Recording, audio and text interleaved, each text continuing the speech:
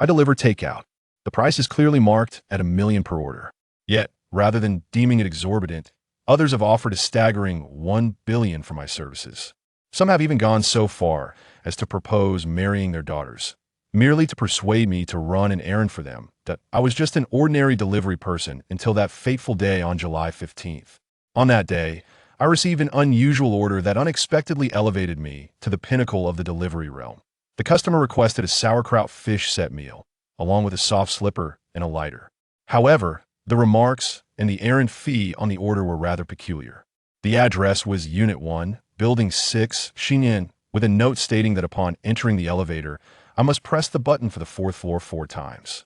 Upon reaching the destination, I held the sauerkraut fish in one hand and the slipper in the other as I approached Unit 1 of Building 6. Upon entering the elevator, I pressed the button for the 4th floor once, instinctively letting go of the button. To my dismay, I was caught off guard by the bizarre situation. Fearing that the customer might claim I had not followed the instructions, I pressed the button 3 more times. In an instant, the screen's numbers scrambled into chaos, and the steadily ascending elevator plummeted abruptly. After a harrowing moment of weightlessness, it came to a sudden halt with a dull thud. My legs felt weak from fright. It was evident that the weirdo was well aware of the elevator's malfunction and had intentionally put me through this ordeal.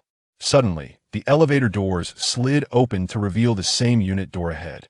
Fortunately, despite the malfunction, the doors had opened, and I found myself still on the 1st floor.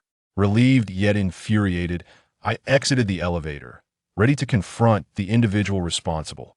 However, the moment I stepped out of the unit door, the scenery outside transformed into something utterly unrecognizable, completely different from the neighborhood I had entered. Instead, there stretches an endless expanse of buildings and streets, featuring courtyards adorned with classical Chinese aesthetics, soaring skyscrapers imbued with a modern essence, and dilapidated thatched cottages. The entire world seems enshrouded in a misty gray haze. Passers-by, dressed in an eclectic array of styles hanfu, qipao, zhongshan suits, JK uniforms, and deep V Lolita attire cast their gazes towards me in unison. Their faces are pallid, devoid of color, sending a chill down my spine and causing my adrenaline to surge. Surely, this must be an illusion, I reassured myself as I turned to flee back into the corridor. At that moment, a frigid hand rested upon my shoulder from behind a hand I had summoned. My heart raced, threatening to leap from my throat. With great difficulty, I turned my neck to follow the hand upwards, revealing a middle-aged man in his 40s. His hairstyle and clothing were contemporary, yet his face was as pale as parchment. In the next instant, I collapsed, trembling uncontrollably. "Don't scream, you've already arrived," he said as he unwrapped a package, deftly using chopsticks to lift a piece of fish and placing it into his mouth, only to chew and subsequently spit it out. After taking a sip of soup and spitting that out as well, he appeared to relish the moment, his gaze filled with nostalgia. "Brother, I nearly lost control," I pleaded. "I don't want any compensation for running errands. Consider the goods a gift. Just let me go." "Ah, little brother, that simply won't do," he replied. "While it may be delightful to partake without payment, it incurs a debt to the ethereal realm, tarnishing one's fate and delaying reincarnation." The middle-aged man insisted that I sit down, lighting a cigarette before offering me one along with a lighter. "Smoke to calm your nerves," he suggested. I managed a smile, though it was more akin to a grimace, and inquired, "Where is this place?" "The Underworld," he replied. That a middle-aged man extracted the latest model of the iPhone 13, lamenting the absence of the mundane in the realm of the netherworld. That night, my craving for cigarettes surged, my desire for indulgence awakened. Even if I could not consume it, merely savoring the flavor would suffice. I endeavored to ignite a cigarette, using the phone sent by my lover, attempting countless times, and, to my surprise, I actually succeeded. My efforts on his behalf were not in vain. I was burning a Junji cigarette, unlike others that were either made of paper or plastic. The atmosphere of the underworld sent chills down my spine, as those passers-by, dressed in garish attire, appeared to be wandering souls. Was this the end? The Barbie who had fled left her legs behind to escort herself into the abyss. Could I still return? I trembled as I inquired. "As long as you do not linger for more than an hour, you shall find your way back. Your vital energy is indeed robust. No one dares to lay a hand on you," the middle-aged man replied tersely. He introduced himself as Su Tuqiang, having survived half a lifetime with little to regret, save for the two women he had wronged. I listened with trepidation. This Su Tuqiang was a scoundrel, having fled after accruing gambling debts, changing his name and identity for a decade. After becoming the proprietor of a large restaurant, he chose not to return home and instead took a new lover, ultimately meeting his demise in a car accident. Let us discuss the fee for the errand. Su Tuqiang sighed. I have inquired for years. They have lived under the threat of repayment, enduring considerable hardship. I secretly saved 1 million yuan with a secondary account, but I did not manage to deliver it in time to save them. Hand me your payment code. As soon as he finished speaking, he activated the iPhone 13 in his hand. I hesitantly produced my payment code. Very well, the 1 million will be transferred now, Su Tuqiang stated, scanning the code. Of that amount, 90,000 will be directed to my daughter. The remaining 10,000 is your fee for the errand. If you feel there is a need for further discussion, we may do. So, the lion opens its jaws wide. I concede to this. After all, only you can assist me with the sum of 100,000 and engage in conversations online. Sufficiently astonished, I took a deep drag from my cigarette. Yet, how could I dare to haggle with a ghost? Unfortunately, my phone had no signal, making it difficult to ascertain whether the transfer was genuine or fraudulent. For the time being, I could only trust these ghostly words. Are you not afraid I might abscond with the funds? I inquired, wondering if you wish to descend and keep me company. Su Tuqiang chuckled heartily. There are no repercussions for deceit. Should you deceive me, you may possess life but lack the means to enjoy it. I assure you, I shall take not a penny more than agreed. Under the influence of my survival instincts, I raised my hand in an oath. Then, I asked how I might locate your daughter. Her name is Su Inyuan, now 20 years of age, a third-year student in the medical department at Zhonghai University. Su Tuqiang spoke with a tone of guilt. I nodded, taking mental notes, then grew anxious, fearing he might suspect me of ulterior motives. What if I could not clarify my intentions? Simply, Su Tuqiang recalled, Inran has a small red birthmark on the lower left side of her chest, and additionally, a crescent-shaped scar, half a finger's width on her backside, a remnant from when we played hide and seek as children and she was burned by the stove. Such intimate details, even if known to outsiders, would not reveal their origins. Very well, I shall take my leave for now, until we meet again. Though it may be an indefinite wait, I dared not look back. As I dashed into the corridor, slipping through the open elevator doors, and closed them behind me, the sensation of ascending made my heart race uncontrollably. Simultaneously, my phone signal was restored, accompanied by a series of exhilarating vibrations, and the delightful sound of coins cascading filled my ears. I gasped for breath, trembling as I opened the page. With fervent determination, I transferred 1 million yuan. I rubbed my eyes vigorously, counting the 0 2. Indeed, it amounted to 6 zeros, a sum that could only be earned through 10 arduous years of delivering takeout.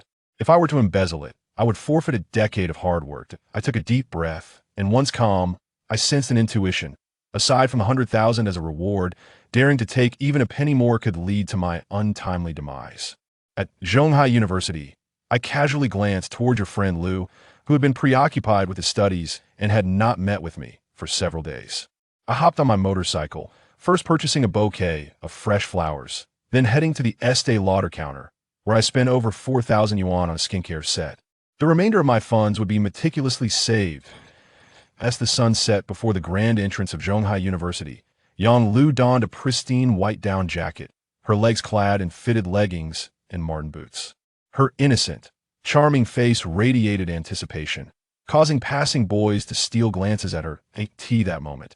I arrived at Lu's side. Were we truly experiencing a moment of unspoken connection?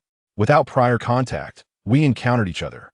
Dismounting my bike, I held out the flowers to Yang Lu, urging her to open my delivery box, for inside lay a surprise meant for her. My right hand reached out, yearning to grasp hers, but she withdrew, leaving me with nothing but empty air. I'm not waiting for you. She stepped back, her gaze icy and filled with an unmistakable distance. Let's break up, please. Keep your distance. I do not wish to be misunderstood. Her words struck me like a bolt from the blue, leaving me frozen in place. In the next moment, I managed a smile, jesting. I'm just teasing. Rest assured, I am on the cusp of making a fortune. financially capable of nurturing. Yang Lu cast a disdainful glance my way. With such meager means, do you truly believe you can support me? Her incredulity was palpable. Yang Lu pointed towards an oncoming Maserati. Will you ever have the chance to ride in such a vehicle? I can right now. So why waste time on you? With a dismissive retort, she exuded a smile that once belonged solely to me and walked away. The Maserati halted. As a youth, adorned in opulence, approached Yang Lu, resting his head upon her shoulder, like a delicate bird seeking comfort. I beheld the scene before me, my chest heaving, my heart shatter, my friend. What a futile endeavor. His looks were undoubtedly of the class president caliber. How could he possibly be interested in a mere delivery boy? A portly bystander, halted in his tracks, watched with palpable envy. Do you know who that is? The illustrious student council president, Chen Tianming, a scion of wealth. Yet another innocent schoolmate has succumbed. Chen Tianming, noticing a delivery boy with flowers, inquired of Yang Lu, "Are you acquainted with that delivery person?" "Just a classmate, but not well." "Then shall we depart?" Chen Tianming turned, one hand opening the car door, the other brandishing something, gently swaying it towards us. A room key. My mind went blank. Each time I sought to meet Yang Lu, she evaded, citing her studies as a pretext. I had vowed never to marry, to refrain from touching Yang Lu.S.O. cherished. And yet now, it seemed destined to be unboxed. "Hey, do you know Su Yanran?" My breath grew heavy, my thoughts elsewhere, as I instinctively grasped the nearby, portly figure. My girlfriend is gone. Life must not be squandered. At this moment, my sole desire is to fulfill Su Tuqiang's commission swiftly, to depart from this sorrowful place. Did I mishear? You inquire about Su Yanran? I'm only acquainted with the third-year student from a medical department. Indeed, that is her. I wish to find her. I nod in a somewhat perplexed manner. Is this amusing? Such inexplicable confidence. She is indeed a challenge, even for Chun Xiao, one among the four great jesters. The chubby fellow laughed loudly, as if he were witnessing a spectacle of absurdity, urging everyone to come and witness. This delivery boy, after being spurned by a rather attractive freshman, not only failed to recognize his own insignificance, but also inflated his ambition to seek out the goddess Yanran, requesting that I guide him. Instantly, a dozen or so passers-by were drawn to the scene, both male and female, filling the air with mocking jeers. Why is he daydreaming instead of delivering food? The surrounding discussions reached my ears, and I realized I could not elucidate my situation. With a sigh, I said, "Would it be convenient for you to guide me? Whoever relishes the spectacle surely thrives on chaos." The chubby fellow retorted with a sardonic tone. "Of course, it is convenient. At this hour, the goddess should be dining in the cafeteria." "Thank you," I replied, trailing behind him. As we entered the campus, the crowd noticed my arrival, and truly, they did not wish to miss a delightful performance. Thus they all followed suit. Upon reaching the cafeteria entrance, the chubby fellow, pointing through the glass, indicated a table where a graceful figure sat. There she is, the goddess Yanran. Just a heads up, there are quite a few wealthy suitors vying for her attention. That Shun president is evidently not enough. Now, if you back out at the last moment, we shall merely have a good laugh. But beware of offending him. I chose to disregard his latter remarks, for my intentions were pure. After a lengthy monologue, it became clear that my connection with him was tenuous at best. At that moment, my gaze fell upon a girl of ample stature, clad in unremarkable attire, yet there was an undeniable brilliance that captivated my attention. Her profile was ethereal, akin to that of a celestial being. Come on, don't dawdle, confess your feelings already. You've come this far, don't linger at the back with the other students. As I admired Su Yanyan's exquisite beauty, I was abruptly jostled into the cafeteria by a throng of hands. A curious onlooker nearly stumbled in the chaos. What was the purpose of a food delivery person in the cafeteria? A multitude of inquisitive eyes converged upon me. "I apologize, everyone, but I am here to locate someone," I managed to utter with an awkward smile, then made my way directly to Su Yanyan. I halted beside her, gazing closely at her visage, which was as flawless as uncut jade. I found myself questioning whether such beauty could truly emerge from someone like Su Tuxiang. "Have you had your fill of staring? Our family is still quite attractive. You ought to be self-aware. Now, kindly step aside." Her friend, Shui Shanshan, remarked with an air of disdain. Meanwhile, Su Yinyan remained impervious to my presence, treating me as though I were merely a figment of the atmosphere. Apologies, but I must speak with Su Yinyan privately in a secluded area. It is quite important, I stated, not allowing her a moment to respond.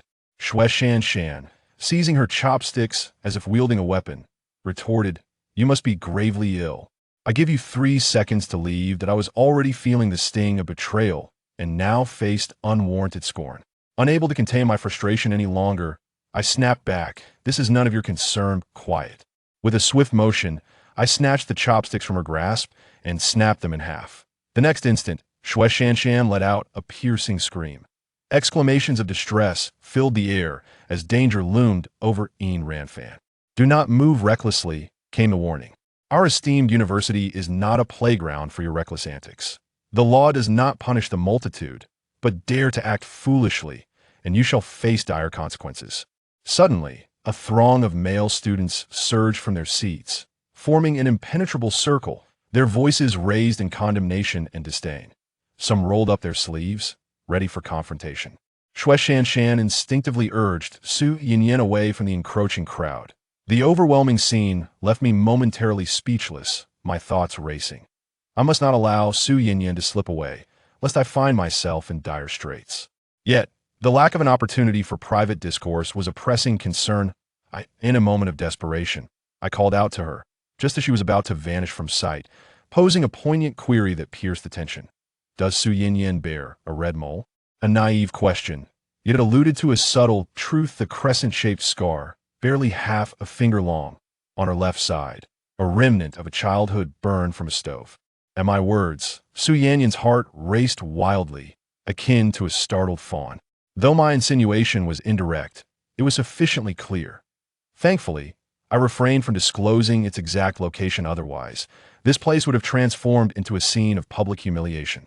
She struggled free from Shui Shan Shan's grasp and hastened towards me, raising her delicate hand to silence my lips. "Please, no more," Su Yinyan implored, her gaze downcast, cheeks flushed with embarrassment. "I would like to go out with you." Her voice reached the ears of the assembled crowd, triggering a collective mental shutdown. The expansive cafeteria fell into an eerie silence. "We must leave," Su Yan insisted. Unable to remain another moment, in a fit of urgency, she grasped my arm, pulling me away as we stumbled together through the throng. The heart of the cafeteria was stirred. Shui Shan Shan widened her eyes in disbelief. What on earth is happening? Could it be that someone is being coerced or kidnapped? But who has ever seen such a proactive hostage? "In Ran, where are you going?" Shui Shan Shan called out anxiously. "We're taking him outside to discuss a private matter. We'll be back shortly."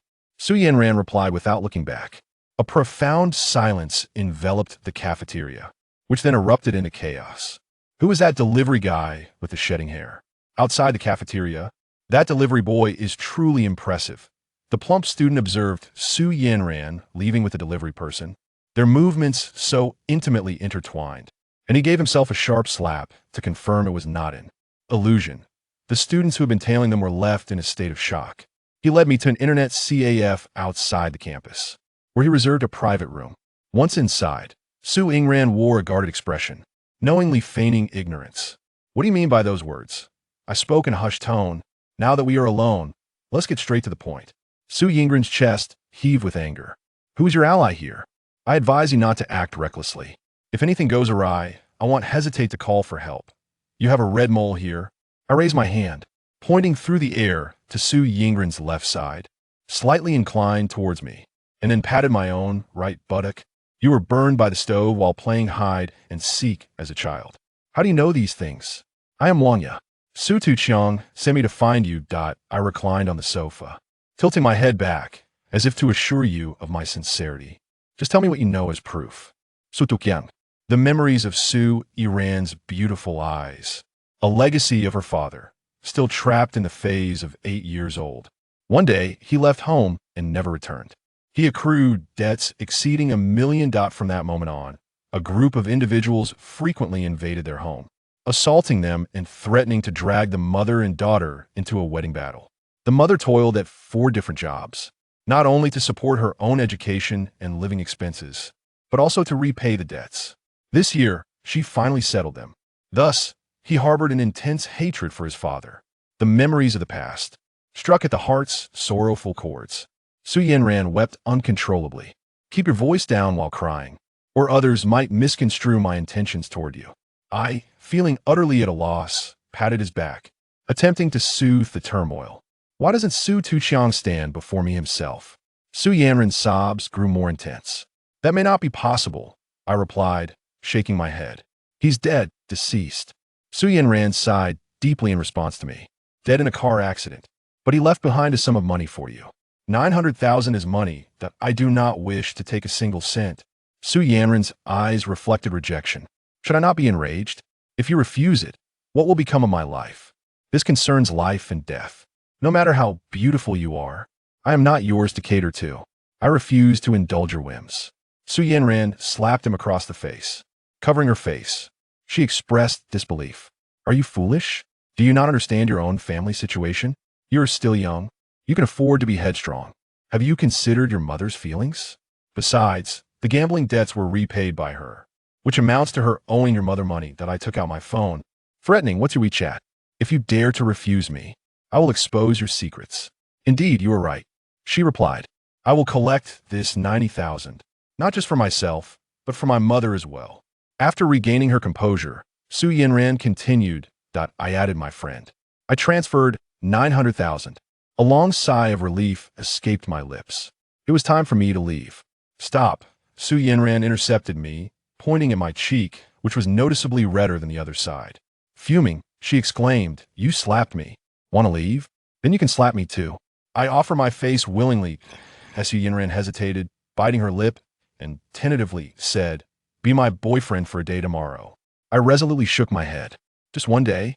Are you a heartbreaker? If it were a permanent arrangement, I might consider it. I just got dumped and betrayed today.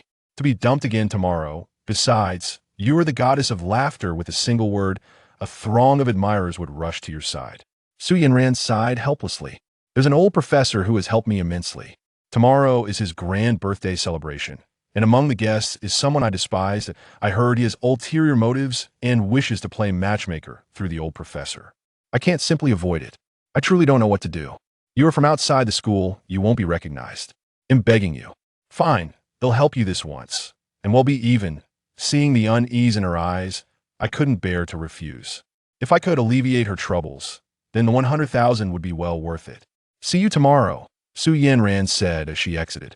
The familiar sound chimed, and my phone froze. It seemed the system had assigned me another task. That I opened the app, and the initial request was for a courier service. However, the details were particularly perfunctory: a bottle of Matai and 2 glasses. Deliver shares worth 10 million. The address is nearby. Pick a pleasing location.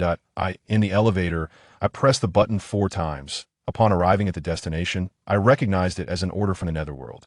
10 million. And I remained astute, severing ties with indifference, for I was not among the affluent. Though I believe in the existence of true love, to avoid repeating past mistakes, I must embark on this journey, even if it entails suffering. I slipped out of the internet CAF and hastily made my way back to my motorcycle, heading toward the grand shopping mall. I spent several thousand to acquire a bottle of premium Matai. As I stepped into the elevator, I eagerly pressed the button 4 times, my fingers moving with unparalleled speed, taking less than a second. The elevator display morphed into garbled text, plunging suddenly as my mobile signal vanished.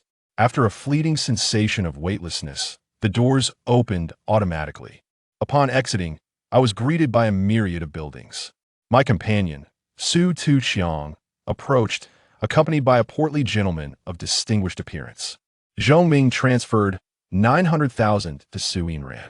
I remarked that I sensed the conclusion of karma, to which Su Tuqiang nodded in satisfaction. Curiously, I inquired whether descending from any elevator would lead to the same place. I had specified the address previously to dispel any notion of frivolity.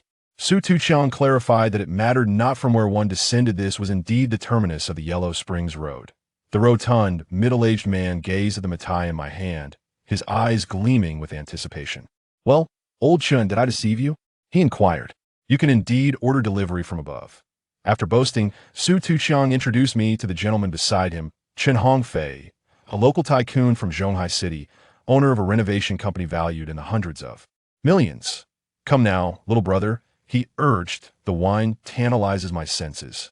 Chun Hongfei accepted the matai, poured 2 glasses, and handed them to me and Su Tuqiang. He then took a generous swig directly from the bottle, savoring the taste before spitting it out as if rinsing his mouth. With his eyes closed, he indulged in the lingering flavor. In the underworld, this act is referred to as passing the lips. For the souls of the departed, consuming food and drink leads only to one destination, the scattering of their spirit. Su Tuqiang urged, Old Chun, time is of the essence. State your business before leisurely sipping. Chun Hongfei mentioned an address, casting an expectant glance in my direction. It was my home. Once you arrive, feel my influence and let it envelop you. I was taken aback. Was it permissible to possess another's body? What if that spirit clung on, leaving me ensnared? It was a troublesome notion. Please, I beseech you to assist me. Chen Hongfei implored, tears streaming down his face. My only son, born of my ex-wife, is named Chan Tinming. It was only after my death, when I visited the judge of the dead to consult the ledger of life and death, that I discovered he was an illegitimate child. After a lifetime of toil, my legacy must not fall into the hands of a bastard. I intend to confront my current wife, he continued, to revoke his inheritance rights. I would willingly offer you 10% of the company's shares. The mere mention of Chan Tinming's name ignited a fury within me, conjuring memories of a certain scene at the school gate. In a fit of anger, I seized Chen Hongfei by the collar, my emotions spiraling out of control. Is your son the president of the student council at Zhonghai University? I demanded. Zheng, Chen Hongfei stammered. How do you know him? Not only do you know, but this afternoon he betrayed me, and then went to a hotel. I released my grip, my gaze icy and unyielding. Regardless of one's identity in life, after death, one becomes a mere spirit. Yet, one can traverse freely in the netherworld. Should anyone seek something from me, it would depend on my disposition. This wretched individual has trampled upon my father and still has the audacity to toy with you all. Chen Hongfei, in a fit of rage, observed my countenance darken and hastily distanced himself from the matter. Little brother, this has nothing to do with me, he pleaded. Chun Tianming is a bastard when the time comes. I shall possess you, compelling him to kneel and admit his wrongs. It is indeed a splendid suggestion. We scrutinized each other with piercing gazes. What if you refuse to descend when the time comes? I queried. Who would dare? Chen Hongfei muttered submissively. I am but a wandering spirit. If I depart from the realm of the dead for over an hour, my soul will disperse. I regarded him intently, then turned my gaze to Su Tuqiang, who affirmed, we have inquired about the matter. To possess a spirit, one must be a living person able to traverse both the realms of the living and the dead, touching the objects most cherished by the spirit in life, or employing a method to reveal their true nature. The time limit is half an hour, equivalent to 1 hour in modern terms. That I propped my chin up, feeling somewhat swayed. Chen Hongfei continued, if a spirit realizes its wishes through possession, you shall gain merit and virtue. What use is merit and virtue? I asked, puzzled. The higher your virtue, the better your fortune, Chen Hongfei elucidated. Moreover, upon reaching a certain threshold, when one dies in the netherworld, they shall hold significant power. To be reincarnated would be akin to being born with a silver spoon. That I snapped my fingers, pondering how to gain entry into your abode. Chen Hongfei's countenance transformed with overwhelming joy. My current name is Qin Xinyu. I recite a wedding poem to him, and I shall not cast you away. What wedding? Gazing at the bright moon, while lowering my head to tug at the dark silk, Chen Hongfei's face turned crimson with shame. He confessed, I feel quite embarrassed. I am over 50, and my capabilities in that regard have long diminished. To satisfy him, I must resort to medication. 10 days ago, in a fit of excitement, I met my end. Such a demise, I can only say, is impressive. Chen Hongfei felt awkward. This wedding was merely a notion I voiced. During our preparations, that fateful night, known only to him and me. Understanding, I nodded and said, then I shall take my leave for now. In a moment, I will visit your home. With calm composure, I strode back to the elevator. Having learned from my previous experience, this time I felt no anxiety. As the door closed, the elevator ascended slowly, and upon reopening, I arrived at the first floor of the mall. Chun Tianming, tonight your reckoning shall arrive. Wang Yang mounted his small motorcycle and proceeded to the address provided by Chen Hongfei Moonlight City. This renowned luxury community required thorough asset verification even for mere property viewings. One had to possess assets exceeding 100 million to qualify for purchase. Veering to a stop, he was intercepted by the security guard, who declared that non-residents were prohibited from entering. Just drop off the delivery, and I'll take it to the door, he insisted. I'm here to find my sister. Wang Yang replied. If your sister resides here, why would you need to deliver food? The guard cast a disdainful glance at him, reaching for the intercom to summon assistance for his expulsion. Did those at the gate look down upon food couriers?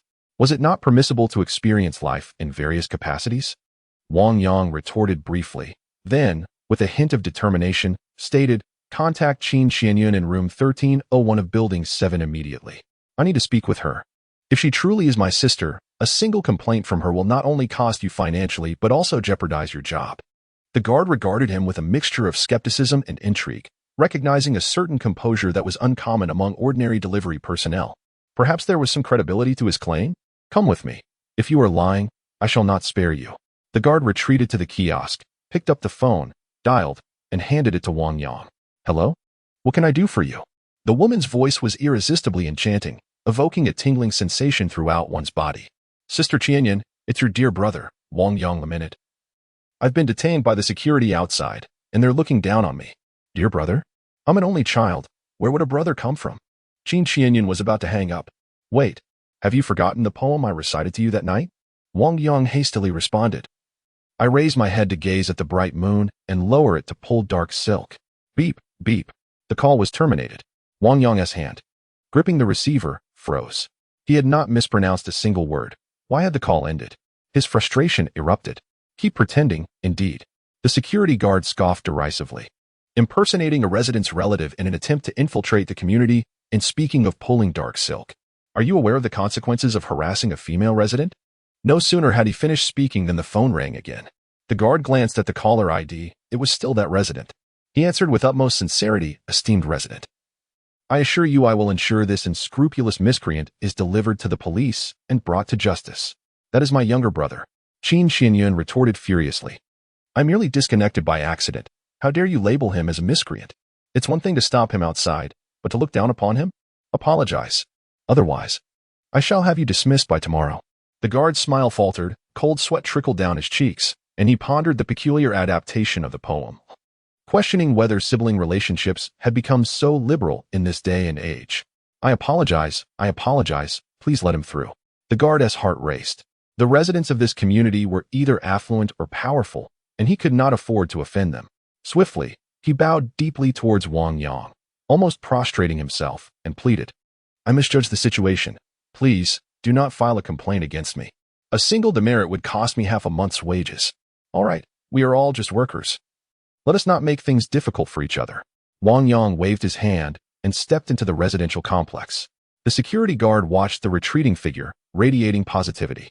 Shortly after, Wang Yang found himself standing before Chun Hongfei's door, where he knocked gently. The door swung open, revealing a woman clad in a purple floral nightgown. Her exquisite features suggested she was no older than 30, and her figure was remarkable. Her casually cascading curls appeared effortlessly natural, exuding charm at every turn. What was happening? Had he arrived at the wrong door? After all, Chen Hongfei was over 50. This young lady could easily be his daughter. Confusion flickered across Wang Yang's face as he noted that the door number was indeed correct. That line of poetry. How could you possibly know it? She regarded him with a peculiar expression. Wang Yang, taken aback, inquired, Are you truly Qin Xianyun? Yes, it is I, Qin Xianyun affirmed with a nod. If Chen Hongfei himself told me, would you believe it? Upon confirming her identity, Wang Yang gazed intently at her face. However, the lightness of her robe revealed her upper body's silhouette too vividly. His gaze seemed ensnared by an unseen force, drawn downward. Instinctively, Qin Xianyun raised her hand to shield herself. Coughing lightly, Wang Yang remarked, I have never witnessed such grandeur. His throat felt parched. A soft laugh escaped Qin Xianyun, amused by his words. She stepped aside, inviting him in. Do you believe what I say? Wang Yang's expression reflected his astonishment. I find it hard to believe. Qin Xianyun shook her head, her curiosity piqued. However, the very fact that those words escaped your lips is inherently impossible. Yet here we are. Shall we change our shoes? Wang Yang inquired, gazing at the floor which gleamed with a reflective sheen. Yes, Qin Xianyan replied, retrieving a pair of slippers. As Wang Yang entered, his gaze fell upon the portrait of the deceased prominently displayed on the living room table. My intuition has always been remarkably accurate, Qin Xianyan remarked as she donned her coat and poured a glass of water, bringing it over. I have never encountered you before. Yet you seem to possess knowledge of what Hong Fei uttered before his demise. As the day gives way to dusk, your visit must pertain to something of great significance. Am I correct? Indeed, just wait a moment, and you shall comprehend, Wang Yang nodded. Amidst Qin Xianyan's bewildered stare, he approached the table. In an instant, he felt the presence of the spirit enveloping him. A hint of nervousness coursed through him. With a trembling hand, he cautiously extended his fingertips toward the portrait of Chun Hongfei. Chapter 5. The widow Wang Yang's finger pressed against the image of Chun Hongfei in the memorial portrait. In the next instant, it felt as if a jolt of electricity surged through his body. After a brief tremor, he distinctly sensed the presence of a shadow within his consciousness. It was Chun Hongfei. Yet, at present, it was still Wang Yang who commanded his own body. Little brother, Chun Hongfei said with a charming smile, if you wish to converse with me, simply think it, and we can communicate. All that is required is for you to allow me to take control. This voice was audible only to Wang Yang. Wang Yang breathed a sigh of relief. At least the reins of power remained in his hands.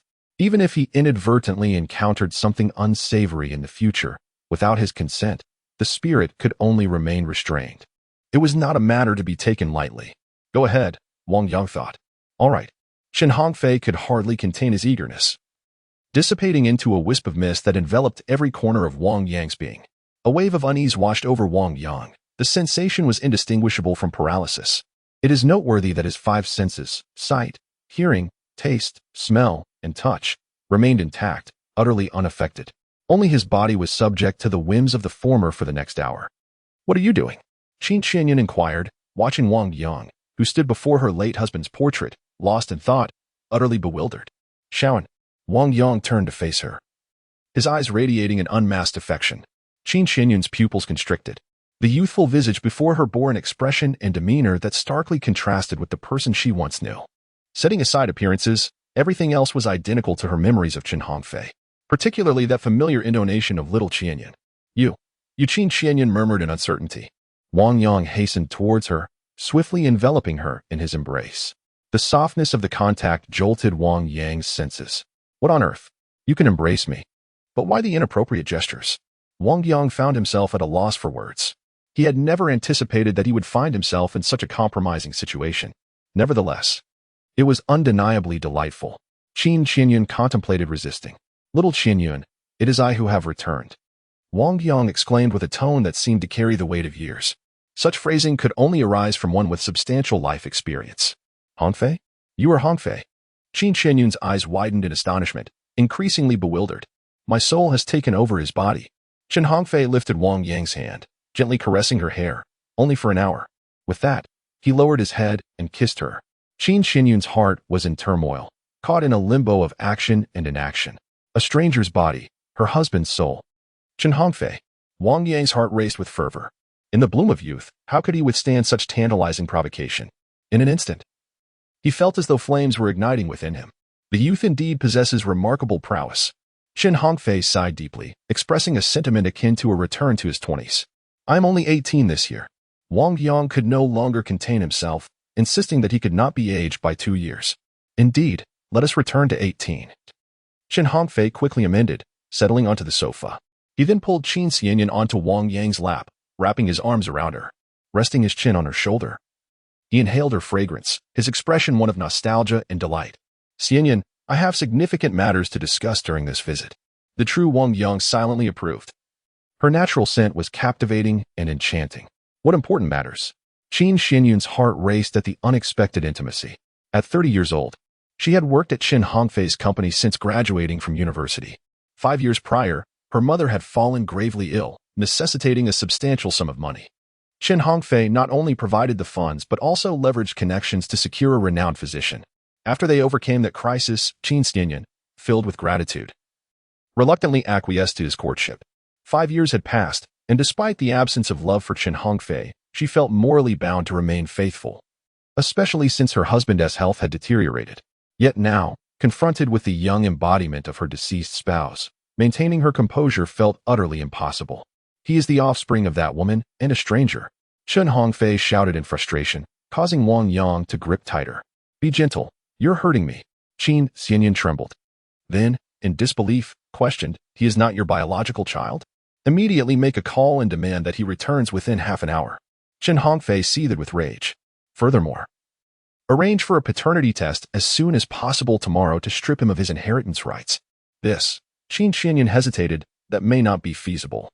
As you have been cremated to ashes, I am not referring to myself for the test, but rather to our company's transport driver, Old Lu. Chen Hongfei clarified. Old Lu? Qin Xianyan recalled the unique glint in Old Lu's eyes whenever he encountered Qin Tianming, filled with an emotion that was far from ordinary. Initially, she had thought it was merely a sign of respect toward the young master. However, upon Chen Hongfei's remark, it indeed resembled a father who, under pressure, dared not acknowledge his own child. Qin Xianyan seized her phone and called Qin Tianming. Citing a significant upheaval within the company that necessitated his swift return home, an urgent matter of utmost importance. Also, this gentleman beside me is named Wang Yang, Chen Hongfei introduced. I have promised him 10% of the company's shares. Qin Xianyan was taken aback. That would equate to relinquishing $1 million. Do not be reluctant, Chen Hongfei advised earnestly. Hinting, though he may seem inconspicuous now, he is akin to a hidden dragon. I cannot divulge specifics, but consider how I was able to rise through him. In any case, he is destined for greatness. If we fail to seize this opportunity now, we may find it unattainable in the future. He continued. Now that I am no longer, the company may falter irreparably. However, with his involvement, it will undoubtedly thrive, perhaps even expand beyond our expectations. What we stand to gain far outweighs what we invest. Upon hearing such high praise about himself, Wang Yang was momentarily taken aback. He had effortlessly acquired 10 million shares, yet it felt as if the other party had gained an unfair advantage. Alas, he was currently impoverished. Rising to prominence was akin to a snowball effect. Without that initial small accumulation, one could not ascend. Wang Yang pondered this notion. Very well, Qin Xianyan nodded without a hint of hesitation. Chen Hongfei glanced at the phoenix clock on the wall, growing increasingly agitated. There are only 51 minutes remaining. If I don't personally teach that wild child a lesson, my frustration will linger, and I shall be unable to reincarnate. There is still time, Qin Xianyan reassured him. Wang Yang recalled the scene of Qin Tianming boasting about the room key and thought to himself that nearly an hour and a half had passed. Surely that scoundrel would not be able to open the box so swiftly. Meanwhile, at the Lan Tian Hotel, in a luxurious suite, the sound of running water ceased. Yang Lu, wrapped in a towel with a flushed face, revealed her smooth shoulders and calves. With a look of nervousness, she pushed open the bathroom door, only to be taken aback. Qin Tianming was hastily dressing himself. Tianming, where are you going? Yang Lu asked in a fluster, quickly adding, trust me. The delivery person is truly my classmate. It has nothing to do with you. My aunt just called to say something significant has occurred. Qin Tianming playfully slapped her thigh. Chuckling, we'll discuss life upon my return. Oh, very well. In her despondency, Yang Lu exuded an air of shyness. Qin Tianming hurried down the stairs, leaping into his Maserati, relentlessly pressing the accelerator, disregarding even the red lights. The distance from the hotel to Mingwei City was not considerable. Within 20 minutes, he found himself standing outside his home. As Qin Tianming extracted the key and unlocked the door, the sight that met his eyes rendered him utterly astounded. On the sofa sat Yanni, the woman he had long fantasized about but lacked the courage to pursue, now nestled against the form of a youthful man. The embrace enveloping her radiated a sweetness in her gaze, accompanied by laughter and lively conversation. It was only when Qin Tianming discerned the young man's features that he became utterly bewildered. Clad in a Takeout uniform, the vibrant colors were painfully glaring. It was him. Undoubtedly him. The delivery boy from outside the school gate.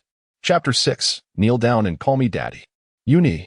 My father has only been dead for 10 days, the ground still cold from his passing, and you are already contemplating an affair. Are you not afraid he will come back to haunt you? Qin Tianming's eyes blazed with fury. Not only was she engaging in an affair, but she was also being indiscriminate in her choices, bringing home a mere delivery boy. Ironically, this individual happened to be the impoverished rival who had stolen his girlfriend away. Yet, Qin Xianyan unabashedly linked her arm with Wang Yang's and rose. Afraid? He has already come to find me, she said with a cheerful smile, turning towards the doorway. Tianming. This gentleman here is your father. Boom. Upon hearing this, Chen Tianming felt his mind buzzing, on the brink of explosion. What audacity! You are my stepmother. Yet you drag in some random man and claim he is my father? What nonsense is this? It is utterly absurd. Get in here. Shen Hongfei raised Wang Yang's hand. Pointing emphatically, Chen Tianming was taken aback. The tone, it was eerily reminiscent of his father's typical wrath directed at employees. Do not move. Do you dare waste my precious time with your hesitation? Without further ado, Chen Hongfei snatched up a chair and hurled it. Bang! Before Chen Tianming could gather his wits, the chair struck him squarely in the face. The solid wooden seat, hard and heavy, sent him sprawling to the ground, bloodied and bruised. Exercise caution and restraint. Do not take a life, for it is I who shall bear the consequences. Wang Yang silently proclaimed within. Rest assured, I am well aware. Chen Hongfei replied as he hastened to drag the dazed Chen Tianming into the house. You wretched offspring. To put it in your words, I have barely been dead for 10 days, and you already have the audacity to pursue women? As you wished, I have come to seek you out. Do you comprehend whose territory you have encroached upon this time? Chen Hongfei seized a broken chair leg, cursing vehemently. He alternated between striking and kicking with fervor. I am dying. Chen Tianming emitted pitiful yelps akin to a dog. His vision was obscured by the crimson blood that streamed down, rendering everything a shade of red. Serves you right. Wang Yang relished the spectacle, akin to a holographic image with a perfect sense of impact. Feeling as though he were the one delivering the blows, Chen Hongfei was indeed ruthless, growing increasingly fervent with each strike. After nurturing him for 21 years, providing only the finest food and drink, he found himself raising an illegitimate child for a mere truck driver. There wasn't even a legacy to pass on. Who could remain calm under such circumstances? Hongfei, if this continues, you will beat him to death. Qin Qianyun grasped Wang Yang's hand. Indeed, Chen Hongfei finally ceased his assault. At this moment, Chen Tianming, battered and bruised, lay helplessly on the ground, gasping for breath. Who are you? He stammered. In response, Chen Hongfei retrieved a portrait from the table, dipped Chen Tianming's hand in blood, and pressed it upon the image. I am your father. In that fleeting moment, Chen Tianming, in a daze, still perceived the figure before him as Wang Yang, though his features had abruptly transformed into those of Chen Hongfei. His face turned ashen. Devoid of color, father panic coursed through him as he felt warmth spreading down his trousers. Isn't calling you father enough? Please, don't frighten me overwhelmed. He lost control, his fear manifesting in a humiliating manner.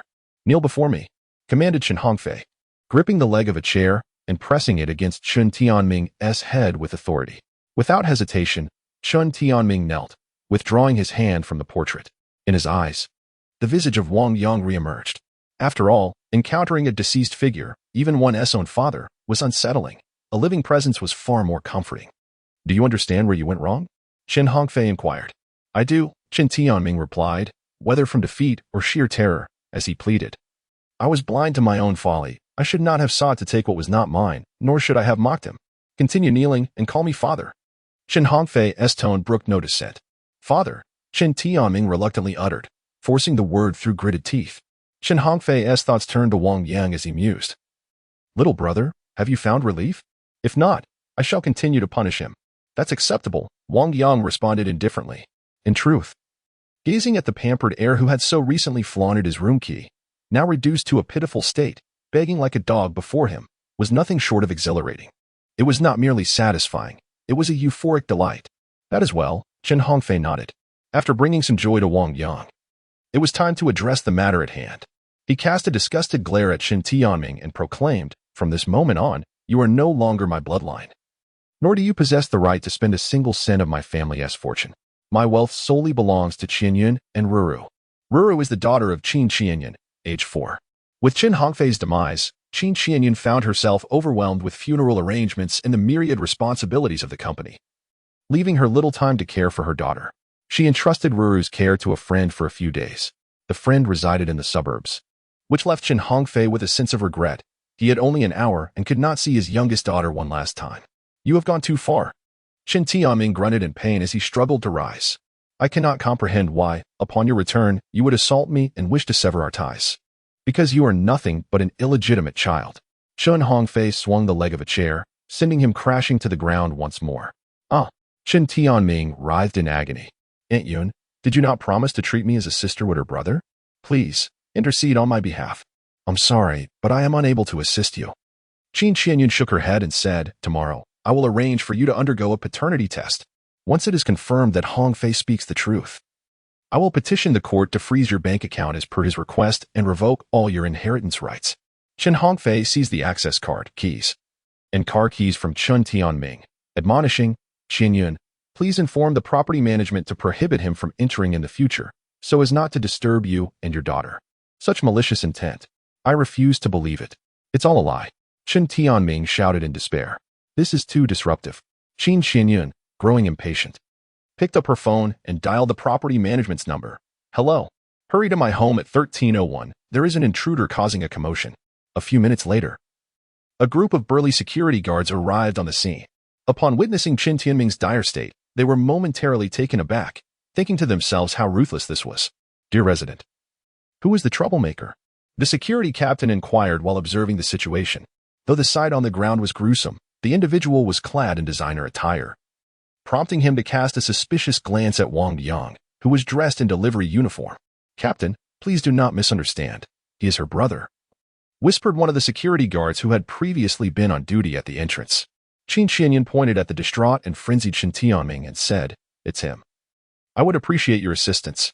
With less than half an hour remaining, Chen Hongfei gazed at Qin Xianyun, his eyes ablaze with urgency. Time is of the essence. In the final moments of his existence in this world, he wished not to squander even a second. Qin Xianyun comprehended the other's intent. Furthermore, Wang Yang, possessed by her deceased husband, appeared both youthful and brimming with vitality. Within her heart, an unutterable anticipation began to stir. If this were to happen, it should not be deemed immoral, should it? Qin Xianyun, breathing rapidly, addressed the captain of the security team. "Once you take him out, please assist in closing the door." "Thank you." "Certainly," the captain replied, delivering a decisive blow that dislodged Chen Tianming's hand, which was firmly clinging to the doorframe. The security personnel offered Chen Tianming no opportunity for resistance, swiftly carrying him away. In the fleeting moment before the door was shut, Chen Tianming caught a glimpse that nearly sent him into a frenzy. Within his line of sight, the delivery person was eagerly preparing for a princess carry. Meanwhile, the graceful Qin Xianyun offered only a slight resistance before surrendering to the embrace, being effortlessly lifted and taken into the grand bedroom. Chapter 7. An unexpected delight. Qin Xianyun closed her eyes. Hong Fei, in an effort to alleviate her psychological burden, she strained to envision her deceased husband's visage. It was a thought too daunting to entertain in her dreams, the notion of reclaiming her youth. Chen Hongfei was beset by a tumult of emotions, feeling that in this life, he had no regrets. "What do you intend to do?" "Chen Hongfei, wait for me." Wang Yang's agitated voice thundered in his mind. "Do not act recklessly." Yet, he found himself devoid of self-control before the time limit expired. "I am truly sorry." Chen Hongfei disregarded Wang Yang's protests, resolute in his determination. An hour and a half later, Wang Yang, his thoughts in disarray, approached the window. With a soft click, he lit a cigarette. He dared not glance back to discern Qin Xianyun's expression. Taking a deep breath, he resignedly remarked, "Well, I had no foreknowledge that Chen Hongfei would act so excessively. If memory serves, after Hongfei ushered me in, there remained less than half an hour, correct?" Qin Xianyun's ethereal voice reached his ears, reminding him that far more time had elapsed. Cough. Wang Yang felt an acute embarrassment. Stammering, he confessed, I at that moment. A soft chuckle escaped Qin Xianyun, lingering in the air. "Should we continue?" "No, I prefer not to." Wang Yang's throat felt parched. Having stumbled once, no matter how exquisite the experience, he had no desire to err again willingly. "Teasing you, if I were to say more, I would find it hard to persuade myself." Qin Xianyun cast him a fleeting glance, her charm captivating. She donned her attire, then approached Wang Yang with a towel in hand, wiping away his perspiration, lest he catch a chill. "Ah," Wang Yang responded, flustered as he accepted the towel. "You must be starving. Allow me to prepare something for you." With that, Qin Xianyun turned and made her way to the kitchen. Wang Yang stood alone, gradually calming the tumult within his heart. Yet, for reasons unknown, he was beset by a peculiar sensation. A vision of a little girl flickered in his mind. One he had never met nor seen a photograph of, yet somehow knew her name was Ro. Moreover, he felt an overwhelming urge to protect Qin Xianyun, as if she were a beloved, deserving of shelter from the storms of life. It dawned on him that during a conversation with Chen Hongfei, the mention of a daughter named Ro had arisen. This shouldn't be the case, should it? It had been an accident, devoid of emotional entanglements. and she certainly bore no obligation towards him. Logically, it should have been a mere chapter closed, each moving on to their own peace, forgotten in the process. Could it be the remnants of Chun Hongfei's sentiments lingering within my consciousness? A chill of realization swept over Wang Yang. Would he inevitably become a mere echo of Chen Hongfei, losing himself in the process? No. He must seek out Chen Hongfei before his rebirth to clarify these perplexities. Wang Yang was lost in thought, consumed by these reflections. Qin Qianyan entered with a plate of dumplings, saying, "Wang Yang, there aren't many dishes left at home. I hope you don't mind making do." "Thank you, Sister Qianyan." Wang Yang was genuinely famished, having expended considerable energy. He took the chopsticks and began to devour the dumplings with great enthusiasm. The shrimp and 3 delicacies filling was simply delightful. "You should stay the night. Don't leave." Qin Qianyan chuckled lightly. Wang Yang's hand trembled slightly. "Don't overthink it. I want to take advantage of you." Fearing he might misunderstand, Qin Qianyan clarified. "You can sleep in Ro's room. Tomorrow morning, we'll head to the company together to sign the share transfer contract. I want to go back on what Hongfei entrusted to me." Wang Yang hesitated for a moment before nodding. "But I need to step out for a bit." Qin Qianyan, concerned he might be planning to flee, gazed at him intently. "Am I really that frightening?" "Not at all. You are both beautiful and considerate. It is an honor just to catch a glimpse of you." Wang Yang raised his hand in a solemn bow. "I truly have something urgent to attend to. I'll return shortly." "Men have a tendency to deceive," she replied. "But fine, I shall momentarily place my trust in you." Qin Qianyan handed him the key to the room that originally belonged to Qin Tianming. "Take this. I'm a bit fatigued and might fall asleep before you return." Wang Yang accepted it, pondering for a moment before heading to the kitchen to wash the plate and put it away. Then he finally stepped out. Truly, he was a considerate little warm man. Qin Qianyan leaned against the sofa, staring blankly at the door for a while. Her eyelids grew heavy, and she drifted off to sleep. Wang Yang entered the elevator, pressing the 4th button repeatedly. The screen flickered with garbled symbols. A sudden sensation of weightlessness overwhelmed him. When the elevator finally halted, the doors opened. Wang Yang stepped into the corridor, standing at the end of Huangguan Road. After witnessing the scenery of the underworld for the 3rd time, he felt utterly unperturbed. He immediately spotted Su Tuqiang and Chen Hongfei seated across from him. The two were quite at ease, with a cigarette in one hand and a bottle of matai in the other. Wang Yang strode over and delivered a resounding slap that spun Chen Hongfei's head around 10 times before it finally settled. Calm down, Su Tuqiang interjected, attempting to mediate. "This is none of your business. Stay out of it." Wang Yang shot him a glare before seizing Chen Hongfei by the collar, demanding, "Why did you go against my wishes?" Chen Hongfei innocently shook his head. "This is where you're mistaken. When the time comes, won't it ultimately benefit you?" Wang Yang was momentarily taken aback, realizing there seemed to be no flaw in his reasoning. Forget it, he thought. It had already happened. It was too late to discuss it now. Seeing Wang Yang's expression soften, Su Tuqiang let out a sigh of relief. "I'm not here to seek retribution," Wang Yang confessed, voicing his concerns. "Is that so?" Images of Ro flashed in his mind, stirring up a peculiar feeling towards her. Chen Hongfei and Su Tuqiang exchanged glances, quickly deciding to seek counsel from someone knowledgeable. Wang Yang, without further ado, urged them on. "All right, let's go." In a flash, Su Tuqiang and Chen Hongfei vanished from sight. The nearby spirits, adorned in various attires, curiously focused their attention on Wang Yang. He felt a headache coming on. It seemed as though he were being scrutinized like a monkey in a zoo. Before long, Su Tuqiang returned, immediately exclaiming congratulations. "Congratulations for what?" Wang Yang asked, puzzled. "Being possessed has a significant advantage," Su Tuqiang replied excitedly. "I was fortunate enough to encounter a senior who has lingered here for over 3,000 years. Over 3,000 years. That makes them a seasoned squatter," Wang Yang remarked in astonishment. What did they say? Although he had yet to receive the answer he sought, an unexpected delight had emerged. Su Tuqiang gazed at him with envy, explaining that after being possessed, a spirit's most prized skill would seamlessly transform into muscle memory, integrating into the host's body, a phenomenon known as karmic inheritance. If you are utterly unfamiliar with English and a spirit proficient in the language possesses you, your skills will become comparable to theirs. If you lack culinary skills and are possessed by a master chef, you will suddenly excel in the kitchen. You will inherit the strengths of the spirit in the areas they excel.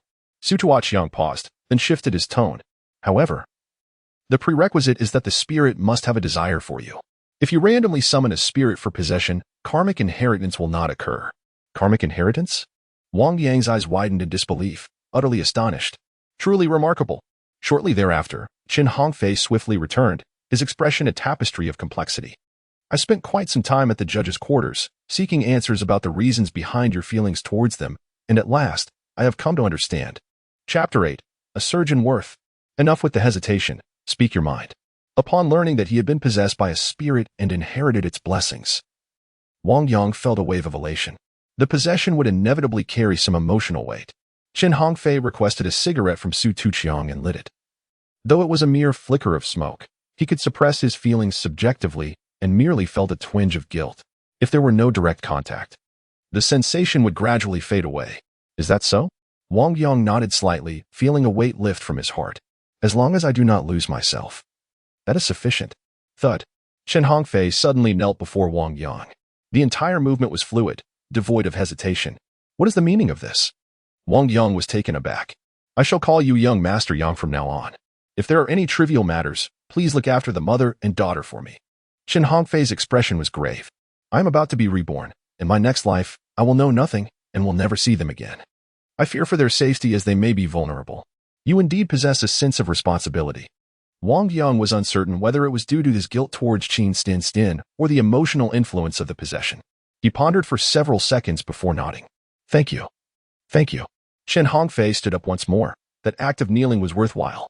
By the way, Wang Yang suddenly inquired, what is the greatest skill you have mastered in this life? Qin Hongfei, having sought him out for assistance through possession, was entirely within the bounds of expectation. How could I not have noticed the changes? Qin Hongfei pondered, his brow furrowed in confusion. Su Tuqiang, standing nearby, elucidated the matter of the inheritance of blessings. What a remarkable advantage to be bestowed upon one. Qin Hongfei was momentarily taken aback, then strained to recall his past. He finally spoke. I began my career in renovation. In terms of carpentry skills, I was once quite distinguished in the surrounding area. However, if we extend the scope, my abilities might appear somewhat lacking. Carpentry skills? Wang Yang nearly spat in disbelief. So, you're saying that when the scope widens, your skills are merely mediocre? What use is that? It's utterly worthless. I believe muscle memory cannot be actively summoned. It requires a reflexive response. Just give me a moment. Su Tuqiang scampered off, returning with some wooden boards and tools. Here, try making a stool. A stool? Wang Yang felt a surge of energy as he grasped the saw and the wooden boards, as if it were second nature. Although he did not fully comprehend the intricacies, he expertly picked up the saw and pressed down on the board, envisioning the shape of the stool. Cut. Shavings flew. Open the cut. Chisel the wedge. Precisely gauging the dimensions. After a flurry of dazzling maneuvers, a sturdy new stool was born. How does it measure up? Su Tuqiang inquired, tilting his head. Qin Hongfei was utterly bewildered. The technique before him was strikingly reminiscent of his own methods from his youth. After putting down the saw, Wang Yang found himself grappling with the intricacies of woodworking, struggling to recall even the slightest rationale behind each step. Yet, once he engaged with the craft, it flowed effortlessly from his hands. He realized that the skills passed down through fortune were indeed manifested in such a manner. Enlightenment dawned upon Wang Yang as he pondered. Teaching one to fish is less effective than providing them with fish. Yet the latter pales in comparison to endlessly providing them with fish. He found himself embodying the latter notion. With the aid of muscle memory, any related task could be accomplished with ease, requiring no conscious thought. Just a mere touch would trigger his proficiency. I'll take my leave now. I wish both of you a favorable outcome. Wang Yang waved goodbye, eagerly adding, furthermore, Lao Su, Lao Chen, do remember to help me spread the word. The more prominent figures from various fields who have departed, the more willing I am to run errands. As for the lesser beings, I must decline. Having tasted success, it would be remiss not to amplify it. Upon returning to the elevator standing before the door of 1301, Wang Yang retrieved his key and unlocked it. Qin Qianyan lay on the sofa, clad in a delicate nightgown, resembling a luscious peach in bloom. This would surely lead to a chill. Wang Yang approached cautiously, careful not to awaken her, and gently lifted her. He shook his head to dispel any distractions and carried Qin Qianyan into the bedroom, tucking her under the covers. After Wang Yang stepped out, Qin Qianyan suddenly opened her eyes but soon fell back into a serene slumber. Outside the door, Wang Yang leaned against the wall, taking deep breaths. Sharing the same roof with her felt like a torment. After regaining his composure, he pushed open a bedroom door, discovering it belonged to Qin Tianming. He then opened another door, revealing pink wallpaper adorned with toys and a bed scattered with plush creatures. Wang Yang reclined on the bed and, from the corner of his eye, noticed a photograph on the bedside table. Reaching for it, he found a pair of large eyes and a chubby little face adorned with two dimples, strikingly resembling the gentle figure that surfaced in his mind. It was remarkable, prompting an involuntary exclamation from him. As the night passed, morning arrived. Qin Xianyun knocked on the door. She had come.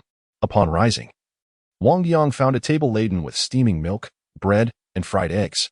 Unlike the previous day, Qin Xianyun wore a fitted black suit, exuding a distinct charm. Eat quickly, she urged, her eyes sparkling with laughter. How wonderful it would be if I had an elder sister like you, Wang Yang remarked as he ate. If that were the case, then I would be. Qin Xianyun blinked, for from this day forth, you are the second shareholder of the company, thus entitled to come here and enjoy a meal with me. Wang Yang was at a loss for how to respond, so he buried his head in his food. By the way, would you like me to take you shopping for some new clothes? Qin Xianyun inquired. Wang Yang shook his head, expressing his preference for continuing his work as a delivery person, unless there were pressing matters at the company. He would simply await his dividends and refrain from interfering in operations. Very well. Qin Xianyun gazed at him with curiosity but did not press further. Nearly one day passed, and Wang Yang had already earned 100,000, with shares worth millions soon to be in his possession.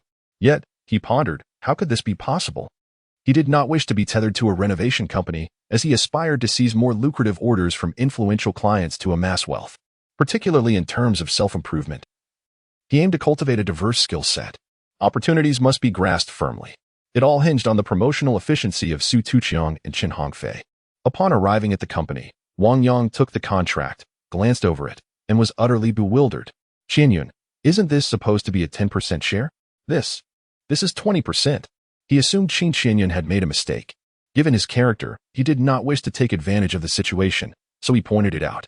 The additional 10% is a gift from me to you, representing only my own intentions. Qin Xianyun handed him a signature pen, her demeanor devoid of pretense. Her gaze was earnest as she locked eyes with him. If they missed this moment to solidify his sister's identity, as Hongfei suggested, perhaps it would become unattainable in the future. This rationale seemed impossible to refuse. Wang Yang decisively signed his name with a flourish. His worth skyrocketed, a leap to 20 million. At that moment, the doors swung open. It was Roro, her hair styled in a cute bun, a lollipop in her mouth, and an armful of treats in her hands, innocent and untainted. President Qin, your friend has brought Roro here, the beautiful receptionist behind her remarked, casting a curious glance at Wang Yang. The delivery person had been with President Qin since this morning. It must have been an hour or two by now. What could they possibly be doing? She dared not inquire further and promptly turned to descend the stairs.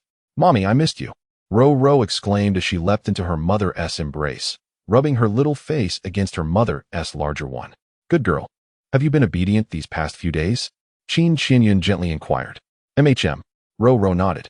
At that moment, she noticed Wang Yang standing nearby and was instantly captivated. Her mouth fell open, causing the lollipop to tumble to the ground. With wide eyes, she exclaimed in her sweet, childlike voice, Mommy, he feels just like Daddy. Chapter 9, My boyfriend will arrive soon. Qin Xianyun was momentarily stunned. Wang Yang's reaction was even more bewildered.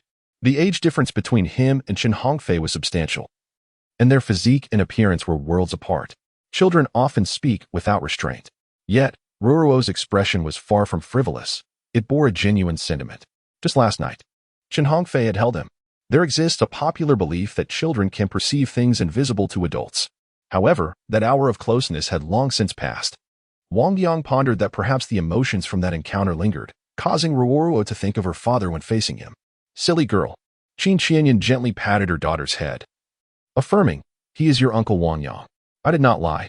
Roro, feeling a bit aggrieved, pouted and insisted, but he looks just like Daddy. Tears shimmered in her eyes. That scene struck a chord deep within Wang Yang, rendering him unable to remain indifferent. He stepped forward and embraced Roro, saying, if you think I resemble him, then I shall be. Yay, that's wonderful.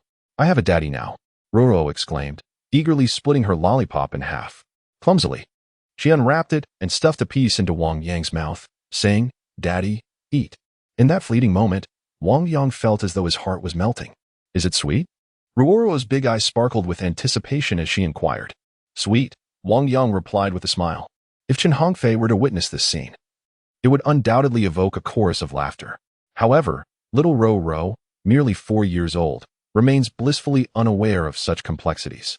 She possesses no understanding of death or the loss of loved ones, nor does she grasp the concept of separation. Her demeanor exudes an enviable tranquility, characteristic of childhood innocence. Qin Qianyan gazed at the Tinder tableau before her, a genuine smile illuminating her face. With Ro so attached to you, you must spend more time with her. Wang Yang nodded with a chuckle, reflecting on how the malicious reviews had hindered Mei from assigning him tasks as usual. Presently, there were no new orders from the Underworld either. With ample time on his hands, Wang Yang devoted the entire day to playing with Ro. Eventually, the little girl, feeling drowsy, nestled on the sofa and drifted into slumber, a serene smile gracing her lips, a sight he had not witnessed in ages. As Qin Qianyan gently draped a blanket over her daughter, she cast a grateful glance at Wang Yang, clearly elated. "Thank you so much," she expressed. "It was my pleasure." "No need for thanks. Besides, I find joy in being with her," Wang Yang replied, stretching leisurely. "Shall we go out for a meal?" Qin Qianyan inquired. At that moment, Wang Yang recalled the promise he made to Su Yinan the previous day. As twilight approached, he wondered why there had been no updates. "Sister Qianyan, please hold on," he said, picking up his phone, only to be struck by a headache. 3 unread WeChat messages. His phone had inadvertently been silenced, and he had remained oblivious. At 4:19, the ethereal being remarked, "The first-class pavilion number 13, located by Bayway Road, begins at 6:30. This was the nickname of Su Yinan. At 5:01, Wang Yang inquired, "Have you forgotten our agreement?" "Why haven't you?" replied. By 5:59, frustration erupted. "You deceiver. Pretending to be unresponsive. You great trickster." Now, the clock struck 6:01. With less than half an hour until the celebratory banquet commenced, Wang Yang opened his navigation app, a rueful smile gracing his lips. Alas, he had been too engrossed in his time with Ro. He typed a response. "I just saw your message. My sincere apologies. It will take over 50 minutes to reach there. Will I make it in time?" Su Yinan replied with an emoticon of a kitchen knife. "Sister Qianyan, let us postpone the meal." Wang Yang put away his phone and turned to Qin Qianyan. "I have an urgent matter that requires your car. I came with you this morning." His cherished little motorcycle remained parked beneath her building. Distant solutions cannot extinguish immediate fires. A fleeting shadow of disappointment crossed Qin Qianyan's eyes. She nodded and handed over the car keys, her tone indifferent. "Feel free to drive it." "Thank you." Wang Yang accepted the keys and rushed downstairs. As he passed the front desk, the stunning receptionist widened her eyes in disbelief. Has he truly spent the entire day in President Qin's office? In the very next moment, what astounded her even more was the sight of the delivery man abruptly diving into the Porsche parked outside. With a deafening roar as he pressed the accelerator, he sped away. That was none other than the cherished vehicle of Mr. Qin, a Cayenne Turbo GT. Valued at well over $2 million, it was meticulously maintained, receiving a wash from his subordinates daily, rendering it almost immaculate. The beautiful young woman gazed blankly into the air, utterly bewildered. What on earth was happening in this world? At the Yipin Pavilion, a renowned villa district in Shanghai City, it was bustling with activity. Compared to the city of Bright Moon, it was as if the latter was unworthy even to carry its shoes. Those residing here were the epitome of affluence and prestige. Courtyard No. 13 was filled with lively chatter as guests arrived one after another. Among them were prominent social figures and esteemed professors from Shanghai University, all gathered to celebrate the birthday of Professor Xue, who had, single-handedly, elevated the medical department of Shanghai University to great heights. He was also honored with the title of Lifetime Honorary Principal. His granddaughter, Xue Shanshan, donned an elegant pink evening gown and stood at the entrance of the Yipin Pavilion, accompanied by her father, welcoming the guests with grace. She was like a radiant sight against the winter backdrop. Just then, a taxi came to a halt, and Su Yinan stepped out. "Yinan, you've arrived," Xue Shanshan exclaimed, noticing the intricately carved box that her companion held in hand, embodying an ancient charm. The exquisite packaging bore the inscription Longevity Cake. Not only did it possess a profound significance, but its presentation also suggested considerable value. "Did I not mention that gifts were unnecessary, and merely your presence would suffice?" Xue Shanshan, aware of her dear friend's modest background, felt a twinge of annoyance. The essence of affection is what truly matters, for it is the most precious of gifts. It was only fitting to bring the finest local delicacies to celebrate Professor Xue's 80th birthday. Su Yinan remarked with a smile, despite having spent 3,000 yuan. The esteemed professor regarded her as if she were his granddaughter. Furthermore, she had just received a windfall of 900,000. How much? I will transfer it to you later, Shuo Shanshan said. This dear friend was indeed reliable. I'm not sure. It was purchased by my mother. Suyin and deflected. All right. More guests have arrived. You handle your matters. I shall go inside. I truly find you irksome, Shuo Shanshan sighed. By the way, if Jiang Jingchuan makes you uncomfortable later, I will do my utmost to assist you. Sounds good. Sui Ran proceeded to Villa 13. After placing the gift box in the designated area monitored by staff, she entered the house. Upon crossing the threshold, she observed a striking young man engaged in light-hearted conversation with Professor Shui. Professor, the dishes are on their way and will arrive promptly. I have emphasized that only the freshest ingredients were selected today to ensure your satisfaction. Su Yinran let out a sigh. Jiang Jingchuan, the second young master of the Jiang family, is the most formidable suitor among those pursuing her. The Jiang group stands as the leader in the culinary industry of Zhonghai City. His lineage, appearance, and stature are all impeccable. Had Su Yinran not heard a certain rumor about him, she might have felt a flutter of attraction. It is said that Jiang Jingchuan once caused a junior to become pregnant.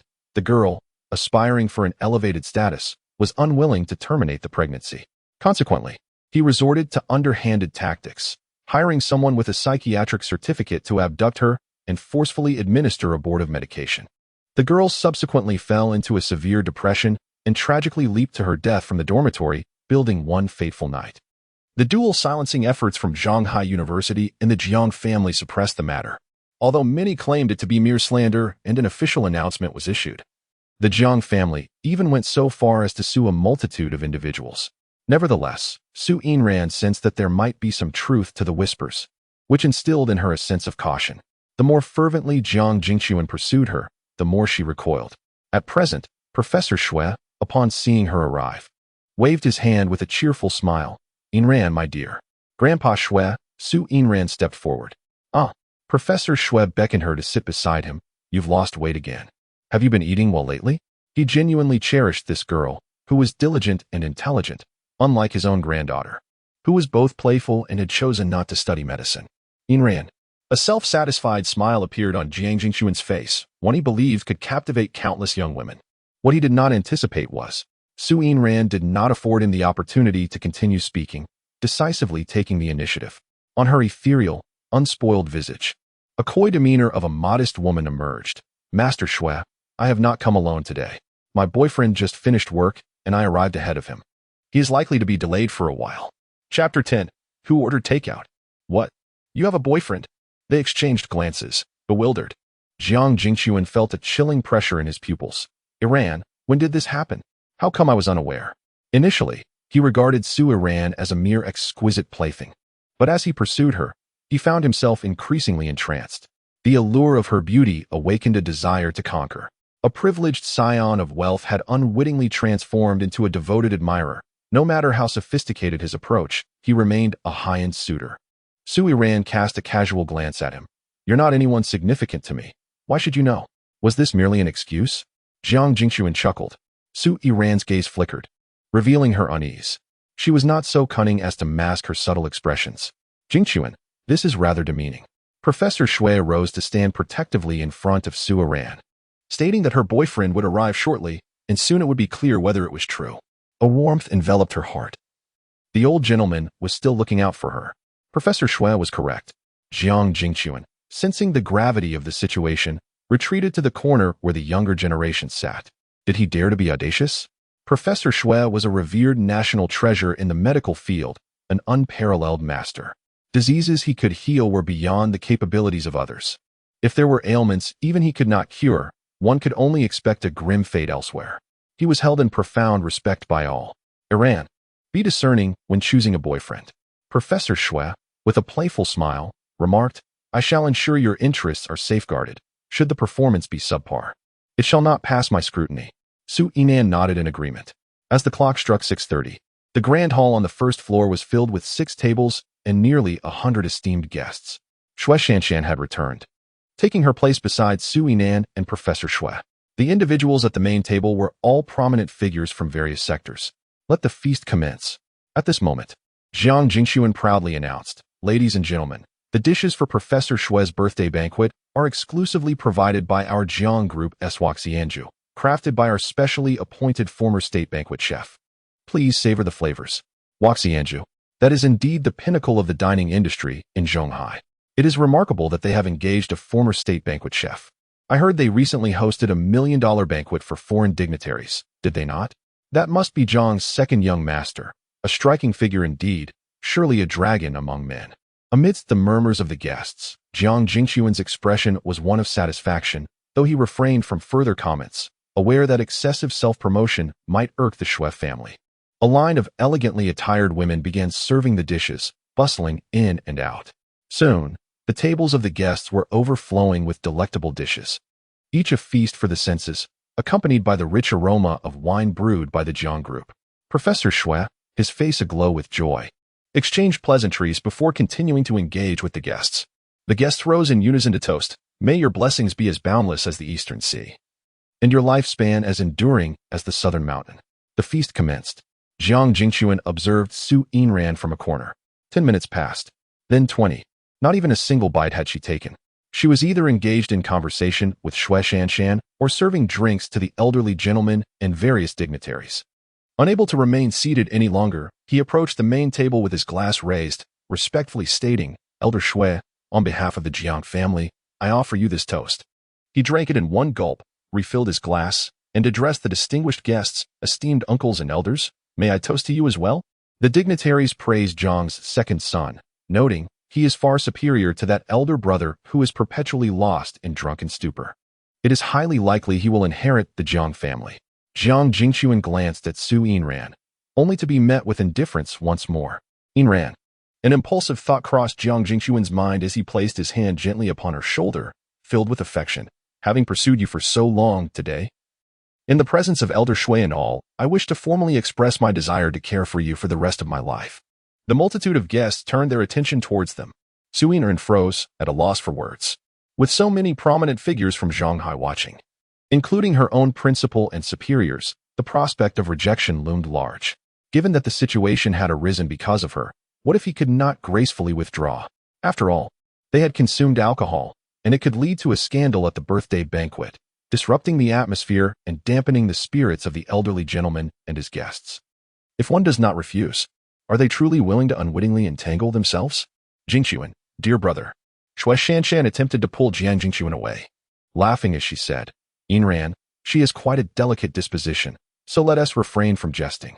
Just a moment ago, you inquired about the location of the restroom. Did you not? Come, allow me to guide you there." No. Under the influence of alcohol, Jiang Jingxuan was not easily swayed. "I swear, every word I utter is sincere." Professor Shui furrowed his brow and remarked, "Have my previous words been in vain?" In an instant, Jiang Jingxuan's bravado faltered. His eyes brimmed with unspoken grievances. "Professor Shui, she deceived you. I just inquired, and there is no romance involved. If you doubt me, you may ask Shanshan." Upon hearing this, Professor Shui turned his gaze toward Shui Shanshan. "Is it true?" Su Yinran lowered her head, lacking confidence. "Wang Yang, why haven't you arrived yet?" She was on the brink of tears. Just then, the door burst open. The banquet had been in progress for quite a while. Who could possibly be arriving now? The guests cast discontented looks, eager to see who dared to flaunt such arrogance at Professor Shui's birthday celebration. Draped in a golden robe, a young figure appeared. The dazzling logo emblazoned on their attire was simply overwhelming. To everyone's astonishment, it turned out to be a food delivery person. What was happening? At this moment, the entire assembly was left in stunned silence, bewildered and utterly taken aback. "Ladies and gentlemen, who ordered takeout?" Professor Shui inquired with a mixture of amusement and exasperation. Meanwhile, Jiang Jingxuan's eyelids twitched unnaturally, his complexion faltering. It was an affront to have engaged a highly esteemed former state banquet chef, and yet, to resort to ordering takeout was utterly bewildering. Was someone attempting to undermine him? It was akin to brazenly trampling upon his face, and by extension, the dignity of the Jiang Group. How insidious, how ruthless. Such tactics were truly despicable. Jiang Jingxuan endeavored to suppress the fury brewing within him as he surveyed the grand hall. Within the luxurious vehicles parked outside, a plethora of exquisite dishes had been prepared as alternatives. If any dish failed to meet one's expectations, he proclaimed loudly, one could simply express their dissatisfaction, and he would ensure a replacement until satisfaction was achieved. He elevated his voice, ostentatiously emphasizing, "Takeout cannot rival the culinary artistry of a state banquet chef, can it?" Chapter 11. Such impudence. At the entrance, Wang Yang was panting heavily. It must be said that luxury cars have an undeniable presence upon entering such an opulent villa district. After a brief registration, the security merely waved him through without any further scrutiny.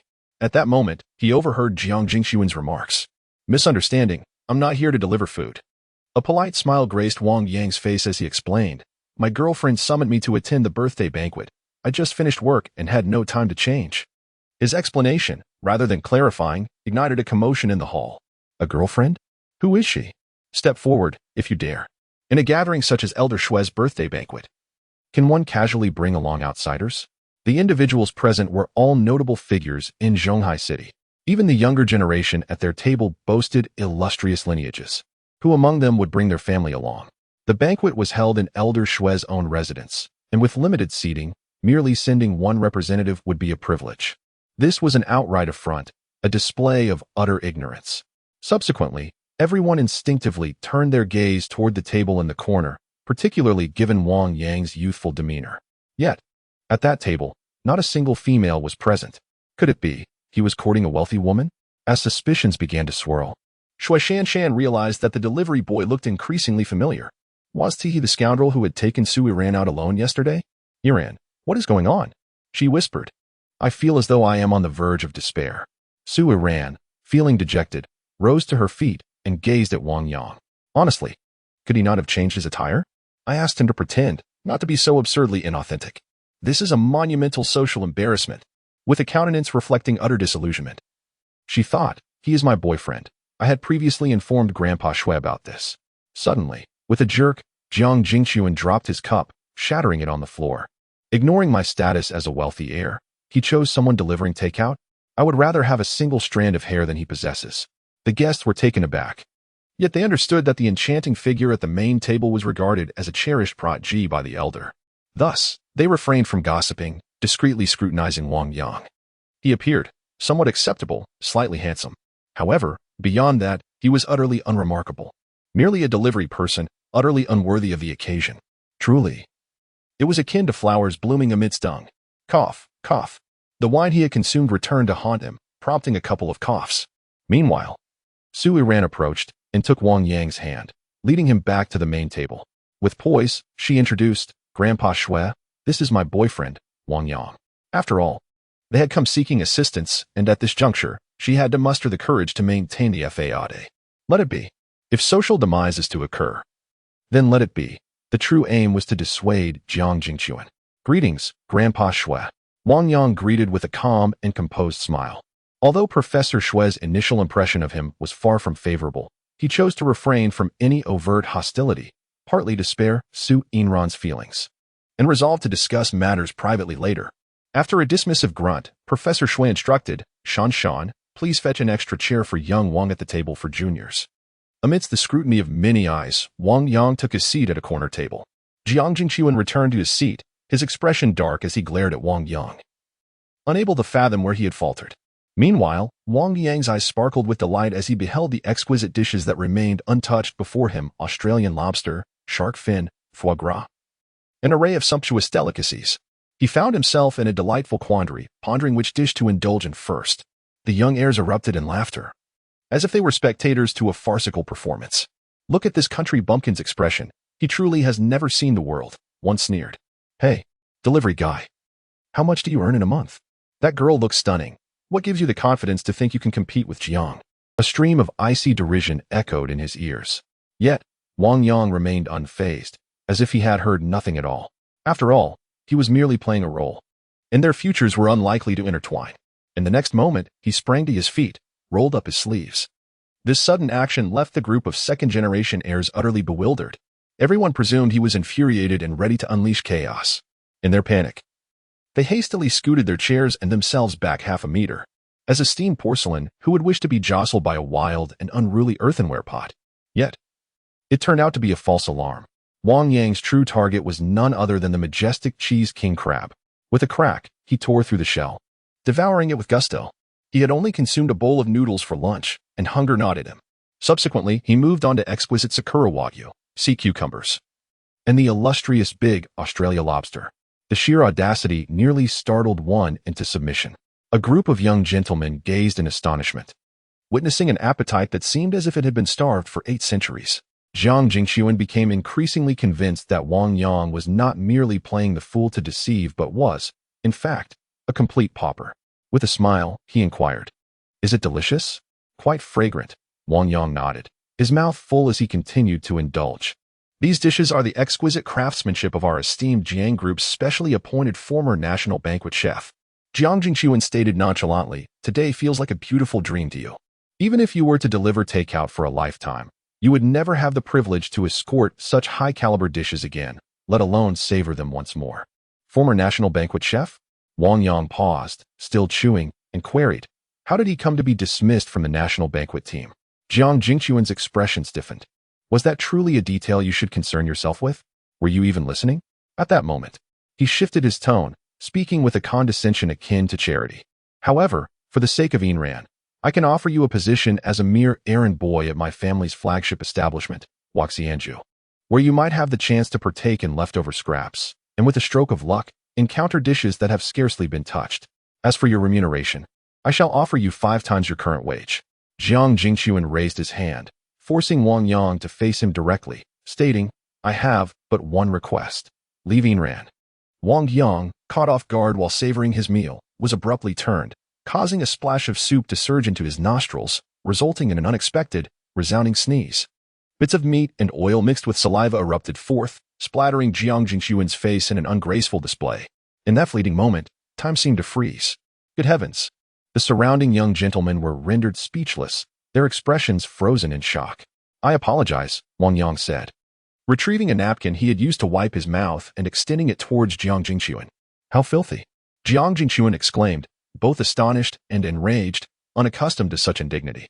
"Calm down, Brother Chu," urged the other young masters. "We cannot act impulsively in this setting. We shall find a way to deal with him once this is over." They hastily restrained Jiang Jingxuan, assisting him in cleaning himself. Only then did he regain his composure and inquire of Wang Yang, "Have you considered my proposition?" Wang Yang shook his head and sighed, saying, "What did you say? You want me to run errands for you?" "Alas, to speak frankly, your family has yet to earn that privilege, and besides, it is rather inauspicious." Such arrogance! Jiang Jingxuan felt a vein throb on his forehead as he listened. The young masters around him widened their eyes in disbelief. The Jiang Group unworthy?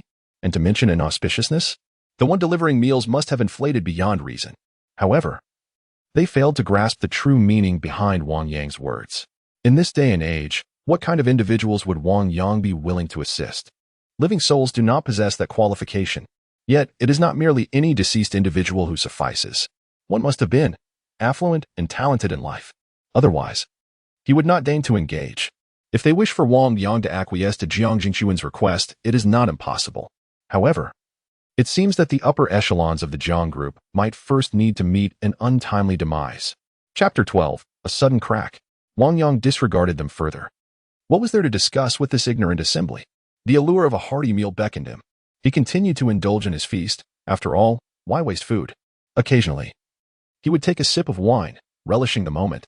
This scene caught Shui Shanshan's eye, prompting her to chuckle softly. Inran, that fellow. His demeanor resembles someone at a buffet, desperately trying to recoup his losses. He was constantly on the move, darting around, and climbing stairs, expending considerable energy. Su Inran feigned composure, silently urging her elder brother to temper his enthusiasm, for she was on the verge of bursting. His spirit, however, was commendable. Professor Shui smiled, reflecting on the fact that despite his humble origins, his industrious nature and genuine demeanor in such a setting resonated with the youthful version of himself. Old gentleman, the birthday gifts have been confirmed and registered. At this moment, his son, Shui Baohe, approached, cradling a rolled-up golden embossed booklet, signaling that it was time to announce the birthday gifts. According to the customs of Zhonghai City, when the dining reaches a certain point, a highlight moment ensues, the unveiling of gifts. It grants honor to the host and pride to the guests. Professor Shui nodded in acknowledgement. Shui Baohe then raised the gilded booklet and solemnly declared, "Ladies and gentlemen, I shall now present the birthday gifts." The main event was upon them. Let us see whose gift tonight will emerge as the highlight. Whoever succeeds in bringing the greatest joy to Professor Shui shall reap significant rewards. Numerous guests paused in their actions, all attentively awaiting the proceedings. Wang Yang, aware of the decorum, silenced his thoughts, savoring the moment. The Tang and Lu family generously gifted a pair of exquisite gold dragon and phoenix statues. The Aurora Medical Equipment Company presented a rare Ming Dynasty manuscript, a handwritten medical compendium titled Imperial Physician's Prescription. The Jiang Pharmacy contributed a millennium-old ginseng root. With each announcement, guests rose with smiles, only to take their seats again. The Shui family had prepared diligently. As the names of the donors were revealed, they would enter to present the corresponding gifts upon the altar behind the esteemed elder. Gradually, the altar became a dazzling display of treasures. Wang Yang was profoundly astonished. So many precious artifacts, each valued in the tens or even hundreds of thousands, including a rare ancient medical text. The elder's connections were formidable. This evening was not in vain. He had gained invaluable insight. The Jiang group presented a chessboard gifted by the revered Song Dynasty chess master Lu Zhongfu, complete with black and white ancient jade pieces. At this moment, Jiang Jingquan stood, certain that his gift would undoubtedly secure the title of MVP for the evening. Professor Shui could hardly contain himself, trembling with excitement at the mention of the Song Dynasty chess master. A royal gift. Quickly, bring it forth. The other guests, witnessing the elder's immense reaction, were initially taken aback, filled with regret. How could I have overlooked this detail? As the esteemed master of traditional Chinese medicine, Elder Shui, having surpassed the age of 50, reportedly reached a plateau in his medical skills and subsequently became engrossed in the art of Go. Now, after immersing himself in this ancient game for 3 decades, one can observe a diagram of a challenging endgame affixed to the wall. HM? The inscription on that diagram bears the name Lu Zhongfu. After the items were brought into the grand hall, Shanshan and Enian cleared a space on the table. Professor Shui exclaimed with excitement, "Place it right here." They moved the dishes aside and laid down a pristine tablecloth. Once everything was positioned correctly, Professor Shui lifted the silk cover adorned with dragon patterns that lay over the go board. Before the gathered onlookers, the exquisite board emerged, exuding an elegant aroma of polished wood. Elder Shui glanced once more at the inscription on the bottom. Jiang Jingquan stepped forward with a smile and inquired, "Were you disappointed?" Elder Shui lowered his gaze, his face lighting up with astonishment. The signature was from Emperor Huizong of Song, dominating the Go world. Lu Zhongfu is the foremost player under heaven. Jingquan, you are truly thoughtful, Professor Shui praised, giving a thumbs up. Lu Zhongfu is his unwavering belief. Who is he? One might ask. Rather than merely calling him a saint of Go, it is far more fitting to label him the unrivaled champion of the Song dynasty. Jiang Jingquan exchanged a meaningful glance with Wang Yang and beckoned him over. "You come here." "Me?" Wang Yang felt perplexed. Wasn't it enough for this fellow to flaunt his prowess? Must he seize this opportunity to undermine me further? However, numerous prominent figures were observing. If he faltered, the only one who would be unable to hold their head high afterward would be Suyin Ran. Wang Yang rose and approached the main table, his demeanor calm as he inquired, "May I ask if there is something amiss?" At Professor Shui's birthday banquet, everyone has prepared gifts. Surely, you are not here merely to partake in the festivities. Jiang Jingquan's tone was confrontational. "He is with me," Suyin and hastily clarified, "and I have already presented my gift." Meanwhile, Professor Shui remained with his eyes closed, absorbed in the joy brought by the chessboard, offering no response. Jiang Jingquan, mistaking the silence for tacit approval, became increasingly brazen, asserting, "No, you both entered separately. He cannot be empty-handed. Wang Yang, do present your gift. Let us indulge our eyes." Suddenly, the sun shone brightly overhead. Flowers seemed to smile at me, and birds chirped. A delightful melody resonated through the air. "Apologies, I usually head to the night market at this hour. Hence the alarm I set." Wang Yang casually reached for his phone to silence it. However, with a clatter, an item inadvertently slipped from his pocket and fell to the ground. It was a package of pickled vegetables. There was no other choice. In order to save money for his ex-girlfriend, he often kept pickled vegetables on hand to accompany plain buns. He had been wrong just yesterday, and even now. He had the chance to change his clothes. Wang Yang bent down to retrieve it. "Ja, pickled vegetables?" Jiang Jingquan's peculiar expression resembled that of one who had stumbled upon a new continent. TSK.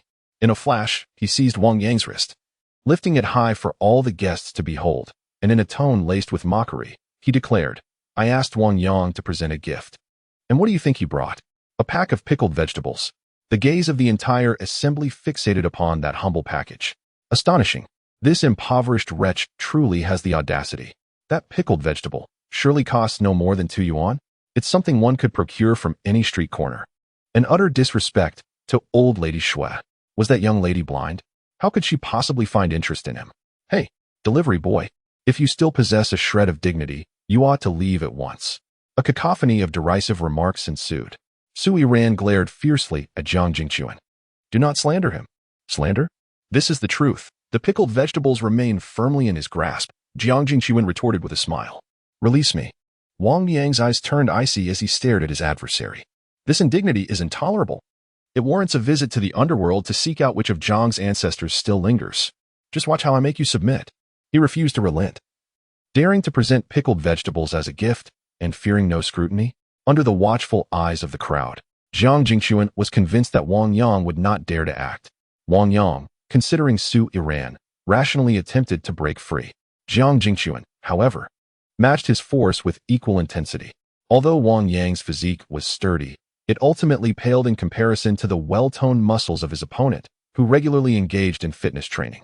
The intensity of their movements escalated. They pushed against each other relentlessly.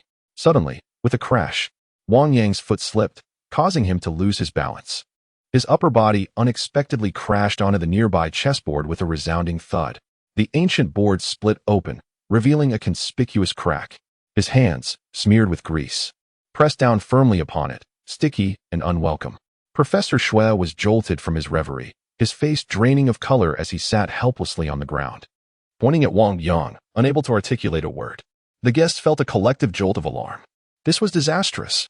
If the elder were to suffer a shock, the delivery boy would surely incur the wrath of all present, destined to vanish without a trace. Su Iner was in utter panic, exclaiming, "What should we do?" "Shanshan, what now?" I don't know," Shui Shanshan replied, steadying the old man. "Wang Yang, you fool." Jiang Jingquan indignantly hurled accusations.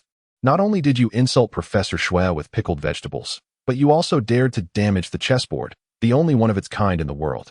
Your wretched life cannot compensate for such a loss." Meanwhile, Wang Yang lay sprawled across the chessboard, trembling involuntarily. To everyone else, he appeared utterly terrified. Yet, in that moment, Wang Yang felt as if a powerful surge of electricity coursed through his body. This sensation, it is a precursor to something ominous. Yet the sensation of electric shock is even more intense than when Chun Hongfei arrived. A shadow has inexplicably materialized within my consciousness, gradually taking shape. That fragment of a score hanging on the wall embodies my regret. It depicts a man clad in the attire of the Song dynasty, his eyes brimming with obsession. I am Lu Zhongfu, the chess sage of the Great Song, who has pondered for a millennium to grasp an exquisite move. He implores Wang Yang with fervor, saying, "I earnestly hope you will allow me to use your form to reverse the dire situation that has caused me such anguish." Chapter 13. No one understands better than I do. The chess sage of the Song dynasty. Lu Zhongfu? Wang Yang was utterly astonished. He never imagined that, by a twist of fate, he would inadvertently touch the imperial chessboard inscribed by Emperor Huizong himself, thereby summoning its rightful owner. The condition for this possession was simply the touching of a deceased soul's portrait, statue, or the most cherished object. What a revelation! A millennium-old soul, a stubborn resident indeed. No wonder the sensation was so electrifying. The chessboard was, in Lu Zhongfu's lifetime, akin to his lifeblood. A gift from the emperor, adorned with inscriptions. It was an unparalleled honor. However, after the incident involving Chun Hongfei, Wang Yang developed a reluctance towards possession. If things went awry, he would bear the consequences. Lu, my dear friend. Wang Yang closed his eyes, focusing on the essence of Lu Zhongfu within his consciousness. It is not that I doubt you. I have suffered from possession before. Although the supreme level of the chess sage of the Song dynasty should ideally integrate through blessings and inheritance, I do not dwell within the realm of Go. Practical skills, like carpentry, would be far more beneficial. At least I could mend a broken chair or table at home. Rest assured, esteemed one. Lu Zhongfu bowed deeply with sincerity. I vow that should I act against your wishes during this possession, my soul shall be shattered. With a crackling sensation, a surge of electricity coursed through Wang Yang's consciousness. Along with the tremor, he felt an unbreakable oath contract forged between them. Out of the corner of his eye, Wang Yang caught a glimpse of the pained expression on old Shui's face.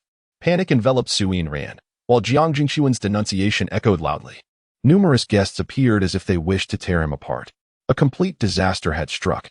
He had incurred the wrath of the masses. No matter how composed Wang Yang tried to remain, a sense of trepidation crept in. However, the chessboard had originally belonged to Lu Zhongfu, and the remnants of the game depicted on the wall were intrinsically linked to him. Wang Yang pondered deeply. Brother Lu, I have fractured this chessboard. Look at their reactions. How should I navigate this predicament? Fractured? Lu Zhongfu chuckled, shaking his head. This chessboard was a royal gift. It would not crack so easily. It was already flawed. What? Wang Yang was taken aback. The fissure had long existed. Lu Zhongfu reminisced, it was my unruly son who caused this chaos while I was engrossed in the game, toppling it to the ground. At that time, the technology to mend it was beyond reach. Is it a modern restoration? Wang Yang's mind sparked with inspiration. I see. You wish to unravel the remnants of the game and free yourself from your obsession, correct? He asserted, once you have sworn the oath. You must act according to my will. I shall speak a line, and you shall echo it. If you agree, I will allow you to take control. Really? Lu Zhongfu's expression was filled with excitement. The remnants of that game had persisted for a millennium. Today, they would finally be resolved, leaving no regrets. Wang Yang granted his approval. In an instant, he found himself paralyzed, losing control of his body. Lu Zhongfu took over. At that moment, to the onlookers, Wang Yang appeared to have ceased trembling. Rising to his feet, he gazed down at the ancient chessboard, remaining silent. Wang Yang, I know you are utterly petrified. Jiang Jingchuan remarked with a mocking smile. Why aren't you on your knees, apologizing to Professor Shui? However, Wang Yang merely shook his head slightly. As Lu Zhongfu echoed the thoughts within him, speaking in a low voice, this chessboard was already cracked. His words were strikingly profound. As he pressed down on the board, a sharp crack resonated, witnessed by all present. Yet, there remained those who stubbornly refused to concede. Did they intend to evade responsibility? The anger among the guests ignited like wildfire. Outrageous. Upon hearing this, Professor Shui's fury intensified. Look at what you've done to him. Jiang Jingchuan feigned concern, caressing the elder's arm with insincere gentleness. Shui Shanshan could no longer bear the sight, exclaiming, how can he lack any sense of responsibility? I'm so sorry. I'm so sorry, Sui Nam lamented, filled with regret. Had it not been for her, the old man would not have been provoked, and Wang Yang would not have suffered. Do not fear. I am here. Wang Yang gently stroked her hair with one hand while pressing down on the chessboard with the other. Professor Shui, you admire Lu Zhongfu. You must know him well, correct? Sui Nan inexplicably felt a surge of reassurance and nodded. And what of it? Professor Shui's gaze was as disdainful as if he were observing a mere fly. Are you aware that Lu Zhongfu personally used a club to cripple his own son? Lu Zhongfu spoke the words of Wang Yang, yet his mind wandered elsewhere. Had it not been for the oath taken, he would have long since engaged in strategic maneuvers rather than indulging in trivial matters. The elder professor, Shui, as an ardent admirer, displayed a softened expression upon hearing discussions about his idol. Lu Zhongfu continued, allow me to pose another question. While you may comprehend the phenomenon, do you grasp the underlying principles? Jiang Jingchuan seized the opportunity to strike at the fallen adversary, his expression and tone dripping with frivolity. Flames of indignation flickered in the eyes of the guests. Jingchuan refrained from digressing. Shui waved his hand dismissively, curiosity glimmering in his gaze directed at Wang Yang. Why? Because his notoriously unruly younger son once sought money, and after being denied by Lu Zhongfu, he hurled the imperial chessboard, leaving the fissure that now marred its surface. As Wang Yang's voice faded, he cast a disdainful glance at Jiang Jingchuan, asserting that only modern technology could restore it to a state imperceptible to the eye, and he was merely endeavoring to return it to its original form. Professor Shui turned to Jiang Jingchuan and inquired, is this indeed true? The latter was taken aback. When his family had painstakingly acquired the chessboard, that very crack had indeed been present. It had required a significant expenditure to repair. However, to acknowledge this would mean inadvertently aiding a romantic rival who had been cornered by his own actions. Professor Shui, he is merely evading responsibility, shamelessly attempting to absolve himself. In the words of Jiang Jingchuan, the promise was steadfast. The previous collector remarked that the chessboard was flawless. Lu Zhongfu himself chuckled at this. He extended his finger towards the hand of Wang Yang and said, Shui Lao, everyone, observe closely. There is nothing here now. Subsequently, he pried at the crack of the imperial chessboard, presenting what he found beneath Shui Lao's very gaze. What do I have in my fingernail? It was merely the dried remnants of glue. Professor Shui, filled with skepticism, personally extracted some from the fissure. His anger dissipated into the ether. Suddenly, he transformed. beaming as if he had turned the pages of a book. This chessboard embodies true authenticity. It was akin to a fan cherishing a garment worn by a star. Even if soiled, they would hesitate to wash it, and flaws would not diminish its value. Authenticity. Eternal. Professor Shui, as if encountering a kindred spirit, warmly pressed Wang Yang into his grand chair. You understand Lu Zhongfu better than I do. Understand? I know every detail as if they were my own. Lu Zhongfu rolled his eyes, thinking he had not lost his memory. Aha, splendid. Professor Shui, resembling an exuberant child, grasped Wang Yang's hand and declared, Do not depart after the birthday banquet tonight. Let us share a drink, just the two of us. The guests gasped in astonishment. A mere story, a few prying motions. And a dire situation is resolved? Even more outrageous, they have become like grandfather and grandson. Did you see a ghost? Remarkably, it seems so. In his heart. The true Wang Yang exclaimed, Brother Lu, you are impressive. The harmony is seen between the old and the young stirred Su Yinran's heart profoundly, plunging her into the depths and then elevating her to the clouds. This fellow, is he merely lucky or truly a hidden gem? Shui Shanshan's gaze was filled with astonishment, while Jiang Jingxuan stood dumbfounded on the ground. The bestowed chessboard, I gifted it. I didn't even receive such treatment. How frustrating. No, I cannot allow this delivery fellow to steal the spotlight. Jiang Jingxuan racked his brain, devising a clever plan to turn the tables and embarrass his opponent. With a provocative smile, he asked, Wang Yang, you speak so eloquently about the chess sage of the Song dynasty. You must be well versed in Go, right? How about showing us your skills? If he faltered, it would indicate that the delivery man was merely fortunate, having coincidentally encountered that story. The old gentleman's impression of him would undoubtedly diminish. Upon hearing this, Professor Shui's eyes brightened with anticipation. Well versed in Go, Lu Zhongfu shivered. When it came to serious matters, he could hardly sit still. Only 1 hour remained for the session, and 10 minutes had already slipped away. With every passing second, the world lost another moment. Brother Lu, you may unleash your talents. Wang Yang, seeing the troubles resolved, settled into a spectator's role. In the eyes of the crowd, a profound transformation enveloped him, an astonishing metamorphosis. His domineering presence exuded an elegance befitting a gentleman, akin to an ancient pine steadfastly perched atop a mountain peak. No one understands the intricacies of Go better than I do, Lu Zhongfu remarked nonchalantly. Meanwhile, Wang Yang's body moved, his lips barely stirring as his hands delved into the black and white Go box before him. This, old Master Shui furrowed his brow, a sign of discomfort at the words spoken. Is this not excessively arrogant? This statement belittles old Master Shui, who has immersed himself in the art of Go for 30 years. How dare a mere lad, barely in his 20s and reduced to delivering takeout, utter such claims? Amidst the murmurs of numerous guests, Wang Yang's fingers danced with such fervor that they seemed to leave traces in the air. One by one, the black and white stones sprang to life upon the royal chessboard. Eastward they spread, westward they flowed, like a stream of clouds and flowing water. The guests were left in a daze, their senses overwhelmed. Even Professor Shui was left astonished and petrified when the delivery boy finally ceased his movements. The remnants of Lu Zhongfu's millennia-old diagram emerged vividly upon the hall's wall. One move, flawless. Chapter 14. A brilliant move. How astonishingly swift. Is it merely haphazard? I could do that too. Yet, to be fair, his ostentatious demeanor does lend an air of authenticity. Is there anyone versed in Go here? What exactly is he setting up? One could simply inquire with Professor Shui, who among us possesses greater skill than he. The multitude of guests fixated on Wang Yang, engaged in fervent discussion. Meanwhile, Professor Shui appeared utterly transfixed. It was not merely familiarity, it was an intimate acquaintance. Before him lay the very endgame diagram of Lu Zhongfu, which he had long displayed upon his wall. Though he could replicate it without reference, it still required a moment of reflection for confirmation. Yet Wang Yang, his hands danced with such fluidity, shadows intertwining, not a single piece misplaced. The sequence in which each piece descended corresponded precisely with the recorded opening moves in the game. Not a single step was erroneous. A blind replay of the match, coupled with that astonishing speed. Was there no need for cognitive response?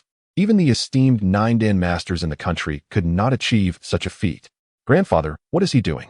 Shui Shanshan could not restrain her curiosity. A glance at the wall's depiction would reveal all. Professor Shui regained his composure, his gaze directed at Wang Yang, utterly astounded. The guests, filled with skepticism, turned their attention toward the painting hanging in the hall, comparing it back and forth with the imperial Go board. This, Is it truly identical?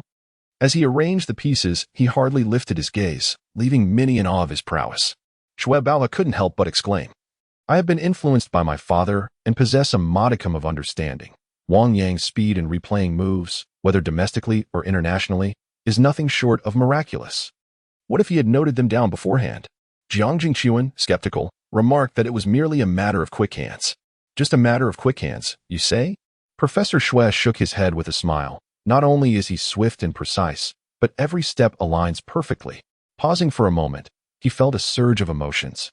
Were it not for his youthful appearance, I would have truly believed he was possessed by the spirit of the great Song Dynasty chess sage. As he made his moves with an elegant demeanor, I felt a chilling, domineering intensity within, reminiscent of my imaginings of Lu Zhongfu, grand and imposing.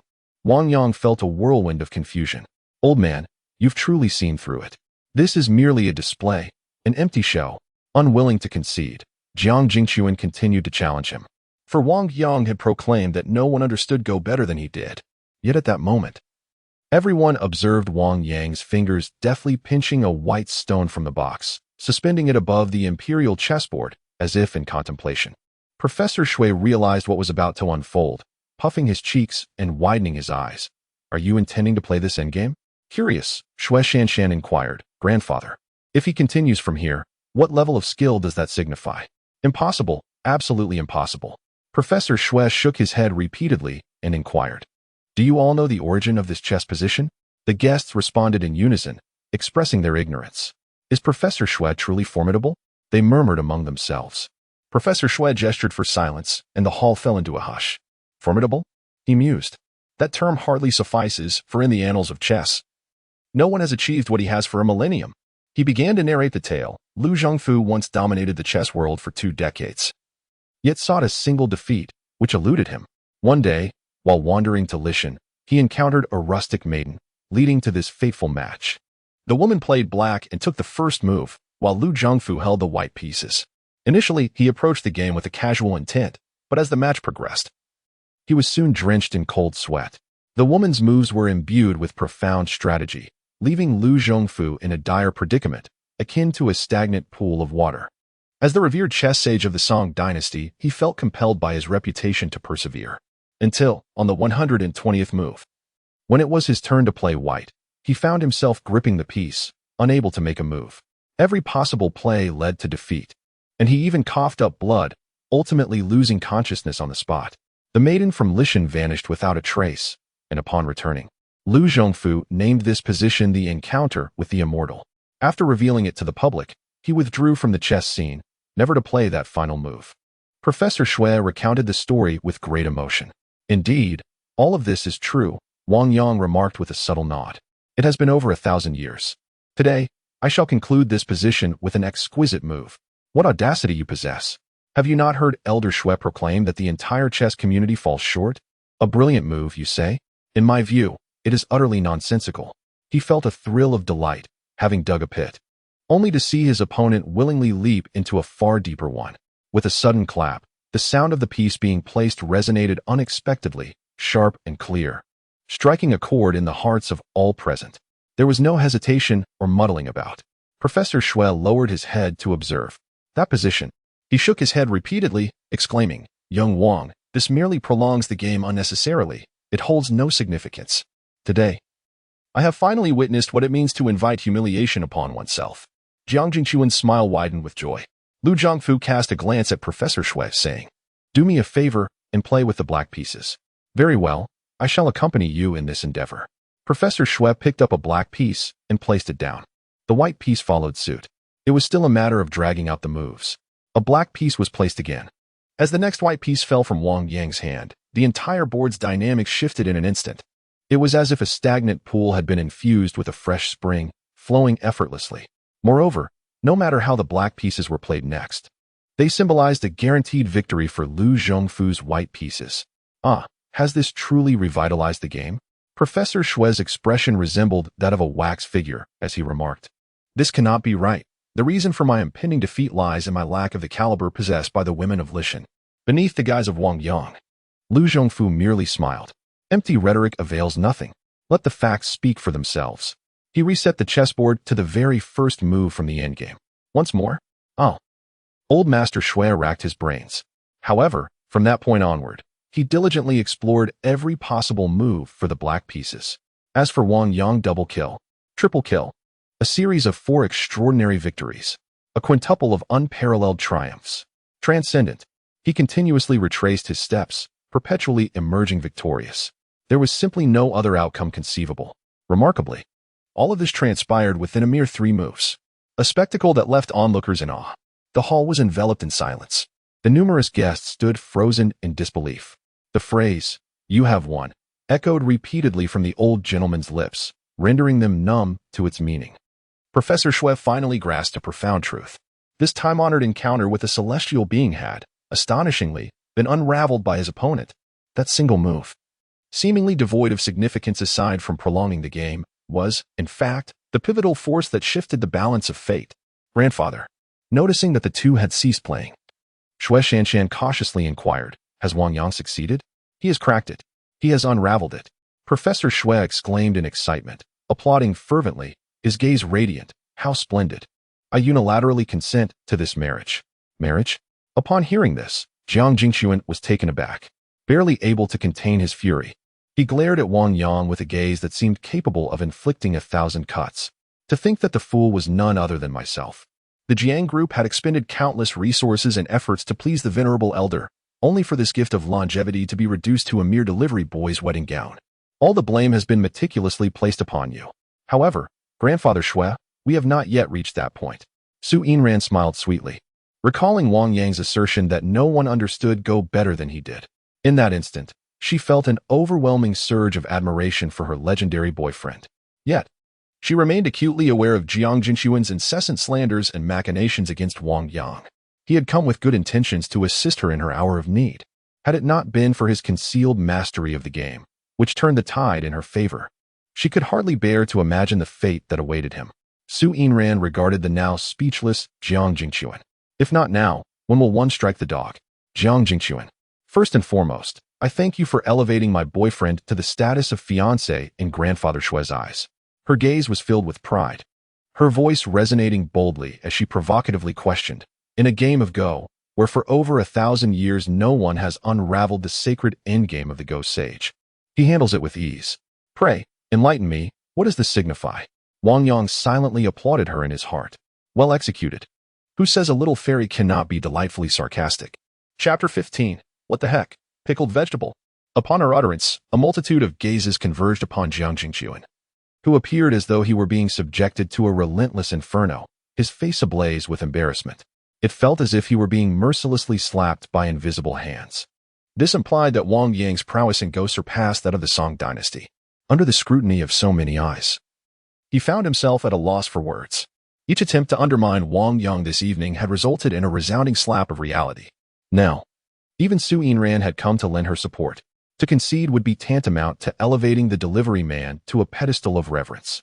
Thus, retreat was the only option. With a swift clench of his legs, he declared, "I must use the restroom," and Jiang Jingxuan dashed out of the grand living room, his face a portrait of urgency. "Is that all there is to it?" Shui Shanshan remarked disdainfully, unimpressed. Meanwhile, Professor Shui seemed to recall something momentous, reaching for his phone and beginning to make a series of calls. "Yes, Cun, a 9th Dan, are you aware? Lu Zhongfu's ancient endgame. Yes, it has been solved. Chenjia, another 9th Dan. I received a remarkable gift tonight. Hu Fengming, that vexing immortal encounter that plagued you for 5 years. I had my granddaughter's husband tackle it." Professor Shui excitedly shared his revelations, each recipient of his news being no less than a 9th Dan. To resolve this endgame was akin to achieving a milestone within the realm of Go. The multitude of guests listened in rapt silence. The young figure delivering takeout appeared remarkably grand in their eyes. Soon, the old gentleman exhaled heavily and set down his phone. Numerous guests, sensing the shift, energetically extolled Wang Yang. They spoke of the hidden talents among delivery workers, and though I was initially skeptical, today I gained a newfound understanding. It is truly extraordinary. Almost absurd.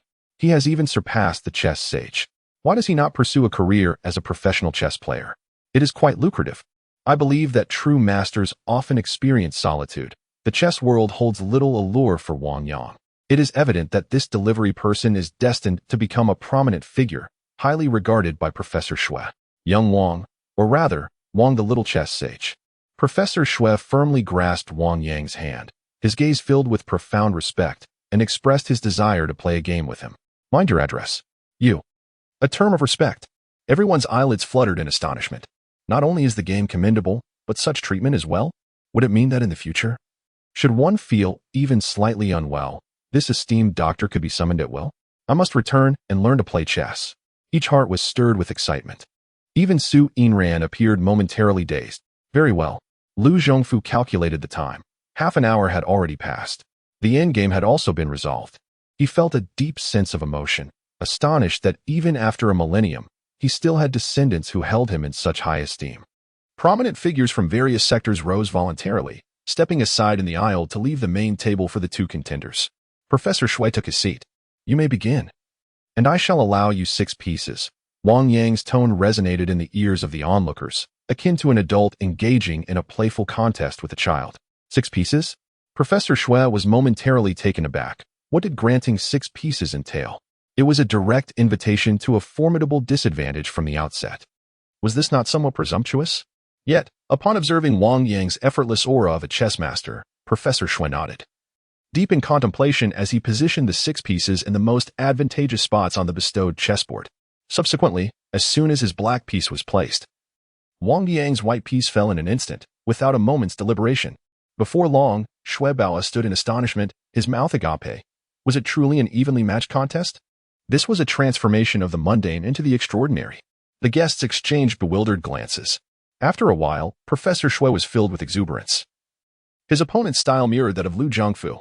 However, the sensation of competing felt as though he were ensnared by a powerful adhesive.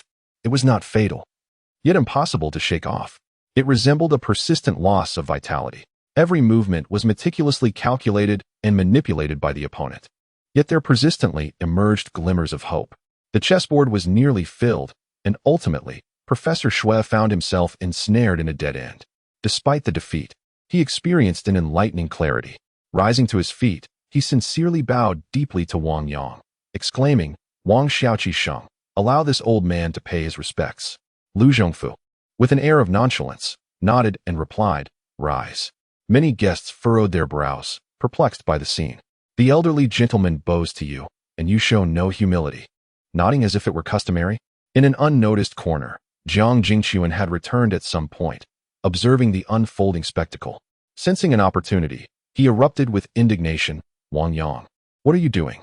A mere delivery man dares to have Shui Lao pay respects to you at a birthday banquet? Mind your words, if you do not understand. Refrain from speaking out of turn. Shui Baohua retorted sharply, asserting that Wang Yang indeed deserved such veneration. Jiang Jingquan's expression stiffened as the guests cast dubious glances at the eldest son of the Shui family. Is he truly the biological son? He continued, I can deeply empathize with the old gentleman's feelings. This is no ordinary match. Wang Yang is offering guidance. Guidance? What does that entail? The audience wore expressions of confusion. Yet awe. To illustrate, have you ever read a martial arts novel? Shui Baohua surveyed the crowd with admiration. Wang Yang is akin to an unparalleled master, imparting wisdom to my father, who has hit a plateau in his skills. One game has enabled him to transcend his limitations, akin to the grace of a mentor. As his words echoed, the hall erupted in astonishment. At that moment, Lu Zhongfu's time had come. Wang Yang's consciousness regained control over his body. His first instinct was hunger. Although Chen Hongfei felt hungry as well after possessing him, he hadn't given it much thought that afternoon since he hadn't eaten. However, just before the possession, he had indulged in a feast of exquisite delicacies. Was it possible that the more stubborn the spirit of the deceased, the greater the physical toll on the possessor? He felt lightheaded from hunger. Unfortunately, the dishes on the main table had been cleared away during the chess game. Without a second thought, Wang Yang reached into his pocket and pulled out the packet of pickled vegetables. He wasn't picky. He merely needed something to quell his hunger. Crunch, crunch. He felt somewhat better. When he regained his senses, he noticed Professor Shui, Su Yinran, and Shui Shanshan, along with the other guests, staring at him with bewilderment. His ravenous consumption of the pickled vegetables had utterly shattered his image as the aloof chess master. The entire audience was left in disbelief. After a moment of contemplation, Wang Yang casually fabricated an explanation. I have a habit of eating pickled vegetables while playing chess. It enhances my chess intuition. In truth, he was mortified. Really? Does it truly aid your chess intuition? Professor Shui believed him, swallowing hard. Young chess master Wang, do you have any more pickled vegetables? Might I experience it myself? Indeed, Wang Yang replied, producing another packet of pickled vegetables. If the guest of honor at this banquet also partook, it is not oneself who feels awkward, but rather others. Professor Shui took it, tore it open. Crack, crackle. The more he ate, the brighter his eyes became. Voila. Do fetch me a box of pickled vegetables tomorrow. After saying this, Professor Shui caressed the chessboard with one hand while continuing to gnaw on the pickled vegetables with the other, exclaiming, "Marvelous, simply marvelous." His expression conveyed the delight akin to consuming a miraculous elixir that could open the meridians. He even disdainfully glanced at the dishes on the table, his gaze not discerning the culinary creations of a former national banquet chef, but rather dismissing them as mere refuse. Many guests pondered thoughtfully as they looked towards the young master of the Jiang family. This, Jiang Jingxuan, was on the brink of madness. For the love of all that is sacred, pickled vegetables. A birthday gift reduced to mere bridal attire. To think that the signature dish of his family's restaurant was deemed inferior to a mere packet of pickled vegetables in the eyes of the old master. Chapter 16. Sleeping at his home. Shanshan, please make some room. Professor Shui, with a twinkle in his eye, guided Wang Yang and Su Yinran to the main table, engaging them in lively conversation, one on the left and the other on the right. Aside from this young couple, no one else seemed to relish the gathering. The esteemed guests, caught between amusement and exasperation, resumed their seats as the birthday banquet continued. Grandfather, I might have caught a chill and am feeling unwell. I shall retire upstairs, Shanshan remarked with a mischievous smile before ascending to her room. She turned on her computer and entered AC Station, a prominent domestic platform for bullet screen videos. Shanshan, a content creator with a following of over 100,000, had meticulously recorded the scene of Wang Yang solving the chess problem and his subsequent match against her grandfather. She deftly trimmed away the extraneous footage, adding voiceovers and text to elucidate Liu Zhongfu's identity and the origins of the Encountering Immortals game, as well as providing guidance on chess strategy. Shocking. The delivery guy is actually a chess master? A stunning resolution. She titled her upload. With a snap of her fingers, she declared it done. In the grand hall, the festivities gradually drew to a close. Yinran, you must seize the opportunity, Professor Shui advised Su Yinran earnestly as they prepared to depart. Yes, I will do my best, Su Yinran replied, her heart heavy with guilt. This was merely a fade of romance, a charade for a day. After this, she would not see him again. One by one, the guests rose to bid their farewells. Hand in hand, Wang Yang and Su Yinran made their way to the gate. Yinran, shall I escort you back to school? Jiang Jingxuan said as he jogged to the passenger side of his vehicle, opening the door. It was a Porsche Cayenne. He typically drove luxury cars worth millions, but given the family's advice to maintain a low profile for Mr. Shui's birthday banquet, this choice seemed sufficiently discreet. He gestured elegantly to invite Su Yinran in a gentlemanly manner. Su Yinran paused for a moment. Was he still holding out hope? This was unexpected for her. Then allow me to drop a bombshell. No, I won't be going back tonight. Su Yinran naturally leaned her head on Wang Yang's shoulder, shyly smiling. I'll be sleeping at his place. Jiang Jingxuan's lips parted slightly in disbelief. Cohabitation. Meanwhile, a group of young gentlemen decided to stand up for their esteemed peer in the circle. What if he delivers takeout? No matter how skilled he is at Go, he is still riding a shabby motorcycle. Exactly, in the dead of winter, isn't it freezing to follow him around? Yinran, tonight, Brother Kun's vehicle is rather plain. If you find any of our cars appealing, let him drive you. Why is there still a Cayenne that has been revealed? Whose is it? It looks different from Brother Kun's. One by one, they produced their car keys and, in perfect unison, pressed the buttons. A row of luxury cars outside the gate illuminated their headlights in a dazzling display. Wang Yang remarked, ignore them, let us go home. As Su Yinran disregarded the crowd of young gentlemen, Wang Yang nodded. Upon seeing Jiang Jingxuan's vehicle, he felt a surge of amusement within him. Was he still trying to act superior? Tonight, was a swollen face not sufficient? A smile of understanding graced Wang Yang's lips as he intertwined his fingers with Su Yinran's, guiding her towards the borrowed vehicle from Qin Xianyun. Such a face presented so willingly was simply begging to be struck. But what was he doing in front of that Cayenne? Goodness, could it be? Wait, it dawned on him that it was the Cayenne Turbo GT, the price of which could purchase two of Brother Kun's Cayennes. No wonder it exuded an air of superiority at first glance. The eyes of the gathered young gentlemen widened in disbelief. Silence. Jiang Jingxuan roared, slamming his fist against his car door. The moment he saw Wang Yang casually pick up the car key, he comprehended. Yet again, he had failed in his attempt to show off. He felt utterly defeated, as if he had been annihilated from all angles. And yet his peers still had the audacity to add insult to injury? He immediately crouched down, clutching his hand in agony. The corner of the car door had inflicted a significant gash, blood seeping from the wound. Yet, the pain in his heart was far greater. Unfortunately, his McLaren was of no help in this immediate crisis. Along the way, Su Yinran, perplexed, inquired, Wang Yang, you can't possibly be a rich second generation who is experiencing life by delivering takeout, can you? The concealment is rather profound. Once again, we speak of unparalleled chess skills and luxurious automobiles. This is not my vehicle. I borrowed it from an acquaintance in haste to assist in an urgent matter. Wang Yang offered an explanation. Su Yinran regarded him with admiration, recognizing his honesty, devoid of pretense. This added to his stature in her eyes. She could not help but reminisce about the scenes from the banquet, becoming lost in thought, eventually drifting into slumber. In her dreams, she felt a sudden halt. Upon reopening her eyes, she realized the car had come to a stop. We have arrived, Wang Yang's voice resonated, tinged with weariness. She gazed at the unfamiliar surroundings outside the window. Where is this? This is the building where I rent my apartment, he replied. Are you not taking me back to Zhonghai University? Wang Yang was momentarily speechless. Did you not say you would accompany me home? His eyelids fought to stay open. He had not enjoyed a moment's rest throughout the day, and the evening had been filled with grand feasts and socializing. He felt utterly exhausted, as if he were a lifeless creature. At that moment, all he desired was to collapse onto his bed and awaken naturally. Ah? Su Yinran was on the verge of tears. You are truly an unyielding man. I said that to dissuade Jiang Jingxuan's intentions. Oh. Wang Yang observed her expression and finally comprehended. He restarted the vehicle. I shall take you to school right away. Wait. I will stay at your place for one night. Su Yinran gazed at the weariness etched on the face of the man before her. An inexplicable pang of sympathy stirring within her.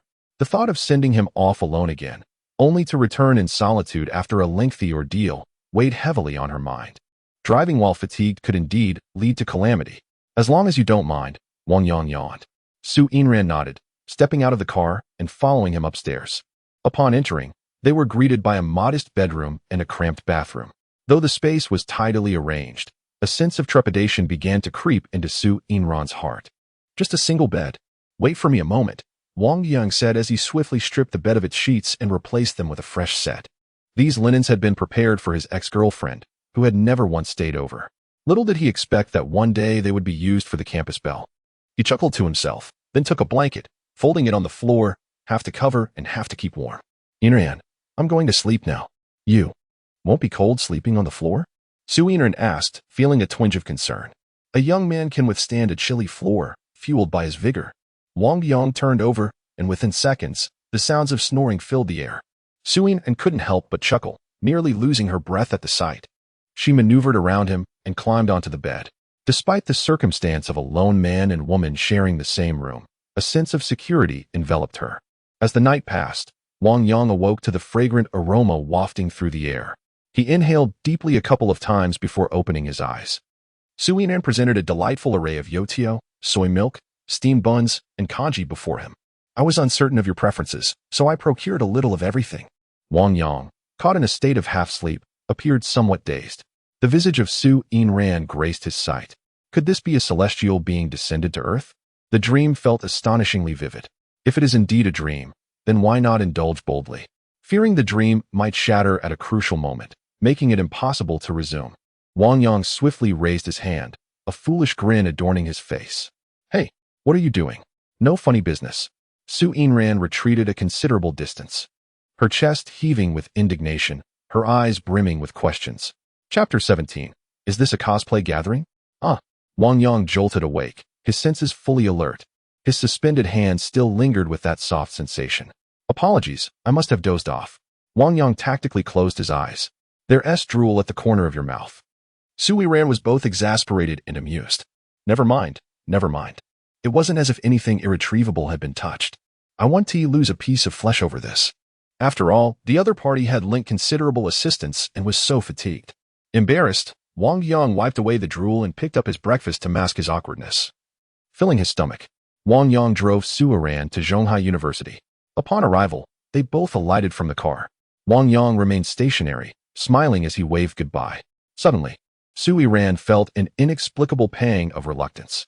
After spending an unforgettable night together, they were destined to become strangers. Yet, she found herself feeling a tinge of sorrow. However, it hadn't escalated to the point of entanglement. A formal farewell is in order. She took a few steps before turning back, her gaze earnest as she addressed him. Thank you for last night. Shall we share a symbolic embrace as a keepsake? I decline. Wang Yang haughtily shrugged his shoulders, unwilling to let her take advantage of him. Her refusal was futile. Sui Ran opened her arms wide, leaning forward. As she embraced him, she gritted her teeth and whispered in his ear, haven't you taken enough advantage of me? Even if I take a little from you, it wouldn't be excessive. There was no lingering. Their touch was fleeting. Just then, a voice filled with astonishment erupted beside them. Wang Yang's eyelids twitched. What a coincidence. Without even glancing, he knew who it was. Yang Lu, the woman he had loved for 2 years. Sui Ran turned her head in confusion. Yang Lu was equally stunned. The night before, she had waited at the hotel until dawn, but Chen Tianming never returned. Her calls went unanswered, filling her with anxiety. Fearing he had learned about her brief romance with a delivery boy and had grown to despise her. It was only this morning that she heard rumors of Chen Tianming being severely beaten and hospitalized. Her heart, once heavy with dread, finally eased. It was not as she had imagined. After meticulously preparing herself, she had come to the school gate, intending to take a taxi to the hospital to care for Chen Tianming, striving to cultivate an image of a devoted and understanding companion.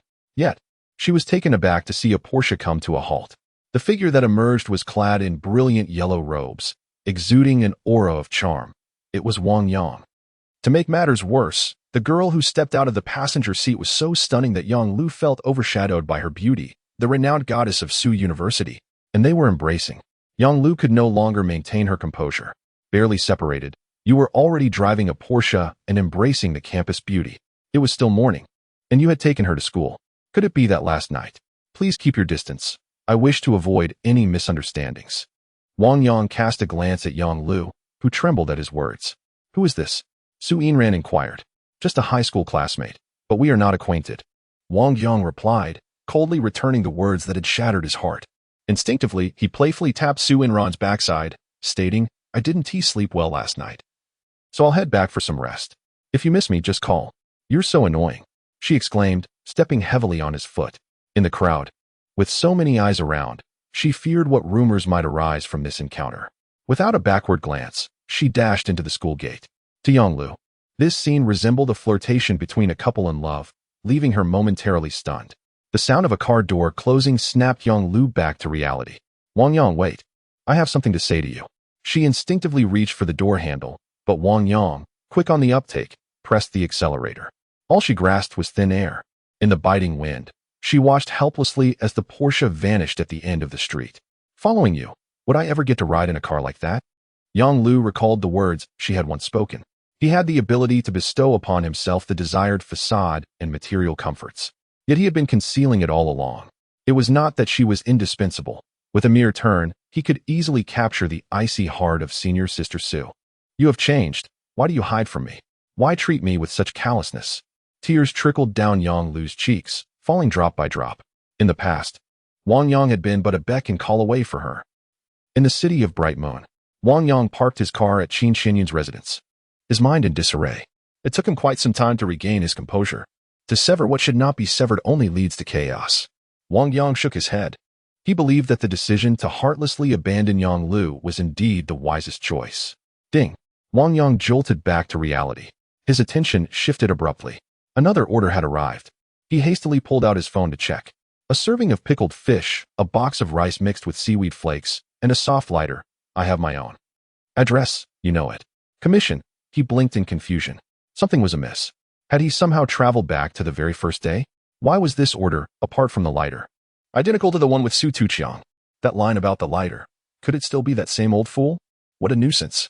Wang Yang grimaced as he switched back to his little motorcycle. With a determined pace, I traversed to the opposite side of the city of the Bright Moon, completed my shopping, and captured photographs alongside the receipts for uploading. Afterward, I retraced my steps and entered the elevator of the Qin Xinyun unit. It is noteworthy that the security personnel have grown accustomed to the delivery personnel who embody the essence of urban life, whether arriving in a Porsche or a motorcycle. They do not even attempt to halt their passage. Inside the elevator, Wang Yang's fingertips danced upon the number 4 button, but the screen displayed garbled characters.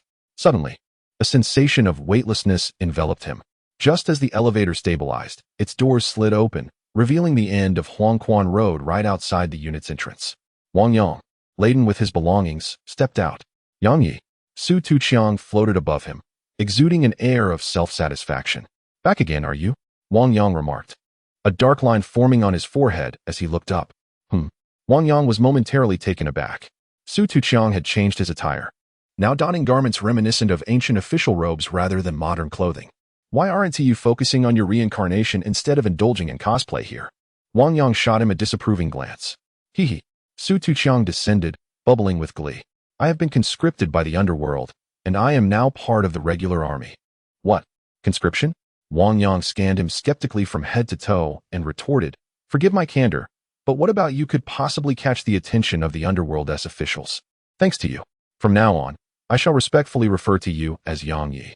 Su Tuqiang pointed to himself and even created a special title for me, Ambassador of Soul Transition. Because of me? Wang Yang inquired, perplexed. Indeed, Su Tuqiang elucidated, initially, those above were rather indifferent to the matter. However, just yesterday, an exceptional soul, akin to a millennium-level stubborn entity, voluntarily chose to reincarnate. Upon investigating the origins of this occurrence, it became evident that it was connected to you, leading them to me. You're referring to the illustrious chess age of the Song dynasty, Liu Zhongfu, aren't you? Wang Yang asked. Precisely, Su Tuqiang reflected. Allow me to elaborate.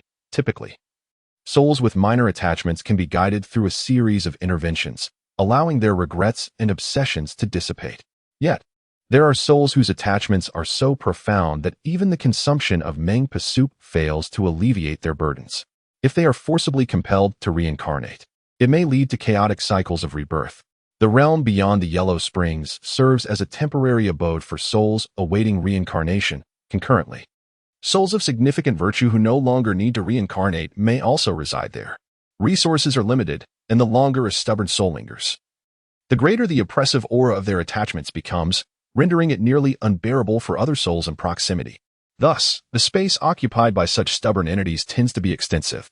Su Tuqiang chuckled, waving his iPhone 13 in hand, proclaiming that this very device enables me to place orders on your behalf, highlighting my newfound significance. Chapter 18. Here comes the fame. The Soul Ambassador, truly remarkable. Wang Yang grinned widely. Do you see that building over there? Su Tuqiang pointed to a conspicuously empty structure to the southeast. The sign hanging on the door, is that the Soul Dispatch office?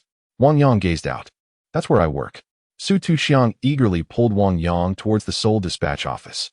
Upon entering, they were met with blood-red walls, blood bricks, and even a blood pool. The eerie ambience made Wang Yang roll his eyes. It was rather unsettling. On the desk lay a ledger. Su Tuqiang picked it up and remarked, currently, the reputation and renown of my Soul Dispatch office have yet to be established, so I must take the initiative to attract significant clients and record their information. Then, it will be quite evident to you. That sounds convenient. Wang Yang nodded in admiration. Over time, the stubborn individuals will come to register voluntarily. Rest assured, generally speaking, those with minimal obsessions will not qualify to enter the registry of my Soul Dispatch office. Su Tuqiang looked at Wang Yang with anticipation. And the directive given to me is to send away at least one stubborn individual each month. Naturally, the more, the better. That is achievable. Wang Yang took the ledger and opened the first page, upon which he noticed it was already inscribed with words. Wasn't there already a ready-made entry? Ahem. Su Tuqiang seemed to choke on his words, likely anticipating that you would not be swayed upon reading it, which is why I did not recommend it to you. Oh. Wang Yang's curious gaze fell upon the text. Name, Lao AI. Identity, a person from the Qin state during the Warring States period, a servant under El Bawei. Executed in the 9th year of the first emperor. Obsession. After being torn apart by 6 horses, the characteristic he took pride in was the first to be severed. He wished to challenge the strength of a single horse independently. Upon finishing, Wang Yang was utterly perplexed. Wasn't it supposed to be 5 horses? Where did the 6 horses come from? Elder Yang, are you unaware of Lao AI's most formidable ability? Su Tuqiang laughed. Oh my. Wang Yang suddenly recalled that the legend spoke of his strength, so mighty that it could drag a cartwheel. Su Tuanxiang shook his head with a sigh. Otherwise, why would they arrange for an extra horse to tear him apart? Remarkable, Wang Yang mused as he glanced at the recorded obsession above. Good heavens! Is there any difference from striking a stone with an egg? The only possible outcome would be utter annihilation. Enough. According to what old Shin recounted to me. Su Tuanxiang closed the booklet. You truly need not concern yourself with this matter. Indeed, it is unnecessary, Wang Yang concurred, then curiously inquired, by the way. You mentioned the Mengpo soup. Why then did you and old Shin still require me to run errands to dispel the obsession? The rumors in the human realm are erroneous, Su Tuanxiang elucidated. With so many people, how many perish each day? Exhausted.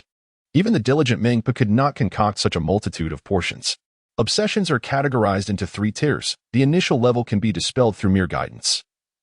The intermediate level requires the consumption of Mengpo's soup, while the advanced level manifests as a stubborn tenet. Moreover, even if the obsession were to dissipate, would the matters of the mortal realm truly be resolved? Lao Su, I shall take my leave now. Wang Yang patted the former's shoulder. I will assist you in clearing out the stubborn tenets, and in return, you shall keep a keen eye on the talented spirits. Thus, we shall embark on our ascent. Indeed, an ascent. Su Tuanxiang, brimming with excitement, accompanied Wang Yang to the entrance of the building. As the elevator ascended, Wang Yang returned to the moonlit city of the mortal realm. When the signal restored, his phone vibrated thrice. Who sent me a WeChat message? Wang Yang fished out his phone. It was from Su Ran. The timestamp indicated 5 minutes prior. The celestial maiden declared, Wang Yang, you've become famous. Shan Shan has uploaded the video of your stunning victory and her guidance to Grandpa Shui online. Quickly check the trending section on AC Station. And you are 5th on Weibo's hot search and 2nd on Douyin's trending list. I've become famous? Wang Yang felt a bit bewildered. Following her instructions, he first opened AC Station. Prominently featured was the headline, shocking. The delivery guy is actually a chess master? A stunning victory. He adjusted the progress bar, which was divided into 2 segments. The first featuring the breakthrough achieved while possessed by Lu Zhongfu, and the latter showcasing his match against Professor Shui. The screen, inundated with a flurry of comments, could scarcely accommodate any more. Is this in-game truly so remarkable? What an utter misunderstanding. Even an amateur like myself recognizes Lu Zhongfu's encountering the immortal. On this silent night in the world of chess, the perpetrator is none other than the delivery man. While masters wander, jesters occupy the halls. Once again, this year's Go tournament succumbs to the nation of sticks. The Go Association must urgently investigate this enigmatic delivery man. Delivery man, you are eternal. Whether or not he is a chess player is beyond my comprehension, yet his ethereal charm captivates my heart. How mesmerizing. This year, I aspire to achieve a professional rank. But who is that elderly gentleman? I have never heard of him. Surely he is an actor. It appears that the old gentleman is a national treasure, a revered figure in the medical field. Yet, his prowess in Go is undoubtedly formidable. Did you not see the array of phone calls? All from 9th Dan masters of the chess realm. Wang Yang gazed at the barrage of comments. His heart soaring. He opened Weibo once more. The first 2 trending topics were dominated by entertainment figures, the third by boxing, monolithic entities that seemed unassailable. A mysterious delivery man from Zhonghai shatters a millennium-old endgame. It surged to 4th place. Upon clicking, he discovered a post from the Go Association. After verification by numerous 9th Dan masters, it is confirmed that the millennium-old encountering the immortal by the great Song chess sage Lu Zhongfu has indeed been solved. We are making efforts to contact this mysterious individual, extending our utmost sincerity to ensure that this gem does not remain obscured. Accompanying it was the complete video. Nia Village's 9th Dan, Red V. Although Master Shui is a latecomer to the world of Go, he has devoted himself to the game for 30 years. His skill is comparable to mine, rendering me unable to offer him any guidance. Chun Jie, 9th Dan, Red V. I spent an entire night verifying the video, and in a single moment, it became clear he was possessed by the spirit of the Go sage, an undeniable genius of the game. Hu Fengming, 9th Dan, Red V. As I revisited that instructive match, I was struck by a profound sense of enlightenment. Envious of Master Shui's ability to learn through both words and deeds, various 9th and 8th Dan, along with prominent national influencers, joined the fray, but most importantly, a multitude of intrigued onlookers elevated the excitement. What a thrilling experience!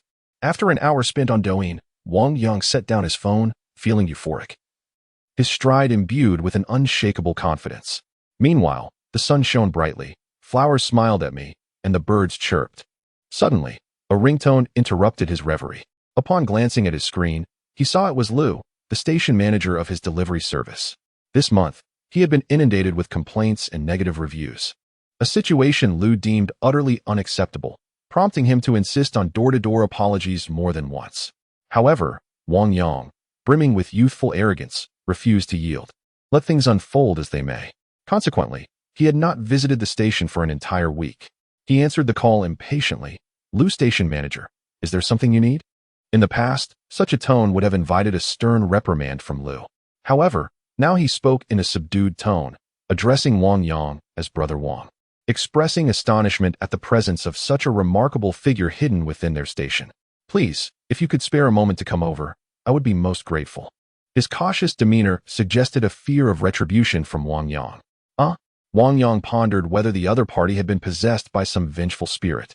Was this truly the same station master Lu, who once displayed an attitude of indifference? His temperament had undergone a complete transformation. My esteemed chess master. The entrance to the station was besieged by media reporters this morning. Station master Lu's voice trembled, tinged with a hint of despair, as various cameras clicked incessantly. He was genuinely frightened.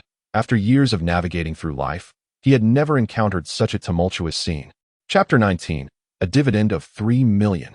Wang Yang was taken aback. Are the media reporters this swift? It's over. There is no way to hide it now.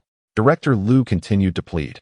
I will have the upper management retract your negative reviews immediately. Please don't be upset. Just come back. Wait, Wang Yang exclaimed, his voice tinged with urgency. Resuming the normal distribution of orders would utterly jeopardize my future. With orders on the list, one after another, it would undoubtedly block the influx of lucrative opportunities. Feel free to voice any demands. Director Lu implored, his tone subservient. In truth, I was merely tempted to make a move last night after witnessing the endgame. Wang Yang lamented. Alas, as a master of chess, my reputation has been exposed. But do you know why I forsook go to deliver takeout? Indeed, I find it perplexing. Director Lu nodded in agreement. He had heard from reporters that renowned professional chess players earn signing fees, appearance fees, and bonuses that start in the hundreds of millions. It's exceedingly lonely. Wang Yang's voice carried an air of solitude akin to standing atop a mountain. Once I step into the arena, I ask you, who can rival me in the chess world? It is utterly tedious. Material pursuits are of a base nature, whereas I am a connoisseur of refined tastes. His words resonated with conviction, and he felt a flush of embarrassment wash over him, realizing the audacity of his statement. Yet, Director Lu was captivated, believing every word. I understand now. Immediately report your matters to the management and establish yourself as a star rider of Myling, creating a benchmark within the industry. Wang Yang was on the verge of cursing. He replied gravely, you still do not understand. To me, fame and fortune are but fleeting clouds, easily within reach. Yet do I truly cherish them? What do you mean by that? Director Lu was left perplexed once more. Let things unfold naturally, Wang Yang stated. Leave the negative reviews where they are. I wander through the streets daily, witnessing the myriad lives of others. And what about the journalists here? Just concoct any excuse to send them away, Wang Yang interrupted, severing communication abruptly. At that moment, within the delivery station, inquiries arose. Have we made contact? When will the chess sage arrive? The swarm of media pressed for answers. Director Lu felt a surge of anxiety. If he were to declare that the individual would not show up, would these self-proclaimed royalty not conspire to tarnish their own reputations? He pondered Wang Yang's words and developed his own interpretation. The chess sage has declined all interviews, stating that he does not wish for his life to be disrupted by the clamor of the world. Regarding his entrance into the chess scene, he remarked that, in the entire realm of chess, there is none worthy of being his opponent, rendering the endeavor utterly dull. Thus, he chooses not to participate. Should Wang Yang overhear this, he would undoubtedly respond with 2 resounding slaps. What a spiteful remark. Did I ever say such a thing? The media journalists, upon hearing this, could not help but exclaim how arrogant it was. Humility is a traditional virtue of the East, although the main subject was not interviewed. Their professional instincts led them to conceive a more eye-catching narrative, leaving with smiles on their faces. Meanwhile, Wang Yang hopped onto his little motorcycle and ventured to the mall, meticulously selecting a plethora of toys for Ro before heading to the renovation company. After all, Qin Xinyan had lent him her car, and he felt compelled to express his gratitude. Upon his arrival, the receptionist recognized Wang Yang and refrained from treating him as an ordinary delivery person. After spending a day with President Qin and having taken her car without returning it, their relationship could hardly be deemed ordinary. She greeted him with a warm smile, saying, "Hello, President Qin is in the office." "Yes, you continue with your work. I can manage on my own," Wang Yang replied, his tone reminiscent of a superior addressing an employee. The receptionist, observing Wang Yang's retreating figure, became increasingly convinced that this young man was indeed President Qin's new romantic interest. Poor former boss. Just over 10 days had passed, and everything had changed hands. In the office, Wang Yang pushed open the door and found Qin Qianyun engrossed in drafting a proposal. "Sister Qianyun, are you busy? I hope I'm not interrupting." Upon seeing him, Qin Qianyun broke into a smile. "You, the carefree manager, have finally decided to visit your sister. Don't overexert yourself. Take a break." Wang Yang noticed the dark circles under her eyes and felt a pang of concern. "All right." Qin Qianyun felt a warm glow in her heart. Wang Yang was like a ray of sunshine in the cold winter, illuminating her soul. Alas, with an age difference of 11 years and having been married once before, she felt unworthy of him. Wang Yang set down the bag and car keys. The car was parked downstairs. "Is this a toy? You have quite the discerning taste. Everything here is to my liking," Qin Qianyun exclaimed as she opened the bag, pleasantly surprised.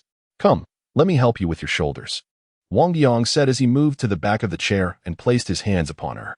Gradually, she let out soft sighs of contentment. "Is something wrong? Am I pressing too hard?" he inquired, pausing his ministrations. "No, it doesn't hurt. It just feels incredibly soothing," Qin Qianyun replied, her voice dwindling until it was barely audible. "Then I shall continue," Wang Yang resumed his gentle touch. "By the way, the finance department will transfer 3 million to your account this afternoon," Qin Qianyun suddenly announced. "What? 3 million? Wang Yang was taken aback. "That amount is your dividend for this year's shares," Qin Qianyun smiled. "As we approach late December, with just a few days remaining, I wanted to ensure the morale of the company, so I preemptively calculated the year-end bonuses, salaries, and dividends." Wang Yang took a deep breath, resolutely making a decision. "Having been away for so long, I miss home. I shall return this afternoon. The distance is not far. Merely in Tang'an County, a city under the jurisdiction of Zhonghai, which is larger than an average city. However, his parents earn a meager income and currently reside in a dilapidated and disorderly resettlement building, where they have always slept in the living room, allowing Wang Yang and his sister to occupy the 2 bedrooms.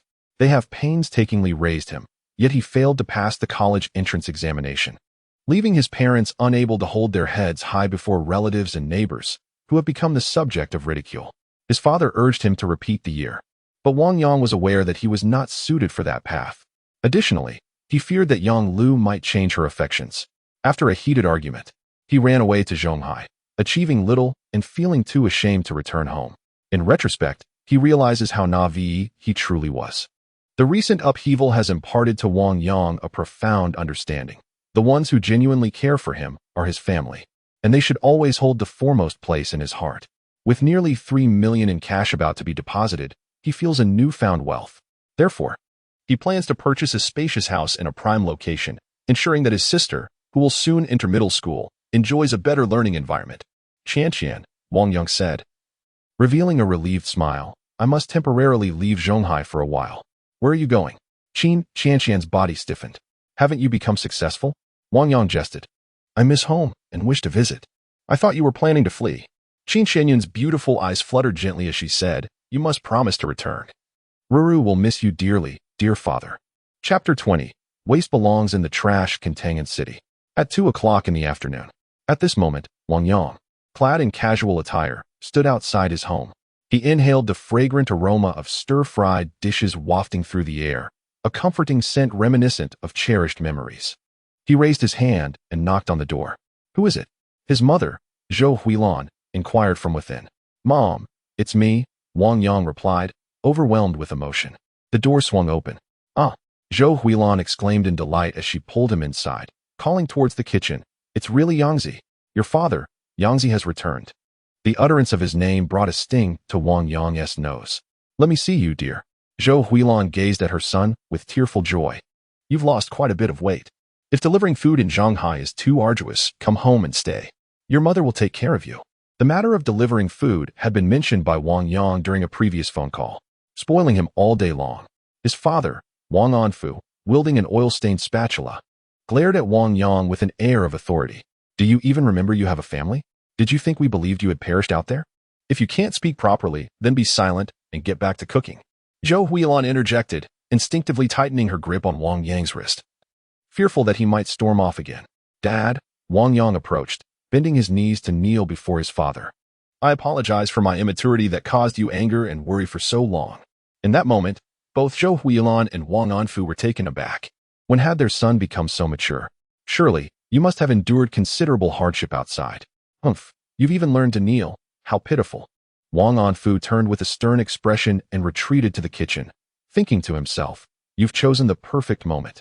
I'm too busy to deal with you until your aunt arrives for dinner. He gazed at the dishes in the pot and smiled contentedly, then feigned impatience as he said, Huilan, please go buy 2 more pounds of meat. Zhou Huilan inquired, Isn't there enough food? I miscalculated. We're short on a dish. A braised pork should be ready in time. I'll go, she replied, understanding that her son's favorite was indeed braised pork. Mom, let me go instead, Wang Yang said, standing up. Sit down obediently, Zhou Huilan insisted, pressing him back into his seat. Your father is too proud. He may appear harsh, but he has a tender heart. With a cheerful demeanor, she dashed out to purchase the meat and quickly returned to assist in the kitchen. Before long, the braised pork was ready. Come and taste this, Zhou Huilan said, bringing a piece over, blowing on it gently before offering it to him. It smells delightful, Wang Yang remarked as he savored it, the tender morsel melting in his mouth. Still hungry? Perhaps save some for the meal, she suggested. Wang Yang chuckled and began, Mom, I want to. However, his words were interrupted by a knock at the door. Your aunt must be here, Zhou Huilan said with a smile. I'll go answer it. She opened the door. Auntie entered with a suitcase alongside my cousin, Zheng Xiuming. Didn't you say the whole family was coming? Where is your husband, old Zheng? Zhou Huilan inquired with a smile. Oh dear, such a strong odor from the oil fumes. Auntie furrowed her brow as if she hadn't heard, removing her fur coat and wrapping it in a large bag. What do you think, sister-in-law? I had the foresight. Didn't I? I knew all along you would hesitate to purchase an extractor hood. Once I finish renovating my new home, I'll take down the old one and bring it to you. Zhou Huilan managed a bitter smile, explaining that with the expenses of raising her children for their education and daily needs, they could only save on non-essentials. Auntie, your clothes are pilling and frayed. Haven't you bought anything new in years? Zheng Xiuming remarked, shaking his head. Auntie opened the suitcase, lamenting, what can I say? Your cousin isn't striving enough. I've provided him with all the good food and clothing, and while you've managed to attend a prestigious university, he has ended up delivering takeout. Inside the suitcase lay a jumble of outdated clothing, carelessly thrown together without folding. With a sympathetic glance at Zhou Huilan, she said, Sister-in-law, my wardrobe is too full. It would be a shame to throw these away, so I brought some for you, many of which I've hardly worn. Zhou Huilan felt at a loss. Despite the hardships of life, there remained a sense of dignity, and the air of superiority and condescension radiating from the mother and son made her exceedingly uncomfortable. Yet, they were relatives, and their intentions were well-meaning. Suddenly, a hand reached out, snapping the suitcase shut. Aunt, we appreciate your kind intentions, but please take the clothes back. Now that I have a job and income, I will no longer allow my mother to suffer. The speaker was Wang Yang. Wang Yang, you're home. When did you return? Both Aunt and Zheng Xiuming were taken aback. I just got back, Zhou Huilan replied, her heart warmed, feeling that her son was worth the effort. It was no wonder. Delivering takeout in the dead of winter was a hardship that young people could hardly bear. The aunt nodded, gazing earnestly at Wang Yang. How much can you really save after only 6 months of delivering food? Spending unnecessarily for the sake of appearances now will only burden your parents later when it comes to marrying and buying a house, won't it? Zhou Huilan shuddered slightly, for the truth in her words was undeniable. Wang Yang felt a wave of irritation wash over him.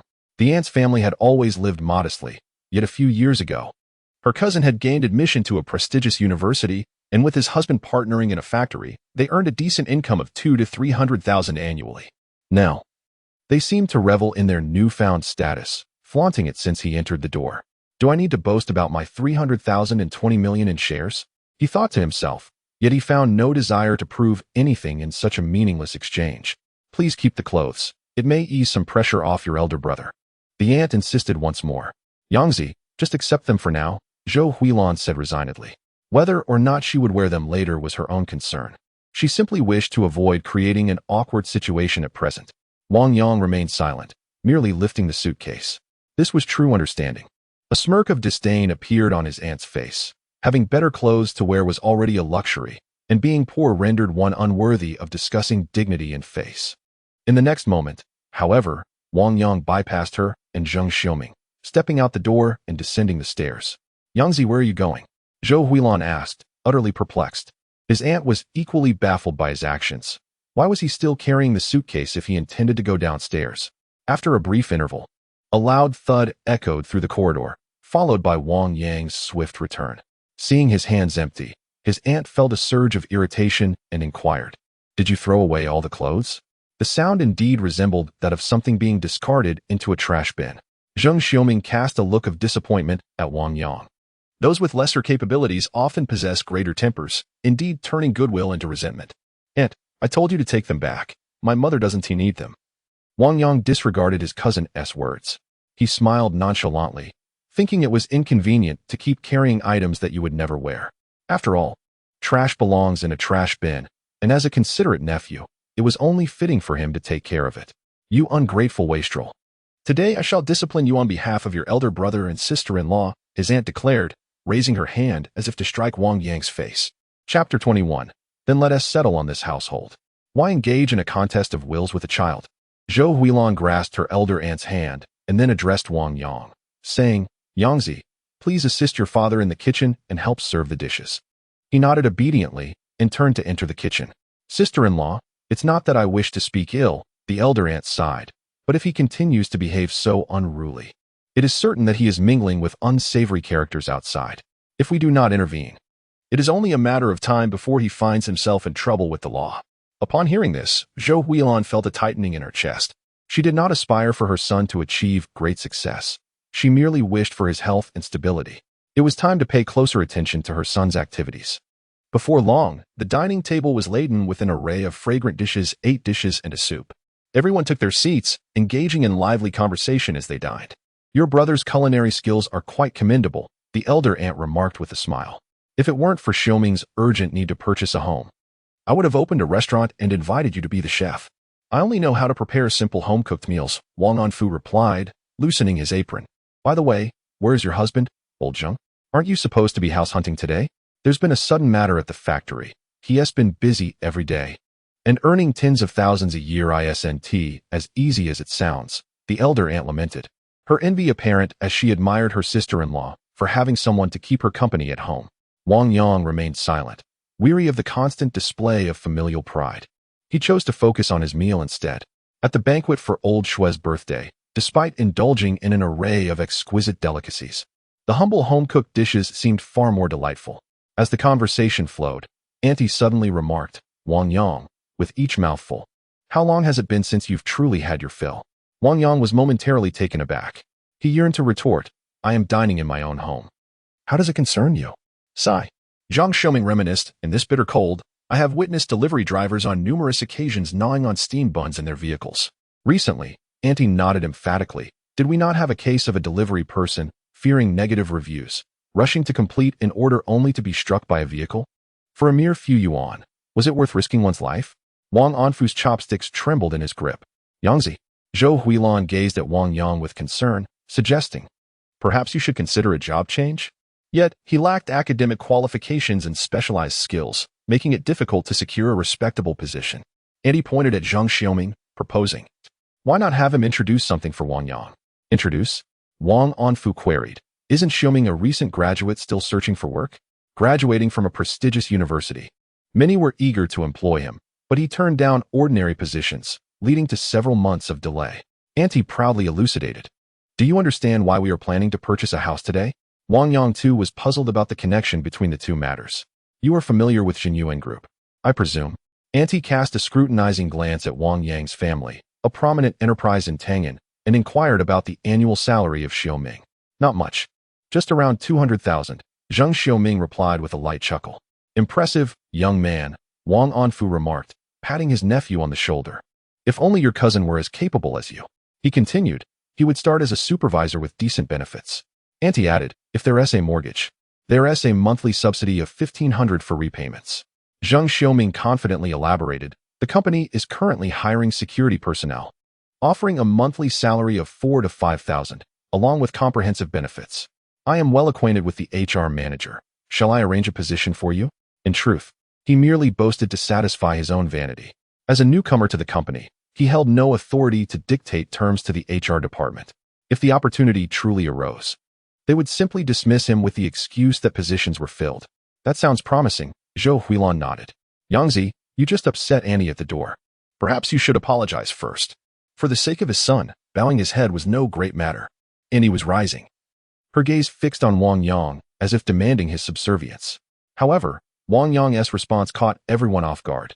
No, I believe delivering food is quite a good option. Yangzi, Wang Anfu exclaimed, wide-eyed, reproaching him. It's unstable and dangerous. What is so appealing about that? Never mind, he concluded. Zheng Xiaoming waved his hand dismissively, saying, Elder uncle, he is still young.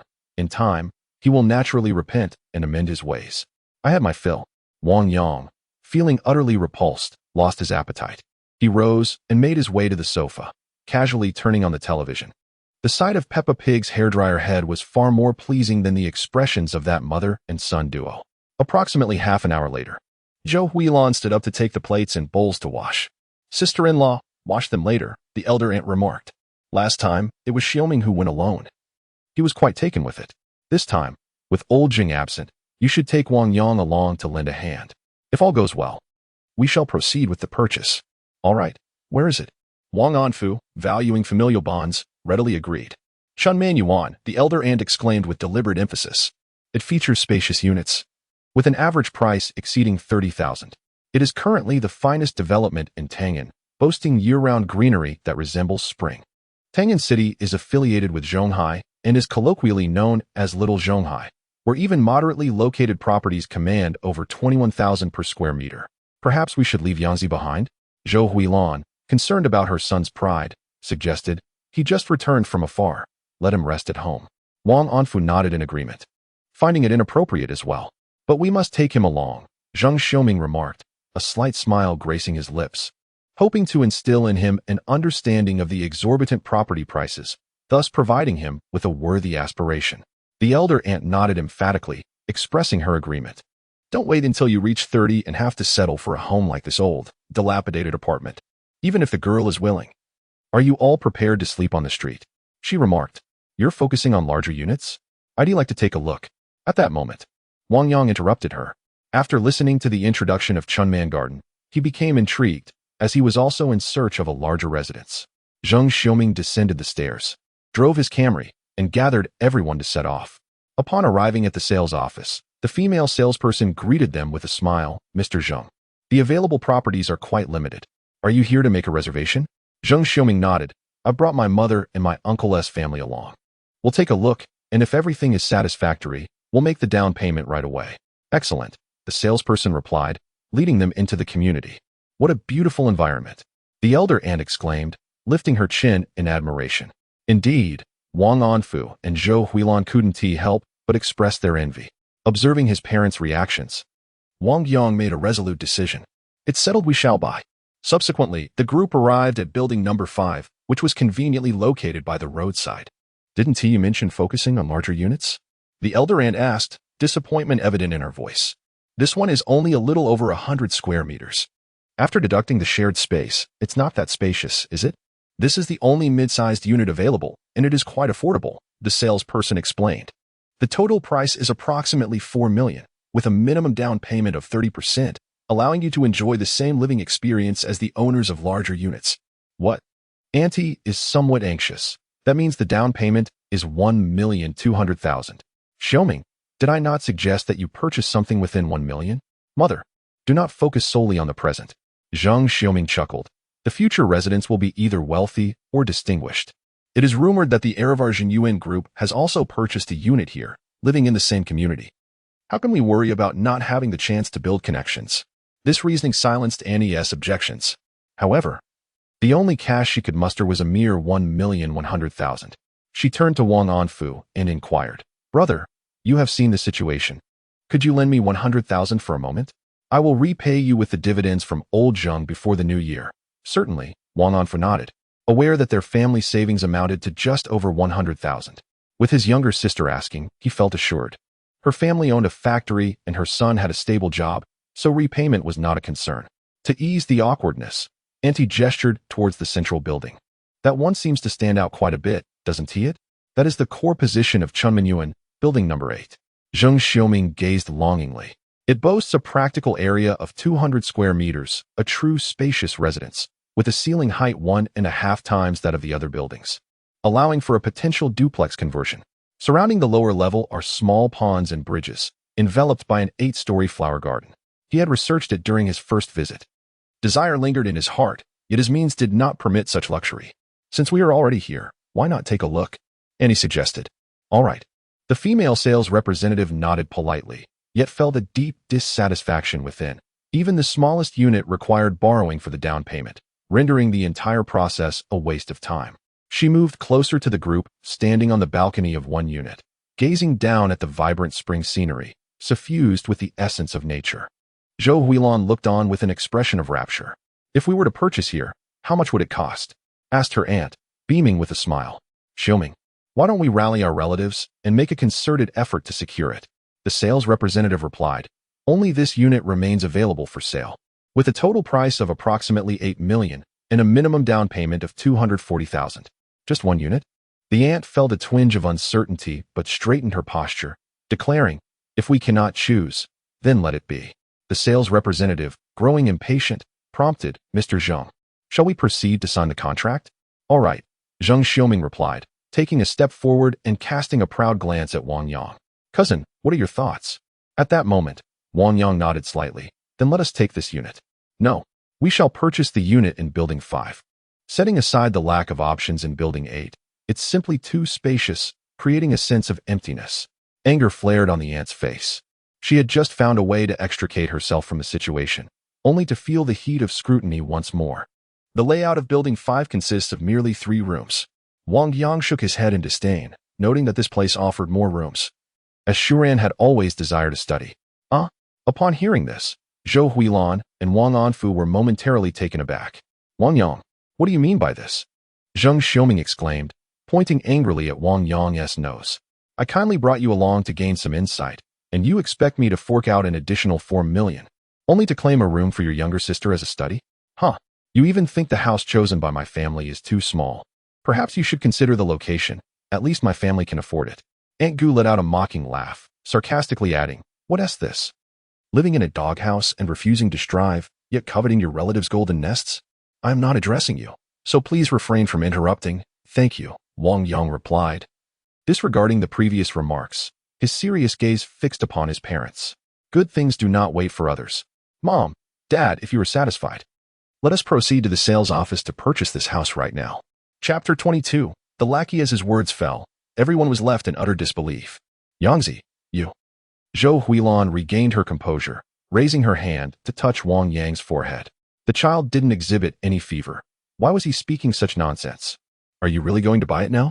Wang Anfu said gravely, let go of any fantasies about this house. Your mother and I have managed to save merely over 100,000 after all our expenses throughout the years. The saleswoman initially felt a spark of excitement upon hearing Wang Yang's earnest intention to purchase the property. Yet, upon realizing the gravity of the situation, she was taken aback. Is this all there is to it? A family that could barely muster the minimum down payment, let alone borrow an additional 100,000, was boldly proclaiming their desire to buy. It seems I have misjudged you. Zheng Xiaoming sighed. Cousin, face the reality. Not only is the 8th building out of reach, but even a single room in the 5th building is beyond what uncle and aunt can afford. When did I ever suggest that my parents should pay for this?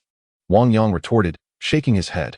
I have my own funds. The down payment is merely a trifling amount that I can easily provide. That is laughable, came the voice of his aunt. My son Xiaoming's annual salary, combined with what your uncle earns from running the factory, totals around 400,000 to 500,000 a year. And you, after delivering takeout for less than half a year, dream of purchasing a property worth 8 million? A mere down payment. Do you even comprehend how much that entails? Zheng Xiaoming gazed at Wang Yang as if he were a fool. 240,000, indeed. Wang Yang directly addressed the female sales representative, stating, let us not squander any more time. please take me to sign the contract. The saleswoman, taken aback, was accustomed to reading people's expressions in her line of work. The demeanor of the young man before her seemed oddly confident. Yet, could that truly be the case? He appeared to be no more than 20, a mere delivery boy, with financial means insufficient even for a down payment. If she was unwilling to facilitate the sale of the property, she could simply seek another client. Wang Yang grasped the arms of Wang Anfu and Zhou Huilan, lifting his foot to move forward. Father, mother, let us depart. Wait, I will lead you, the saleswoman hurriedly responded, realizing that whether genuine or not, she stood to gain a substantial commission. Very well, Wang Yang nodded in agreement. His aunt and Zhang Xiaoming exchanged glances. Was his cousin in such haste to leave merely to show off and then vanish? Zhang Xiaoming remarked with a sarcastic tone, Mother, let us follow closely, lest he evade us. We cannot afford to lose face, especially not for my elder brother and sister-in-law. His aunt nodded eagerly in anticipation. The mother and son duo, one maneuvering ahead of Wang Yang while the other closely trailed behind, advanced together. Zhou Huilan glanced at her husband, seeking his support. Let it be, Wang Anfu sighed. As the old adage goes, one must face shame before finding courage. Today, we shall endure a moment of embarrassment alongside him, with the hope that he may learn to be grounded in the future. Wang Yang offered a resigned smile. Further explanations would be futile, they would not be believed. Once the contract is signed and the funds are transferred, the reality will become apparent, and the parents will surely recognize that he has indeed purchased a property. A few minutes later, everyone returned to the sales office and took their seats. Mr. Wang, please take a moment to review the model. Can you wait a moment? The saleswoman poured tea and smiled. I will fetch the contract for Mr. Zhang's unit. She was anxious that not only might the substantial deal fall through, but they could also lose what was seemingly a sure thing. All right, Wang Yang nodded, but please be swift. No, Zhang Xiaoming interjected with a mischievous grin. First bring the contract for Building 8. Today I wish to witness my cousin's prowess. Very well, the saleswoman acquiesced and turned to leave. Zhang Xiaoming placed his hand on Wang Yang's shoulder and inquired, Cousin, when do you plan to make a run for it? Why would you think I intend to flee? Wang Yang leisurely sipped his tea. I understand that one tends to feel parched in tense situations. Zhang Xiaoming dismissed his concern. Yangzi, have you informed mother? Do you truly possess that much money? Zhou Huilan found it hard to believe her son would deceive her. Indeed, Wang Yang affirmed. Still stubborn. Aunt scoffed, sister-in-law, consider this. He is merely a delivery worker. Where could he possibly acquire such wealth? Of course, one cannot dismiss the possibility of ill-gotten gains. Zhou Huilan shot her an angry glare. Nonsense. My Yangzi would never engage in criminal activities. At that moment, the saleswoman returned empty-handed. Where's the contract? Wang Yang's tone was tinged with impatience. If the other party continued to disregard his concerns, he would not hesitate to seek another salesperson. I apologize, Mr. Wang, the female salesperson explained. The customer at that table arrived before you and directly expressed interest in the unit in Building 8. They are currently in the process of signing the contract. Wang Yang was momentarily taken aback. Had he been outpaced? After a brief pause, he composed himself, stood up, and said, Mom, Dad, let's go. There are plenty of good properties available. We can explore elsewhere. How fortunate that he had not embarrassed himself by arriving late. His aunt, with a forced smile, suggested, Why not let Xiaoming drive you around to view other developments? Whatever, Wang Yang shrugged. What an audacious tone. Just as Zhang Xiaoming was about to continue, he caught sight of someone at the nearby table unfolding a purchase contract, and his expression brightened with surprise. What is the matter? His aunt inquired, puzzled. Zhang Xiaoming replied with a grin. Mom, that individual happens to be the young master of our Jinyuan group. We should hurry over to greet him. It's essential to make connections. His aunt nudged him forward, eager to showcase her son's social ties to their relatives, hoping to impress them with the caliber of such distinguished acquaintances. Zhang Xiaoming straightened his clothes and eagerly approached, saying, Hello, young Master Chu. Oh, and who might you be? Chu Zifeng paused his writing and looked up at the other person. I am Zhang Xiaoming, the newly appointed intern supervisor in the design department. Zhang Xiaoming introduced himself with an air of flattery.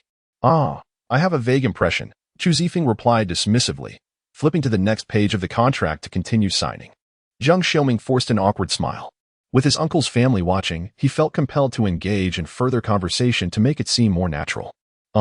Did you come to Spring Full Garden to buy a house today, Mr. Chu? Zhang Xiaoming inquired. What a coincidence, I am also purchasing here.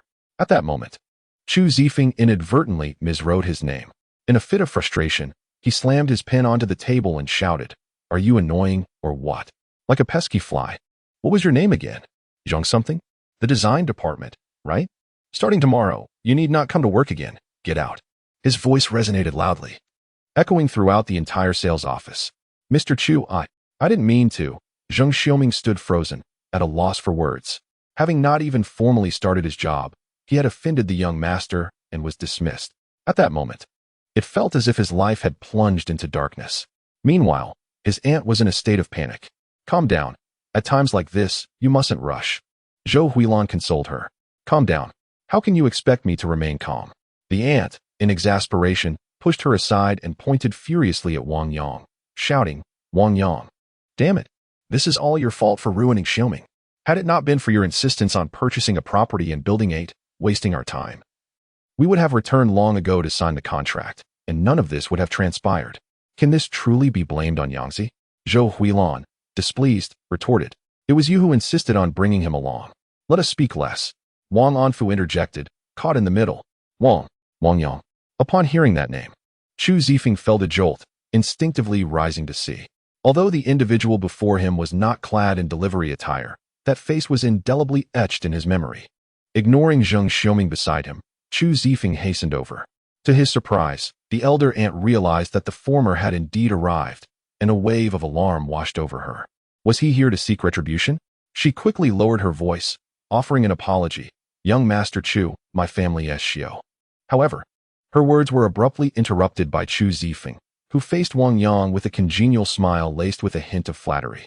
"Wang Yang, I can't believe it is truly you." "Oh." Wang Yang felt a strange sense of emotion, puzzled by the young man's familiarity. "And you are?" He regarded the young master, feeling as if they had crossed paths before. Last night, Chu Zifeng reminded him, a touch of embarrassment evident. "I remember now." Wang Yang nodded in realization, his tone casual as he inquired, "Among those sycophants who conspired with Jiang Jingquan against me, wasn't there one who was you?" Chapter 23. The young master seeks companionship. Zhou Huilan and Wang Anfu were still in a state of disbelief. How could their son, who worked as a food delivery person, possibly know the heir of Jinyuan Group? Moreover, the young man displayed none of the impatience he had shown towards Zhang Xiaoming earlier. Instead, he wore a genial smile that suggested an air of equality. Their aunt's face was a portrait of incredulity. At that moment, Zhang Xiaoming rushed over. Catching the tail end of Wang Yang's remark about having a sycophant among them, he erupted with fury, admonishing, "Wang Yang, how dare you speak to young Master Chu in such a manner? Do you know him?" Chu Zifeng looked on, bewildered. "Young Master Chu, please, temper your anger." Zhang Xiaoming, bowing and scraping, began to explain, "This is my cousin, who insisted on tag-along despite my protests. He even boasted about purchasing an apartment in Building 8. Claiming he could casually fork over 2,400,000, inflating his worth to the heavens." "Xiaoming, stop talking." Their aunt interjected, her voice trembling. Chu Zifeng blinked, sensing a misunderstanding regarding Wang Yang's familial ties. Who was Wang Yang, after all? He was the prodigy revered by even the most esteemed traditional Chinese medicine practitioners, the designated son-in-law of the chess master who arranged his marriage. After returning home last night, Chu Zifeng recounted the events of the banquet to his father, only to receive a sound thrashing. His back still bore the angry marks of the bamboo rod. The reason? Their patriarch was still ailing, and instead of seizing the opportunity to cultivate a relationship with Wang Yang, someone esteemed by Elder Shui, he had inadvertently antagonized him. Chu Zifeng felt wronged. Had he known the delivery man was so remarkable, he would have relished the chance to exchange barbs with Jiang Jingquan. Unexpectedly, I encountered him again this afternoon. This opportunity for redemption must not be overlooked. Previously, through his connection, I managed to invite Elder Shui to heal his grandfather, a feat of no small merit. Chu Zifeng smiled as he glanced at Wang Yang. "Have you taken a liking to that house?" Before the latter could respond, Zhang Xiaoming interjected, dismissing him. "Pay no heed to him. He's utterly deluded. Just a mere delivery boy, his family's poverty is resounding.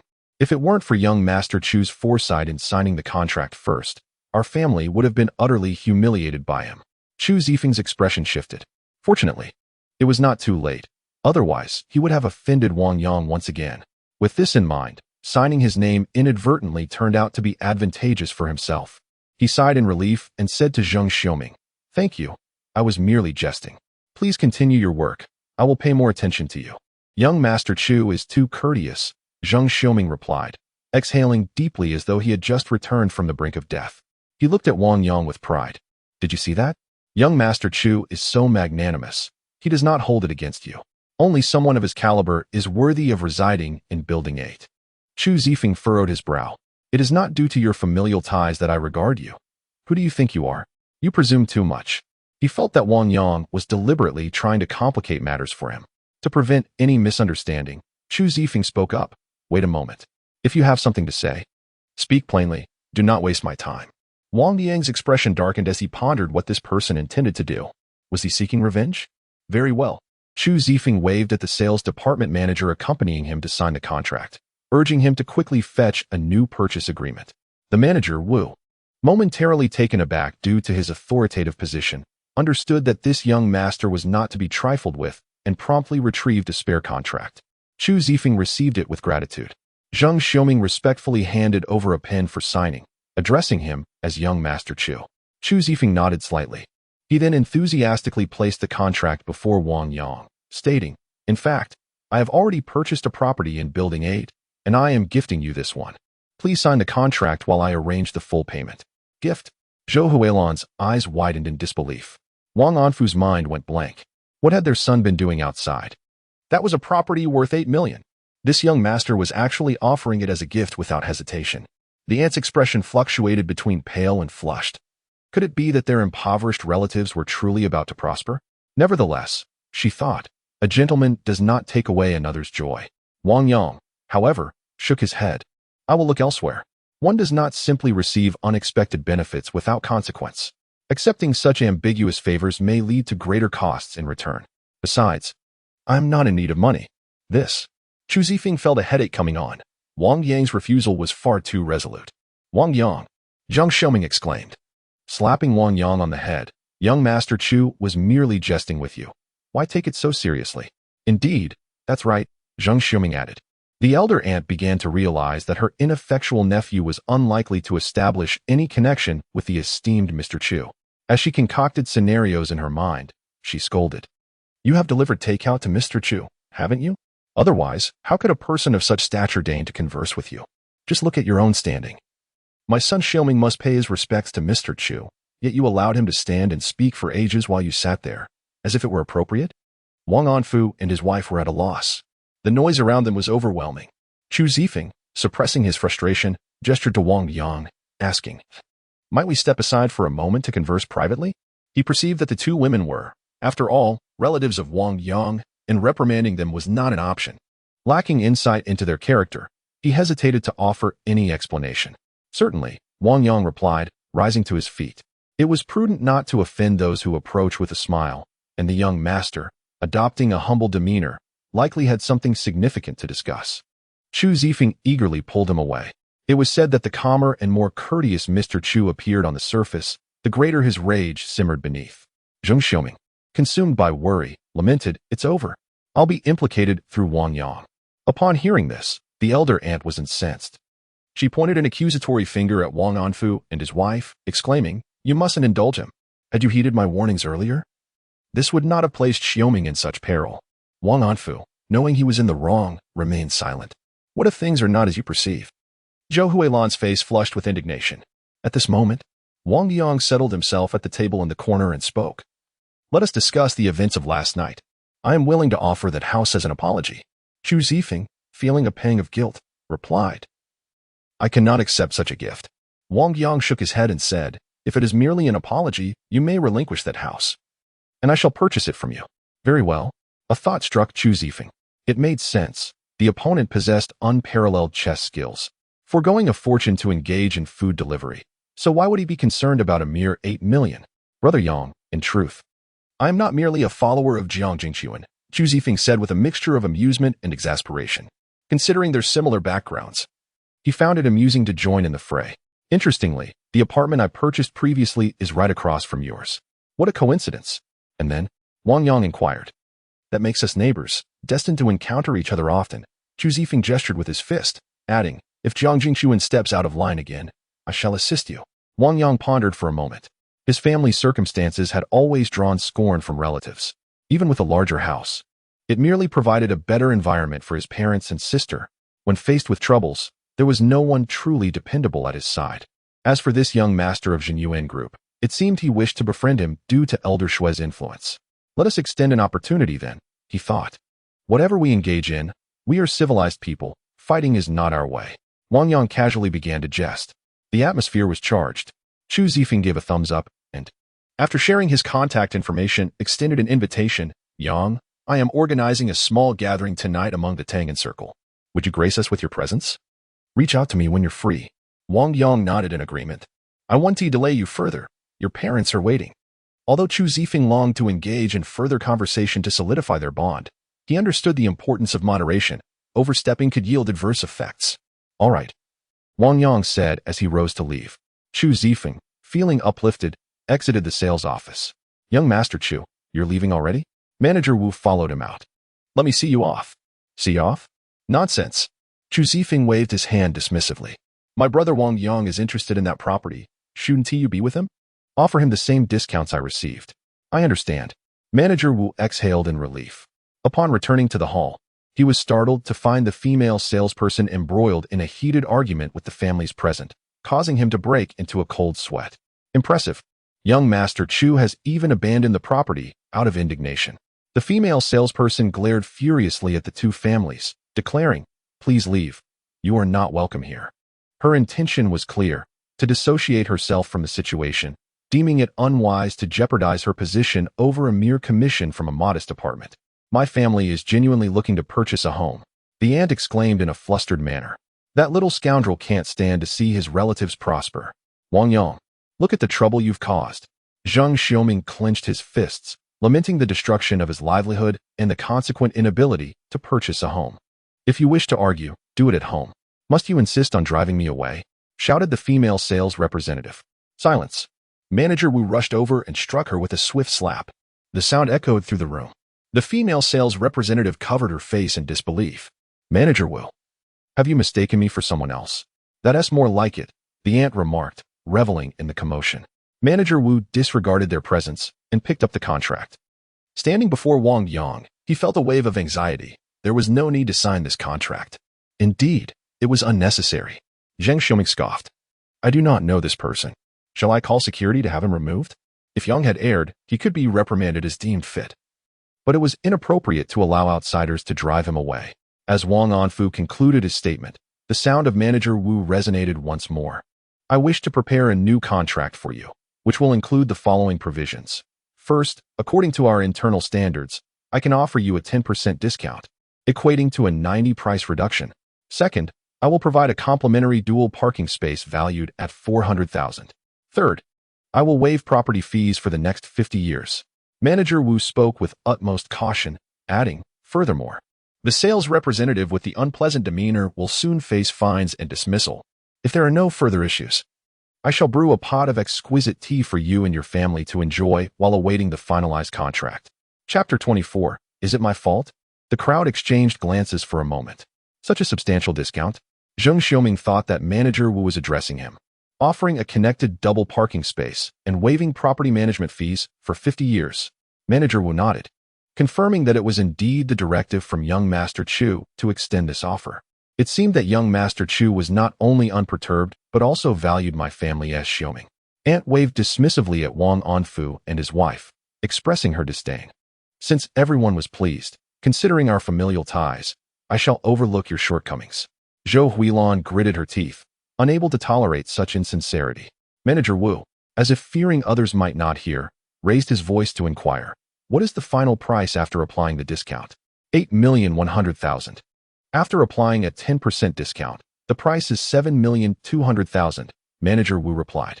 What? Aunt froze, her body going rigid. You must be mistaken. I intended to purchase from Building 5, not Building 8, and even without a discount, it was only 4 million, right? Could it be Zhang Xiaoming seemed to grasp something at that moment? At this juncture, Manager Wu interjected to clarify. I believe you both might be mistaken. The new contract is not for you, but for young Master Chu's brother, Mr. Wang Yang. Young Master Chu's brother? Mr. Wang Yang?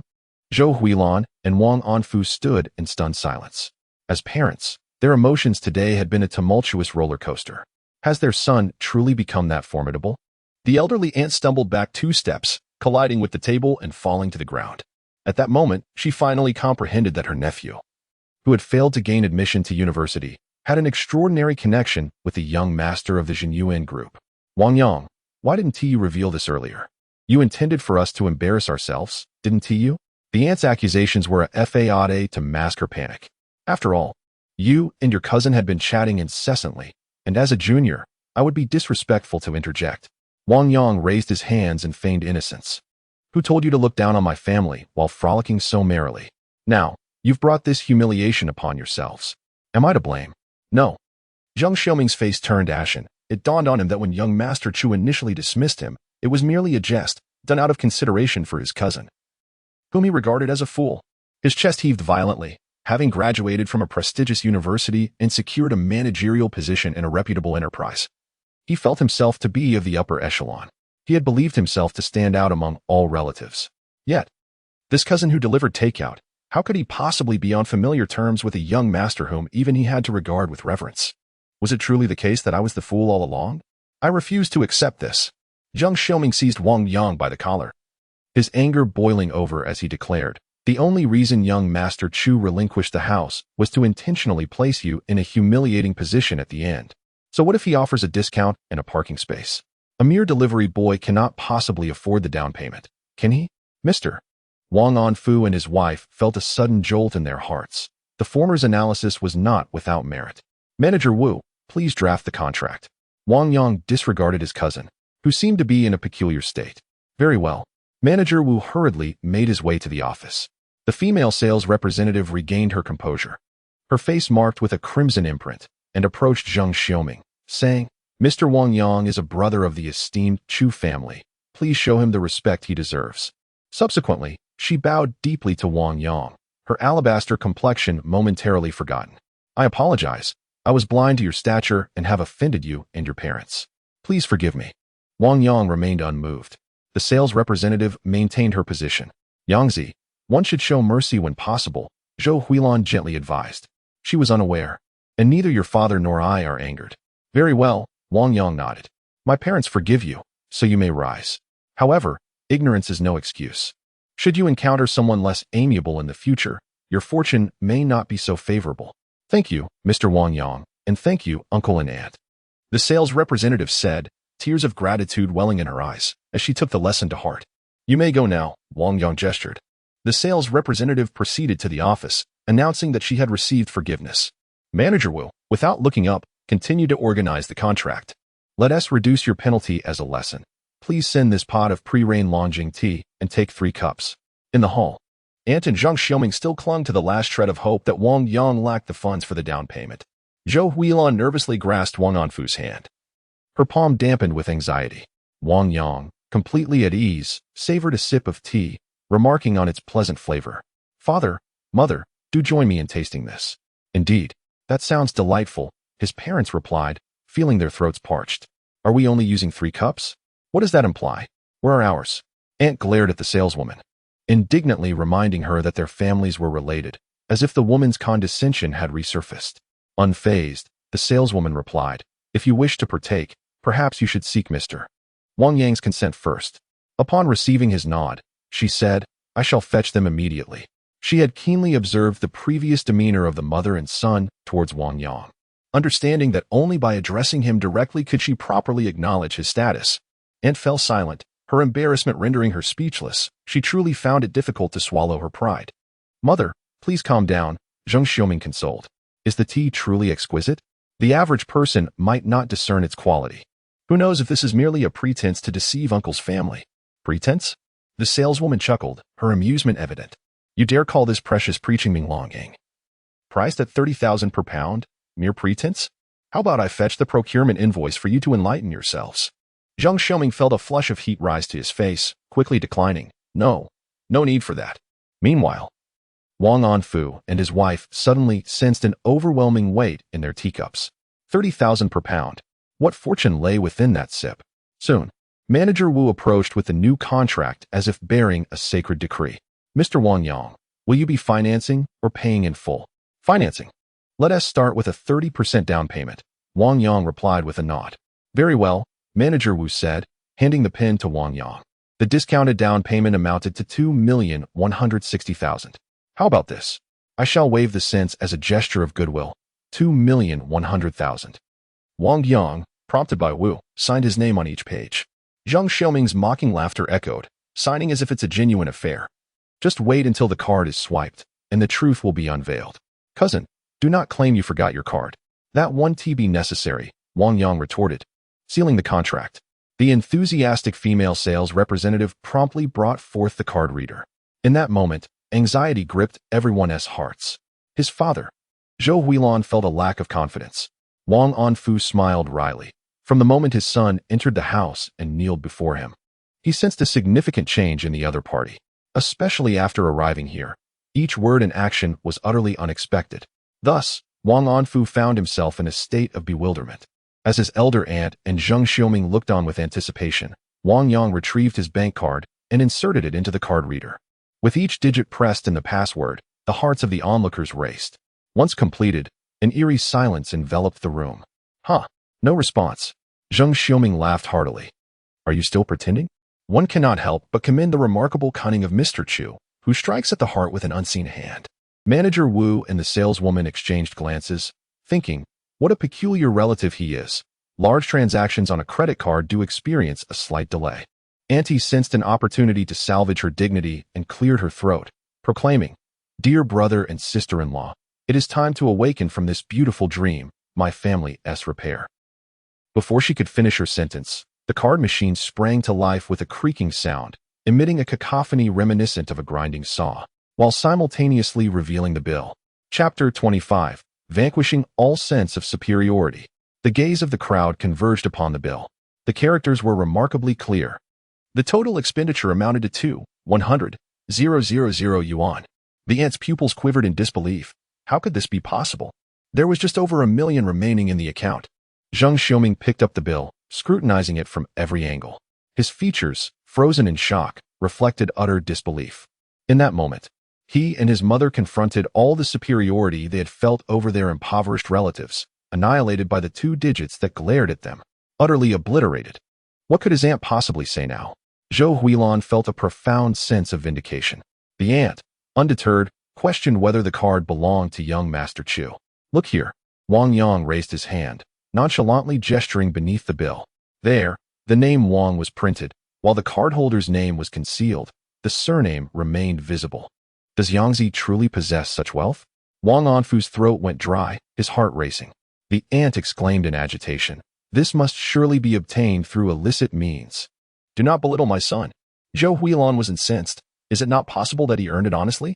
Could a few months of delivering takeout truly yield such a fortune? Zhang Xiaoming suddenly recalled something and spoke with a solemn tone. I remember a piece of news about a businessman from China shipping who was defrauded of 3 million just a few days ago. Now, Wang Yang has unexpectedly returned home and purchased a large house. This seems rather too coincidental. He promptly found the news article and presented it to the others. What? Everyone's gaze shifted to Wang Yang. If he gets caught, how long will he be sentenced? His aunt inquired. At least 10 years, Zhang Xiaoming replied, shaking his head in despair. There are ways to live without money. One should not resort to deceit and trickery. Are you all out of your minds? Wang Yang could no longer tolerate the accusations. If it were merely slanders against him, he might overlook it for the sake of his father. But now, the unfounded speculations from the former had instilled panic in Wang Anfu and his wife. This crossed Wang Yang's threshold. He did not wish for his parents to overthink the situation, so he opened the transfer note on his phone. Cousin, this is my final explanation. The crowd lowered their heads to examine the screen. Annual share dividend from Xianyan Decoration Company. Share dividend? His aunt rubbed her eyes in disbelief. May I say something? Manager Wu could no longer contain himself, casting a strange glance at her. Are you certain they are relatives and not enemies? They repeatedly defame Mr. Wang Yang, yet he consistently counters their accusations with facts. How can they still question him? Indeed, this is excessive. Zhou Huilan nodded in agreement. To speak frankly, how large must a company be, and how many shares must one possess to distribute such considerable dividends? Zhang Xiaoming opened the Tianyan app on his phone. Dare I investigate? I suspect this information is a fabrication of your own design. Nonsense. Wang Yang appeared utterly indifferent. Is there truly such a company? Zheng Xiaoming typed in the company's name, and his eyes widened in disbelief. Valued at 100 million? The primary shareholder, Qin Xianyuan, holds 69, while the second shareholder. At that moment, he felt as though he had swallowed a fly, discomfort washing over him. Why not continue reading? The female sales representative leaned in playfully, delivering a sharp remark. The second shareholder is none other than Mr. Wang Yang, and that 20% stake is worth a cool 20 million. Do you see it? Yangzi's wealth is entirely legitimate. Zhou Huilan smiled with pride, her head held high in front of those petty clowns. You little rascal, such a significant matter. And you kept it from me. Wang Anfu chuckled, yet a plethora of questions swirled in his mind. However, with so many voices around, he decided to return home and reevaluate this once unremarkable son of his. Nephew, where did this stake come from? The aunt felt a wave of embarrassment. Desperately seeking a hole to hide in, her address now intentionally altered. Wang Yang retorted, should I strip down for you to count the hairs on my body? You. The aunt seethed with suppressed rage. What is all the fuss? It's merely a bit of pocket change, I assenti it. Even if a destitute hen rides atop a phoenix, it remains merely a hen. Yet, when contemplating the substantial discounts offered for purchasing a home, she found herself irresistibly drawn to the allure of desire. With a beaming smile, she patted Wang Yang on the shoulder, exclaiming, you, my dear child, have always shown great potential. If you were to gain admission to university, that would only hinder your progress. Manager Wu and the female sales representative turned away, barely able to contain their amusement, nearly bursting into laughter at the swift transformation of her demeanor. Previously, she had held her head high, but upon witnessing a slight display of prowess from others, her pride quickly turned to obsequiousness. Annie then remarked, in these times, earning a living is no easy feat. We are family, and blood runs thicker than water. We ought to support one another. Perhaps you could speak on my behalf to secure the same discount? Wang Yang stood in disbelief, utterly unmasked in her avarice. How utterly pragmatic. Manager Wu instinctively glanced at Wang Yang upon hearing her words. After observing Wang Yang's impassive expression, he discerned the underlying sentiment. Offering her a discount would yield no goodwill. Rather, it could create further discontent. I'm afraid I must decline. Manager Wu shook his head at Andy. Such discounts are solely reserved for the prominent owners in Building 8. Could you not enhance the offer for me? Annie inquired. Manager Wu, growing impatient, replied, I could extend an additional percentage, but if that does not suffice, I suggest you explore other developments. An additional percentage amounts to merely 30,000. Is that how you treat your own?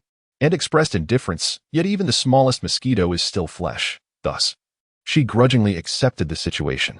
In her heart, she felt the stark difference in the discount that day, perceiving a loss of several 100,000. Consequently, her attitude towards Mr. Wang Yang and his family grew distant. Once the process was completed, Mr. Wang Yang shook hands with Manager Wu, who smiled and remarked, in 3 days, the property will be uniformly handed over. Wang Yang nodded slightly in acknowledgement. Zhang Xiaoming, still reeling from the blow delivered by his cousin, interjected with a tinge of sarcasm. With your cousin so wealthy, uncle, you can afford to take a cab home. No need to squeeze behind my car. Oh, Manager Wu, struck by inspiration, casually suggested to Wang Yang, I happen to be on my way to run an errand. I can give you a ride home. That would be much appreciated. Wang Yang replied with a smile, and awkwardly chuckled, saying, that sounds good. I have matters to attend to, so I shall take my leave. She hastily took Zheng Xiaoming's arm and departed without a moment's hesitation. Wang Anfu seemed poised to speak, but paused. Zhou Huilan tugged at him and whispered, don't mind her. An hour later, the couple sat on their sofa at home, perusing the purchase agreement. Is this sufficient? Have we not read it enough times? Let me have a look. Wang Anfu insisted, clutching a magnifying glass, having waited for quite some time. Don't rush. I haven't finished my examination yet, Zhou Huilan replied, prying the magnifying glass from his grasp. Did you ever imagine, old Wang, that you would witness such a day in your lifetime? It felt like a dream, haha. Wang Anfu exclaimed, speaking of which, we are just simple folks, knowing little about the world. Yangzi has grown up, and since he hasn't committed any crimes, let us not inquire too much about his affairs. Let him enjoy his life. Before long, Wang Yang emerged from his shower. Concerned that he wouldn't be able to provide a reasonable explanation if his parents probed further, he glanced at the clock and asked, Shuren must be getting out of school soon, right? Very soon, Zhou Huilan smiled. I'll go pick her up now. Wang Yang changed his clothes and devised a clever plan to slip away unnoticed. He arrived at the entrance of the junior high section of Tangan number 15 middle school. After a brief wait, the students poured out of the school. Wang Yang's gaze fixed upon a gentle girl in a school uniform among the throng. "Sharan, over here," he called out, his heart aching as he waved to his sister. The school was lenient, and most students left their uniforms in the classroom, opting for a quick change when necessary. Very few wore their uniforms daily. His sister was remarkably understanding, aware of their family's financial struggles. She declined her mother's offers to buy her clothes, stating that the uniform was comfortable. Yet, this choice made her feel out of place among her peers. Given the quality of the uniforms at number 15 middle school, Wang Yang, having attended both junior and senior high there, could hardly criticize it. Moreover, which young girl doesn't relish wearing beautiful clothes? Brother? Wang Shuran initially appeared bewildered, but then her eyes sparkled with delight. She dashed over and, disregarding her surroundings, leaped into Wang Yang's embrace, exclaiming, "Brother!" With a playful gesture, Wang Yang flicked his sister's nose, teasing her for still acting like a child even though she was already in junior high. "I don't care," he remarked. Wang Shuran, having jumped down, pouted and said, "I want you to carry me." "All right." Wang Yang chuckled and nodded in agreement. However, he soon noticed the slight bruise at the corner of her mouth and the disheveled strands of her ponytail. Upon closer inspection, he discerned a fresh scratch, barely concealed beneath her deliberately raised collar. These injuries. The smile on Wang Yang's face froze as he suppressed the surge of anger within him and demanded, "Speak. Who did this to you?" Chapter 26. Just to try, I had a minor disagreement with my classmate. Wang Shuren's eyes darted away. Is such a trivial squabble worthy of such a response? Wang Yang could not tolerate his sister being bullied. "I didn't suffer any loss. She asked the one who is worse off." Wang Shuren lowered her head, pleading, "Please don't tell Mom and Dad, all right?" "Really not at a loss?" Wang Yang asked, skeptical. "No, I assure you with my looks." Wang Shuren nodded. "Then it's settled." Wang Yang's anger subsided considerably as he hoisted his sister onto his back, walking towards home under the envious gazes of other female classmates. With her chin resting on his shoulder, Wang Shuren asked, "Brother, could you do me a small favor?" "Speak." "Well, please come to school tomorrow, as the homeroom teacher wants to summon the parents." Wang Shuren chuckled awkwardly. "I didn't expect you to come back today. You're truly my savior." "That's impressive. It's escalated to the point of involving parents." Wang Yang, being quite indulgent towards his sister, refrained from saying too much, as he had originally planned to visit the school tomorrow to inquire about the transfer process. Suddenly, he hailed a taxi, and after ushering Wang Shuren inside, he instructed the driver to the pedestrian street. "What is the purpose of going there?" Wang Shuren asked, puzzled. To her, it was a coveted paradise filled with delectable treats and beautiful sights, yet she could only admire them from afar, never daring to purchase. "I'm going to buy you some clothes," Wang Yang teased. "Those school uniform stains are far too conspicuous. Can we really escape Mom's keen eyes?" "Not going. Not going," Wang Shuren replied without a moment's hesitation, shaking her head. She realized that the worst outcome would be receiving a couple of slaps on the hand. "Brother, delivering takeout is no easy task. You endure the summer heat and winter chill, so please don't waste your money on me." Her thoughtfulness tugged at the heartstrings of her elder brother, Wang Yang. He gently ruffled her hair and said, "I forgot to tell you, this afternoon, I bought a spacious 200 square meter house in Chunman Garden for Mom and Dad. I'll arrange a study for you during the renovation, and also a separate dressing room filled with beautiful clothes." "Wow," Wang Shuren beamed with joy. "I'll be waiting for that day." Although she suspected he was joking, the mere thought of such a scene filled her with happiness. The driver, overhearing their conversation, mused to himself about how this brother was quite the dreamer. Chunman Garden, it had yet to be handed over and was already being touted as the most prestigious community in Tangan, without exception. What a grandiose tale. Before long, they arrived at the pedestrian street. Just as Wang Yang was about to take out his phone to scan the code, his sister swiftly produced cash and handed it to the driver. "You little rascal." Wang Yang was both amused and exasperated by this scene. "Young man, heed my advice," the driver said as he lowered the window. "Stay grounded and work hard. If your sister is the one paying for the fare, how can you boast about buying a big house?" Wang Yang was taken aback. "Mind your own business. This has nothing to do with you." Wang Shuren clung to her brother's arm and they stepped into the bustling, vibrant pedestrian street. Wang Yang casually inquired, "What style do you prefer? Or which brand?" "There's nothing that I particularly like," Wang Shuren replied with a light laugh. "Let us just head home." As they meandered, the sky darkened. Wang Yang noticed her stealing several glances at the Adidas store. Today, I'll take charge.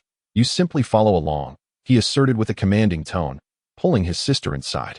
After a brief selection, he addressed the sales associate.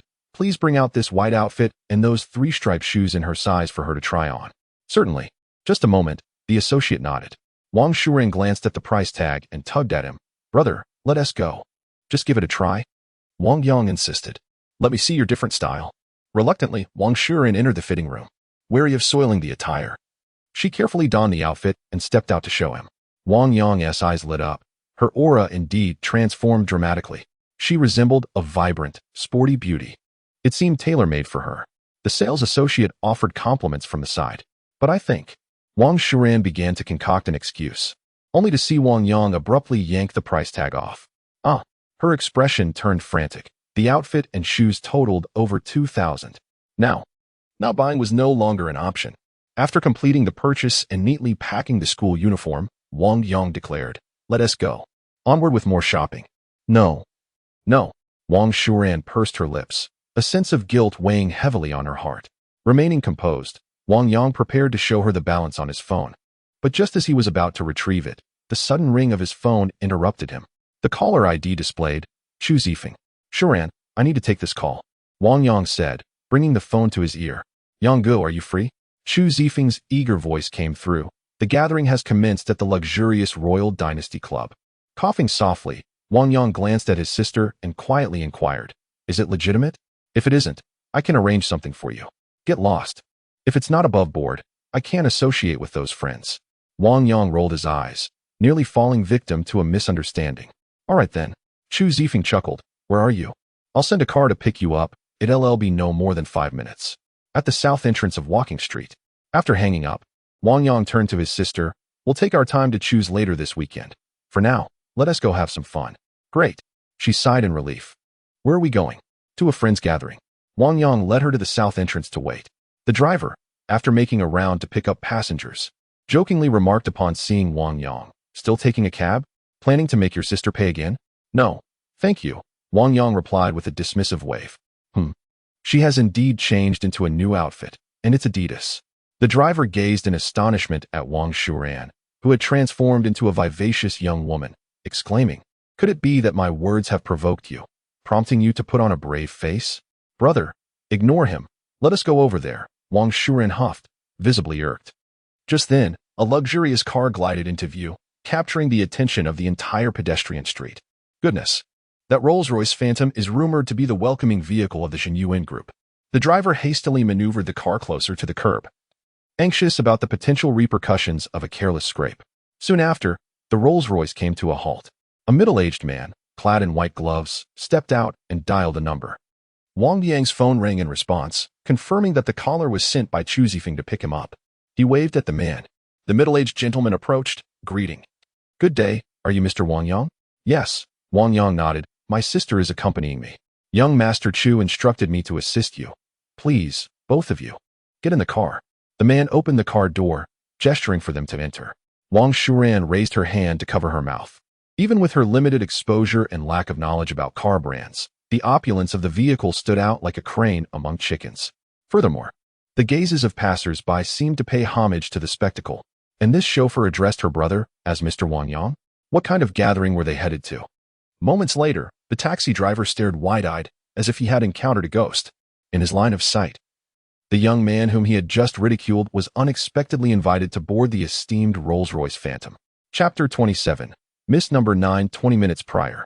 The Rolls-Royce Phantom came to a halt at the luxurious Royal Dynasty Club. Mr. Wang Yang, we have arrived. The middle-aged driver rounded the vehicle to open the door for Wang Yang.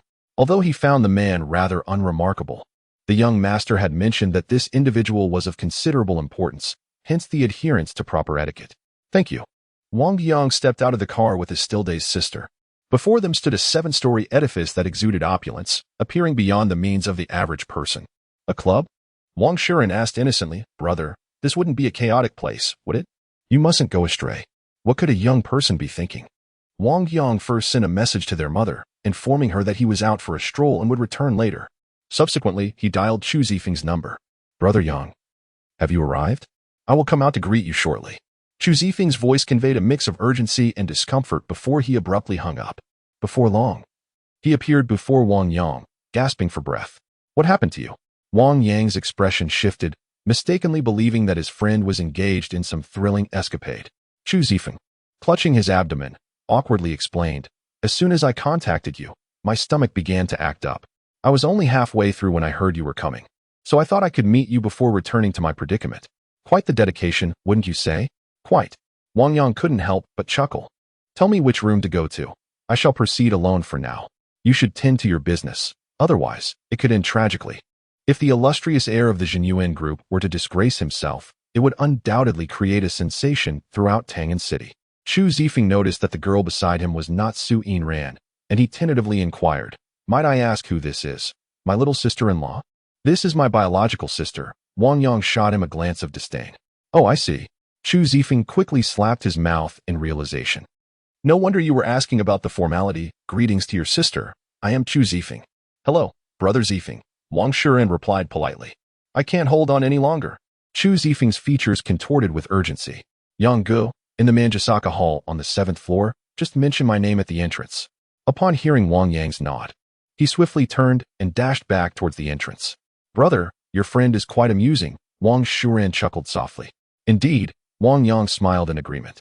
Once they entered, they proceeded to the elevator.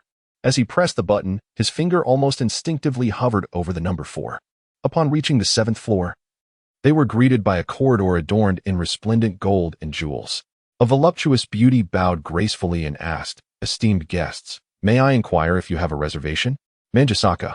The hall reserved by Chu Zifeng, Wang Yang casually replied. Ah, you must be Mr. Wang Yang. Young Master Chu has informed us. Your room is the first one on this side, the lady said, her tone imbued with respect as she gestured. Having never encountered such an environment before, Wang Shuren nervously tugged at her brother's sleeve as they entered through the door. Inside the hall, a group of well-connected second-generation elites lounged on luxurious leather chairs arranged in a circular fashion, engaging in light-hearted banter. The table was laden with an array of exquisite delicacies and fine wines. A selection of aesthetically diverse female therapists attended to them, providing shoulder massages and foot rubs. The ambience was further enhanced by a large screen for karaoke, a billiard table, and gaming tables. It seemed that Feng had returned.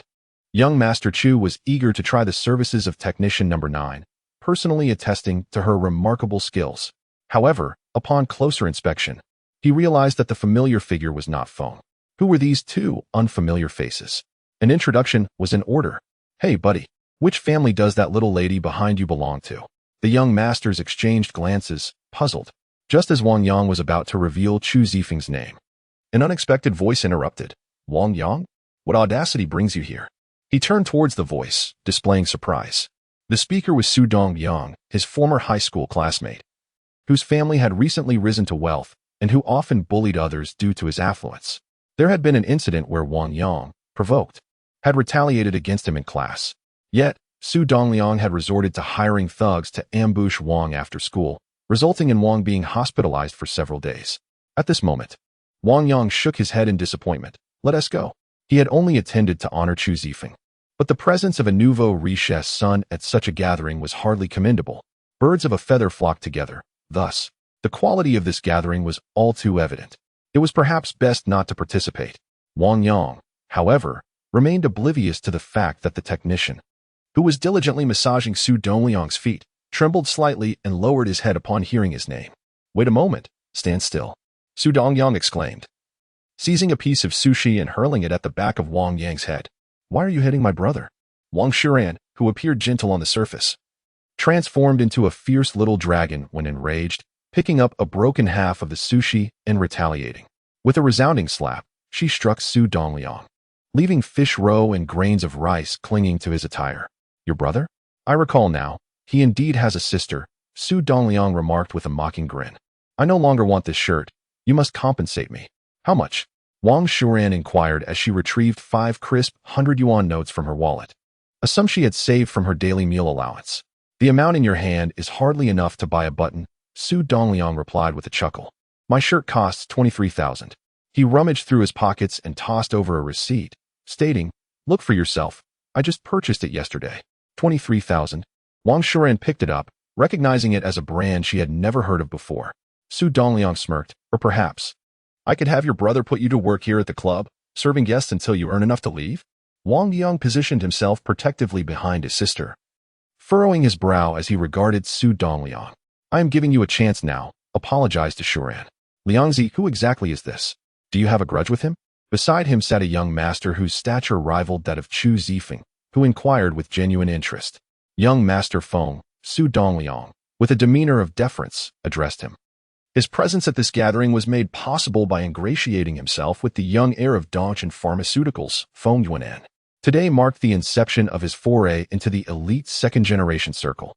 Ladies and gentlemen, might I add a touch of amusement to your gathering? Su Dongliang surveyed the assembly of privileged youths with a sycophantic glint in his eye, continuing, that little scoundrel over there is a former high school classmate of mine. It's true we had a scrap during festivities, but I bear no grudges over such trivialities. However, a predicament arose. He resided in a decrepit resettlement housing, while his father toiled in a logistics warehouse and his mother worked odd jobs, leaving them in dire straits. According to my classmate, he failed to gain admission to university and, unable to face his local peers, resorted to delivering takeout in Zhonghai. Yet today, he inexplicably decided to crash our elite gathering at Tangan. Is it not laughable? As his words settled, the gazes of the young masters and ladies fixated on Wang Yang, scrutinizing him with palpable disdain. By their reckoning, even if he had managed to cross the threshold, he fundamentally did not belong in their ranks. The 7th floor of the Royal Dynasty Club was exclusively reserved for individuals of distinguished background, where privacy was scrupulously upheld. Without a reservation or a clear lineage, one would be swiftly apprehended and expelled. Wang Shuren's eyes welled with a blend of confusion and indignation. Do you consider yourself so exalted? Ah, now I comprehend. Su Dongliang pondered thoughtfully. Wang Yang, it appears you are in need of funds. I have heard that one can earn a considerable amount here. Hence you brought your sister to the royal dynasty to work, only to find yourself in the wrong place. I must say, a girl so fresh and innocent indeed has her advantages. Impossible, Wang Shuren shouted without a moment's hesitation. Although her brother was behaving unusually today, treating her to new clothes and bringing her to such an upscale establishment, she had always trusted him implicitly since childhood. Oh, naive little darling, do not be foolish. The person he cares for is not singular, and this lady here is also here to earn a living, Su Dongliang remarked, while carelessly playing with the face of the technician at his feet. Come, Miss Number 9, raise your head and let Wang Yang see you as you are now. The technician shook her head in resistance, tears cascading onto the floor. Wang Yang felt bewildered. Did this imply that they were acquainted? Stop dawdling and lift your head, Su Dongliang commanded, suddenly sitting up and forcefully tugging at her long, flowing hair, pulling her towards the doorway. The other technicians felt sympathy for the newly arrived sister, yet, surrounded by individuals of high status, they dared not speak out of turn. Liangzi, such behavior is rather unbecoming, Feng Yuanan remarked, somewhat displeased. As a master, if the dog he leads were to misbehave and bite indiscriminately, it would certainly tarnish his own reputation. Yes, young Master Feng. Su Dongliang immediately altered his approach, cupping the technician's delicate face in his hands, appearing gentle yet exerting pressure discreetly. In the next moment, her visage came into view for Wang Yang and Wang Shuren. Fang Qingjie? Wang Shuren's eyes widened, exclaiming at Su Dongliang, damn it, release your hands. How could you be here? Wang Yang's pupils constricted as he gazed at the technician with a complex expression. Did you not gain admission to Zhonghai Normal University? Fang Qing was his deskmate from elementary through middle school, sharing 9 years of camaraderie, calling each other brothers and best friends. Although they were not in the same class during high school, she frequently came to his home to assist with his homework. The conflict with Su Dongliang had arisen when the latter had teased Fang Qing, leaving her in tears. Chapter 28. The ruthless siblings Fang Qing remained silent. Her eyes blurred with tears, rendering Wang Yang indistinguishable. Su Dongliang caressed her face, recalling how he had merely touched her cheek once, only to provoke a violent reaction from her. Now, she was humbly kneading his shoulders and washing his feet. Once outside the school gates, you, struggling at the bottom of society, are nothing before me. Perhaps you are right. Wang Yang's face suddenly regained its composure. Brother, Wang Shuren exclaimed in disbelief, witnessing the bullying of the older sister who had grown up alongside him, yet he nodded in agreement. At that moment, Many second-generation elites and technicians watched as the young man at the entrance lifted his foot and slowly approached Fong Qing. Is it pity? Kneel before me, and I shall spare her from torment. Su Dongliang's fingers twisted, smearing Fong Qing's makeup, which did not belong to her age, as if he were toying with a pet. In this gathering of influential figures capable of shaking Tangan City with a mere movement, he believed that a destitute delivery worker would not dare to resist. Look up at me, Wang Yang commanded, standing protectively in front of Fong Qing. She desperately tried to lower her head, but Su Dongliang forcefully lifted her chin. Where has the vibrant and confident you gone? Wang Yang asked once more. Fong Qing trembled, her gaze flashing with a moment of defiance, only for tears to cascade down her cheeks like a burst dam. With a smirk of satisfaction, Su Dongliang chuckled. The tale of the impoverished youth and his childhood sweetheart unfolds. However, Wang Yang disregarded the mockery, softly advising, "Do refrain from such makeup in the future." He then uncapped a bottle of mineral water on the table, took a tissue, moistened it, and gently wiped her face clean. The delicate and fresh visage of Fong Qing gradually emerged, reminiscent of the girl Wang Yang cherished in his memories. "Stop meddling and leave me be. I am at work." Fong Qing barked at him, unwilling for the one she secretly admired to witness her in such a disheveled state. "She told you to go. Why are you still here?" Su Dongliang provocatively glared at Wang Yang. "I mentioned it in our childhood. If anyone dares to bully you, I shall defend you fiercely." Wang Yang's gaze remained steadfastly fixed on Fong Qing. That promise had endured through time. With a sharp sound, Su Dongliang slapped her face twice, cackling mockingly. What a delightful sound of applause. It truly moves me. Yet, at that very moment, an unforeseen spectacle unfolded before the captivated young gentleman present. You are mistaken. There exists a sound that is even more melodious. With a swift motion, Wang Yang seized a bottle of red wine from the table and brought it crashing down upon Su Dongliang's head. The bottle shattered with a resounding crash, splattering several nearby young gentlemen in the process. As Su Dongliang's smile began to fade, a crimson liquid, whether blood or wine, flowed incessantly downward. His consciousness plunged into oblivion. After a harrowing scream, he tumbled from his chair, clutching his head. An opportunity had been granted, yet it was squandered. Wang Yang grasped a jagged shard of a broken bottle, casually gesturing around, warning everyone to remain still. The young gentlemen stared in stunned silence, their heads nodding in acquiescence. They were the scions of wealth and privilege. To exchange their lives for that of a mere lowly soul would be an utter tragedy.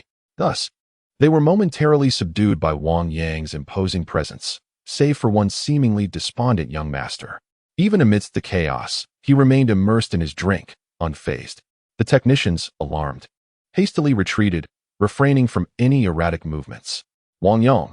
Fong Qing's heart was a tumult of emotions, both touched and enraged.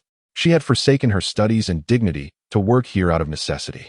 In that instant, her final glimmer of hope for a better life was nearly extinguished by Wang Yang. "You, while the club's enforcers remain undisturbed, flee quickly," Fong Qing urged him, pushing him vigorously. "Brother." Wang Shuran rushed over, joining Fong Qing in an effort to shove Wang Yang aside. Yet, her subsequent actions left even her brother in stunned disbelief. Wang Shuran stomped upon Su Dongliang's face on the ground, declaring, "I am only 13, still a minor. Dare to bully Sister Fong Qing again or insult my brother, and I shall make you pay, you scoundrel." A group of young gentlemen stood in stunned silence, marveling at the prowess of the brother and sister duo, truly formidable individuals. Wang Yang remarked curtly, "Stay aside, this does not concern you," as he casually pulled his sister aside. Her errant little foot left a few crimson shoe prints on Su Dongliang's attire. Feng Yuanin snapped back to reality, feeling the humiliation of having his subordinate publicly struck down with a bottle. With a dark expression, he demanded, "Do you dare to act here? I require an explanation." Wang Yang cast a disinterested glance at Feng Yuanin, weary of engaging in trivial discourse. At that moment, the young gentlemen exchanged peculiar glances, their ignorance truly alarming. Do they not realize who that individual is? The young heir of Dongshin Pharmaceuticals, on par with Chu Zifeng, the two dragons of Tangan. Given their esteemed backgrounds, they should not dare to be so audacious before him. Meanwhile, Su Dongliang felt a slight easing of his immense pain, though still dazed. Rising to his feet, he pressed a hand against his head, now a grotesque mix of blood and wine, and shakily pressed the red button on the wall. In a fit of hysteria, he bellowed, "How does your dynasty conduct its affairs?" At a gathering led by young Master Feng and young Master Chu, Two lowly wretches barged in to commit violence and even threatened to kill me. Upon finishing, Su Dongliang noticed Wang Yang still clutching the jagged bottle. Cursing those contemptible wretches and that little pest. Today shall be your end. If you wish for death, I would be more than willing to escort you on your final journey. Wang Yang then seized another bottle of red wine. Bang! A resounding explosion shattered the floor beneath Su Dongliang's feet, sending him into a state of sheer panic as he cowered behind Feng Yuanan, too frightened to utter a sound. Wang Shuren blinked in surprise. Chu Xiao. She couldn't help but recall her brother's amusing friend, who was always in a rush, and who was also referred to by that name by the luxury car driver. The young girl cheerfully grasped Feng Qing's hand and said, Sister Feng Qing, do not be afraid. My brother is quite formidable, and that scoundrel will soon meet his end. The group of young masters exchanged glances, bemused. What a naive sentiment. What audacity to utter such words. You little brat, have you not yet grasped the reality of the situation? Su Dongliang heard a flurry of footsteps approaching the door, grimacing in pain and muttering, It is you who will be finished.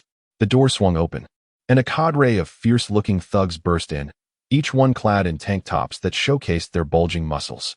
Guo Zhongping, the manager of the dynasty, hurried forward, quickly assessing the situation. However, Chu Xiao was notably absent. Guo Zhongping exchanged a knowing glance with the thugs and, with a conciliatory smile, said, Feng Xiao, I apologize for my inadequate management that has caused you all distress. The menacing thugs advanced with an air of intimidation towards Wang Yang and Wang Shuren. I feel a bit scared. She nestled closer into her brother's embrace. Even you have moments of fear, Wang Yang chuckled, gently ruffling her hair as he looked at Guo Zhongping, questioning, Are you truly prepared to act without first clarifying the matter? Wait a moment. What do you wish to convey? Guo Zhongping furrowed his brow, halting the enforcers. Did he still need to inquire? Su Dongliang's voice trembled as he exclaimed, A wretched creature. Guo Zhongping's expression shifted drastically upon witnessing such a pitiful sight. The assembly was composed of renowned science, and should any of them be harmed, it would invoke their ire, leading to considerable trouble. Silence, you scoundrel. Wang Shuren stamped her foot in exasperation. Yet her subsequent words were astonishing. It was Chu Zifeng who invited my brother to the gathering. The notorious sibling duo had been summoned by Chu. Is that truly the case? I find it hard to believe. By the way, has Chu returned yet? He had a stomach ailment and has been absent. Is he all right? The young gentlemen speculated amongst themselves. Guo Zhongping listened, his mind in disarray. Would anyone dare to act recklessly without a formidable background? If Chu Zifeng was indeed the host, he could only feign ignorance and withdraw. After all this, Manager Guo, what are you still hesitating for? Su Dongliang pointed at his own head. He is merely my high school classmate, a person of no means. The name of young Master Chu is well known throughout Tangan. Do you really need to verify every insignificant claim? Manager, I apologize. It is entirely my fault. At that moment, Feng Qing pleaded tearfully. They have already punished me for fighting due to them during school. Do whatever you wish to me, but please spare him. Upon hearing this, Guo Zhongping finally ascertained that Wang Yang was merely a brash youth lacking any influential connections. Is it because of you, wretched fool, that you have disturbed so many esteemed guests? Guo Zhongping's expression turned icy, and without warning, he delivered a sharp slap. The delicate Feng Qing was sent sprawling to the ground. Stop! Wang Yang bellowed, attempting to charge forward, only to be intercepted by a henchman. Ha! Guo Zhongping sneered contemptuously, producing a dagger from within his garments. The hand you used to strike that esteemed guest will remain here. Moreover, for the mental anguish caused, a compensation of 1 million is required. Financial means are not a concern. I can cover it on your behalf. But your sister shall remain within our dominion until you have earned your freedom. It was the right hand. Su Dongliang spat venomously. Very well. I shall provide you with a satisfactory resolution. Guo Zhongping nodded, tossing the dagger to a henchman and instructing, Do not tarnish the eyes of our esteemed guests. Take him to the dark room, and as for the young lady, send her for training. Wang Shuren was in a state of frantic anxiety. Damn it! How much longer will this take? I need to make a phone call, Wang Yang said, holding his sister close and signaling for her to remain calm. He then cast a penetrating gaze at Guo Zhongping. You can afford to wait a little longer, can't you? Indeed. Guo Zhongping nodded nonchalantly, however. I am quite curious to whom you intend to call. Should you dial an inappropriate trio of numbers, although your actions may only result in imprisonment, I will ensure that you experience a memorable chapter of your life within those confines. The threat was palpable. He was equally eager to discern whether the other party possessed genuine confidence or was merely pretending to be formidable, akin to a pig's nose adorned with scallions. To take a step back, in the event that there exists an unforeseen background, at least for now, you have not exhausted all options, and a retreat remains viable. Manager Gua, I trust you will soon find yourself fortunate. Under the scrutiny of numerous gazes, Wang Yang offered a serene smile. Subsequently, he retrieved his phone and dialed Chu Zifeng's number. Chapter 29. Come on, put it on speaker. Wang Shuren circled around Fang Qing, declaring that my brother would not let you suffer in vain. I've dragged you into this mess, she said, her eyes shut in distress. She was acutely aware of the arrangement of appliances and furniture in Wang Yang's home. Making a phone call was futile, serving only to buy a little time. Only scoundrels associate with scoundrels. Su Dongyang shouted, come on, put it on speaker. I want to see which scoundrel you were trying to contact, pretending to be grand. Scoundrel? As you wish. Wang Yang chuckled as he activated the speakerphone. Beep, beep. A voice resonated through the crowd. Ah, Brother Yang. Sorry to keep you waiting. I'm finally done now. It feels wonderful. Come over quickly. Wang Yang spoke in a low tone, almost commanding. On the other end, Chu Zifeng in the restroom sensed the irritation in Wang Yang's voice. What the hell? His eyebrows twitched in alarm, uncertain whether the person would actually come. He and T informed the second-generation elites in his circle and had been preoccupied with his own discomfort. Could it be that some fool had offended this low-profile deity? Yes. I'm coming right away. Chu Zifeng hurriedly hung up and dashed from the first-floor restroom. The gathering of young masters exchanged glances, pondering. That voice. It seemed somewhat reminiscent of Chu Zifeng's. The more they thought about it, the more they felt it bore an uncanny resemblance. They recalled the words of Wang Shuren, who had been invited by Chu Zifeng. As they entered the grand doors of the royal club, the other party suddenly exclaimed of a stomachache and darted straight into the restroom, without a word of explanation. Su Dongyang, who was visiting this circle for the first time and was not well acquainted with the young Master Chu, burst into laughter and mockingly remarked, "This is utterly ludicrous. Manager Gu, why aren't you taking action?" However, Gu Jingping hesitated, his expression betraying a sheen of cold sweat. He had hosted the young master of Jinyuan group numerous times and instantly recognized the voice on the other end of the line. The young man, who was being derogatorily referred to as a bastard poor man, spoke with an authoritative tone, and shockingly, Chu Zifeng responded like a sycophant. Who was this formidable figure? Alas, a lifetime of cautious conduct nearly undone in an instant. Gu Jingping quickly forced a smile and bowed respectfully to Wang Yang, saying, I almost caused a calamity. It was my blindness that led to this offense against you. As his words fell, the entire Manshua hall was enveloped in an eerie silence. The technicians, each with their own unique charms, were left dumbfounded. A single phone call, devoid of any names or locations, had transformed the demeanor of Manager Gu, a man of considerable standing in both the underworld and the upper echelon, compelling him to forsake his dignity and publicly apologize. Whose call wielded such terrifying power? Fang Qing gazed at Wang Yang with incredulity in her tear-filled eyes. Her childhood companion now appeared exceedingly unfamiliar.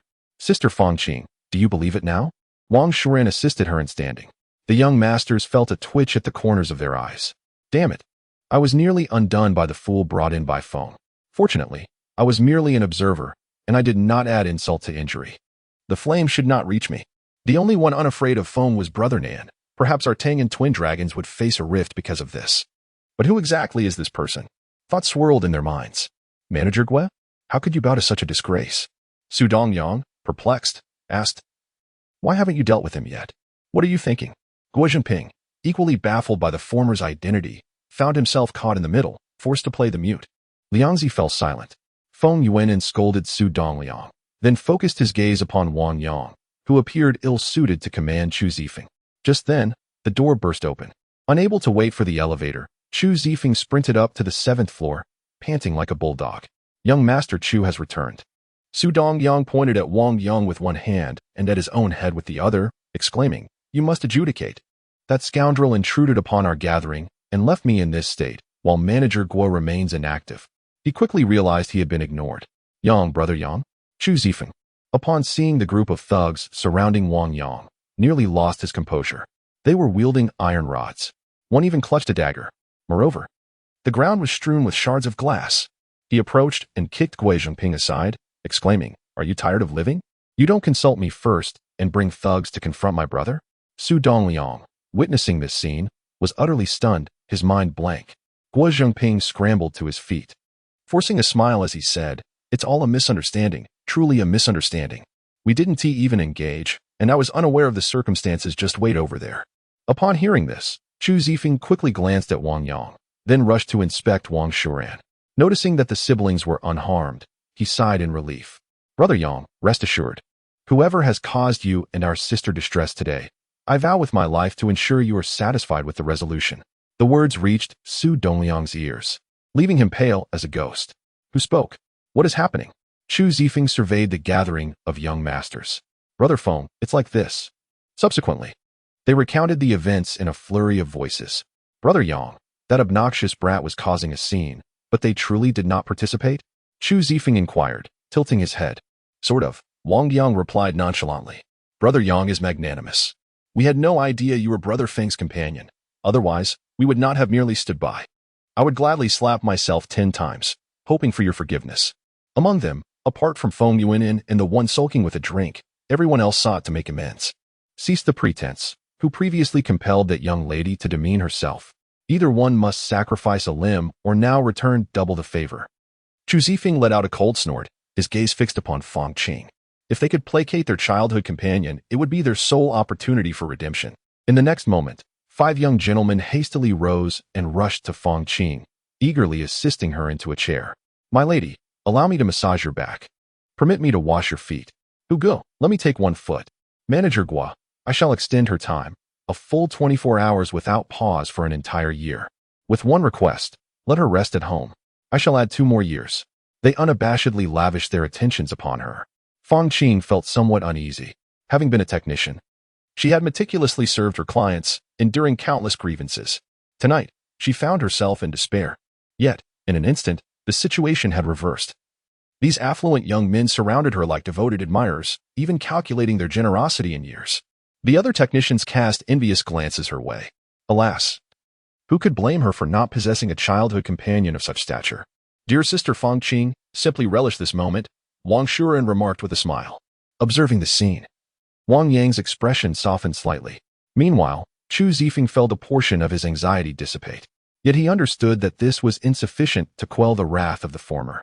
His gaze shifted to Su Dongliang. "I am the wretch you have spoken of." A glimmer of murderous intent flickered in Chu Zifeng's eyes. He was genuinely enraged.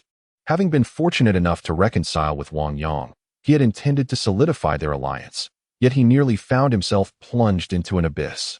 "Feng Xiao, assist me." Su Dongliang cowered behind his master. Chu Zifeng remarked coldly, "Yunnan, you sycophant, you have offended Brother Yang. If you dare to shield him, I shall show you no leniency either. Are you truly prepared to sever ties with me for someone as obscure as Brother Yang?" Feng Yuanin harbored discontent towards his subordinate, yet yielding would portray him as intimidated by Chu Zifeng. "Do you think I'm vying for superiority? I am here to save you." Chu Zifeng scoffed dismissively. "Do not assume that Dongchen Pharmaceuticals stands invincible simply because it has garnered the attention of the Tangan officials.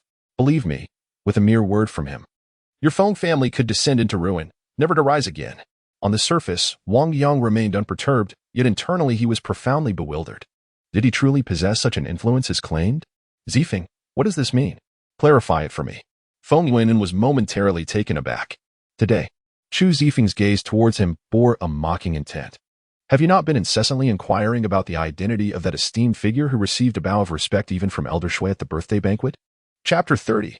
Those who respect me. Upon hearing this, Feng Yuanin scrutinized Wang Yang with renewed skepticism. Despite the Feng family's painstaking efforts, they had not received an invitation to the banquet celebrating the longevity of the revered national physician. It was rumored that last night, a delivery man, akin to a modern-day chess master, captivated the elderly Shui, convincing him that his pickled vegetables surpassed even the culinary prowess of the chefs at state banquets. Furthermore, he had even arranged a marriage for his granddaughter. The Jiang Group, a dominant force in the culinary scene of Zhonghai, had attempted to curry favor but ended up being mere fodder for the wedding. The second young master of the Jiang family was left utterly humiliated, resorting to a hasty retreat. Wait, Zhonghai? Delivery? Suddenly, Feng Yuanin recalled Su Dongliang's introduction of Wang Yang. His gaze shifted to the once arrogant Chu Zifeng, whose face was now a canvas of respect. In that instant, a wave of dread washed over Feng Yuanin. had it not been for the timely intervention of his rival, who had appeared due to the mishap involving his subordinate at the Imperial Club. He and the entire Feng family might have faced dire consequences. For Elder Shui, the national physician was a titan of the medical realm. With a single word, he could propel a small pharmaceutical company to greatness or bring a large enterprise to ruin. Thank you. Feng Yuanin cast a grateful glance at Chu Zifeng, silently pleading for an opportunity to rectify his mistakes. After a moment of hesitation, the latter nodded. Despite his constant longing for his adversary's downfall, a solitary existence in the martial world was far too dull. Shortly thereafter, Feng Yuanin abruptly turned around, seized Su Doliang's hair, and yanked it downwards. Aimed squarely at his face, he delivered a fierce knee strike. Su Dongyang let out a piercing scream. His nose was fractured, and several teeth had been knocked out. The dual torment of fresh and old injuries rendered him helplessly collapsed on the ground. Feng Xiao, did you mistake your target? He whimpered. Deservedly so. Wang Shuran raised his hand to shield his eyes, yet he could not resist peeking through his fingers. It is indeed you. Feng Yuanin grasped Su's hair once more, dragging him across the floor until he stood before Wang Yang. He lowered his head and said, Brother Yang, I swear I did not intentionally disrespect you. I merely fell prey to this fool's words and failed to act. And then, Wang Yang inquired nonchalantly, though turmoil raged within him. He had not anticipated that a mere mention of the birthday banquet would provoke such a transformation in the other party. These two young masters had clearly overestimated his stature. Yet, the influence of old Shui was remarkably potent, it seemed. Perhaps he ought to cultivate a closer relationship with old Shui moving forward. When the falsehood becomes truth, then it is indeed real. At that moment, Feng Yuanin continued. This Su Dongliang, just a few days ago, somehow learned that I was indulging in online gaming. So he procured exquisite equipment to gift me, and I fell for his scheme, bringing it along to play. And then, Wang Yang reiterated the question. Feng Yuanin felt a chill run down his spine when questioned. Fearing that the other party intended to incite trouble for Dongxin Pharmaceutical, he swiftly seized the dagger wielded by the assailant. What do you think you're doing? Chu Zifeng immediately positioned himself in front of Wang Yang, contemplating that if enduring a stab could solidify their long-standing friendship, it would be worth the sacrifice. Do not misconstrue my intentions, Feng Yuanin replied, bowing slightly while lifting the dagger with both hands. Brother Yang, whether it be life or death, I shall not object, provided it does not implicate Dongxin Pharmaceutical.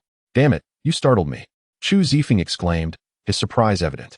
Zifeng, I shall consider it as you taking a blow for me, Wang Yang stated, patting his shoulder. What? Chu Zifeng was taken aback, overwhelmed by a mix of emotions. To those who honor me by a foot, I shall respond with a bow of 10. Wang Yang's eyes gleamed with recognition, regardless of the underlying motives behind the other's willingness to shield him. The act was a perilous one. Subsequently, he took the dagger from Feng Yuanin's hands and, with a casual motion, cast it to the ground. I am not so petty. Yet I admire your audacity, Wang Yang remarked, choosing not to hold a grudge against Feng Yuanin for previously thwarting Su Dongliang's despicable actions. He straightened the other man's posture and said coolly, let us consider this matter settled. The individuals involved are of your acquaintance. You may handle them as you see fit, without needing my counsel. If this opportunity could ensnare this young master, coupled with Chu Zifeng, how could one's own family not resolve troubles faced locally? Yang Gu is indeed magnanimous. Feng Yuanin exhaled with relief, as if he had survived a calamity. Yet, the sense of relief was not entirely complete. He suspected this might be a test. Failing to deal with the sycophant to the satisfaction of the other party would merely mask the underlying turbulence. He turned towards Gui Jinping, fixated on the ground. Thinking that this scoundrel dared to make Yang Gu kneel, he wished to ensure that this individual would never rise again in his lifetime. Do you comprehend my intent? Understood. Gui Jinping signaled to the thugs. No. Please, don't. Su Dongliang wailed as he was dragged out the door. Wang Yang, I was wrong. I realize my mistake. I'll kneel before you. His voice faded into the distance until it vanished entirely, just as Gui Jinping was about to depart. A voice interrupted. Is this how you intend to leave? It was you who struck the lady that Mr. Wang holds dear, wasn't he it? Your actions were rather severe. Gui Jinping forced a smile. He knew he could not evade the inevitable. Had he known Feng Qing's substantial background, he would never have allowed her to serve as a mere technician. He would have promoted her directly to management. I shall strike myself until Mr. Wang is satisfied. With that, Gui Jinping raised both hands, delivering blows in rapid succession. Slap, slap. Each resounding strike followed the last, leaving no room for mercy. After dozens of blows, his face gradually swelled, and blood oozed from the corners of his eyes.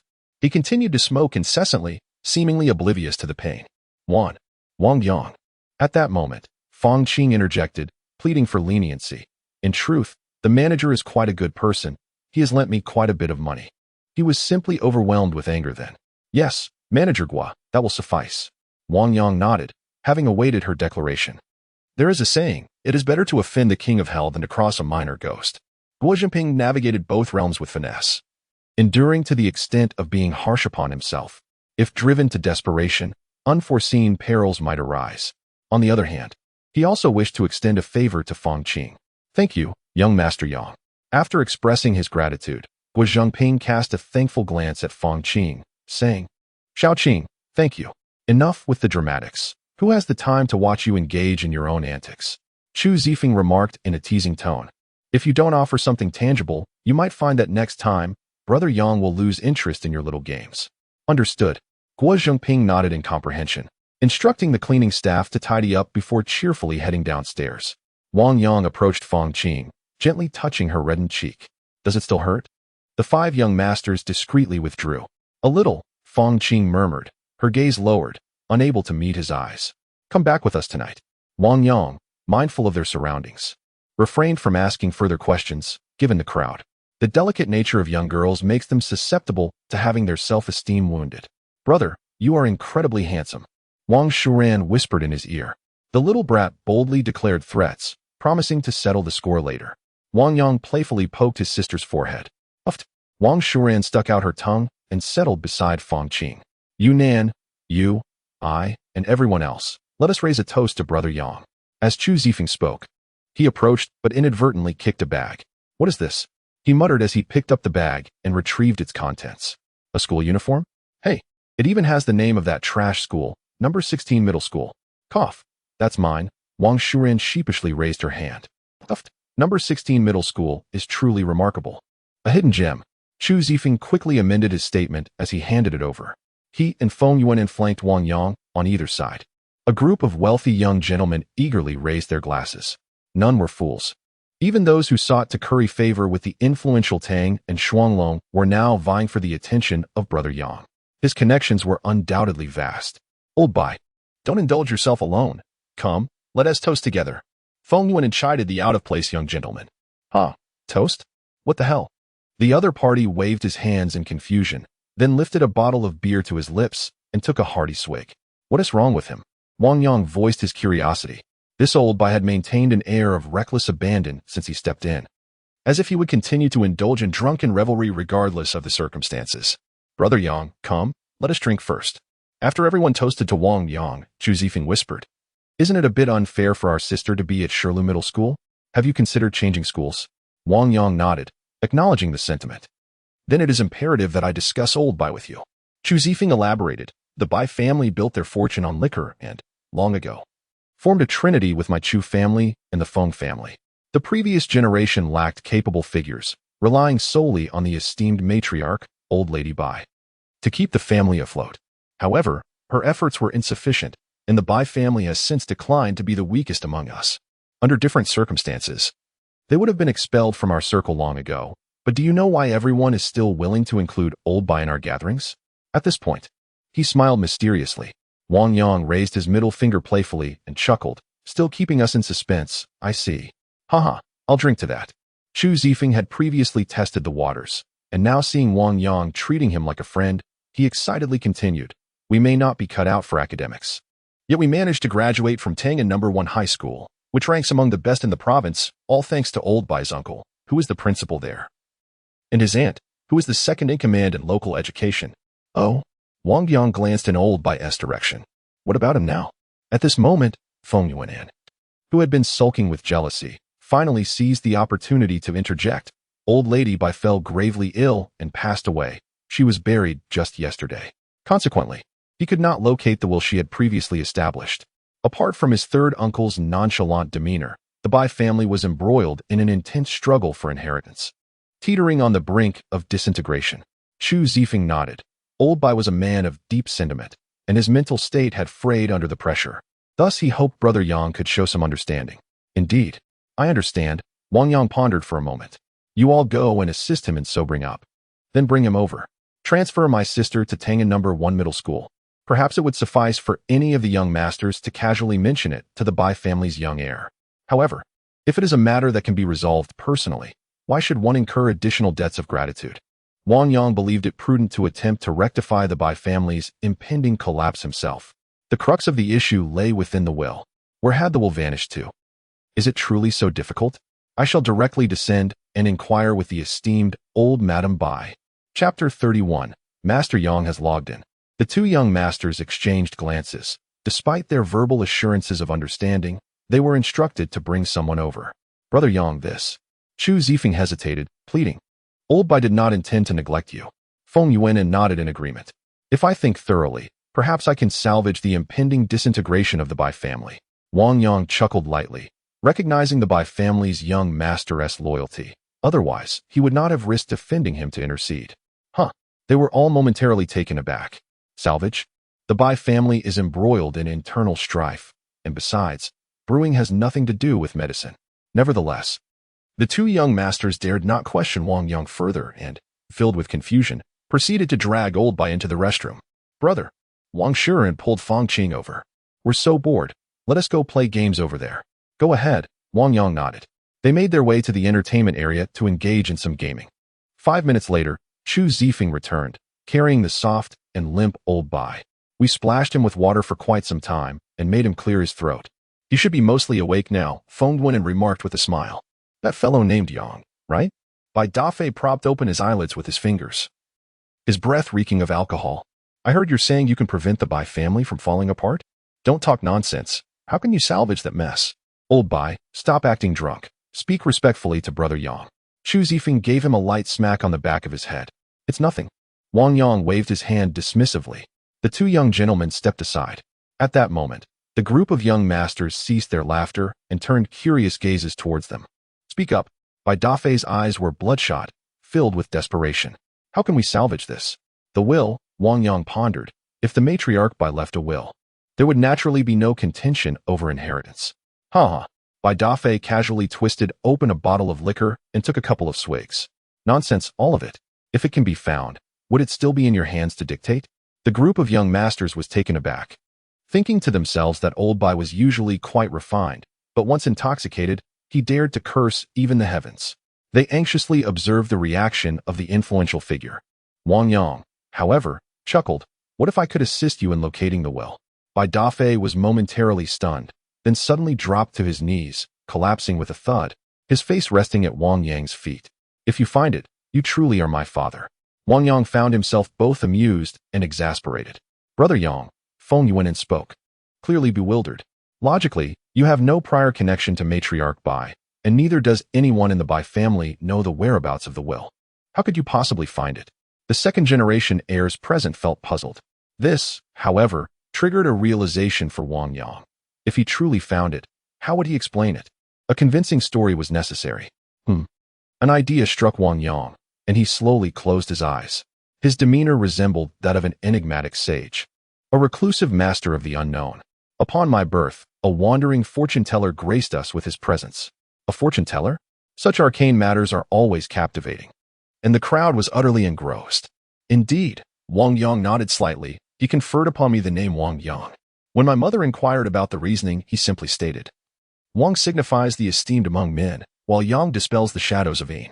Chu Zifeng raised his thumb in admiration, exclaiming, No wonder Brother Yang has achieved so much at a young age. Even the belle of Zhonghai University is smitten with you. Coughing lightly, Wang Yang continued, Then, when I turned 10, the fortune-teller returned and stayed with us for a year, imparting the art of destiny to me. Astounding! An excited young master exclaimed, Brother Yang, can you truly tell fortunes? My skills are not finely honed. They fluctuate between accuracy and inaccuracy, Wang Yang replied, leaving his statement incomplete. After all, should he venture into the underworld and fail to locate the venerable Bai Lautai, it would be quite an awkward predicament. Though the crowd harbored skepticism, they were reluctant to doubt Wang Yang. They readily offered their praise, exclaiming, Impressive. Wang Yang nearly kicked each of them for their insincerity. The flattery was far too exaggerated. Fortunately, His sister was engrossed in a video game, and with her forthright nature, she would undoubtedly call out any pretenses. Fortune-telling? By Dafei mused, touching Wang Yang's shoes. Oh, Master Yang, please read my fortune. Very well, Wang Yang replied, rising to his feet. Allow me to wash my hands and prepare. I shall return to discern the whereabouts of your legacy. The young lords exchanged glances as he made his way towards the door. Brother Yang, are you serious? Chu Zifeng's eyes widened as he initially believed that Wang Yang was merely teasing old by out of dissatisfaction. Wait for me. Wang Yang, amidst a crowd of bewildered gazes, strolled out as if in a leisurely promenade. Strange. There's a restroom right here, Feng Wenin pondered. At that moment, Wang Yang entered the elevator. Pressing the button for the 4th floor multiple times, the display screen flickered erratically. A familiar sensation of weightlessness enveloped him. Suddenly, the elevator jolted, then stabilized.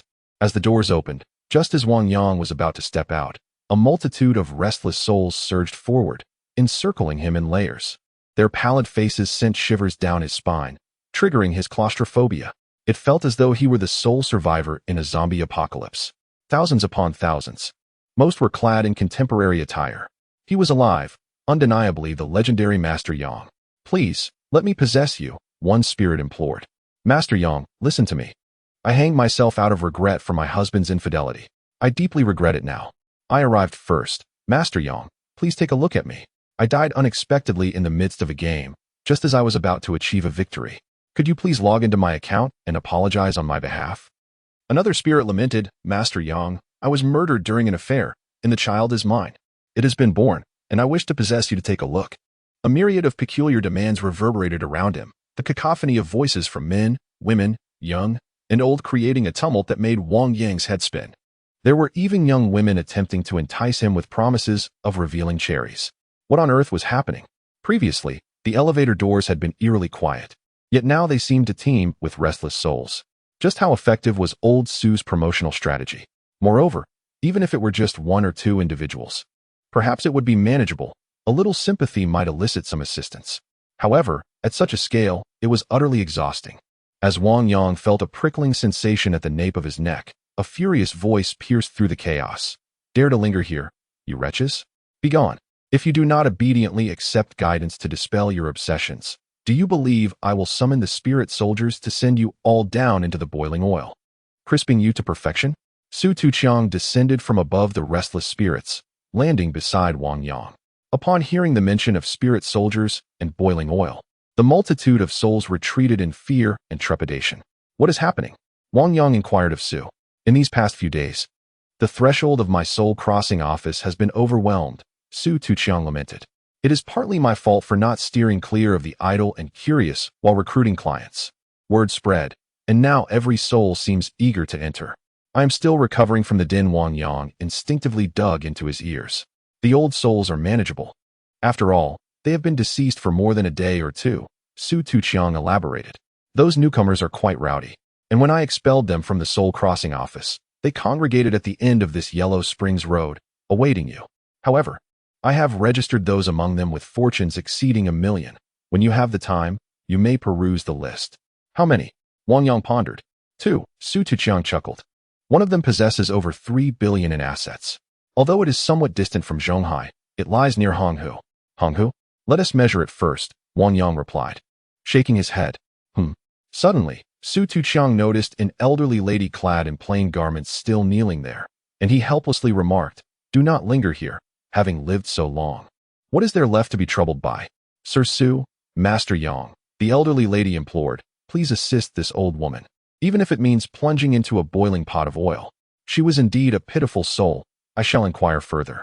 Wang Yang restrained the irate Su Tuqiang and spoke gently, please rise, esteemed elder. Thank you. The old lady stood and approached. I hail from Tangan City, and I have been here for 4 days. Despite being guided, I cannot relinquish my obsession and have been queuing for Mengpo's soup. Upon hearing that Master Yang can traverse both realms, I came to seek your assistance, but I was unable to push through the crowd. Tangan? Wang Yang stroked his chin, contemplating her age and the passage of time. He focused intently and inquired, are you not the matriarch of the Bai family? Ah? The elderly lady blinked in confusion, yet nodded. Su Tuqiang was equally astonished, realizing the depth of the matter. I have come here seeking you. Wang Yang sighed deeply. The Bai family, unable to locate the will, was embroiled in internal strife over the family fortune and was on the brink of disbandment. Such useless scoundrels. Bai matriarch trembled with indignation. Where is the will? He inquired. It lies with my dearest granddaughter, Bai Fei Yi, the elderly matriarch replied hastily. She possesses a pair of insoles that I meticulously crafted stitch by stitch, within which I concealed the will. Alas, her passing was so abrupt. Yang Yi. Once this matter is resolved, my obsession shall be laid to rest. Very well, I have noted it. Wang Yang nodded. Consider us friends. You may call me Xiao Wang or Xiao Yang. My eldest grandson is indeed fortunate, exclaimed the matriarch, brimming with excitement. He is truly deserving of the legacy I have chosen to pass on. I shall take my leave now, Wang Yang remarked with a smile. Wait a moment. The matriarch grasped his arm. Let us be clear. I cannot allow you to toil without recompense. It would be futile. Wang Yang hesitated at the thought of accepting a reward, recognizing the decline of the Bai family. Do not be modest. If you refuse, it would merely go to waste. She responded with a warm smile. The day before my passing, I received a whisper from an old friend regarding a certain plot of land south of Wu Gu Street in the Fenghua district. Do not be deceived by the dilapidated state of the area. The facilities are subpar, and even at 5,000 per square meter, no one shows interest. Oh. Wang Yang regarded her with keen interest. The location was all too familiar, for his own residence lay there. However, it was destined to be transformed into a core commercial district, evolving into the economic hub of the Fenghua district. Madame Bai, shifting her tone, revealed, you may now rest assured to invest your money in acquiring properties. Within no more than half a month, a formal notification will arrive, and the value will undoubtedly appreciate by at least 7 to 8 times. Chapter 32. Raise your hands. Madame Bai's words left Wang Yang in a state of bewilderment for quite some time. Was she truly suggesting that they could ascend to greatness from such a shabby and chaotic place? Dear lady, allow me to remind you, Su Tuqiang interjected. Should this endeavor fail, it would be a considerable loss for Master Yang.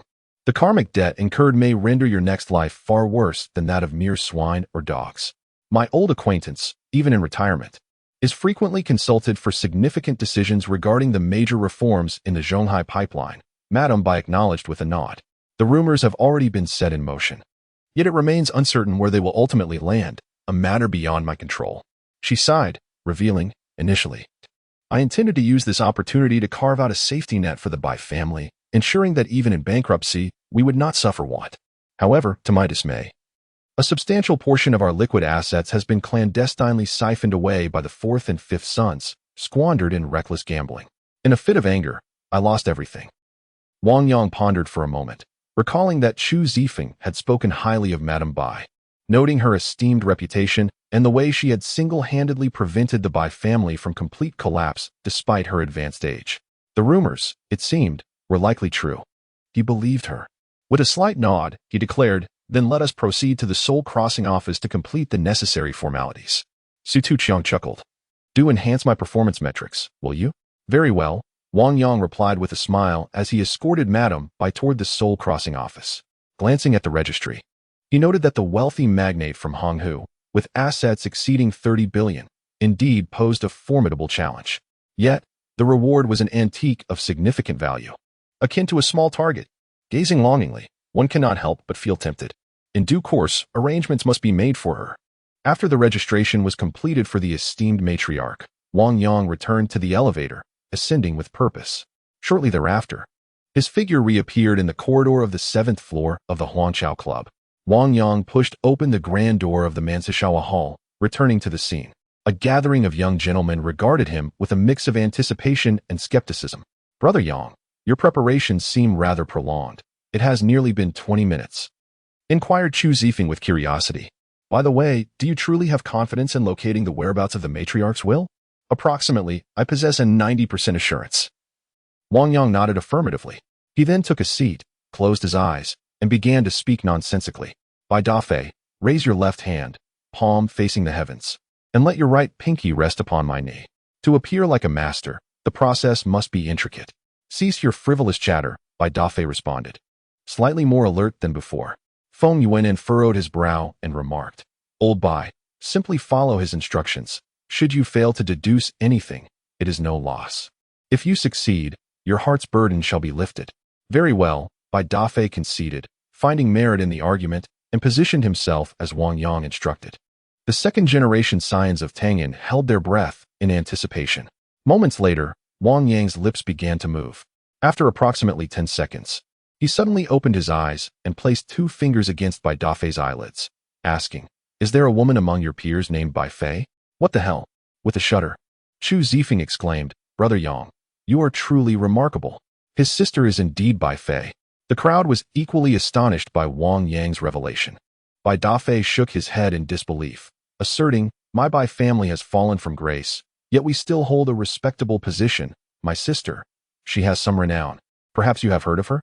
After I finished speaking, Wang Yang did not elaborate, but rather inquired with unwavering certainty, "Old lady Bai has a habit of making insoles, correct?"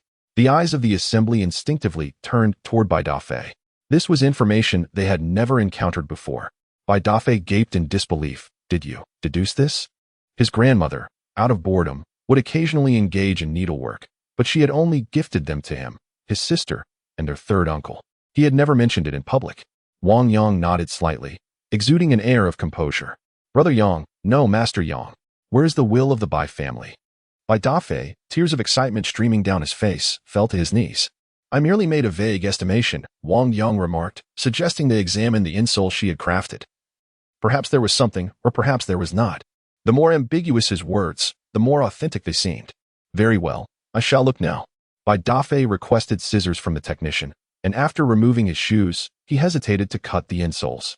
By process of elimination, he decided to prioritize lineage. He called his sister and third uncle, informing them that the will might be hidden within the insoles. He fixated on his phone, eagerly awaiting a return call. The atmosphere was charged with unspoken anticipation as everyone silently shared his restlessness. A protracted minute dragged on. Uncle Sam was the first to call back. Unleashing a torrent of curses, "You brat, where's the will? You've ruined the cherished memories left by our mother." After Bai Dafei hung up, his sister's call came through. "Ah Fei, you are truly remarkable. There is indeed grandma's will preserved within that insole. Hurry, gather the entire Bai family." Bai Dafei was beside himself with excitement. Their family would not be fragmented. "Have you found it?" Yang Ji's calculations are astonishing. It's as if he possesses supernatural insight. Incredible. The young gentleman present, upon witnessing the reaction of the former, sensed the revelation and their eyes widened in astonishment. Including Chu Zifeng and Feng Yuanan, they regarded Wang Yang with almost reverential awe. "Master Yang." Bai Dafei bowed deeply, tears streaming down his face.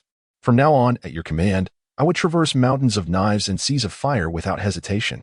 It seemed someone had jested about finding a father figure, Chu Zifeng teased. "Ahem.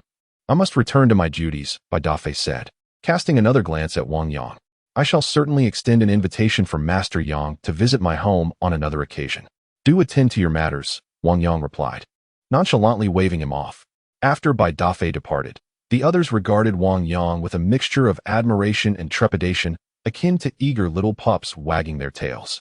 "Is there something on my face?" he inquired, puzzled.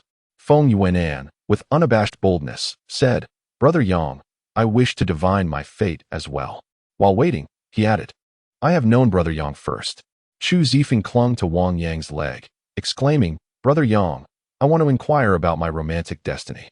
"I'm afraid that's not feasible," Wang Yang replied, somewhat lethargically collapsing into his chair. "Each divination takes a toll on me. If I were to indulge in consecutive readings within a short span, I would suffer dire consequences, be it a shortening of my lifespan or, at worst, a sudden demise. If there are no catastrophic troubles such as family ruin, kindly refrain from disturbing me." The crowd mused quietly, recognizing the fortune of the elder Bai, who had managed to compel this extraordinary figure to utilize a precious opportunity. Observing the envious yet despondent expressions around him, Wang Yang felt a stir of mischief within. "Allow me a moment of solitude. Please enjoy your drinks in the meantime." He then opened WeChat, locating Qin Xianyan, and typed a message. "Sister Xianyan, are you busy? I have identified a lucrative investment opportunity that can yield rapid profits. I am seeking a loan of 10 million, should you trust me. I would also like to invest on your behalf. The more, the merrier. I can contribute 30 million, though my savings are limited to that. I can transfer the funds to you tomorrow, half as a loan and half as a stake in our mutual success. What do you think?" Qin Xianyan responded succinctly. Trust is paramount. She recalled that tantalizing night when he had displayed abilities beyond scientific explanation. Very well, let us amass wealth together. Wang Yang put away his phone, deeply moved by Qin Xinyun's audacity and trust. In his mind, he had already formulated a plan regarding the investment. The 10 old buildings situated south of Wugu Street housed a total of 1,000 households. A sum of 400,000 is required. Having just purchased a house, Wang Yang is left with merely 1 million, which translates to the ability to acquire only 2.5 units. He is reluctant to witness the splendid opportunity slip away before his eyes, prompting him to contemplate borrowing funds. However, borrowing entails the burden of indebtedness. In contrast, Qin Xinyun shares a bond with him akin to that of siblings, despite their indulgent nights, and she has generously offered an additional 10% of her shares. Moreover, since it is a matter of partially lending to assist her in earning, there is no question of personal obligation. Although he could seek loans from the second-generation elites like Chu Zifeng, they are not the ones in charge and must also maintain their extravagant lifestyles. It is likely that pooling their resources would yield only a few tens of millions in cash, at best. Wang Yang understands that a greater investment begets a greater return. With future opportunities awaiting in the realm of shadows and light, he is content for the time being with modest gains, realizing there is no need to overreach and risk incurring numerous debts of gratitude. Instead, it would be wiser to position himself such that they owe him a significant favor. Everyone, allow me a moment to speak. Wang Yang's voice suddenly resonated. The gathering of young masters immediately ceased their revelry, recognizing that the influential figure was about to address them, and they dared not disregard him. Among those present, who in the eyes of others are merely hedonistic science, Wang Yang scanned the room, inviting any who fit that description to raise their hands. Initially, there was a moment of hesitation. The first hand went up, then the second, until, to everyone's astonishment, even Chu Zifeng and Feng Yuanan awkwardly raised their hands. Let it go for now, Wang Yang said, looking somewhat bewildered. What a situation. I fear not your presence, but rather the absence of it. Brother Yang, I understand. In truth, you might not hold us in high regard. Yet to share a drink with you is the greatest fortune of my life. Chu Zifeng spoke with a certain humility, who does not yearn to prove themselves. However, the halo of privilege that surrounds the young masters is an inescapable shackle. Feng Yuanan sighed, offering an analogy. Securing a business deal reflects competence for others, yet for us, it merely implies connections. Even a pig could soar under such circumstances. Should we fail, we are labeled as failures. In the past, I toiled diligently, investing tenfold effort, only to be met with the dismissive remark, isn't that to be expected? Perhaps it is better to relish youth, adorned in fineries, living carefree. The assembly of young masters collectively sighed, and Wang Yang discerned their underlying dissatisfaction. It is time to inspire, he thought. Life is long. Taking a deep breath, he focused and declared, and now, I can offer you an opportunity, a chance that is genuinely recognized by all. Who among you wishes to prove that you are indeed a dragon, not a mere insect? Raise your hands once more. In the hall of Mansashawa, every word from Wang Yang resonated powerfully. Chapter 33. Take a chance with me. The group of young gentlemen stood in stunned silence for nearly half a minute. The first to raise his hand spoke up. Yang, I believe I can still be salvaged. The second chimed in. I trust the opportunity you have given. I am not a parasite of my family. One by one, the hands of the second-generation heirs shot up high above their heads. They had all witnessed the remarkable prowess of the enigmatic Yang, and from the outset, they held him in profound esteem. Who among them would willingly resign to being a mere beneficiary of good fortune? Yang, whatever you wish to do, we shall follow your lead, Chu Zifeng expressed with anticipation. Quite simple, Wang Yang replied with a smile. First, create a unified group chat and wait for my notification in the coming days. If you possess the courage, tighten your belts and prepare all the funds at your disposal. Join me in this venture, and we shall transform a bicycle into a motorcycle. We have a group. Chu Zifeng nodded, promptly adding Wang Yang to it. The others suppressed their curiosity, refraining from unnecessary questions. Following this, they indulged in food and drink. As the clock approached 9, Wang Yang remarked, since Shuren is a student, I shall escort her home. He rose, beckoning Wang Shuren and Feng Qing to join him. I'll see you off. Chu Zifeng eagerly stood up. Let me take care of it, Feng Yuanan insisted, stepping forward. Everyone, please don't compete. I'll take a taxi back. Wang Yang intended to inquire earnestly about Feng Qing during their journey. Subsequently, he and his sister, Feng Qing, departed from the hall and descended the stairs. Just as they were about to exit the grand doors of the Dynasty Club, Guo Jingping approached with a smile. Young Master Yang, he called out. Oh, is there something else? Wang Yang inquired nonchalantly. I nearly caused a calamity due to my own oversight. This is a token of goodwill from the Dynasty Club. Please accept it. Guo Jingping pressed a black card emblazoned with the club's insignia into his hand. It's a membership card. You will enjoy a modest discount on your expenditures here. Very well. Wang Yang found the gesture rather unremarkable, yet he graciously accepted it. Behind him, Fang Qing's eyes widened in astonishment. Being an employee there, she was acutely aware of the significance of that black card, the Supreme Black Card, often referred to as the Overlord card. It entailed a 10% discount on beverages and complimentary services. According to her colleagues, the Dynasty Club had only issued 3 of these Supreme Black Cards, all to prominent figures in Tang'an. In just half a year, he had transformed from a mere nobody into a dazzling dragon. Had he truly been delivering takeout in Zhonghai? For Guo Jingping, both young Master Chu and young Master Feng were merely holders of golden cards, relegated to servitude, while he possessed unimaginable and terrifying power. May I have your phone number? Guo Jingping inquired with a smile. Certainly. Wang Yang did not hesitate, and after exchanging contact information, they parted ways. He hailed a taxi and casually remarked, Shuran, are you feeling tired? I reclined in the passenger seat, while Fang Qing and I occupied the back row. Am I tired? Wang Shuran blinked, feeling quite alert. However, upon sensing her brother's gaze, she stifled a yawn and murmured, I am so sleepy. She nestled into the car, falling silent. In the back seat, Wang Yang fixed his gaze on Fang Qing and inquired, Aren't you going to say anything? Fang Qing pursed her pink lips. Isn't Zhonghai Normal University still on winter break? Wang Yang probed further, Have you encountered some troubles? Once, they shared an unfiltered camaraderie, but after he began dating Yang Lu in their second year of high school, she started to distance herself. On one occasion in Zhonghai, he attempted to check on Fang Qing, only to discover that she had blocked him on WeChat. Fang Qing nodded. I have taken a leave of absence. How absurd, Wang Yang retorted, his voice laced with anger. You've always excelled academically, nurturing dreams of becoming a distinguished teacher. Why would you abandon such a promising opportunity at a prestigious university? The reality has left me with no alternatives, Fang Qing cried, tears streaming down her face. My father suffered an injury at the construction site and is still hospitalized, awaiting surgery. My mother has faced numerous assaults while seeking compensation, and we've exhausted all our borrowing options. My younger brother also needs funds for his education. I truly have no other choice. Wang Yang was momentarily taken aback. The sole financial support for her family was Fang Uncle. If he fell ill, it would trigger a complete collapse. How much do you need? Wang Yang asked, his tone resolute. I will cover it for you. I do not want your money. Fang Qing shook her head and said, They have extended my hours for 3 years. That should suffice. The payment will only be settled upon salary disbursement, and my uncle's health cannot afford any delays. Wang Yang took out a tissue and gently wiped her tears, saying, Isn't it the same if you repay me later? Once your uncle recovers, you can return to your studies diligently. Fang Qing ceased to refuse, leaning on his shoulder, tears streaming down her face. Yang, thank you, thank you. Wang Shuren extended her hand behind to give a thumbs up and pinky gesture, shaking it 3 times. Impressive. Wang Yang, too occupied to respond, continued, Fang Qing, tomorrow morning.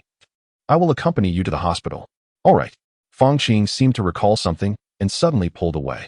What's wrong? Wang Yang asked, puzzled. She laughed and cried simultaneously, saying, I'm just afraid Yang Lu might misunderstand if she knows about this. Alas, Wang Yang shrugged, awkwardly stating, I've already been dumped. What? You two broke up? Upon hearing this, Fang Qing felt a surge of joy, but it was quickly overshadowed by disappointment. The boy she once secretly admired had now ascended to heights she could scarcely fathom. Besides his family background, the experience as a technician, influenced by traditional values, made Fang Qing feel it was a humbling blemish. From any perspective, she felt she could no longer match him. Wugu Street. Upon arrival at the South Community, she disembarked the vehicle. Wang Yang waved his hand and smiled, saying, See you tomorrow. Fang Qing nodded in farewell, as she also resided in the same vicinity. At that moment, Wang Shuren could no longer contain her excitement and exclaimed, You were incredibly handsome today. Absolutely stunning. Wasn't I handsome before? Wang Yang inquired, touching his nose. You were handsome indeed, she affirmed, her admiration evident. But back then, it was merely about looks. Now, you possess such charisma. Enough with the flattery. I see through your little antics. It's no wonder the teacher called your parents Wang Yang teased. As a girl, you shouldn't be so aggressive, otherwise. Who would want you when you grow up? Humph, Wang Shuren retorted, shifting the topic. Should I change back into my school uniform and shoes? This outfit is too expensive. I fear my mother will scold me. You won't get into trouble as long as you refrain from discussing the club, Wang Yang chuckled, leading her back home. Their parents were still awake. Our son has become quite accomplished. Staying out late doesn't raise any questions, they thought. Zhou Huilan noticed the transformation in her daughter's appearance and smiled. Shuren, you've become so beautiful.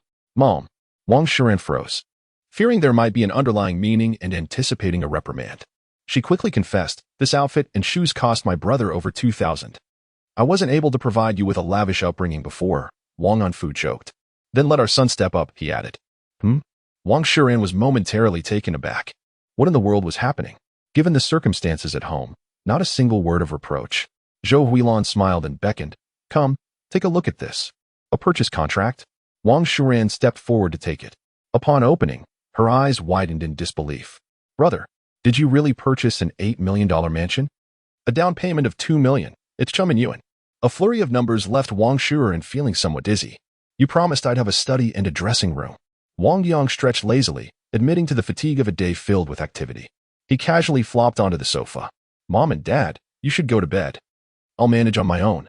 Wang Anfu, with a stern expression, commanded, No, you must go. Wang Yang tugged at the blanket. I'm just going to lie here. Such filial piety from Yangzi. Zhou Huilan, understanding her son's nature, smiled reassuringly at her husband. Come, let us not disturb his rest. Shuren, you should also get some sleep. The living room was left in solitude. It was quiet, almost drowsy. Suddenly, his phone buzzed with several notification sounds. At this hour, who could be messaging me? Wang Yang picked it up and immediately lost his drowsiness. Fairy, what on earth did you say to the media today? They've painted you in a terrible light. The entire Go community is furious. Even the official association has stepped in to confront you. And those 9 Dan Masters and 8 Dan Grandmasters are all eager to challenge you. Chapter 34, Selling Daughters? How strange, I haven't even given an interview. Wang Yang muttered to himself as he opened the series of screenshots sent by Suyin Ran. Jingxin News. Is the chess sage merely seeking fame? Claiming that no one in the Go community is worthy to be his opponent. Xiongyong News. The Go version of the tragic figure Zhang Zhongying. Major media outlets and marketing accounts proliferated with comments numbering in the hundreds and thousands. Each assertion was delivered with such conviction. And conspiracy theorists presented analyses alleging it was all a publicity stunt. The most severe critique came from the Go Association, suggesting that divine providence had not favored such arrogance. The comments section exploded with outrage. If genius is paired with arrogance, it inevitably provokes the ire of the onlookers. Numerous 9th Dan Masters, 8th Dan experts, and rising stars of the Go arena had their remarks pushed to the forefront, all expressing their intent to defend the dignity of the Go community. They challenged Wang Yang, asking if he dared to accept. Wang Yang found himself utterly bewildered. After pondering for a while, he formed a conjecture. It had to be that scoundrel Lu who had set him up. In just one day, he had fallen from being the center of attention to facing public condemnation. Perhaps it was for the best. Fame was quite bothersome and interfered with his delivery work. Wang Yang remained unfazed, glancing once more at the trending topics. There was indeed a news item related to Go, but it was not about him. It reported that the 2 Go prodigies, hailed as twin stars from Japan and South Korea, were set to visit China for a cultural exchange in the game. Wang Yang, perplexed, replied to Suyin Rand. Such a fervent outcry, yet it hasn't made it to trending? CNNI Bu Xia Fan. It was trending, but suddenly vanished. Perhaps someone had it removed. It's a blessing in disguise. At least it spares me some criticism. Wang Yang chuckled, suspecting it was the doing of Elder Shui. CNNI Bu Xia Fan. By the way, the challenge letters from the 9 Masters have reached Grandpa Shui, and he asked me to inquire about your opinion. Decline all of them, Wang Yang replied without hesitation. Firstly, he is not involved in the chess community. Secondly, if they truly manage to overpower the Grandmasters, wouldn't that spell disaster for the Chinese chess scene? Even if we part ways in the future, we must leave a glimmer of hope in our endeavors. CNNI Bu Xia Fan, good night. Good night. Wang Yang set down his phone. ZZZ. Wang Yang slumbered peacefully until dawn. Upon awakening, he found that his sister had left for school, along with a note on his pillow. Brother, after you finish with Fong Qing's matter, Remember to come to school. After freshening up, Zhou Huilan brought him breakfast. Mom, I have something to attend to today. Having satisfied his hunger, he stepped outside. He waited 2 minutes downstairs at Fang Qing's residence. The other party appeared, devoid of makeup, clearly relieved, her spirits visibly lifted. A young, Fang Qing smiled. Chi Fang Qingzi. Wang Yang chuckled, a nickname he had given her after watching Slam Dunk as a child. How annoying! Fang Qing exclaimed, playfully punching him in the chest. Amidst their banter, they arrived at Tang and First People's Hospital. Wang Yang purchased a fruit basket before accompanying her to the inpatient department. Exiting the elevator, they entered the ward. Fang's father lay unconscious on the hospital bed, connected to an oxygen tube and in 4 drip. Wang Yang set down the fruit basket and inquired, "Where's Aunt Fang?" "I'm curious too," Fang Qing replied, glancing at the patient in the adjacent bed. "Uncle, have you seen my mother? She just went downstairs to pick someone up." The man responded, "She specifically asked me to keep an eye on your father for a while." "Thank you," Fang Qing said, feeling a wave of confusion wash over her. Who is she picking up? After the incident at home, relatives and friends have been keeping their distance. Wang Yang suggested, "How about we settle the payment first? The earlier we arrange the surgery, the better." "All right," Fang Qing agreed, just as her mother entered the room with a bright smile. "Qing." Fang's mother paused upon seeing her daughter. "What brings you here? Aren't you busy tutoring the children of wealthy families one-on-one all day?" Fang Qing's heart raced, and she averted her gaze. She had kept her job as a massage therapist at the Royal Club a secret from her family. "Aunt Fang." Wang Yang interpreted her expression and greeted her with a smile. "I thought it would be a shame for Fang Qing not to attend such a prestigious university, so I suggested she discontinue her tutoring."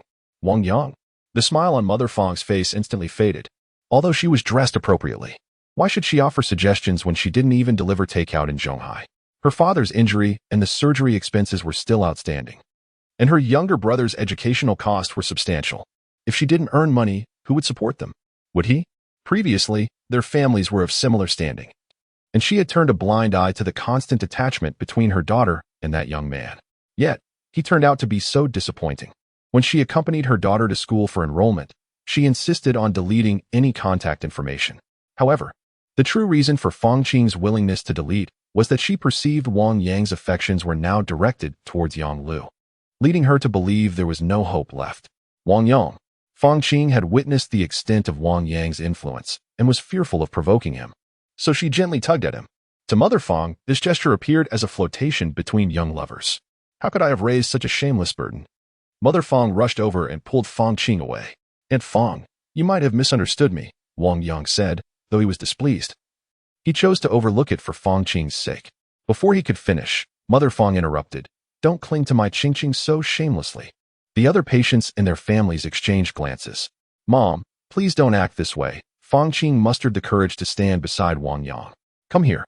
Mother Fang shouted at Wang Yang while pulling her daughter. "I was in a good mood until I saw you. Get out." At this moment, Fang Fu was awakened by her voice, weakly saying, "Be gentle. They come to see me with good intentions." "Old man, you're awake? I have good news for you." Fang Mu turned her head and smiled. "The surgery fees have been secured." "From where?" Fang Fu's eyes brightened. Fang Qing and Wang Yang exchanged puzzled glances. "Qing is of an age. It's time for her to settle down," Fang Mu exclaimed excitedly. "Her cousin introduced his boss to us, the very company where Qing worked during the summer. He's worth 50 million. When I went down to greet him and heard the surgery was still pending, I immediately paid the fees. Soon, you'll be transferred to a VIP room, and the surgery is scheduled for this afternoon." After a pause, she smiled whimsically. "Moreover, he promised to get us a large house in the city center. All of Long Long's tuition, living expenses, and everything else will be covered by him." Upon hearing this, the joy in Fang Fu's eyes faded, and he looked conflicted at his daughter. "I disagree." Fang Qing shook her head in refusal. She had a vivid impression of her cousin's boss, that greasy, overweight man who had leered at her. Even now, she sometimes had nightmares. "I also disagree." Wang Yang, gravely, shielded her behind him, feeling a surge of anger. "How is this any different from selling your daughter? Do you need the consent of an outsider?" Fang Mu coldly pushed Wang Yang aside. Then, a sharp sound echoed. She raised her hand and delivered a resounding slap to Fang Qing. "If you continue associating with this impoverished delivery boy, not only will you suffer, but your entire family will endure this misery together. Do you understand?" Fang's mother's tone was not one of negotiation, but of command, reverberating through the hospital room like a thunderclap. Let me make myself clear today. Whether you agree or not, you must comply. This is our sole opportunity to rise from hardship. Chapter 35. A perilous predicament thus. Are we prepared to sacrifice our daughter for the sake of the family's happiness? Wang Yang chuckled in indignation. Are you not leaving yet? Do you wish to provoke me into uttering harsh words? Mother Fong replied coldly. You are financially destitute and lack ambition. Ask yourself honestly, do you truly deserve Qingqing? Mother, my relationship with Yang is not as you perceive, Fong Qing said. Her eyes filled with helplessness. Do you think I am foolish? Mother Fong glared at her daughter. Wang Yang stated plainly. I have come today to pay for Uncle Fong's surgery as soon as possible. Upon hearing this, Fong Qing's parents were momentarily taken aback. What a good child, Fong father said with a bitter smile. Old Fong, I will not extend the same courtesy to him as you do to his father. Mother Fong remarked with a forced smile, pointing at Wang Yang. You truly know how to adapt to the winds. Upon hearing that my future son-in-law is paying, you begin to feign concern. Just you? Where would you acquire such funds from empty promises? Do not even mention selling a house. Who would purchase that dilapidated place? She then turned to the other patients and their families. Do you believe him? The crowd shook their heads in unison. An elderly gentleman advised, Young man, be realistic. Without money or capability, what right have you to speak of love? Wang Yang felt quite helpless. I truly regard Fong Qing as a brother. Why does it seem to each of you that I harbor ulterior motives? He longed to walk away. Although the financial issues of the Fong family had been resolved, the emotional turmoil remained. However, Fong Qing's reaction was one of extreme rejection. If she were to leave, her life would be a living hell. This fruit basket, you brought it, didn't you? Fong's mother remarked disdainfully. Where is the sincerity? It's evident that you simply purchased this downstairs. Immediately, she overturned the fruit basket, sending the fruits tumbling to the ground with a resounding crash. How could you treat him this way? Fong Qing trembled with anger. Fong's mother, hands on her hips, continued to defend her stance. You even dare to retort against me.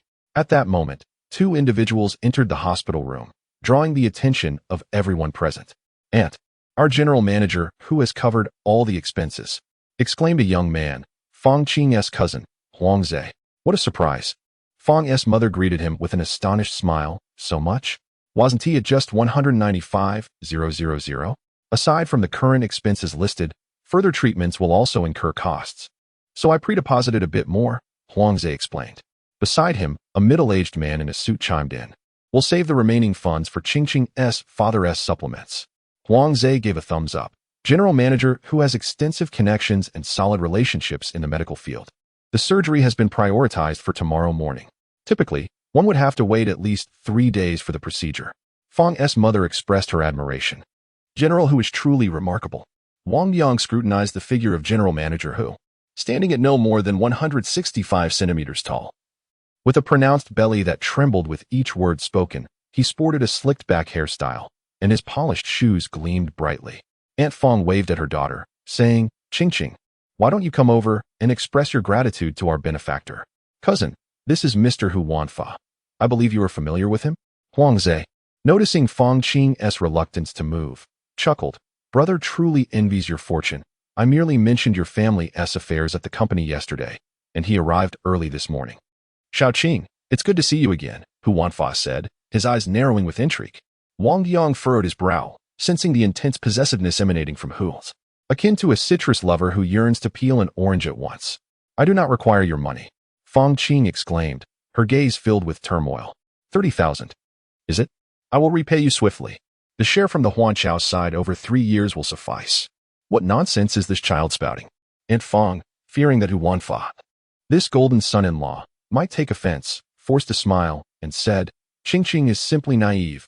Please do not take it to heart. It's only a matter of time before she understands the essence of relationships.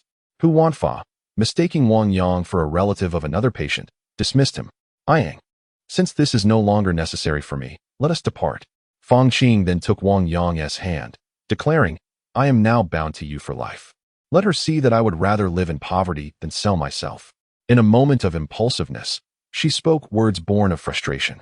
Wang Yang smiled faintly and, with a sense of cooperation, gently stroked her hair, assuring her, I will take good care of you. Fong Qing's face blossomed with a joyful smile. Despite knowing it was merely a fleeting act, the sensation, though transient, could be cherished for a lifetime. Who is that? Huan questioned Huang Zhe, his fury igniting. Did you not say that Xiaoqing had no boyfriend? Fang's mother turned pale with alarm. Huang Zhe was equally bewildered. He had pinned his hopes on this connection for a promotion and a raise, only for a scoundrel to appear and jeopardize his prospects. I remember now. Huang Zhe fixed an intense gaze on Wang Yang. You were the one who used to incessantly pester my cousin's classmate, right? Wang Yang, is it? Yes. Wang Yang slightly nodded. Xiaohu, she is intentionally provoking you, Fang's mother explained in a subdued tone. That little rascal and Qingqing are merely classmates. After failing to enter university, he spent 6 months delivering takeout in Shanghai before returning. Fearing Huan would not believe her, she added. The patients and their families in this ward can attest to that. The patients and their relatives nodded in agreement. Only then did Huan's expression ease. However, even if it were false, he could not permit anyone to encroach upon his possessions. He casually summoned a nurse passing by the door, stating, "There is a disturbance here. My uncle is severely injured and cannot endure any emotional upheaval." He then gestured towards Wang Yang. Look at her. She appears to be in her 30s or 40s. Even addressing her parents as elder brother and sister would be a privilege. Wang Yang clapped his hands, addressing the adults as uncle and auntie, which felt rather awkward. Hu Wanfang's expression darkened. Please, I urge the bystanders to vacate the premises, he commanded. The nurse hastily added, if you do not comply, I shall summon security. Please refrain from such actions. On the hospital bed, Father Fang weakly opened his mouth. He is the child from my neighbor's family. Come to visit me.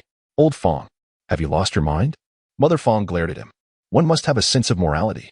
When I fell into this predicament, Wang Anfu did not hesitate to give a sum of 10,000. Father Fang gasped for breath, insisting, regardless, it is ungracious to drive away a child. It is merely 10,000 yuan, scoffed Mother Fang.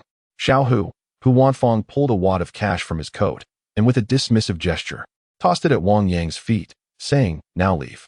They are providing assistance in your time of need. Qingqing kicked the money back, retorting, does wealth grant one the right to insult others? Qingqing, do you want me to die before you understand? Mother Fang cried out in despair. Suddenly, Father Fang coughed violently, spewing a large quantity of dark blood, his body collapsing into a limp state, unconscious. Old Fang, what has happened to you? Mother Fang rushed over in a panic, shaking him. Please, do not disturb the patient. The nurse intervened, swiftly picking up the intercom. Head nurse, we have a patient vomiting blood and unconscious in room 706. What should we do now, Yang? Fang Qing felt utterly lost. Wang Yang gently patted her back, reassuring her, Uncle Fang will be fine. Fortune favors the worthy. Easy for you to say. Huang Zhe shouted angrily. It's all your fault my uncle is in this state. At that moment, the attending physician and head nurse rushed in to assess the patient's pupils and heartbeat. The doctor swiftly released the bed's wheel lock and urged, we need to transport him to emergency care immediately. Who can lend a hand to push the bed? Wang Yang, being the closest, hurriedly moved to the front of the bed. The group worked with utmost urgency, transporting Fang's father into the emergency room. The red light illuminated, signaling that resuscitation was underway. Outside the room, Wang Yang shook his head with a sigh and said to Fang Qing, I'll wait for you downstairs. Call me anytime if you need me. Okay. Fang Qing was deeply concerned for her father's safety and refrained from saying more. Stop. Huang Zhe called out to Wang Yang. You're the reason my uncle is in this condition. It's easy to speak sweetly, but now you plan to vanish? Yang is not that kind of person. Fang Qing shook her head in protest. Hu Wanfa spoke up, Xiaoqing, you lack experience. This is a critical moment. I've encountered too many like him. Yes, we can't let him leave. Fang's mother grasped Wang Yang's shirt, exclaiming, I told you to get lost. Now that trouble has struck, you want to slip away. Huang Zhe threatened, if anything happens to my uncle today, I will fight you to the death. Do as you please. Wang Yang, unwilling to waste his breath, remained silent. Soon after, the door opened, and the attending physician emerged, removing his mask. How is my husband? What is his condition? Mother Fang inquired anxiously. He is temporarily stable. The doctor replied gravely. However, the patient's injuries have lingered too long, causing a delay in optimal treatment. Not only is the lumbar spine affected, but the nerves are also under pressure. If surgery is not performed by this afternoon, there is a significant risk of extensive tissue necrosis, and he may require an amputation at a high level to save his life. What? Mother Fang's tears began to fall. Then hurry and perform the surgery. The doctor shook his head. Fang Qing, too, became irate, demanding loudly, We didn't have the funds before, but we have them now. This is a matter of life and death. Does your hospital insist on rigidly adhering to the appointment system? Calm down. The location of his injury is quite complex. The doctor patiently explained. The best doctor in Tang and is currently in surgery, and he has stated that he only has a 5% success rate. In the entire province, only 2 or 3 authoritative experts from the affiliated hospital of Zhonghai University are competent in this regard. He continued, with a note of helplessness. We have contacted them, but they all have significant surgery scheduled. The earliest one won't finish until after dark. I suggest you transfer to Zhonghai and take your chances. After hearing this, Wang Yang leaned against the wall. He silently retrieved his phone and opened the WeChat list, directing his message to Su Yinran. Quickly help me contact Elder Shui. I am at Tang'an First Hospital. There is an uncle. Father Fong is in critical condition. Outside, no one had the leisure to pay attention to what Wang Yang was doing. Fong Qing looked anxiously at the doctor, wondering if the troubles on the way would exacerbate the situation. The doctor replied, I cannot guarantee that. We absolutely cannot transfer him. Old Fong will be exhausted to death. Fong's mother clutched to Wanfa as if grasping the last straw, pleading with a voice full of despair, Xiaohu, don't you have extensive connections? Your relationships in the medical field are formidable. Quickly help my future father-in-law find a renowned doctor. Huang Zhe, standing nearby, confidently added, with President Hu's capabilities. Making a phone call is a trivial matter. However, Hu Wanfa felt a wave of anxiety, his shirt collar damp with sweat, wishing he could kick the other person.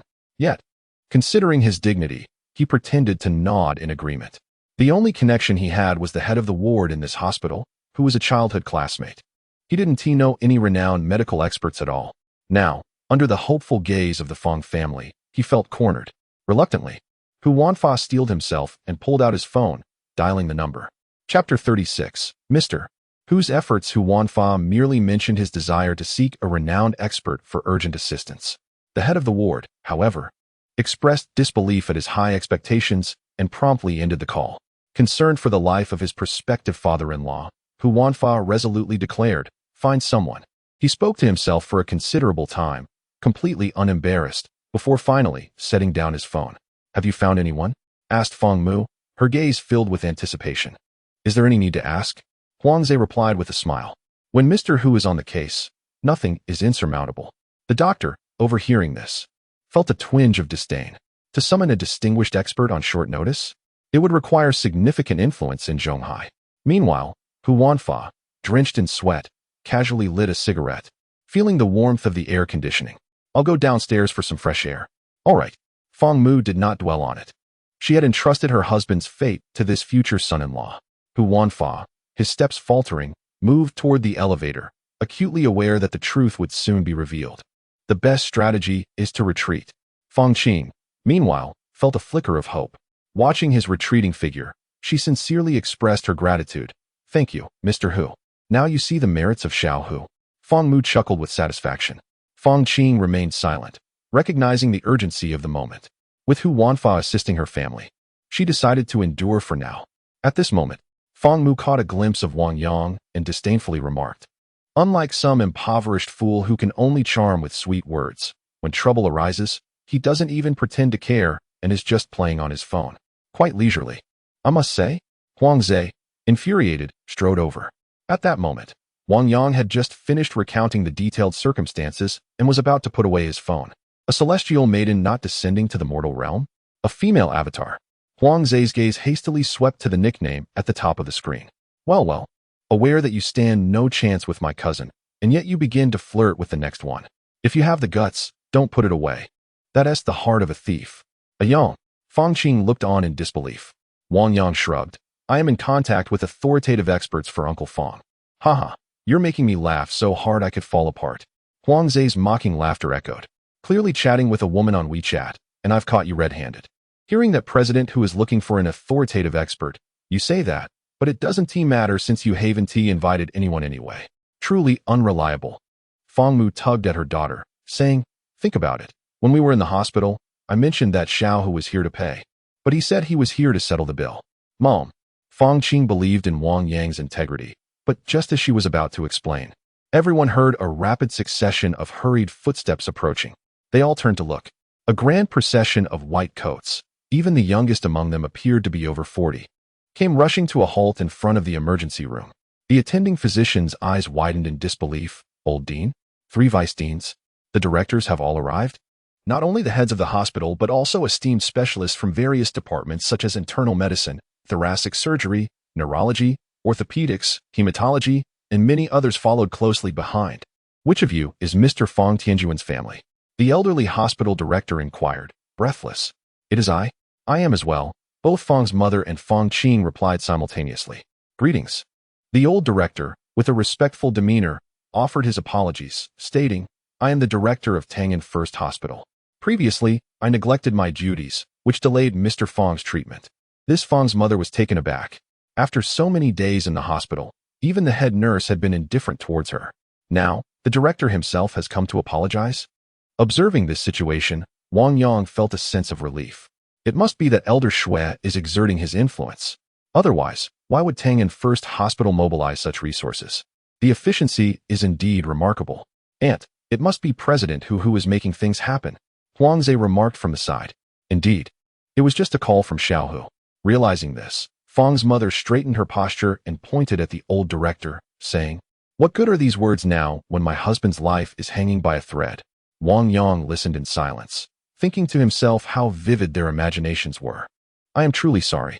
A vice president smiled apologetically and said, We have gathered numerous department heads to transfer Mr. Fong to the ICU, where he will receive comprehensive attention to ensure his well-being before noon. I see. You? Fong's mother asked, perplexed. Huangze explained, It stands for Intensive Care Unit. It costs over 10,000 a day. Rest assured, all expenses for Mr. Fong will be covered by our hospital's emergency relief fund, another vice president added. What about after 12? Fong Qing inquired anxiously. The esteemed expert from Zhonghai University-affiliated hospital, Shui Baoa, has already departed to assist, the old president remarked, casting a curious glance at those present, filled with intrigue. He had just received a call from Shui himself. What background does this family possess? Shui is recognized as a master of traditional Chinese medicine, the pillar of Zhonghai University. Wait, it seems the family mentioned a young man named who? The old president then donned a flattering smile. Might I inquire about the whereabouts of that young man who? I would be eager to meet him. The presence of someone capable of engaging Shui in a matter is undoubtedly extraordinary. To ally with such influential connections would undoubtedly facilitate our hospital's association with Zhonghai University's medical department and even the revered master of traditional medicine. Fong's mother, upon hearing this, was overwhelmed with excitement. What was once mere speculation had now been confirmed. I shall contact General Manager Hu immediately, she declared, while Huangze nodded proudly in agreement. Fong Qing turned her head to glance at the overlooked Wang Yang, her gaze somewhat weary. Even he harbored doubts. Could it be that Hu Wanfa was truly a figure of hidden depth?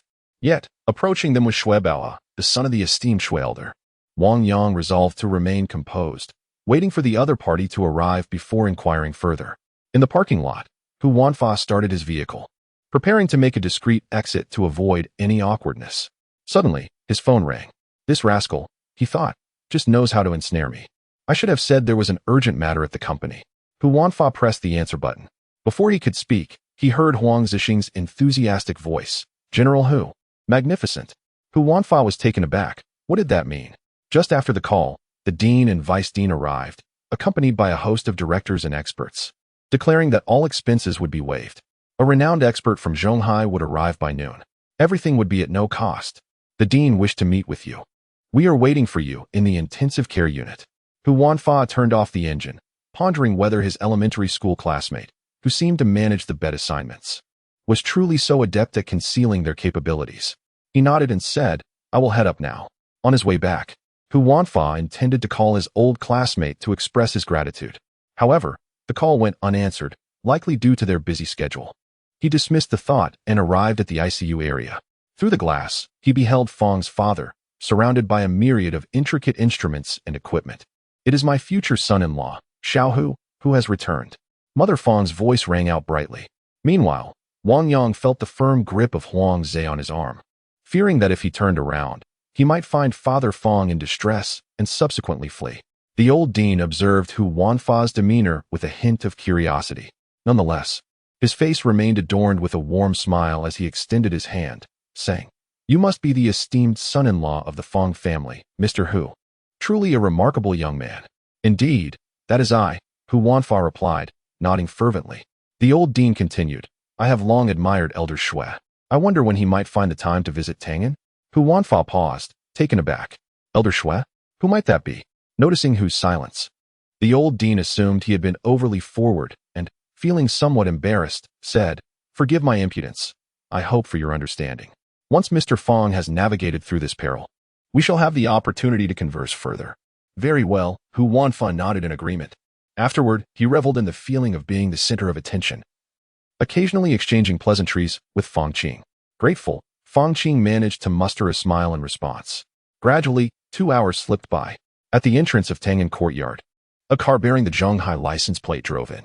Uncle Shui, I hope I am not too late? Su Yinan inquired from the passenger seat. While at the wheel sat Shui Baoha, who had hastened to arrive at the behest of the old master. Chapter 37. Who is your old classmate? In the corridor of the ICU, the old dean received a call from Shui Baoha and turned to Hu Wanfang with excitement. Mr. Hu, the esteemed expert has arrived. I shall bring him up immediately. Indeed, Mr. Hu, Huangze remarked with a smile. A single call, and the renowned authority has traveled from Zhonghai to Tangan in under 2 hours. Hu Wanfang waved his hand. Let us maintain a low profile. Indeed, Fang's mother, who initially had reservations about her future son-in-law's age and appearance, now found him increasingly agreeable. That fool is actually sleeping? Huangze shot a sidelong glance at Wang Yang. He is as useless as a pig. Fang Qing frowned. Perhaps Yang is simply exhausted. Isn't it expected for a delivery boy to be tired? Huangze mocked. Look at Mr. Hu. With a fortune of 50 million and extensive connections in Zhonghai. He is here patiently waiting due to concerns for his uncle-in-law. He's not worthless. Fang Qing shot back, glaring at him.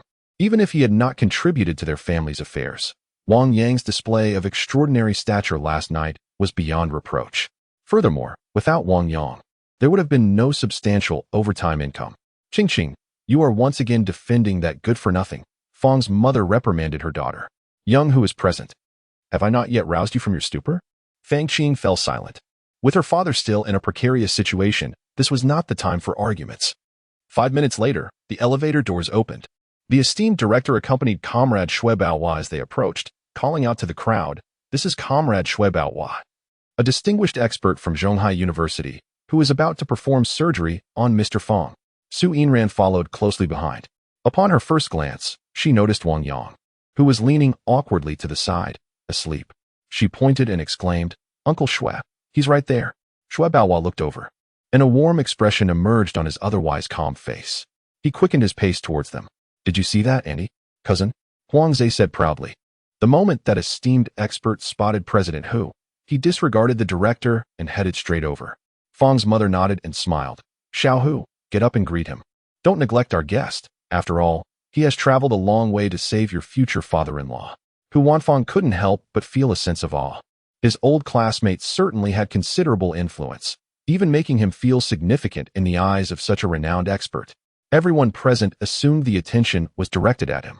Hu Wanfang, feigning nonchalance, stood up to face the approaching Shui Baohua, extending his hand with a smile. Expert Shui, it's a pleasure to meet you.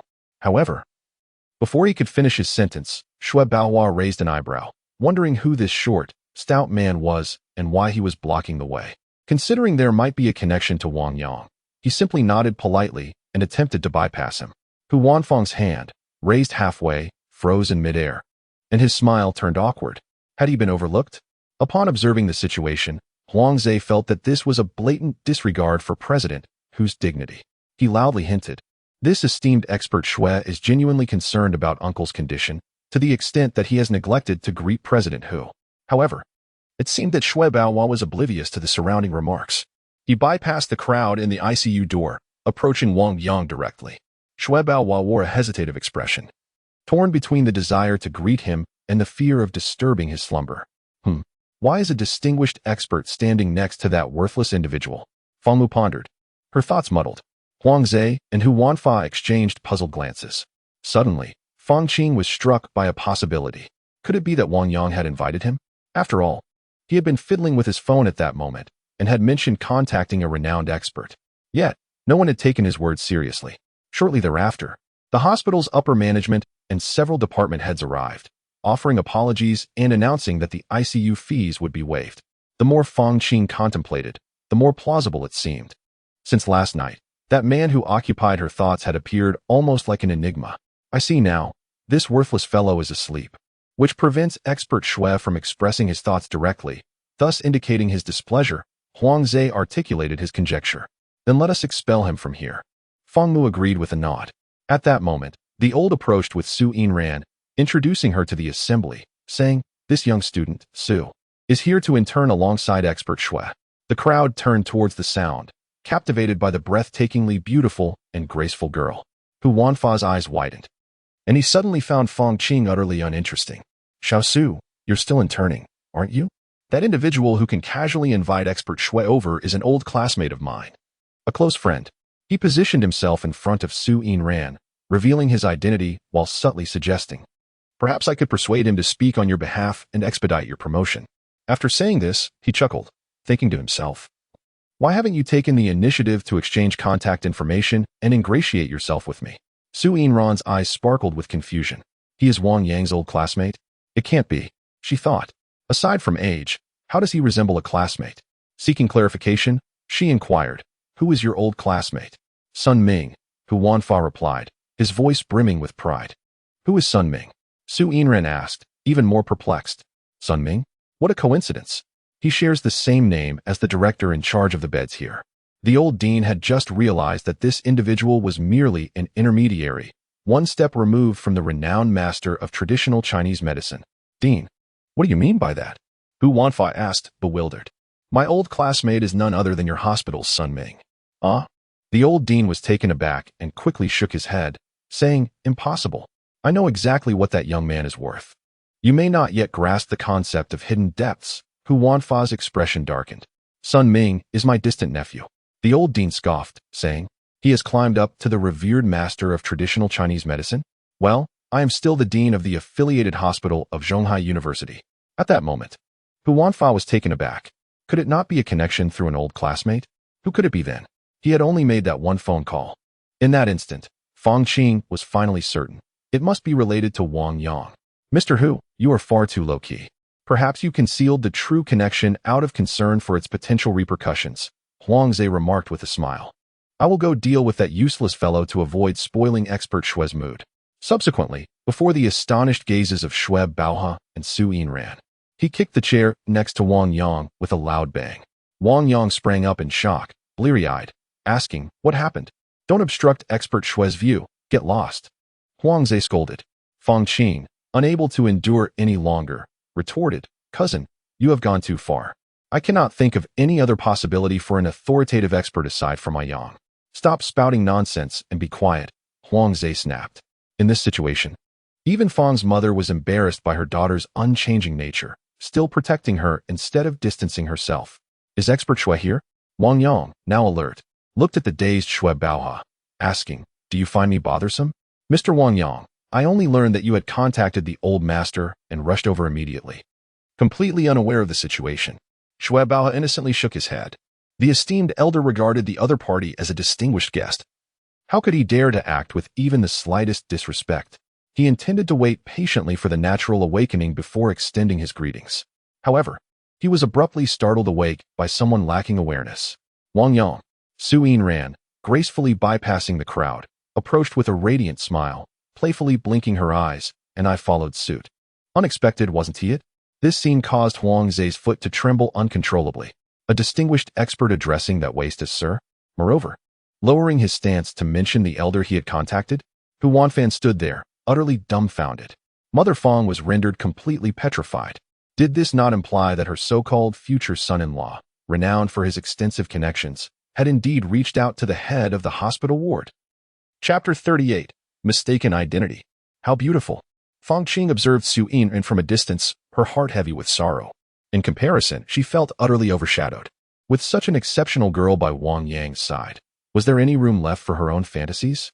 Meanwhile, Hu Wanfa's complexion fluctuated between shades of green and pale. The old classmate responsible for managing the wards was indeed just that, an ordinary caretaker. Whether it was the enchanting Fang Qing or the stunning beauty before him, they both revolved around that young man. Though he feigned nonchalance, merely fiddling with his phone, it had summoned a renowned expert, the son of a revered traditional medicine master. From afar, the truth was surfacing. The flesh on Hu Wanfa's face throbbed with pain and embarrassment. Seizing the opportunity while no one was watching, he decided to slip away. He feigned calmness as he approached the elevator. Mr. Hu. At that moment, Huang Zhe's expression resembled that of someone constipated, filled with trepidation, about today's incident. Hu Wanfa was taken aback, sensing the gazes of those around him. He feared being noticed. Was this man intentionally trying to lead him into trouble? With a sharp slap, he struck Huang Zhe across the face. Get out of my sight. Go find a new job tomorrow. Mr. Hu, you can't burn bridges like this. Huang Zhe clung on desperately. Wasn't it agreed that I would receive a promotion and raise? Humph. Hu Wanfa replied coldly. What did you promise me beforehand? You said your cousin's family was in need of money and that you would help me win her over. And now? You have utterly tarnished my reputation. Upon hearing these words, Fang's mother regained her composure. She had not forgotten how she had initially conspired to ostracize Wang Yang, uttering countless harsh words. Indeed, the few explanations provided by him had become a harsh reality.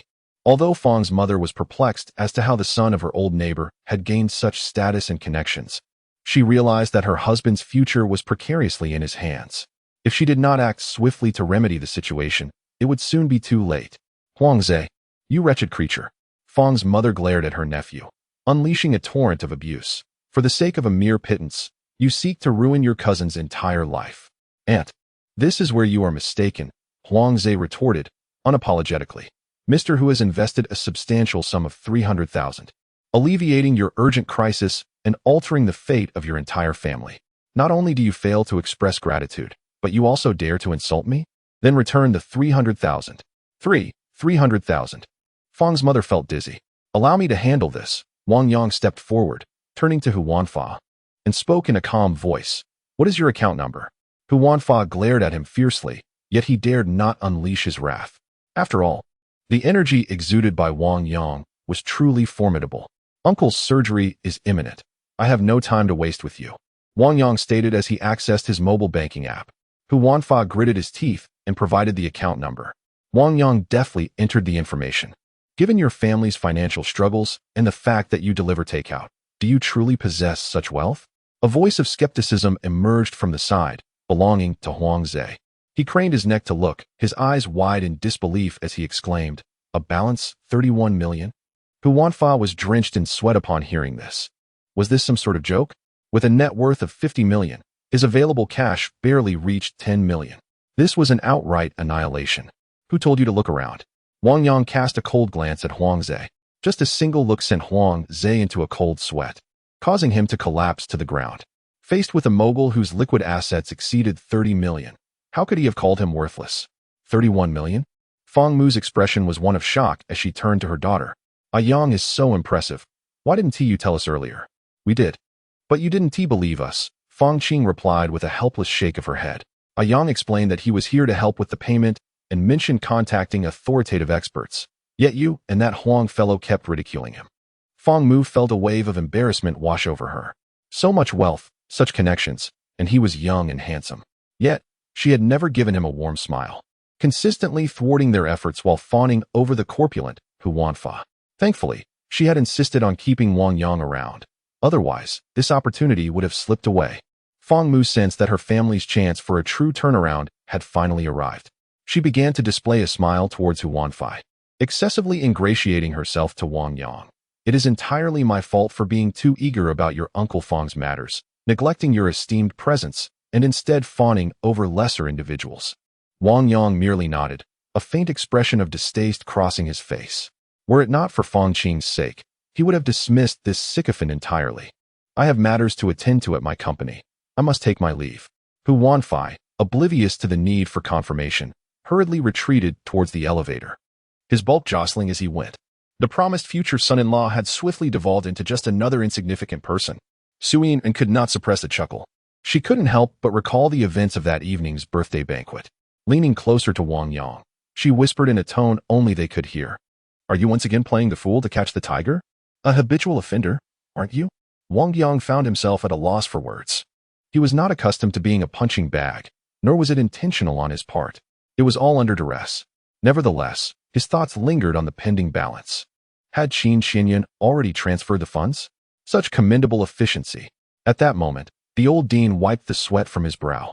This was a matter of great significance for the hospital's future, and yet he had mistakenly addressed the wrong person, neglecting him for a considerable time. Mr. Wang Yang, I beg your pardon. It appears my eyesight has failed me in my old age. The old dean was filled with remorse. Let us not waste any more time. The surgery is of utmost importance. Wang Yang waved his hand dismissively, urging them to promptly bring the injury report and the images to Uncle Xue.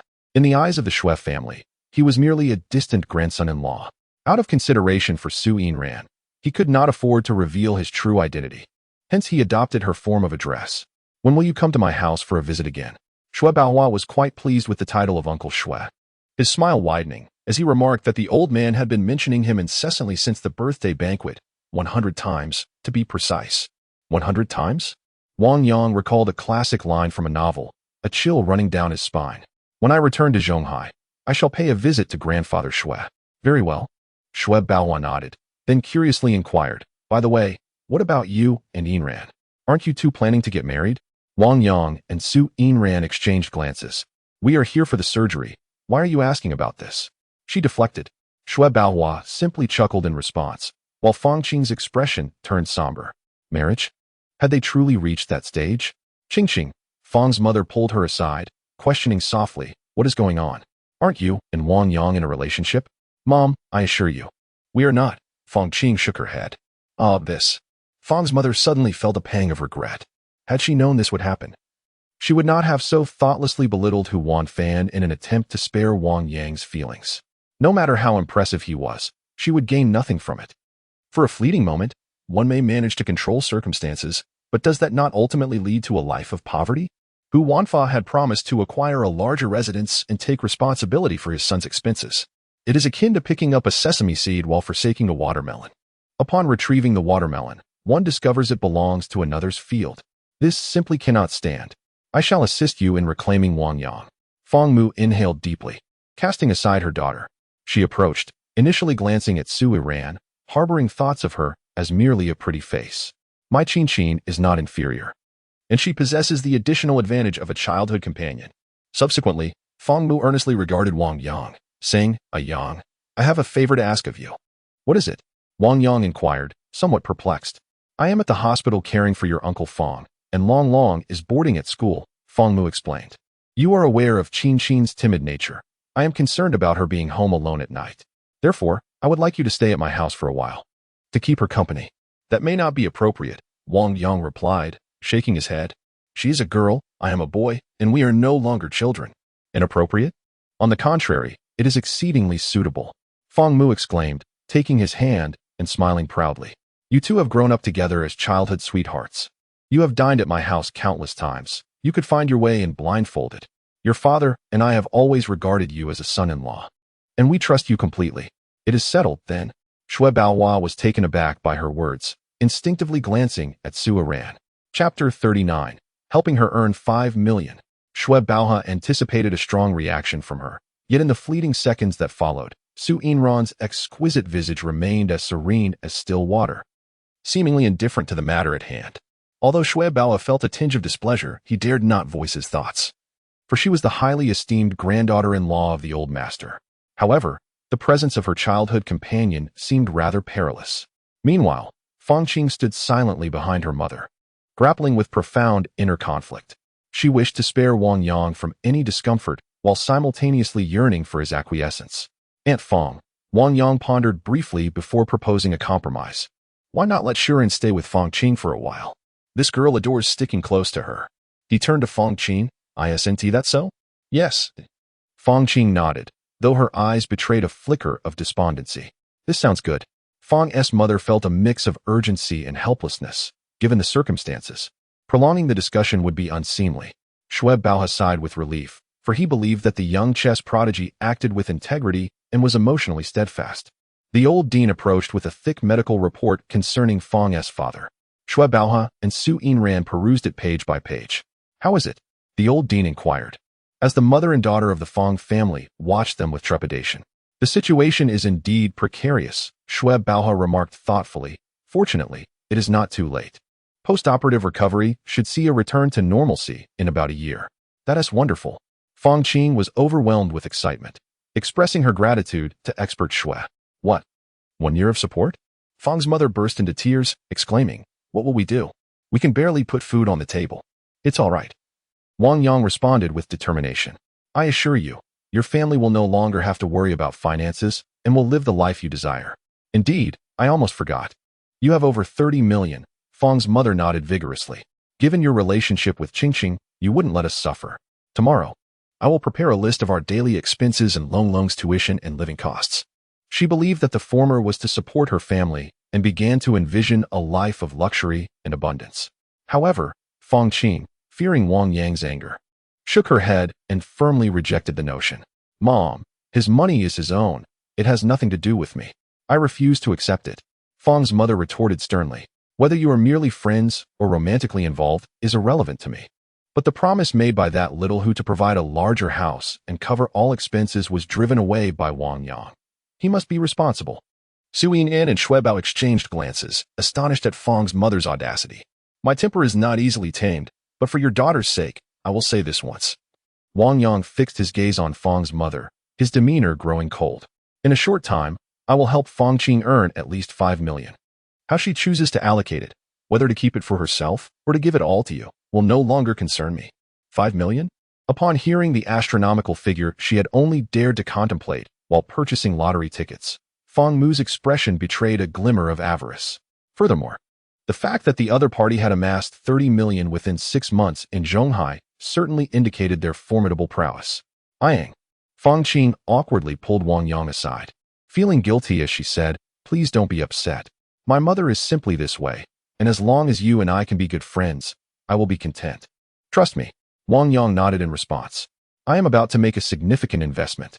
Could you tell me where Uncle Fang's construction site is? I need to secure the compensation first, and then I can conveniently invest that money for you." "The foreman and the developer are quite fierce," Fang Qing expressed her concerns, gazing at him anxiously. "Fierce?" Wang Yang chuckled dismissively.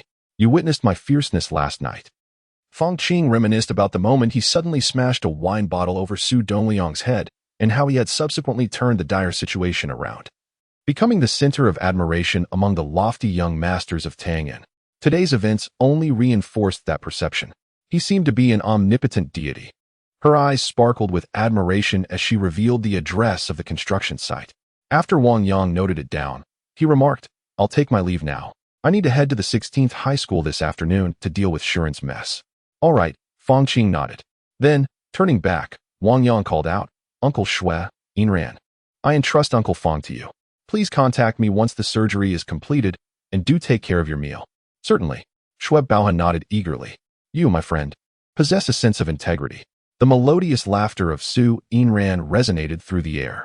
Amidst the gazes of the crowd, Wang Yang departed, leaving only his silhouette as he entered the elevator. His eyes instinctively fell upon the number 4 button, which evoked memories of the Bai family. Transferring his sister required leveraging the connections of the Bai family.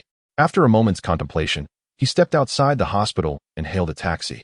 Once inside, he opened the WeChat group dedicated to leisure and entertainment, a group to which Chu Zifeng had introduced him the previous night. Each member of this group was a second-generation heir with substantial influence within Tangyan. The chat history boasted thousands of messages, showcasing their lively discussions. He initiated the conversation with a playful emoji depicting a cat. In the next moment, Zhao Xiu exclaimed, "Who is this Tangyan's handsomest fool?" Tangyan's handsomest replied, "Call me handsome." Zhao Xiu retorted, "Fool, fool." Other young gentlemen chimed in as well. "Feng, Chu Xiao, this guy has the audacity to change his name. Kick him out." "Wait a moment. I recall that Yang Gu entered with that very nickname." Chu Zifeng clarified, "This is Yang Gu. Zhao Xiu, you are the fool." "I am the fool, cold sweat." Zhao Xiu responded, "Tangyan's handsomest, handsome." Tangyan's second handsome interjected, "Tangyan's handsomest. In terms of looks, I humbly concede." Chu Zifeng inquired, "Who is this second handsome?" Chu Zifeng has also changed his name, and Tangyan, the number 1 handsome, exclaimed, "Feng Yuanan, you shameless person." The group erupted in excitement. "Truly, Brother Yang has made an appearance. Brother Yang, we drank too much last night and didn't realize it was you. Are you here to lead us to wealth?" "Finally, we have awaited Brother Yang's emergence. The money is ready, and I have even mortgaged my car." "Tangyan, the first handsome, urged, "Everyone, please restrain yourselves. The matter of becoming wealthy can be discussed tomorrow. Right now, I have received a call from Lao Bai." The crowd ceased their chatter and fell into silence. Chu Zifeng stated, 182. Tangan, the first handsome, continued, "There is a development called Run City under construction, and I need detailed information about the developer and the construction team." Tangan, the second handsome, inquired, "Zhao Xiu, is it from your family?" Zhao Xiu responded, "Yes, but not entirely. Due to our cooperation, we hold a 30% stake and are only involved in the final stages." Tangan, the first handsome, noted, 5 days ago, Fang Qing, the one known as Number 9, had an incident on site involving her father, Fang Tianchun. Her mother was assaulted while seeking compensation. Zhao Xiu exclaimed, "Ah, Brother Yang, this has absolutely nothing to do with me or my family." Tangan, the first handsome, asserted, "Investigated. Anyone associated with this matter must be gathered together. Await my instructions tonight." Zhao Xiu declared, "I swear on my life. Count me in."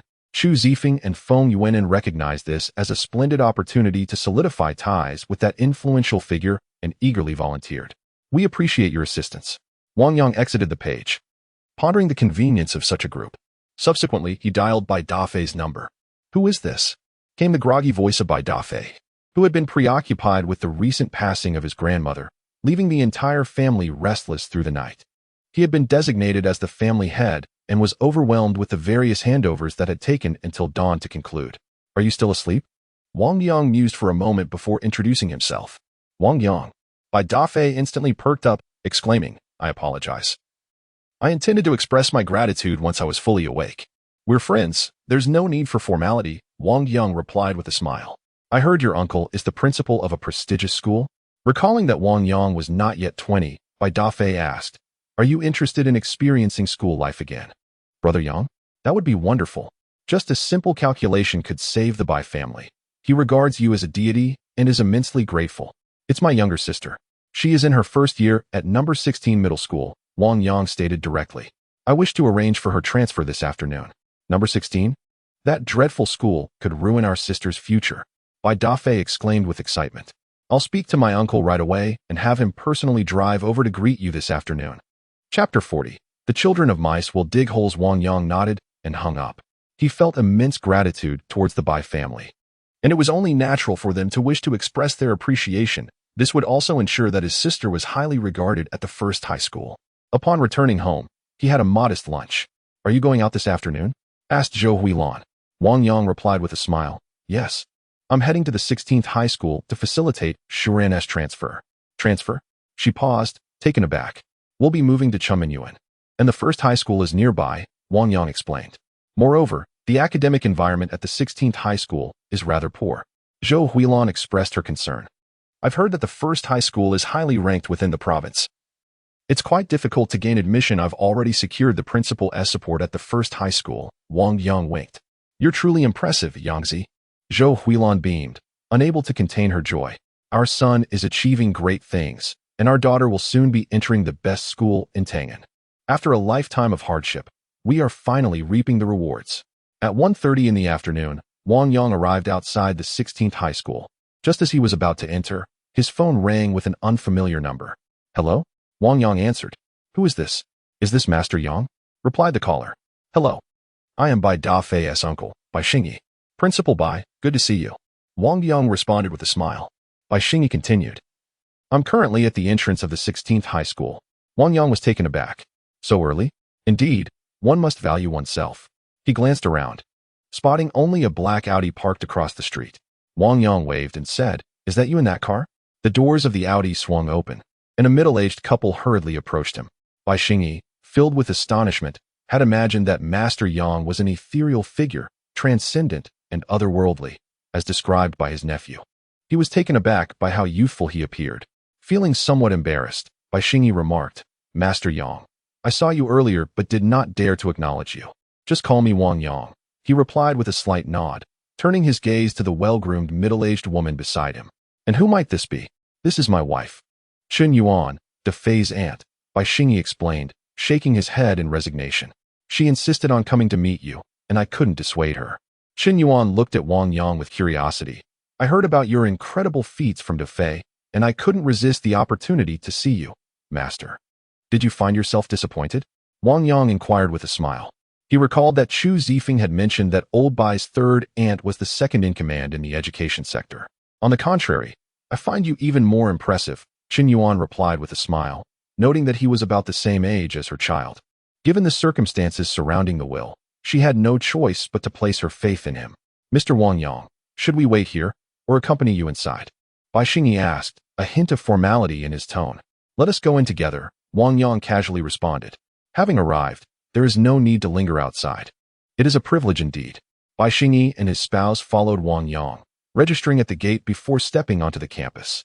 As they approached the teaching building, specifically the first and second classes of junior high, Wang Yang did not hasten to knock on the door. Rather, he opted for an impromptu inspection. Eager to ascertain whether his sister was paying attention during class, he circled to the back door, peering through the glass. In that moment, Wang Yang's expression soured dramatically. Before his eyes stood Wang Shuran at the end of the corridor, pressed against the wall. If merely standing in punishment were the extent of it, it would be bearable. However, she was holding a chair above her head with both hands. Her hair was disheveled, cascading down her shoulders, and a bulging backpack rested atop the chair. Meanwhile, the teacher at the podium continued to lecture on the Chinese language, oblivious to the scene unfolding. Noticing Wang Yang's reaction, Bai Xingyi tugged at Qin Yuan and said, It seems Master Yang is not pleased. Let us go and see. The couple approached Wang Yang, peering in. Such excessive corporal punishment? Qin Yuan's eyes widened in disbelief. A practice explicitly forbidden was still being enacted.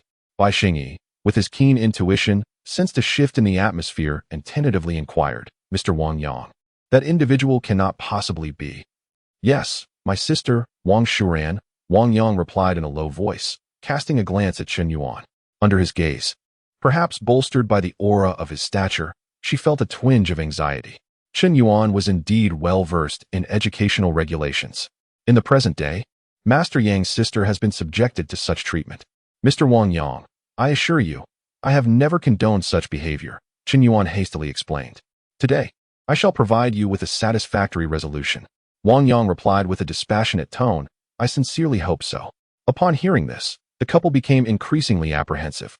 Master Yang's ability to rescue the Bai family with a mere flick of his hand also implied he could just as easily plunge them into irreparable ruin. May I gather evidence first? Qin Yuan inquired, taking out her phone. Noting that the other party offered no objections, she proceeded. Meanwhile, Wang Yang returned to the front door of the classroom, knocked, and then pushed it open. Who are you looking for? The language teacher asked with dissatisfaction. Pardon the interruption. I am Wang Shuren's elder brother. Wang Yang suppressed his anger, remaining as calm as still water. Oh, the language teacher replied dismissively. The homeroom teacher is waiting for you in the office. Wang Shuren has already packed her belongings, so please take her there. Standing behind, Wang Shuren lowered her head. The classmates in the room observed Wang Yang. Is that her brother? He was boasting quite a bit this morning. Hasn't he even dyed his hair? Looking less than a thug. It's no wonder. Didn't he even pay the activity fee? Didn't he, the class monitor, say she is poor? That's the truth. And she dares to act out. She fought yesterday and now again today. Whispers and jeers echoed throughout the classroom. Wang Yang furrowed his brow and inquired, packing up. Didn't he, the homeroom teacher, summon the parents for a discussion? Presumably, they will converse first, then proceed directly to the principal for withdrawal signatures. The Chinese teacher, growing impatient, retorted, Hurry up, don't disrupt my class. Then please continue. Through the childish banter drifting into his ears, Wang Yang began to grasp the situation. He beckoned. Shuran, come with me. This wretched school does not deserve you. Today, I intend to help my sister leave number 16 middle school, but not in such a humiliating manner. The little girl, being sensitive, would take ages to recover from a shattered sense of self-worth. To claim our number 16 middle school is a trash school? The Chinese teacher pointed at Wang Yang with chalk and scoffed, like breeds like, a dragon's offspring is a dragon, a phoenix's offspring is a phoenix, and a mouse's offspring will burrow. If you have the ability, let her attend number 1 high school. Being poor yet temperamental, with a brother like you. It's no wonder your sister lacks refinement. Care to say that again? Wang Yang regarded her with a sardonic smile. Thinking of resorting to violence? Truly lacking in decorum. The Chinese teacher slammed the book onto the desk and shouted below, Everyone, self-study. Today I shall see if you end up begging to let your sister remain in this so-called trash school. Wang Shuran was about to set down her chair. I advise you to endure, the Chinese teacher threatened. In that case, Your homeroom teacher might perceive your attitude as sincere and grant you leniency. She was purely incensed, seeking to tease a little. After all, the other party had kicked against an iron plate, as the principal had personally intervened to advise expulsion. There was no room for negotiation. Wang Shuren's body trembled slightly. Lift it. Hurry up, or you won't even qualify to attend a mediocre school. Haha, Wang Shuren. Are you planning to wash dishes at a restaurant instead of going to school? It is said that working in a factory as a laborer is even better. Waves of derision echoed throughout the classroom. She pressed her lips together and lifted the chair once more. At that moment, Wang Yang strode through the door.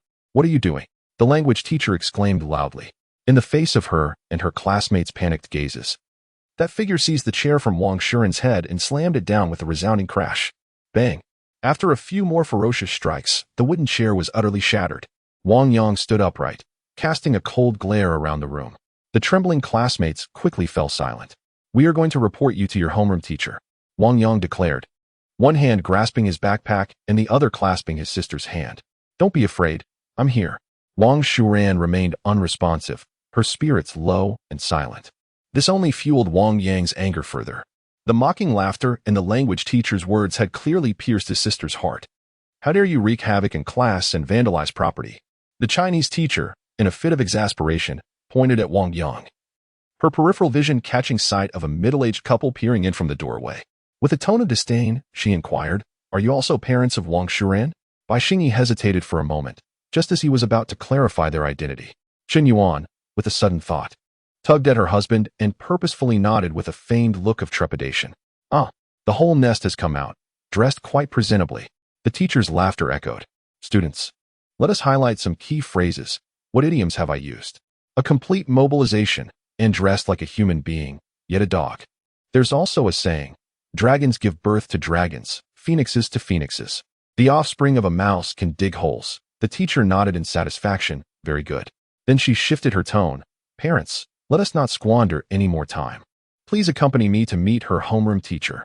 With that, the group, accompanied by Wang Shuren, proceeded towards the office amidst laughter and urging remarks.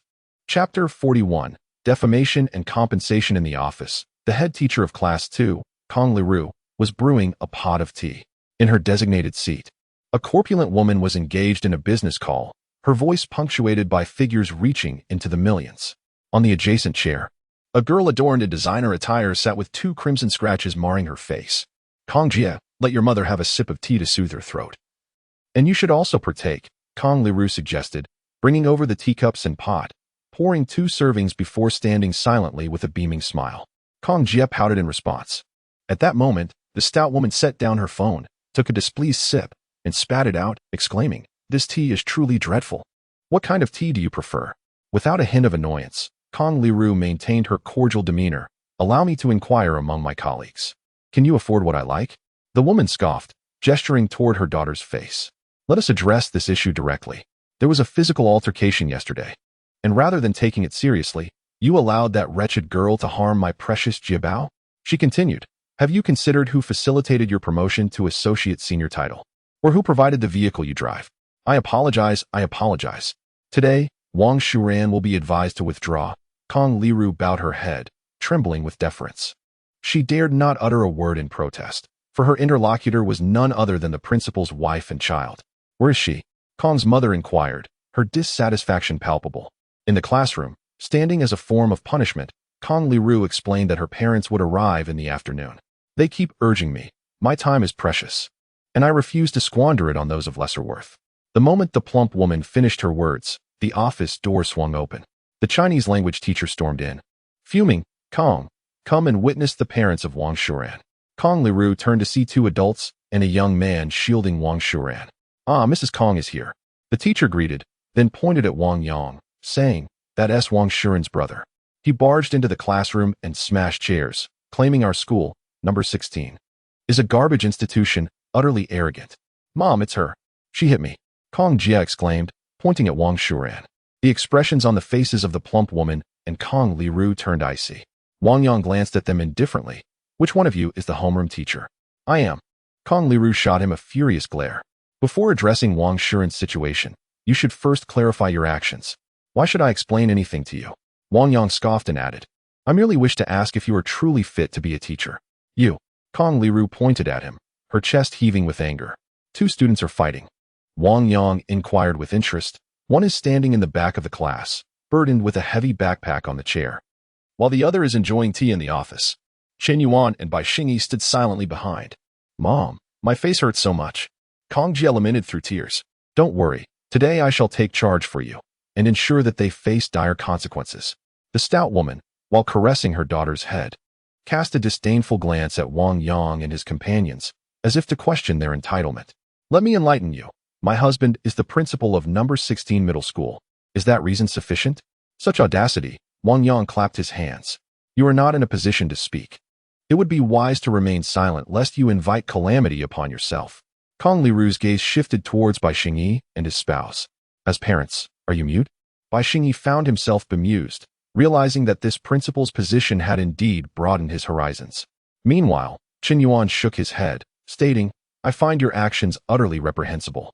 If we are to speak of reprehensibility, the stout woman cast a scornful look. You lot, take a good look at your origins in the mirror. It's not just reprehensible, it's downright disgusting. Kong Mama, Kong Liru interjected with a smile. Instead of engaging in a fruitless argument, why not discuss compensation? Indeed, the stout woman nodded. At that moment, Kong Liru reached out to tug at Wang Shuren's ear, but before she could make contact, Wang Yang swiftly swatted her hand away. A cold glint shone in his eyes. Do not lay your filthy hands on my sister. Such a lack of decorum. Did you see that? The Chinese teacher, fanning the flames, remarked, his parents have been utterly silent, as if dead, not even a whisper. This is sheer indulgence. Hearing this, Kong Liru was infuriated. Wang Shuren's parents, she seethed, have left marks on Kong Jie's face. Now, I demand compensation. What kind of compensation? Wang Yang inquired. The stout woman boldly declared. 1 mark warrants 1 million, 2 marks equate to 2 million.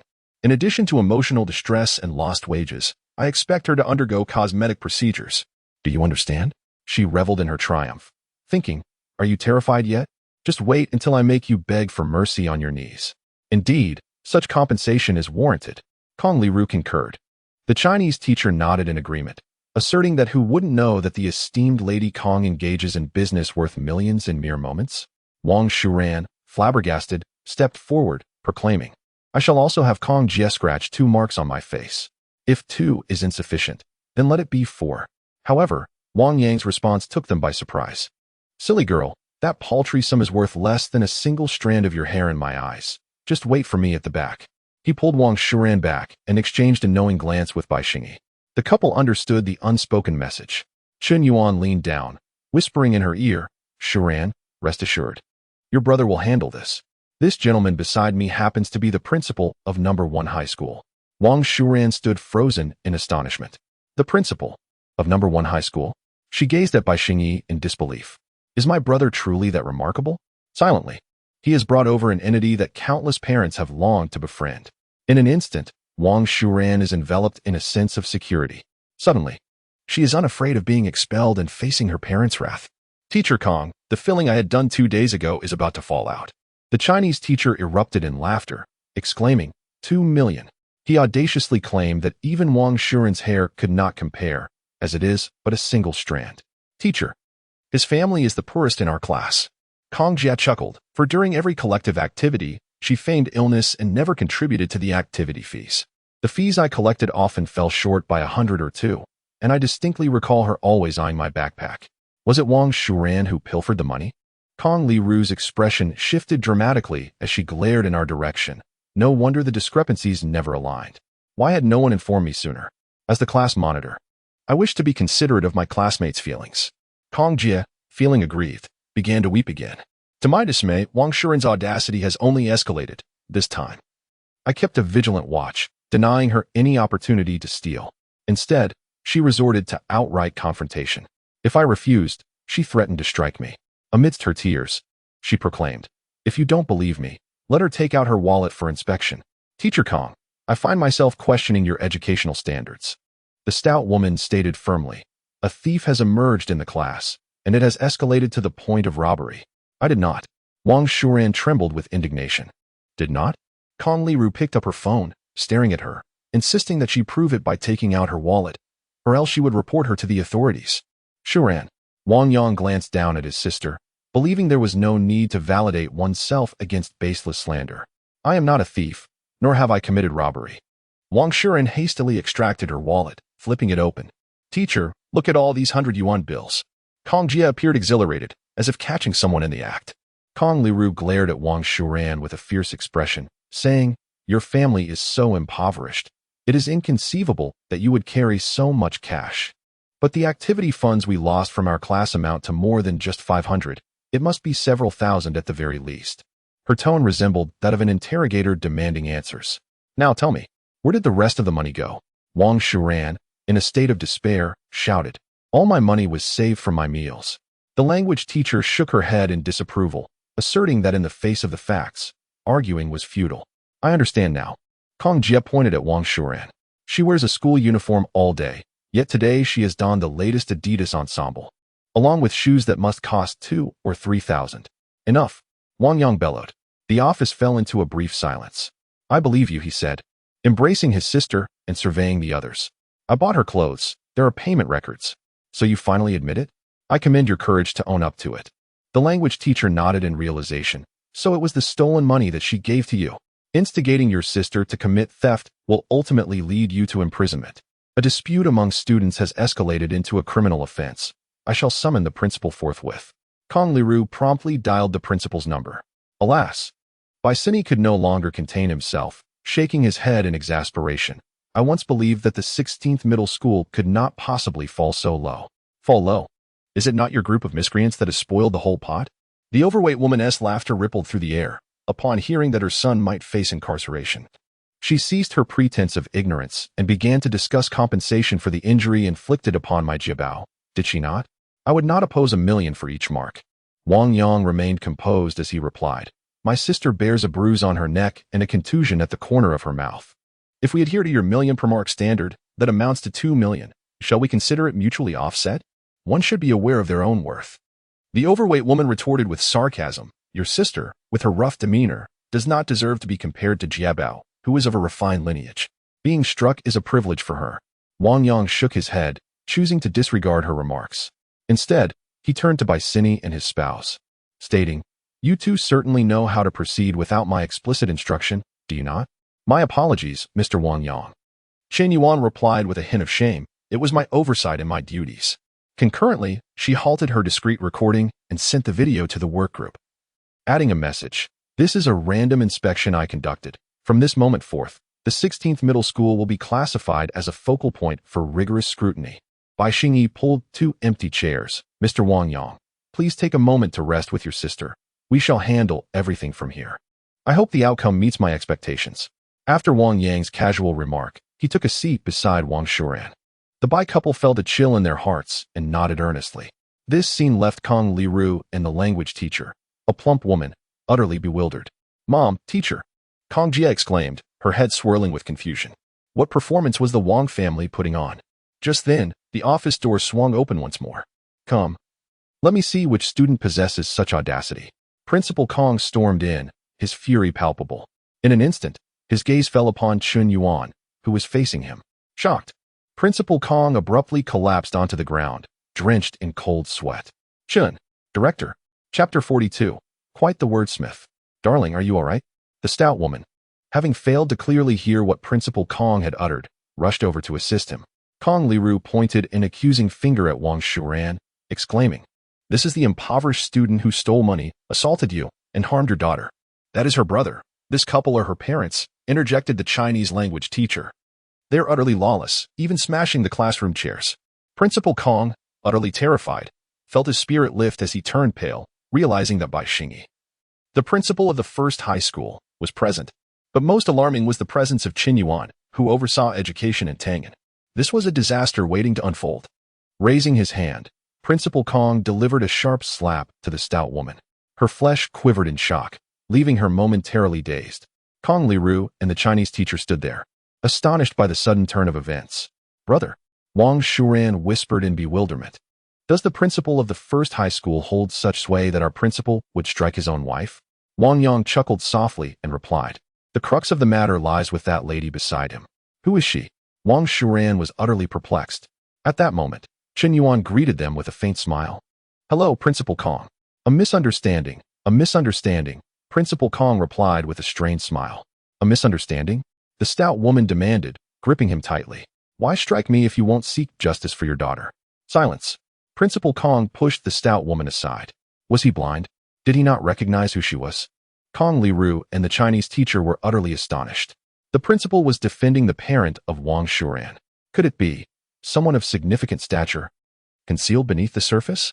Director Chen, from the education sector. Principal Kong exclaimed, and the other is Principal Bai from Yizhong.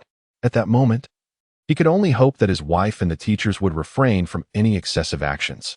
Director Chen, Principal of Yizhong. Upon hearing this, they were completely flabbergasted. The stout woman widened her eyes, filled with an ominous premonition. We are not Wang Shuren's parents, Bai Xingyi interjected, shaking his head. Today, we merely accompanied Mr. Wang Yang to transfer his sister to Yizhong for her studies. Little did they expect to witness the darkness of Shizhong firsthand. Mr. Wang Yang? The crowd instinctively turned their gaze toward Wang Yang. The stout woman's pupils constricted. Who exactly was this brother of a poor student? Meanwhile, the Chinese teacher felt as though her face had been doused in chili oil, burning and stinging. The other party had labeled Shizhong as a disreputable school. She had even mocked it, never anticipating that it could earn the respect of Director Chun and Principal Bai, who referred to him as Mr. and accompanied him to transfer his sister. Principal Bai, your statement is quite unfounded. How could there be any darkness at Shizhong? Principal Kong's heart skipped a beat. In terms of status, he was on par with Bai Xingyi, yet the latter's wife held a prominent position. Is there any need to invite Mr. Wang Yang to converse with you? Bai Xingyi gently pulled Qin Yuan to stand quietly behind Wang Yang's chair. The hierarchy was unmistakably clear. Principal Kong gazed at the young man, filled with confusion, curiosity, but more prominently, unease. He spoke in a subdued tone, offering a forced smile. Mr. Wang Yang. I attended number 16 middle school for 6 years and graduated 6 months ago. Wang Yang responded with a smile. Interestingly, this is my alma mater. Upon hearing this, Principal Kong felt a slight sense of relief. If such a mysterious figure hailed from this institution, perhaps dialogue would be more manageable. However, today, I am profoundly disappointed in number 16 middle school. Wang Yang's tone shifted as his icy gaze fell upon teacher Kong Liru, the homeroom teacher, who believed my sister's family was impoverished and had her pack her belongings, making her stand in the classroom with her chair held above her head. Meanwhile, the other student, enjoying tea in the office, was your daughter, Principal Kong. Teacher Kong, please explain yourself. Principal Kong shot her a look, silently urging her to comprehend the gravity of the situation. The expulsion was his directive, yet here stood the opposing party, accompanied by Director Chun, seeking retribution. Kong Liru swallowed hard, realizing she was being pushed forward to take the blame, and bowed deeply to Wang Yang, saying, I apologize. I was unaware that Shuran was your sister and acted with bias. Wang Yang scoffed. In your eyes, what are students without wealth or influence? They are all the blossoms of our nation. Kong Liru was palpably anxious. Indeed. Wang Yang nodded and inquired, but are you a selfless gardener? I. Kong Liru stammered, unable to articulate a response. Observing the unfolding situation, the language teacher sensed that her turn would inevitably arrive. As she made her way towards the door, she remarked, I still have a class to attend, so I shall take my leave. Stop. Wang Yang's casual utterance bore the weight of a spell, rendering the language teacher's feet as heavy as lead, compelling her to remain motionless. He had intended to methodically address each matter, yet before settling accounts with the homeroom teacher, another sought to escape. Not a chance. In the classroom, inciting students to mock my sister was unacceptable. Wang Yang pondered aloud, your usage of idioms and proverbs is commendable. Now, might you share some that describe yourself, if you have no objections? The language teacher, on the verge of tears, recognized this as poetic justice. She had believed herself to be clinging to a sturdy vessel, only to find that the floating debris concealed a formidable shark beneath. Chen Yuan's eyes glimmered with anticipation. I too wish to discern the caliber of the language faculty at number 16 middle school, hoping for at least 10 qualified individuals. Principal Kong hastily interjected. In the presence of Mr. Wang Yang and Director Chun, I implore you to perform admirably. The language teacher's mind raced. Her lips began to move incessantly, uttering phrases such as misleading students, flattering the powerful, exploiting borrowed authority, blind to the obvious, and abusing power for personal gain, a cascade of idiomatic expressions. By the time she reached abuse of power, Her face had turned a shade reminiscent of liver. Very well articulated. Wang Yang clapped his hands, noticing a shift in his sister's expression, and continued to inquire, what about the pun? Peering through the door crack to see a person reduces them to a mere caricature. A crooked mouth blowing a conch emits a slanted breath. A cat that does not steal fish feigns propriety. A greatcoat pilfering a pipe. Civilized individuals do not engage in uncivilized acts. The language teacher, while shamefully belittling herself, wept profusely, sobbing. Brother, I feel relieved now. It's enough. Wang Shuran, possessing a kind heart, could no longer bear to witness it. Wang Yang nodded in agreement. The language teacher, deeply touched, remarked, Shuran, it is the teacher who is at fault. You are a good child. Since you regard her as such a child, Wang Yang gazed at the language teacher and suggested, then let us employ some fitting idioms to describe Shuran. Outstanding in both character and scholarship, repaying grievances with virtue, flawless in every aspect. She proceeded to enumerate an extensive list of idioms, singing her praises to the heavens. Wang Shuran's eyes sparkled with joy. Wang Yang felt somewhat taken aback. This extensive flattery, approaching 100 expressions. Truly, she embodies the essence of a language teacher, adept at crafting eloquent phrases. Meanwhile, Kong Jia watched with clenched teeth. Yet even the principal, her father, feigned humility before the opposing brother, unwilling to provoke further conflict. Remember the lesson I imparted to you. Wang Yang waved his hand and said, let us return to class. Although my sister will be leaving number 16 middle school today, I hope her reputation remains untainted. I understand. After the language teacher fled in disarray, nearly exhausted, Mr. Wang Yang displayed remarkable magnanimity. Principal Kong, witnessing this scene, mistakenly assumed that the other party would not pursue the matter further out of respect for their alma mater. Teacher Kong, come. Let us continue our discussion. Wang Yang disregarded Principal Kong and, fixing his gaze upon Kong Liru, stated solemnly, differentiated treatment is one matter. However, the second is that without any evidence, merely because the principal's daughter expressed her opinions, my sister is subjected to slander and humiliation, and we are branded with the label of criminality. Is this what it means to set an example as an educator? Chapter 43. The Triangle of Kneeling. Is it truly so, Teacher Kong? Principal Kong, drenched in sweat, cast a worried glance in her direction. This matter was not without its implications for him.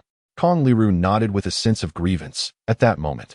I believed your daughter would not speak falsely, hence my misguided assumption. It dawned on Principal Kong that, while this incident may not directly concern him, it was indeed tied to his daughter. All eyes turned towards Kong Jia. Wang Yang scrutinized her with a stern gaze. At merely 13 years of age, she possessed a modicum of cleverness, yet had never before encountered such a terrifying stare. Little Jia, speak the truth. Principal Kong inhaled deeply. If a satisfactory explanation was not provided to that young man, the repercussions could be dire. Kong Jia shrank back, overwhelmed with guilt. What are you all doing? You're frightening the child. The plump woman clutched her daughter protectively. What does Director Chen have to say about this? I refuse to believe that in broad daylight, one can transform black into white. Silence. Principal Kong, ablaze with fury, stepped forward and pulled his daughter aside, forcing her to stand alone. Kong Jia's trembling sobs filled the air. The money, it was a small amount that I spent. When it didn't add up, I intentionally provoked Wang Shuran. Principal Kong's expression shifted dramatically. Misusing activity funds to orchestrate a frame-up. How had his daughter devolved into such a predicament? Kong Liru, too, found it hard to fathom. Are they attempting to coerce a confession? The plump woman spat vehemently. Do you still consider yourself a man? She is your daughter. I believe the truth has finally emerged. Wang Yang remarked calmly. Teacher Kong, what do you propose we do? Expel her from school. Keep her under observation.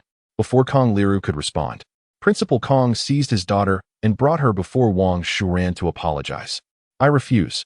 Kong Jia shook her head, exclaiming, Mother, save me. It's just a mere school. After all, if necessary, I can resign from the position of principal. The stout woman shouted, if you do not protect your daughter today, I will leave you. After all, there is no shortage of money. And you, Kang Liru, I offered you a car and luxurious cosmetics, yet you, old Kong, push for your promotions. And this is how you repay my kindness? How dare you reproach me? Kong Liru could no longer endure such indignation and decided to bring hidden matters to light. Moreover, Director Chun was present. She was undoubtedly a clay statue, unable to cross the river. Then let it be a battle to the death. I shall expose the truth and seek redemption. Director Chun, I wish to report that she has exploited the privileges of the principal's family to monopolize all school expenditure projects. She has shamelessly inflated prices, from electrical equipment to desks and chairs, practice books, and even the uniform covers for textbooks, all while profiting at least 50% above market rates. Nonsense. The stout woman crossed her arms, though her heart raced with anxiety. Director Chun. She has lost her mind. Principal Kong cautiously observed Qin Yuan. Whether it is mere speculation or a hidden truth, I trust my colleagues will uncover the facts. Qin Yuan picked up her phone and displayed the message she had sent in the group. We will not wrong the innocent, yet the corrupt shall not escape unscathed. Principal Kong gazed at the screen, his expression ashen. 16th Middle School, a focal point, subjected to rigorous scrutiny. At that moment, Wang Yang rose and said, "Let us depart." Mr. Wang Yang, Principal Kong implored, kneeling on the ground and grasping Wang Yang's calf. I beg you to spare us. In his eyes, this was the sole opportunity to escape a dire fate. The plump woman, fully aware of the impending investigation, felt her earlier arrogance dissolve into fear.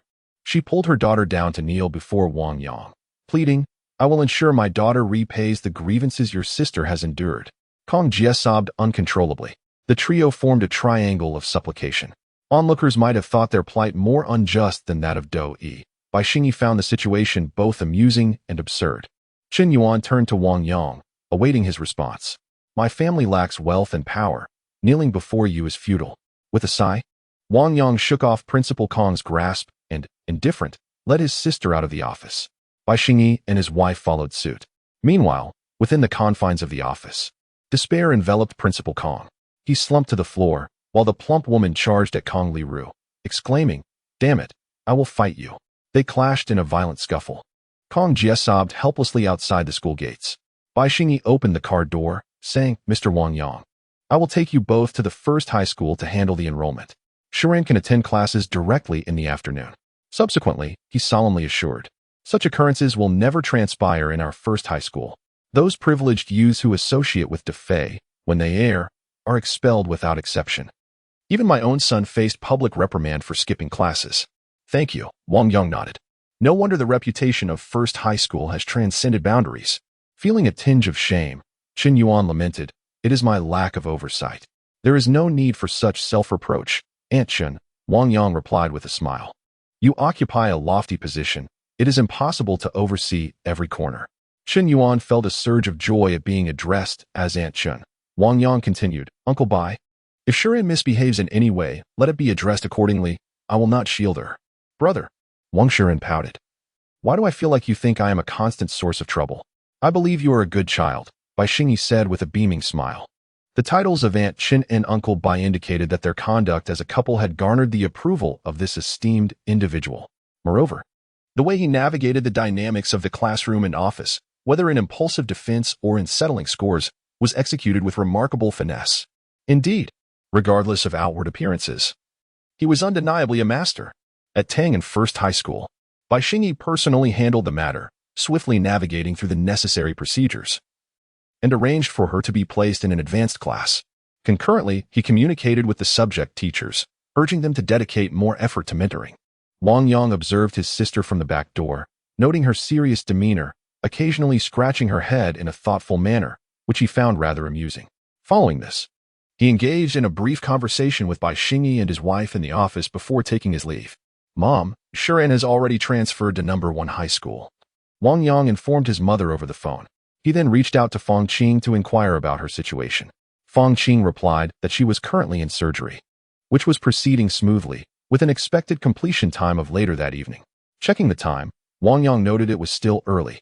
He opened the group chat for the second generation S social activities and tagged Zhao Xiao, asking, "How is the matter I mentioned progressing?" Zhao Xiao responded, reporting in, "Brother Yang, with the protection of Brother Feng and Brother Nan. I have confined all those associated with the issue in the small black room at the Run City construction site, awaiting your instructions for this evening." Tangen, the first handsome lad, exclaimed, "Oh, so soon? I find myself unoccupied at the moment. I shall head over directly." Chu Zifeng replied, "We await your arrival." Feng Yuan echoed, "We await your arrival." Tangen, the first handsome lad, noted, "Have you reverted to the previous name again?" Wang Yang hailed a taxi, provided the address, and resumed chatting with them in the group. Shortly thereafter, they arrived at Run City. Upon seeing Wang Yang exit the vehicle, Chu Zifeng and Feng Yuanan hurried over, excitedly rushing to greet him. "Brother Yang, why didn't you say anything? I'll pick you up," Chu Zifeng exclaimed. Feng Yuanan, unwilling to be outdone, added, "I have a Ferrari that I've scarcely driven. Let me offer it as a token of our meeting. I have even more cars," he continued. Upon hearing this, Chu Zifeng grew anxious and, pushing past the former, said with a chuckle, "Brother Yang, once everything is settled, come to my garage, choose any car you fancy. Just take whichever one you like and drive away." Chapter 44. What an exquisite coffin you have there. Enough of your ruckus. Wang Yang shook his head and smiled. "My head is throbbing from the noise. By the way, how long have you been waiting here?" "Hee, we came here right after we finished the call," Chu Zifeng chuckled. Feng Yuanan, still feeling apprehensive, remarked, "I just fear that some oblivious person might offend you again." "Your concern is noted." Wang Yang nodded. "First take me to that little black room where they confine people. I will purchase my own vehicle on the way back." Upon entering the construction site, Run City was in its nascent stages, still laying the foundation. A few minutes later, they stood before a steel shed. Chu Zifeng kicked the door open with a laugh, saying, "Brother Yang, after you." Wang Yang stepped inside. A solitary yellow light bulb provided illumination. For individuals were huddled against the wall, heads bowed. Zhao Xiao, clutching a steel rebar, turned upon hearing the commotion and respectfully saluted. "Greetings, Brother Yang." Feng Yuanan brought over a chair. "Well, you have all done quite well." Wang Yang casually took a seat. The two young masters stood on either side. "Turn around." Zhao Xiao hurriedly knocked on the ground. "Brother Yang, we acknowledge our mistakes. We won't dare again. I am willing to compensate. Double? No. Triple. Had it been known that he had a connection with you, there would have been no reckless behavior." The four individuals cried out for mercy, although they were unaware of the identity of the young man. The reverence shown by Tang, En, and Shuanglong indicated that he was indeed a formidable presence. "Be silent. Is Brother Yang a title you dare to utter?" Zhao Xiao struck a hefty middle-aged man on the shoulder with a steel bar. "Ah!" The latter yelped in pain. "Brother Yang," Zhao Xiao introduced, "we have conducted an investigation. The developer's compensation was approved on the same day, and this rotund fellow, Li Wu, is the foreman responsible for the foundation. He was the one who orchestrated the incident involving Fang Tianjun." "Oh." Wang Yang raised an eyebrow, his voice steady as he inquired, "What of the other three?" "One is his uncle, and the other is his nephew," Zhao Xiao explained, gesturing. "The one on the right is the supervisor. Even if he did not directly partake in the embezzlement, prior to the incident, there were reports of issues at the site which he disregarded, continuing work in haste. Consequently, Fang Tianjun was injured." Wang Yang pondered thoughtfully, "What is the standard compensation?" 300,000, Zhao Xiao replied. "Li Wu," Wang Yang's gaze fell upon the foreman, who looked up at me. "Brother Yang," Li Wu grimaced in pain. 3 times seems rather insufficient. Would you object to a 5-fold compensation?" Wang Yang's voice was calm, yet menacing. "If not, you and your 2 associates shall suffer the loss of 3 limbs each, and I shall consider this matter as if it never occurred." Upon hearing this, Li Wu was filled with urgency. 5 times that amount equated to 1,500,000. Years of toil rendered futile. "Brother-in-law, uncle, please agree to their demands." The younger brother-in-law and nephew were frightened to the point of tears. "I agree," Li Wu sighed, never imagining he would fall prey to Fang Tianjun, that seemingly honest rustic fellow. "Very well," Wang Yang said, picking up his phone and tapping a few times. After displaying the account number, he handed it to Zhao Xiao, instructing him to let them leave once the funds were transferred. "Understood, Brother Yang," Zhao Xiao responded as he approached. Li Wu completed the transfer in front of them, trembling as he was assisted by his younger brother-in-law and nephew towards the exit. Just before they stepped outside, Wang Yang remarked, "With such parasites around, I genuinely worry for Run City. Rest assured, Brother Yang, I will dismiss their new construction team and pursue compensation," Zhao Xiao replied with a grin. "Let them be left destitute." Upon hearing this, Li Wu fainted. "Brother-in-law, what is wrong with you? We must get you to the hospital." The 3 of them hurriedly carried Li Wu away. "Thank you for your efforts," Wang Yang smiled.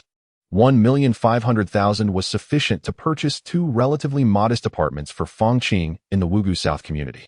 Chu Zifeng and Feng Yuanan exchanged glances and smiled. "Brother Yang, the issue arose from a project my family is collaborating on," Zhao Xiao said, feeling a sense of shame. "Allow me to treat you to a grand feast." "Let's go? It's on me." Wang Yang rose to his feet. Zhao Xiao's heart soared with joy. The other party's demeanor signified an acceptance of him. They engaged in cheerful conversation while walking towards the parking area. At that moment, a sudden commotion erupted nearby. The crowd turned their heads to witness a cluster of workers gathered around a foundation site, with even more rushing toward the scene. Chu Zifeng was puzzled. Could it be that another incident had occurred?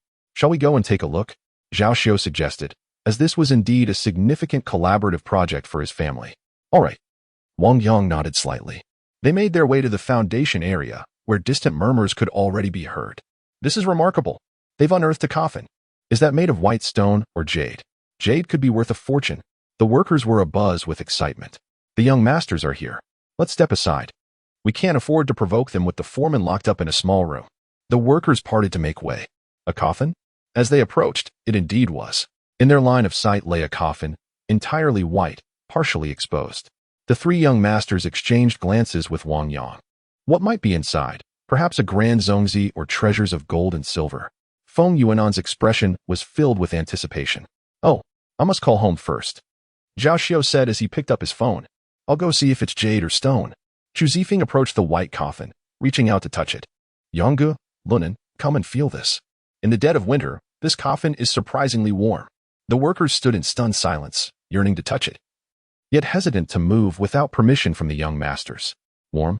Feng Lunan, intrigued, extended his hand and indeed discovered it to be so. Is this real? Wang Yang, too, became curious. However, the moment his palm merely grazed the surface of the white coffin, an unexpected jolt of electricity surged through him. Wang Yang froze, trembling in place. Yangge, are you all right? Chu Zifeng and Feng Lunan exclaimed in alarm, rushing to inquire. After a brief moment, Wang Yang gasped for breath and replied, I'm fine, just feeling a bit unwell. I'll sit over there for a while. He moved to a nearby boulder to rest. Damn, I actually triggered something. Thankfully, the shock was not as intense as Lu Zhongfu's. It was merely stronger than Chun Hongfei's. Otherwise, he would have been left convulsing on the ground, which would have been quite embarrassing. Wang Yang shut his eyes, contemplating the figure within him. A long face, sharp chin, a complexion marked by prominent blemishes, and adorned with gold-rimmed spectacles, dressed in attire reminiscent of the Republic of China era. Who are you? Wang Yang inquired, somewhat irately. Please allow me to introduce myself. I am Yin Ruishi, the figure replied with a bow. A renowned collector from the Republic of China period, commonly known as Yin Matzi. The esteemed collector, Wang Yang, gazed at his companion, inquiring about his collection. Yin Matzi proudly proclaimed, antiques, paintings, and calligraphy. I am also well versed in authentication, able to discern authenticity with just a glance. In those times, I was indeed a coveted prize among the warlords. Impressive, Wang Yang nodded. His curiosity piqued as he remarked, this coffin of yours is quite unique. And it feels surprisingly warm to the touch. Chapter 45. Opening the coffin. Yin Matzi wore a smile on his face, revealing that the coffin was crafted from black jade, with an outer layer of rare warm jade from the western regions. Originally, it was an empty coffin from the tomb of a prince of the Qing dynasty. Did you procure it from a tomb raid? Wang Yang speculated. Not quite, Yin Matzi clarified. A warlord detonated a prince's tomb from the Daoguang era, which contained a collection of antique jewelry. He summoned me for appraisal and, in gratitude, allowed me to select one item. I chose this. Wang Yang pondered for a moment. If he were to inherit the blessings of appraising antiquities, that would indeed be advantageous. Perhaps he could opportunistically acquire some treasures in his leisure time. He then inquired, You have yet to be reincarnated? Is there some lingering attachment? No attachment, Yin Matzi chuckled. After my demise, I had the fortune to serve a minor role in the Underworld. Hence this white jade coffin remains unoccupied, a perk of working in the afterlife. You still hold a position there? Wang Yang felt a sense of hopelessness. Soon after, he heard Yin Matzi eagerly say, Master Yang, I have heard of your reputation. I have been away for quite some time and have not had the opportunity to engage with my former profession. I truly wish to relive those experiences. I support your desire to relive it. Wang Yang smiled. I am not afraid of your requests. I fear your lack of desire. Yet, how could he provide him with a delightful experience related to antique calligraphy and paintings? Wang Yang thought of the upcoming auction. Yes, such an event would undoubtedly be filled with vintage items. With a snap of his fingers, he proposed, How about this? You go to the Seoul Ferry office to register. Inform Old Sue that I have granted my approval. When I have the time, I shall attend a grand auction, and you can experience your former profession once more. How does that sound? Splendid. Yin Matzi replied excitedly, nodding vigorously. Speaking of which, as a public servant, would there not be some form of karmic reward? Wang Yang gazed intently at him. Indeed, Yin Matzi assured with unwavering confidence. All right then, you may leave. Wang Yang waved his hand dismissively. Yang good. I shall take my leave. By the way, allow me to leave a mark upon you. When the time comes, I can simply appear. With that, Yin Matzi vanished without a trace. A mark? Wang Yang pondered carefully, sensing nothing at all. Upon opening his eyes, he discovered a blemish the size of a fingernail on the back of his hand. He was momentarily taken aback. Yin Matzi, I curse you. Wang Yang couldn't help but mutter in frustration. Is this what you call a mark? Never mind. Thankfully it's on my hand and not my face. Otherwise, I would have charged down to cleave you. Yang Gu, are you feeling more comfortable? Chu Zifeng and Feng Yuanan, having lost their initial excitement over the jade coffin, approached to inquire about his well-being. Wang Yang nodded in response. At that moment, Zhao Xiu finished his phone call and approached, hesitant to speak. Wang Yang, puzzled, urged, if you have something to say, do not hold back. Yang Gu, Zhao Xiu cautiously inquired, as a master, do you think the appearance of this extraordinary white jade coffin portends ill? The name of Master Yang had circulated throughout the upper echelons of Tengen by midday. The wealthier individuals tended to believe in the mystical. Legend had it that Master Yang, with but a glance, had uncovered the late Lady Bai's will, thus saving the Bai family. Consequently, regarding the matter of Feng Tianjun, Zhao's father entrusted Zhao Xiu with the decision. Now that they learned Wang Yang was at the construction site, they sought to ascertain the omens. Wang Yang observed the white jade coffin, his gaze profound. Xiuzi, this might not be wise. Feng Yuanan hesitated, consecutively divining in such a manner may bring about a backlash. Chu Zifeng nodded in agreement. Then let it be. Zhao Xiu said with a wry smile. I was merely asking out of curiosity. No matter, Wang Yang replied, his eyelids drooping as he closed his eyes. Such trifles require no divination. I shall merely open my heavenly eye and see. Heavenly eye? They widened their eyes, recalling the horror films they had seen. They never imagined such a thing could truly exist. Under the scrutiny of the three young masters, Wang Yang raised his hand to wipe his brow, and then opened his eyes. What do you see? Have you discerned anything? They awaited his revelation with bated breath. This coffin is empty. Wang Yang reflected on Yin Matzi's words, feigning seriousness as he said, internally it is black jade, externally soft jade. Thus it feels gentle to the touch. Perhaps this is a good omen. Empty. Internal black jade? The crowd was taken aback, wiping their foreheads in astonishment. Zhao Xiu, upon hearing the auspicious omen, broke into a joyful smile. Yang Gu, my father and the developer are on their way. Shall we wait for them to arrive before opening the coffin? Certainly, Wang Yang replied with a calm nod. They should hurry. My heart is itching with anticipation. Chu Zifeng said impatiently. Feng Yuanan, too, paced around the white jade coffin, eager to witness the miraculous sight of Wang Yang's heavenly eye. Nearly 10 minutes elapsed when a Maybach glided into the construction site, halting beside them. Dad, Zhao Xiu greeted the two middle-aged men as they stepped out of the car. Uncle Guan, he added.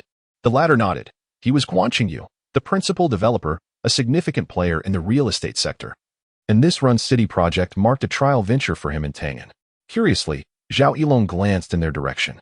This is Yang Gu. Zhao Xiu introduced Wang Yang, standing beside him. Oh. Upon seeing that Wang Yang was barely 20, Zhao Yilong's skepticism began to brew. Yet, whether Wang Yang truly possessed the ability to divine or merely relied on coincidence, the events at Old Shue's birthday banquet were indeed real. One must not appear dismissive. Master Yang, Zhao Yilong greeted politely, his gaze fixed on the white jade coffin. Dad, Uncle Guan. Yang Gu has opened his heavenly eye and examined the coffin. Zhao Xiu exclaimed excitedly. He said the coffin is empty, with a white exterior and a black interior, which is a good omen. Heavenly eye? Guan Qingyu scrutinized Wang Yang, wondering how the matter had become increasingly absurd. Zhao Yilong could not help but inquire, Master Yang, is what Xiu'er said truly the case? Wang Yang chuckled lightly. That depends on whether you choose to believe it, Zhao brother. Guan Qingyu was oblivious to the fact that the young man before him was the very grandson-in-law who had displayed remarkable prowess at the birthday banquet of the venerable Shui. His smile radiated disdain as he remarked, You all have been thoroughly deceived. With my extensive experience in Zhonghai, I have encountered countless charlatans. This young man is undoubtedly a fraud. What? Old Guan, such words are highly inappropriate. Zhao Yilong promptly interjected. Guan, on what grounds do you claim that Brother Yang is a fraud? Chu Zifeng expressed his discontent. Feng Yuanan added. We were eyewitnesses to the matter concerning the late Lady Bai's will. You two are still rather naive, Guan Qingyu retorted. He had heard about the Bai family's affairs during his visit to the Zhao family today, casting a glance at the young dandy he had encountered a few times before. He continued, it's quite simple. They conspired beforehand. After discovering the will, the Bai family felt embarrassed and thus fabricated the entirely fictitious Master Yang. Upon hearing this, Wang Yang furrowed his brow. Look, he's getting anxious now, Guan Qingyu mused, further solidifying his suspicions, and began to laugh. Now I shall publicly expose this young master who has yet to fully mature, claiming to have opened the heavenly eye? Why don't you ascend to heaven? With that, he commanded several workers to excavate the other half of the white jade coffin. Brother Yang, I truly had no idea it would escalate to this point. Zhao Xiu lamented, filled with self-reproach. Casually, Wang Yang glanced at Guan Qingyu, warning him not to blame him for not forewarning him. Although the discovery of the jade coffin was an auspicious omen, it necessitated a ceremonial worship before its opening. The consequences of a hasty approach could very well turn adverse. Am I to be labeled a fraud? Do not be misled into thinking I lack temper. Haha. Guan Qingyu's smile broadened, declaring that in these times, genuine masters are a rarity. He expressed his disdain for charlatans who resort to theatrical tricks to stall for time, fearing exposure and slipping away. Old Guan, I believe it's best to heed his advice. Zhao Yilong took a deep breath. In this run city, I hold 70. Guan Qingyu's expression darkened. His intention to involve the other party was to leverage the strong dragon's passage to have the local snakes clear the way, thus sharing the spoils. Zhao Yilong appeared troubled. Soon, the pristine jade coffin was fully unearthed. The corners of the coffin lid had been punctured, with wedges inserted for stabilization. Remove it, Guan Qingyu commanded with a wave of his hand. Boss, what if it gets damaged? We cannot afford the cost. The workers hesitated. It's merely a coffin, and the quality of the jade is quite ordinary, Guan Qingyu remarked nonchalantly. It's fine, go ahead. With his permission, the workers began to pry out the wedges, their actions being rough and straightforward. Due to the simplicity of their approach and the soft jade outer layer, several noticeable cracks appeared on the coffin lid.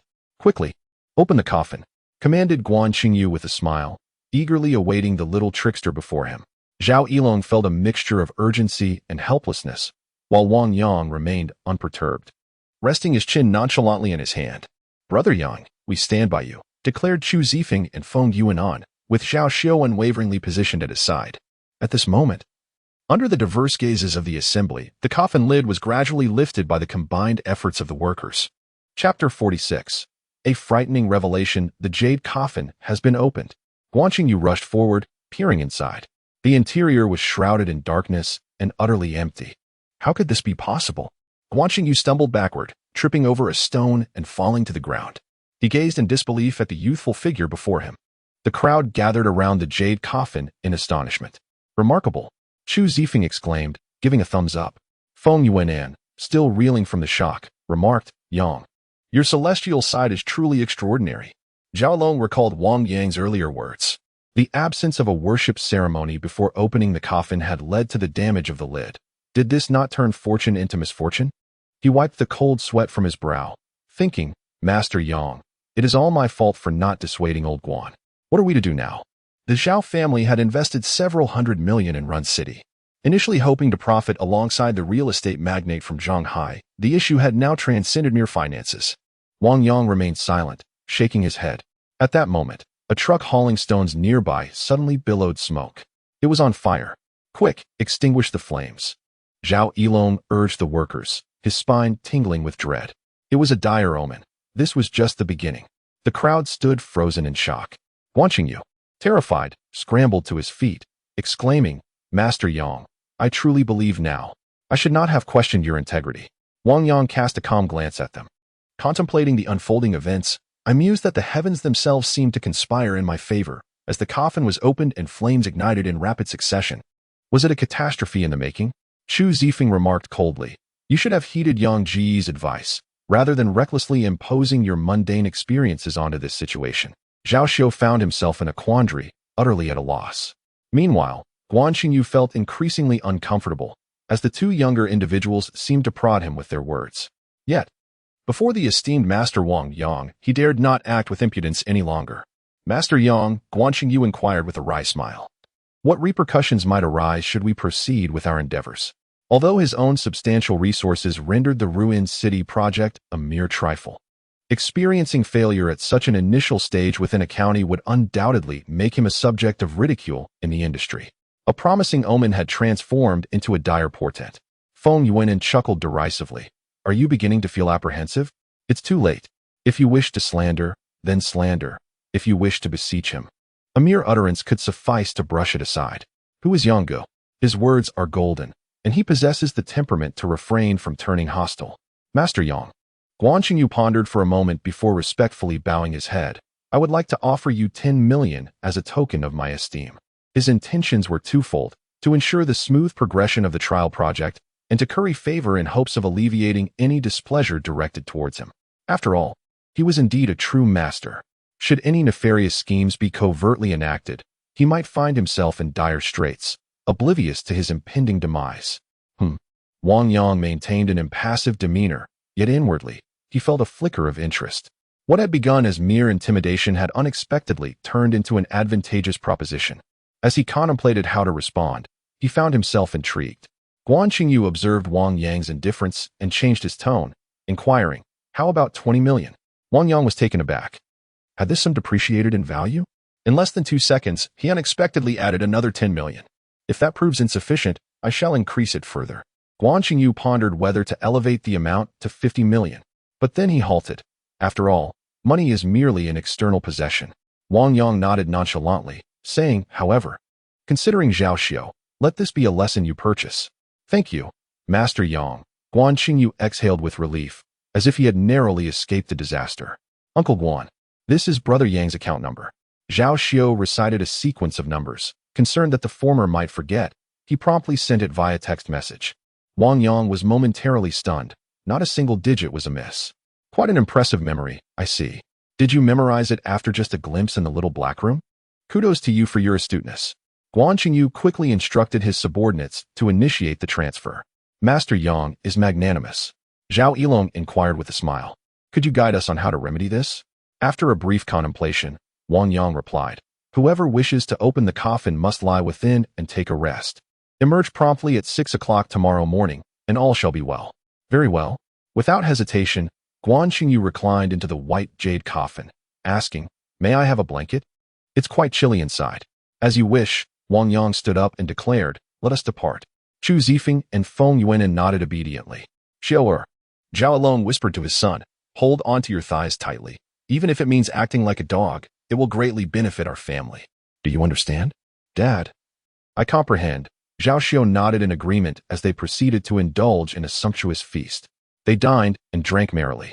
As evening approached, Wang Yang felt his phone vibrate and, upon checking, discovered that the 20 million had been credited by Guan Qingyu. What a relief.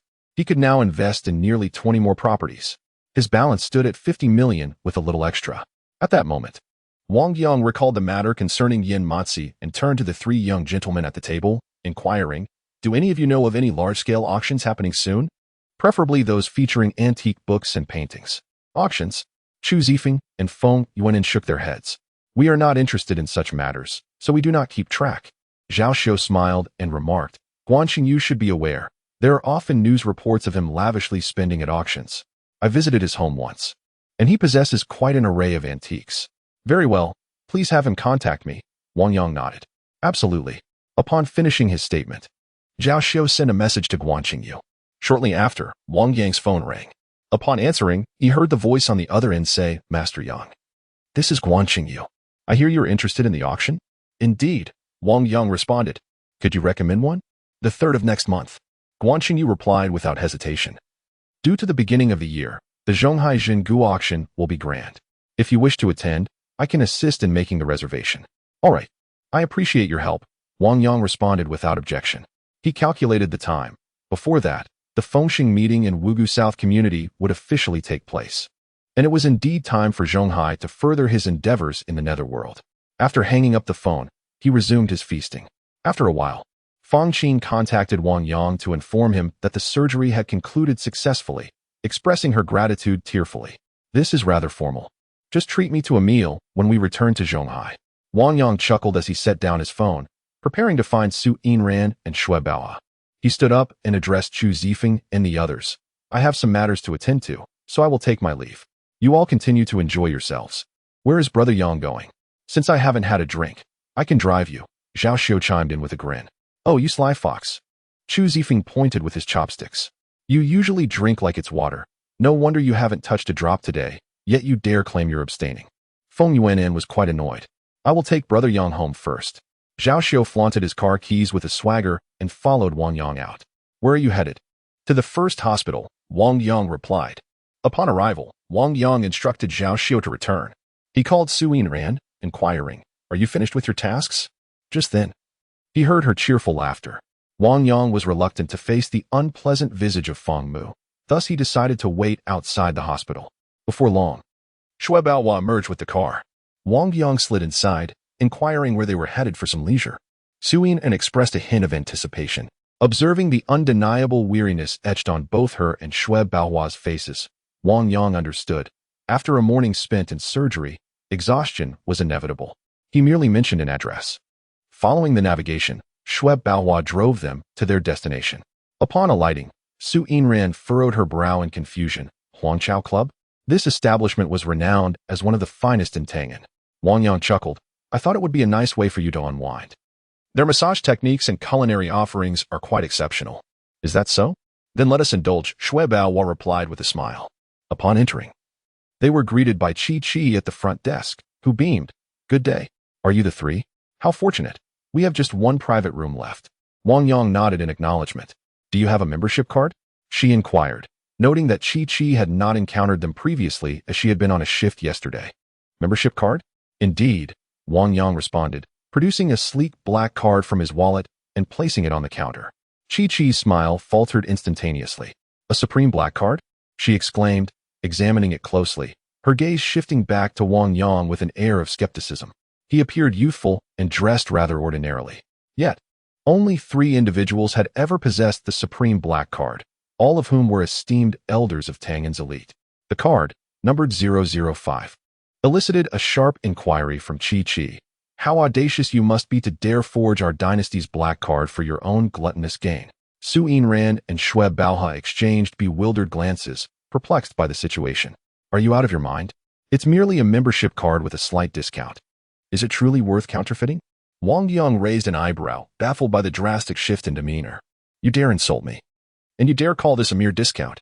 Chi Chi, incensed, raised her hand, pointing an accusatory finger at Wang Yang's nose, and declared, Will you leave on your own? Or shall I summon someone to escort you out on your hands and knees? Chapter 47. Is this sincere enough?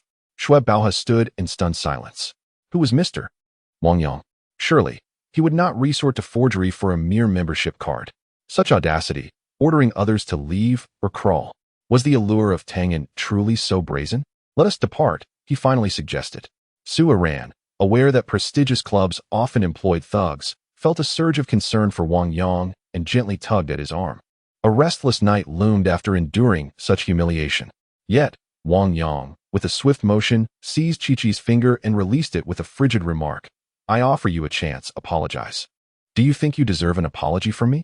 Chi Chi retorted, her gaze dripping with disdain. The royal court has left me utterly disillusioned. Wang Yang simply shook his head and turned away. I no longer require that card. Let Gua Zhengping keep it for himself. Oh, even as you prepare to leave in disgrace, you still cling to your disappointment? Chi Chi scoffed, believing that merely invoking their manager's name could elevate her status. The entirety of Tangan was well aware of such trivialities. If one lacked wealth, there was no need to feign grandeur while parading with women. Casting a glance at Su Yinran, whose beauty seemed excessive, jealousy bubbled within her. Pretty but devoid of wit, easily manipulated, she remarked. You. Su Yinran glared at her. I merely speak the truth, Chi Chi replied, her expression one of arrogance. Young lady, I advise you to choose your words carefully, Shui Baohua interjected. You have offended individuals you ought not to, and the repercussions are beyond your capacity to bear. There are many who should not be offended. Yet you are not among them. Chi Chi observed with a scornful smile. Look at this weary bird, a laborer perhaps, who has just exhausted himself after a long shift. Wang Yang paused, feeling the sting of her sarcasm despite the assistance he had received from her. Gua Zhengping certainly would not dare to instruct his subordinates to adopt such an attitude towards him. Let them understand that words can lead to calamity. Suddenly, the door swung open. A man entered. Chi, you are here tonight? Chuckled the rotund, middle-aged man. I have arranged for an out-of-town client. I will reserve a private room and later bring him to experience the charm of Tangan. Ah, Mr. Su, it has been a while since I last saw you. Chi instantly donned a cheerful facade. Fortunately, we have a private room available. Business seems to be thriving. Mr. Su nodded in agreement. This room was nearly taken from me. Chi crossed her arms, accentuating the depth of her curves. Taken from you? Mr. Su's gaze was ensnared by her presence. Chi gestured towards Wang Yang and then picked up a black card. These three came flaunting a counterfeit black card, attempting to swindle me. But I saw through their ruse, and they were left humiliated, each one more pretentious than the last. Oh, Mr. Su turned his attention to Wang Yang and his companions. His reaction revealing surprise. Isn't this Wang Yangzi? Wang Shu? Wang Yang was equally surprised, recognizing his former neighbor, Su Guanmin. A few years ago, after earning some money, I moved out. I heard that you didn't get into university and ended up delivering takeout. Su Guanmin shook his head and sighed, stating that life outside is tough, and returning is preferable. However, this is the Royal Dynasty Club, a place your family cannot afford to indulge in, and you cannot flaunt a fake card. This card is not counterfeit, Wang Yang replied with a faint smile. Oh, come off it. I have never heard of a black card. If you're going to forge something, at least make it convincing. As Su Guanmin spoke, he retrieved a blue membership card from his pocket and said, Look, this is a genuine card. Do you know how I acquired it? After working hard and achieving success. I had to recharge 500,000 and spend over 100,000 a year for the royal dynasty to grant me this. Impressive, Wang Yang replied with calm composure. The former would return annually, clad in a leather coat, driving around, gesturing grandly to the old neighbors. Now, upon encountering him, he put on the airs of a successful individual. Su, do you know him? Chi inquired with curiosity. Of course, Su Guanmin replied, exasperated. His family still resides in that desolate area of Wugu South community. Upon hearing this, Chi proudly glanced at Shui Baoa, saying, My judgment is spot on, isn't it? Living in a slum, not getting into university, delivering takeout. Is that all? Acting as if he's something special. Indeed, Su Inran chuckled softly, casting a knowing glance at Wang Yang. The thought crossed her mind that this individual was remarkably modest. Despite his extraordinary abilities, he was often looked down upon. A sense of inexplicable anticipation arose within her, prompting her to softly address Shui Baoa. Uncle Shui, let us merely observe. He can handle it. Yangzi, is this your girlfriend? Su Guanmin's attention was drawn to Su Inran, and he was instantly captivated by her breathtaking beauty. Yes. Wang Yang nodded, constrained by Shui Bao's presence. Old Su, what are you dawdling for? A voice, tinged with impatience, called out as the door swung open. Boss son, it will be ready shortly. Su Guanmin replied with a forced smile directed at the entrance. Boss son cast a fleeting glance and found his gaze fixed upon Su Inran. He swiftly approached, unabashedly admiring her, exclaiming, The charm of Tangan is quite remarkable. I choose her. What are you doing? Su Inran frowned and took a few steps back. My apologies. Esteemed guest, she is not one of our dynasty's technicians. Chi remarked with a knowing smile. This Mr. Su is acquainted with her boyfriend. Ah, I see. Boss son, far from being disappointed, looked at Su Guanmin with anticipation. Su, quick to comprehend, responded with a smile. Just a moment, please. He draped his arm around Wang Yang's shoulder and said, Come, let us step aside for a moment to speak. Why not speak here? Wang Yang was perplexed. It's not convenient. Su Guanmin forcibly pulled him a few meters away and whispered, This Sun Jiong, the boss from Honghu, is crucial to Uncle's significant business deal. Wang Yang merely listened, treating it as idle chatter. Su Guanmin, unfazed, chuckled, If we can make him happy, it will be settled. So, help Uncle with this task. And I will give you 100,000. He believed that such an amount would undoubtedly tempt someone from a less fortunate background. What task? Wang Yang inquired, puzzled. I need your girlfriend to accompany boss son for a few drinks. Do you understand my meaning? Su Guanmin continued, You nod. And I will transfer the money on the spot. Plus I will intercede with the Huangchao to overlook your faux pas regarding the forged membership card. Quite sincere. Wouldn't you agree? Wang Yang's heart suddenly turned cold. It was indeed a compelling offer. That's right. Su Guanmin beamed. Women are like clothing. Lending them out won't cost you anything. Money is what truly matters. I wonder how much profit Uncle stands to gain from this deal. Wang Yang asked, curiosity gleaming in his eyes. Su Guanmin raised a finger, at least 100 dalu. Wang Yang swiftly changed the subject, grinning. Then I suggest you have your mother, wife, and daughter entertain boss son together. That would be quite sincere, wouldn't it? Yangzi, what do you mean by that? Su Guoman, filled with indignation, raised his hand as if to strike him. Get lost. Wang Yang raised his foot first, sending his opponent crashing to the ground, before returning to stand before Su Yinran. Such an annoyance. Sun Jiong, growing impatient, shifted a couple of steps to continue his observation. Look again, and I shall gouge out your eyes to feed the dogs. Wang Yang's icy voice resonated.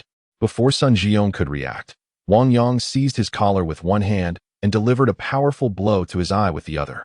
Although violence is not condoned, Su Yinran felt a warmth in her heart. She chuckled softly. But are you certain the dogs would enjoy it? Perhaps. We shall find out, he replied. Xue Baohe, too, was incensed, for in Wang Yang's hometown, there had been no transgression that had gone unchallenged until now. My tolerance is quite limited. Wang Yang's gaze swept back and forth between Su Guoman and Sun Jiong. Regrettably, they had crossed the line. You, how dare you? Chi exclaimed, faced with the sudden turn of events. With a sharp clap, she pressed the emergency button, her voice a mixture of shock and fury. Boys, grab your weapons and hurry here. There's a damned fraud who, after being discovered, has assaulted 2 of our esteemed customers. Chapter 48, 005 Yang. Upon hearing Chi-Chi's signal, Xue Baohe inquired solemnly, Wang Yang, is everything all right? Should I make a call? Rest assured, Wang Yang replied with a nonchalant smile. You and Iran just observe. Su Iran nodded in agreement. At that moment, a contemptible wretch. You have landed yourself in serious trouble. Su Guanmin rose to his feet and approached the pained Sun Jiong, who was clutching his left eye. Boss Sunday, my apologies. I will certainly provide you with an explanation today. Old Su, your handling of this matter has left me quite disillusioned, Sun Jiong retorted. Picking up a mirror from the reception desk, he beheld his own bruised eye socket, swollen to a mere slit. If I don't make him pay, I shall hold you accountable. All right. Su Guanmin cautiously attempted to stabilize Sun's emotions before glaring fiercely at Wang Yang. It's been a year. And you've grown bolder? Haven't you? A bit. Wang Yang calmly nodded, still daring to be defiant. Su Guanmin growled. Previously, you obediently agreed to let your girlfriend spend a night with him. That was her fortune. You still owe him 100,000. But now, even selling your dilapidated house, one T quell boss, Sun's fury. Have you forgotten my words so soon? I'll offer you 1 million. So that every woman in your family can entertain this esteemed boss Sunday, Wang Yang replied with a serene smile. You could earn a sum so easily. Yet you choose to squander it, seeking your own demise. Su Guanmin, exasperated, exclaimed, stop spouting nonsense. Selling her wouldn't even fetch 1 million. Such ignorance. Xue Bao shook his head with a smile and replied, if Wang Yang is willing, not to mention 1 million, even 10 million could be easily obtained. In the realm of chess, no one can rival him. His image is commendable as well. Entering the professional arena seems like child's play, effortlessly raking in wealth. Haha. Have you ever counted the zeros in 10 million? Blowing hot air won't burst. Sun Jiong laughed heartily. My worth exceeds 1 billion, yet I only have a little over 10 million in cash. Suddenly, a chorus of hurried footsteps resonated. 10 brawny muscle-bound enforcers stormed into the lobby, wielding their equipment. Who dares to act arrogantly in our dynasty? The leading voice seethed with fury. It's him. Chi pointed her finger at Wang Yang. The enforcers turned to look, their eyes twitching involuntarily. That youthful figure was not only familiar, but also left a profound impression on them. They had witnessed him last night in the Manshua Hall. He was the one revered like a star among the young elites of the Tang and family. Even Manager Gua, who was known to navigate both sides of the law, sought to curry favor with him, even offering a prestigious black card to befriend him. One person's rise can elevate those around him. Even a recently arrived down-and-out university technician, due to their childhood friendship, received a bonus of 500,000, which the dynasty dared not claim a share of. This incident left them utterly envious. Chi, this must be a misunderstanding, right? A henchman, feeling a chill run down his spine, dared not speak directly in front of Wang Yang, and instead hinted at it. Misunderstanding? Chi gestured towards Sun Jiong with a slight movement of her chin. Look into his eyes. We believe it's a misunderstanding. Another henchman chimed in. She then picked up the black card, the very card that the fraudster had presented, numbered 005. One couldn't help but admire the level of forgery. The group of henchmen fell into a state of speechlessness, silently acknowledging that there was no hope left. Praying that the esteemed presence would not direct their wrath towards the entire Imperial Club. Suyin and Shui Baohua exchanged knowing smiles. From the demeanor of the henchmen, they could vaguely discern Wang Yang's influence here. What is your attitude? Su Guanzhong leapt to his feet, pointing at the henchman and bellowing. I am a Blue Moon level VIP of the Imperial Club. He assaulted us here, yet you continue to excuse him by claiming it's a misunderstanding? Blue Moon level? The leading henchman paused, taken aback. Membership cards were categorized into 4 levels: Blue Moon, Purple Rhythm, Golden Dawn, and Supreme Black. Those holding a Blue Moon card numbered at least in the thousands. Why aren't you taking action? Su Guanzhong commanded, noticing the henchman's hesitation. Another henchman scoffed. You expect us to offend a distinguished individual holding a rare Supreme Black card for someone with the most basic Blue Moon card? Nonsense. Chi-Chi, feeling dejected, clarified. I have expressed myself quite clearly. This Supreme Black card is counterfeit. I believe it is best to summon Manager Gua to ascertain the truth. The lead enforcer, upon hearing this, promptly contacted Gua Zhongping, insisting that he come down without delay due to the gravity of the situation. Chi-Chi, witnessing this unfolding drama, was taken aback. In her recollection, these enforcers were formidable, unyielding to anyone who dared to create a disturbance. They would simply apprehend the culprit. Yet now, there was talk of misunderstandings and a request for Manager Gua. Was it possible that? Chi-Chi's mind raced with uncertainty as she placed the Supreme Black card onto the card reader. Beep. The screen illuminated with the character Yang. The card had been activated on the very day she was absent. Yesterday. Astonishingly, the system indeed recognized 005. The name of that young figure also bore the character Yang. Notably, Gua Jingping had considered the number 4 to be inauspicious at the time of card activation and had thus skipped over it. Chi-Chi was so startled that both she and her chair toppled to the ground, momentarily forgetting to rise, her gaze fixed in terror upon Wang Yang. In that instant, she felt as though her entire being was encased in ice. Chi-Chi, are you hurt? Su Guanmin remarked, casting a concerned glance at her. Just then, Gua Jingping, having just settled into slumber, appeared yawning. Cough. The enforcers cleared their throats and stepped aside. Gua Jingping's eyes fell upon the figure of Wang Yang. He was jolted abruptly. Wait, what were the thugs doing here with weapons? Manager Gua. Su Guanmin expressed his dissatisfaction, saying, that little brat flaunted a fake card and deceived us, even assaulting me and my business partner. What is your subordinate doing about it? Yet they remain inactive. Sun Jiong was infuriated, demanding an explanation. Gua Jingping caught a glimpse of the pale-faced Chi-Chi and noticed the indifference on Wang Yang's face. He blinked, realizing the gravity of the situation. Cold sweat poured down his brow. Under the scrutinizing gazes of Chi-Chi, Su Guanmin, and Sun Jiong, Gua Jingping hurried to Wang Yang, bowing deeply. Mr. Wang Yang, it's a misunderstanding, a misunderstanding.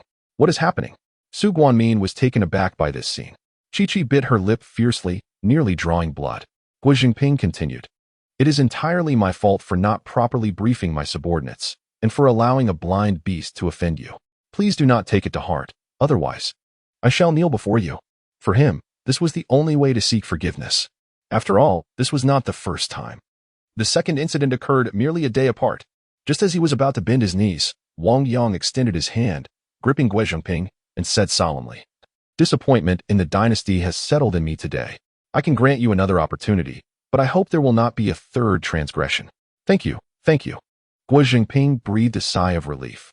He turned to the thugs and commanded, drag these 2 troublemakers away, and take Chi-Chi as well. Let us attend to her eyes. Suddenly, Wang Yang's indifferent voice pierced the air.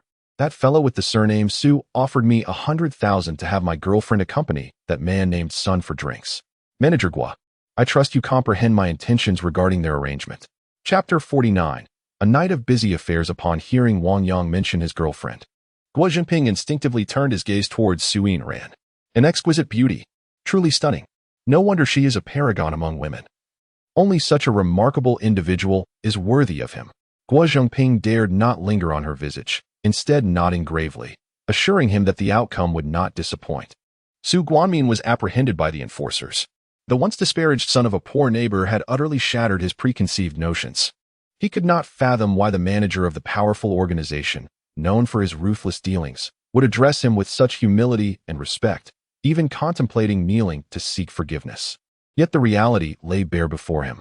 Guo Jingping approached Su Guanmin and declared, "Now we shall escort both of you to a private room, and I will summon your wife to join you for a drink with your friend. Furthermore, each glass of wine will cost 10,000. No one shall leave until they are thoroughly incapacitated." Su Guanmin's eyes widened in alarm. He hastily shook his head and implored Wang Yang, "Yangzi, this is not right. Uncle has been blinded by greed. Considering our long-standing neighborly relationship, please spare me." Wang Yang merely shook his head. "Take them away." Guo Jinping waved his hand dismissively. Sun Zhiyong stood momentarily stunned, seemingly realizing that aside from taking a punch, he had lost nothing. Especially with the prospect of having someone as wife accompany him in such a fortunate circumstance. The enforcers led them and Chi-Chi away. Guo Jinping picked up the prestigious black card from the counter and returned it to Wang Yang. "This card is not simple, is it?" Wang Yang furrowed his brow. He had observed Chi-Chi's reaction when she swiped the card, which did not escape his notice. "The supreme black card. This is your fourth one to date."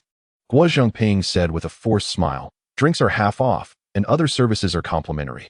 Wang Yang nodded slightly, opting not to elaborate further as he tucked the card away. The other party had afforded him sufficient respect, and thus, he decided to reciprocate by reluctantly accepting it. Such a formidable supreme black card. Su Inran chuckled, "Yet you claim it's merely a minor discount." Wang Yang shrugged innocently. "How was I to know? He didn't even mention it when he gave it to me." Shui Bao smiled. Guo Jinping, relieved, felt his heart settle as he cheerfully announced, "Gentlemen, please follow me to the luxurious private room on the 7th floor.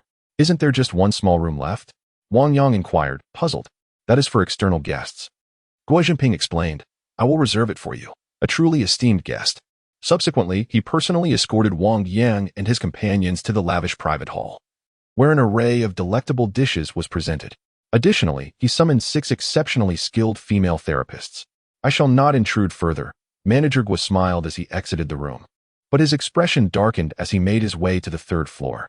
There, in a cramped storage room, a sofa and a lamp were the only furnishings, while Su Guanjin and Sun Zhiyong knelt on the ground. Chi-Chi's hair and clothing were drenched, having been doused with a bucket of icy water, and she curled up in the corner, shivering from the cold. The henchmen fixated their gaze upon her. The door creaked open. Guo Jinping entered, inquiring of Su Guangmin, "When will your wife arrive?" "I've been in contact. She will be here shortly," Su Guangmin replied, his demeanor fraught with anxiety. Guo Jinping's eyes fell upon Chi-Chi. "That Mr. Wang Yang is a force even I dare not provoke. You have committed a grave misstep." "Manager, I was wrong. I had no idea that the supreme black card was genuine," she sobbed, pleading for mercy. "Go to the 7th floor and kneel outside the Fenghua Shuyue Hall," Guo Jinping commanded sternly. "If you seek forgiveness upon his departure, you may leave unscathed and collect your wages." "Understood," Chi-Chi said, hastily fleeing. In her eyes, given the manager's notoriously fierce demeanor, this was the utmost mercy she could expect. "As I stated in the lobby, keep a watchful eye on them," Guo Jinping instructed the henchman before stepping out. Sighing, Sun Zhiyong, with an expectant glint in his eyes, feigned a lament. "Old Su, one must not betray a friend's wife. But tonight I find myself powerless. I can only sacrifice my principles. When the time comes, we shall settle matters in business." Su Guangmin remained silent, brooding. Moments later, a knock echoed through the air. An elderly woman with a sallow complexion and a disheveled figure entered. "Who is that old hag? Has she wandered in by mistake?" Sun Zhiyong queried. The gentle voice of Su Guanmin resonated. "It was my wife." "This?" Sun Zhiyong's eyes widened in shock. The following day, in the morning, Wang Yang gradually regained consciousness. Su Inran was beside him, sipping juice and engrossed in her phone, yet the figure of Shui Baohua was conspicuously absent. "Where is Uncle Shui?" Wang Yang inquired. "Ah, you're awake. He left for Zhonghai before 6, Su Inran replied with a smile. "He insisted that I was overly fatigued and forcefully granted himself a week off to let me stay here and enjoy." "All right," Wang Yang replied, not giving it much thought. In truth, Shui Baohua was concerned that Su Inran might be usurped by a childhood friend from the hospital. The sun shone brightly, flowers bloomed. The phone rang. Wang Yang picked it up. It was his mother calling. "Hello, Mom." "Yangzi," Zhou Huilan asked, "where did you go last night?" "I was busy with important matters outside." Wang Yang chuckled. "I accidentally fell asleep and forgot to inform you." Zhou Huilan laughed lightly. "You, without a word, accomplished something that brought us great honor." "Oh." Wang Yang was taken aback. "Qingqing just came by to express her gratitude to us." Zhou Huilan sighed. After so many days of delay without surgery, you went and invited the esteemed expert from Shanghai to perform the operation, and it was entirely free of charge. Therefore, the 300,000 you provided was not utilized. She returned it all. The voice of Wang Anfu reached him. You've grown formidable. If she doesn't come, were you planning to keep us in the dark? Wang Yang coughed slightly. I'm running low on battery. I'll explain when I get back. I need to hang up now. He set down his phone. Su Yinran inquired. Is there an urgent matter? No, Wang Yang replied with a smile. I'm just heading home to embark on a grand venture. Time is of the essence. Today, he intended to lead a group of young masters in a large-scale property acquisition. A grand venture? Su Yinran was filled with curiosity. It's a matter of great secrecy. I cannot divulge, Wang Yang replied with a mysterious smile, rising to his feet. Shall we go? Are you taking me along? Of course. What if I lose you? The Shui family would surely skin me alive, he shrugged. All right, Su Yinran nodded. As they exited the private room, they were met with the sight of Chi-Chi kneeling on the floor. Wang Yang, perplexed, asked, What are you doing down there? Mr. Wang, I waited for you all night. I truly realize my mistake. Please forgive me. Chi-Chi's lips were pale. You knelt here all night? Su Yinran exclaimed in disbelief. After a moment of contemplation, Wang Yang waved his hand and said, Since you understand your error, let's leave it at that. With that, he stepped over Chi-Chi and departed with Su Yinran. Soon after, they returned home. Upon entering, the mischievous lad returned rather promptly. Wang Anfu was just about to inquire in detail about the matters concerning the hospital when he noticed that a young lady had accompanied his son. Who might this be? Zhou Huilan was momentarily taken aback, feeling as though she had stepped out from the television screen. Mom, she is my girlfriend, Wang Yang began, only to realize and quickly amend. Ahem, she is my friend. The awkwardness and frustration were palpable, especially as he had nearly slipped in front of Shui Baohe and Guo Jingping, accustomed as he was to the pretense. Hello, uncle and aunt, I am Su Yinran, she said, her pearly teeth barely visible as she offered a polite smile. Ah, welcome. Please come in and sit, Zhou Huilan replied, nodding with a smile. Exchanging a glance filled with surprise with Wang Anfu. Wasn't he initially about to say girlfriend? A whole night without a word. When questioned over the phone, he claimed to be preoccupied with important matters. And now he returned home with a girl, as enchanting as a celestial being descended to earth. What could possibly be the important matter that kept him busy all night? It hardly requires contemplation. The two of us are simply awaiting the arrival of our grandchild. Chapter 50. Gather at Wugu Street. Anfu, go wash the fruits. Zhou Huilan regarded Su Yinran with the gaze reminiscent of a mother-in-law assessing her prospective daughter-in-law. She pulled her down onto the sofa, while Wang Anfu cheerfully ventured into the kitchen. Aunt, there is no need for such formality, Su Yinran said, feeling somewhat bashful. Mother, you have never treated me this well, Wang Yang remarked, bemused. Zhou Huilan paid him no mind, and continued her conversation with Su Yinran. My dear, what is your name? Su Yinran. As their dialogue progressed, Zhou Huilan grew increasingly pleased. It was not only her beauty, but also her poise and eloquence that captivated her. She was akin to a flower flourishing amidst the most unseemly of surroundings. If Wang Yang were to discover his mother-esque sentiments, he would surely question, Am I still your son? Wang Anfu returned with the fruits and playfully kicked Wang Yang. Come, let us go buy groceries. Wang Yang rubbed his nose and followed his father out the door. On the way, Wang Anfu inquired, after a long night, Shall I purchase a turtle to stew for your nourishment? What? Wang Yang was utterly perplexed. Wang Anfu scrutinized him, still pretending? You were with little Su last night, weren't you? Wang Yang realized he might have misinterpreted something and quickly clarified. It's not what you think. Why pretend? Wang Anfu chuckled. This girl is truly remarkable, well-educated, and stunningly beautiful. I have never encountered anyone more attractive than her. Wang Yang was left speechless. You truly are something else. Do you not know when the new house will be completed? Wang Anfu remarked. By the way, Xiao Su has such a delightful disposition. Despite our humble abode, she exhibits no disdain whatsoever. Put in some effort and marry her. Wang Yang realized that it was futile to argue any further and chose not to waste his breath. After the father and son returned from purchasing groceries, Wang Anfu and his wife busied themselves. Mom didn't say anything to you, did she? Wang Yang inquired of Su Yinran. She did, Su Yinran replied with a twinkle in her eye. You wet the bed at 9 and frightened a dog into biting you with firecrackers at 12. What? Wang Yang exclaimed, his eyes widening in disbelief. All the embarrassing tales from his childhood were being unearthed? She even took me on a tour of your room. Su Yinran teased. It seems bringing you home was a mistake. Wang Yang felt on the verge of tears. At noon, the meal was served. Zhou Huilan persistently filled Su Yinran's plate with food. A wave of emotion washed over Su Yinran, and her eyes began to glisten. Xiao Su, what's wrong? Wang Anfu asked with concern. Did Yangzi bully you? I will take care of him. Wang Yang raised his hands in innocence. At that moment, Su Yinran wiped her eyes and smiled. The home-cooked dishes are simply exquisite. They remind me a bit of home. She truly envied Wang Yang for having parents who showered him with such meticulous care. From a young age, she had been abandoned by her father, and the warm image of a family reunion had only ever existed in her imagination. Feel free to come by often. We will prepare meals for you. Consider this home, they said. Zhou Huilan had learned during their conversation that her companion had no father and that her mother was preoccupied with repaying debts and supporting the family, which filled her with compassion. Su Yinran nodded appreciatively, touched by the sentiment. After dining, Wang Yang announced, Yinran and I are stepping out for a bit. Go ahead, replied Wang Anfu and his wife, who exchanged joyful glances as soon as the door closed, eagerly discussing potential names for their future grandchildren.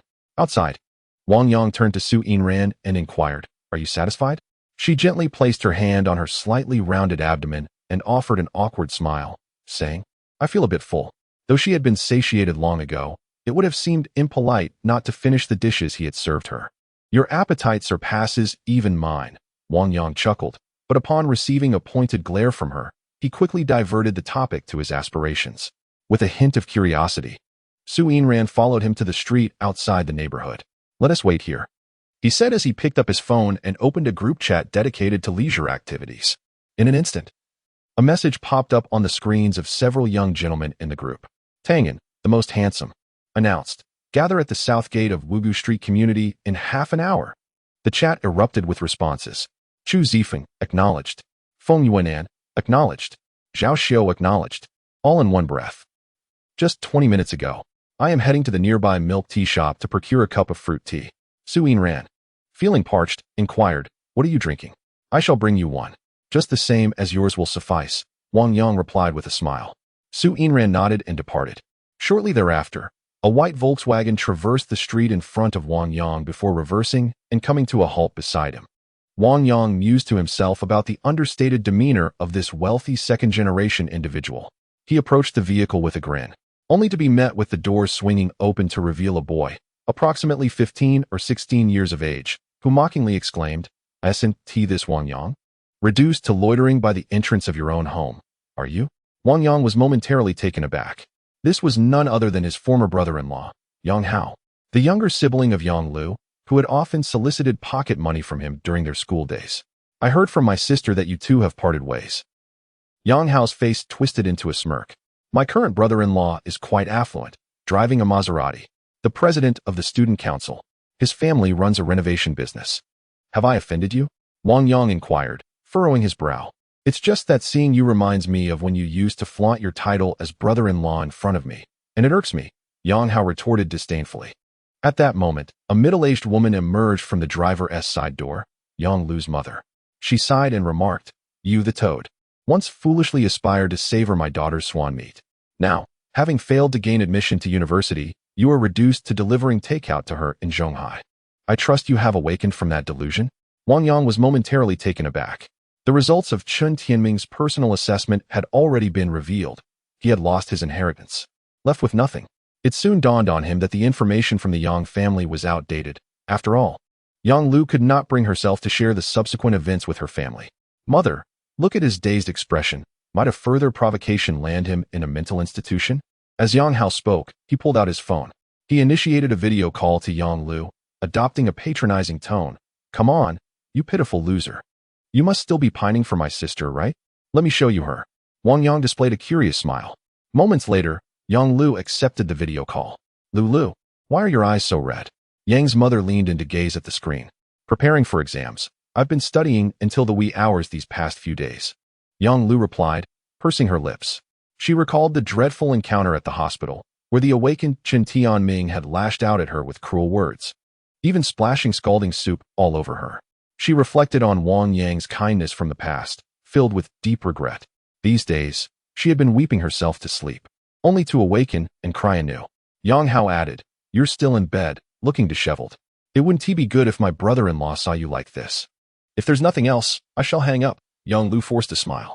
"There is something." Yang Hao adjusted the rear camera, grinning mischievously. "Come. Let us see who this is." "Wang Yang," Yang Lu exclaimed, overwhelmed with surprise, and immediately picked up her headband to tidy her appearance. The impoverished fellow behind the phone was out of sight. Observing this, Yang's mother frowned and scolded, "Do not move. A woman adorns herself for the one she admires. But he is utterly unworthy of you. Cherish your mother's current son-in-law. Do not entertain fanciful thoughts." "Mother." Yang Lu finally broke down, tears streaming down her face. "Alas." Wang Yang sighed, shaking his head. At that moment, the distant roar of engines filled the air. Everyone turned to gaze. Ferraris, Lamborghinis, Mercedes G-Class, Audi RS8. An array of luxurious sports cars, like a long, undulating serpent, approached slowly. "So many luxury cars." Yang's mother gasped in astonishment. "Wow, sister, look," Yang Hao exclaimed, shifting the phone away from Wang Yang and raising it to capture the scene ahead. "Do not waste your time on that impoverished wretch. He will likely never afford even our Volkswagen." He cast a disdainful glance at Wang Yang before fixating his attention on the approaching spectacle. Wang Yang, however, merely smiled dismissively. As the luxurious vehicles drew nearer, the overwhelming visual spectacle left Yang Hao breathless, as if time itself had paused. He drooled with envy and deliberately laughed loudly beside the former, saying, "Sister, during the New Year holiday, let brother-in-law drive the Maserati to bring you back, so that mother and I can experience it." Chapter 51. Greetings to brother Yang and sister-in-law. Upon hearing her brother's words, Yang Lu managed to conjure a faint smile on the screen, responding with a soft, "Oh, good. Lu, you have displayed remarkable discernment this time," thought Yang's mother, her mind wandering amidst the array of luxurious vehicles. "Fortunately, you have come to your senses in time. Otherwise, tethered to that destitute fellow, you wouldn't even be able to touch the wheels of a Maserati, confined to this dilapidated corner of Wugu Street South." She scoffed. "Isn't that right, Hao?" "Indeed. Mother, you are absolutely correct." Yang Hao nodded emphatically. He then inquired, perplexed, "Why are those extravagant supercars veering towards the roadside, heading straight for our vehicle?" In the next moment, a spectacular Ferrari, worth millions, came to a halt behind there. Shortly thereafter, another equally opulent Lamborghini, seemingly in a display of rivalry, swerved around their car, executing a dramatic maneuver that placed it beside them. Caught between these two magnificent machines, there felt like nothing more than a piece of scrap metal. What on earth is happening? Yang's mother felt a wave of anxiety, her palms clammy with sweat.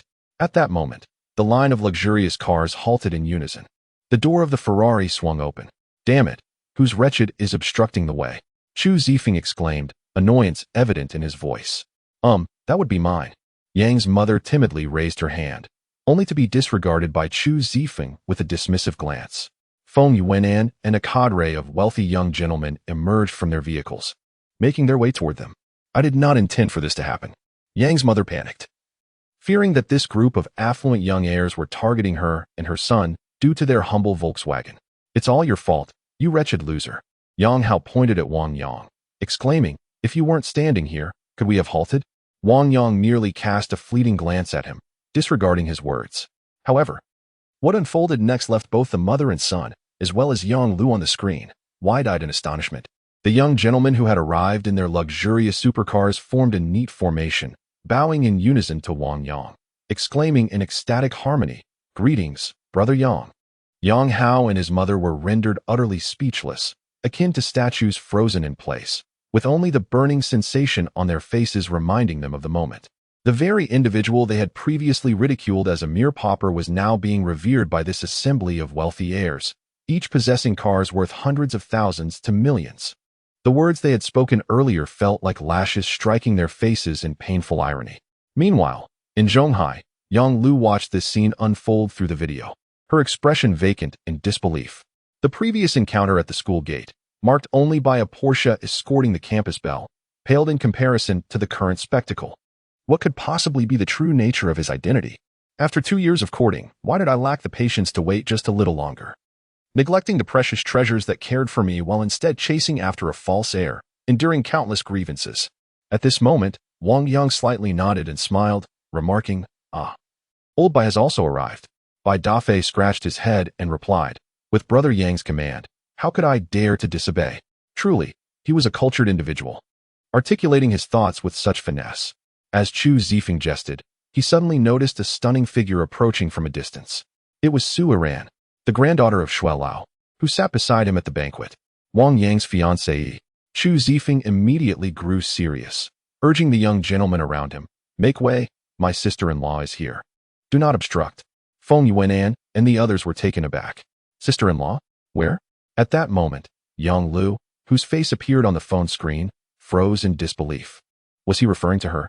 There were no other women here besides her mother. Yang Lu thought to herself, "A Yang is indeed cool on the outside but warm within. Willing to give me a chance. He must have told his friends about our reconciliation." Excited, she began to arrange her appearance. How? Turn your screen towards a Yang in 1 minute. Yang Lu displayed a shy demeanor.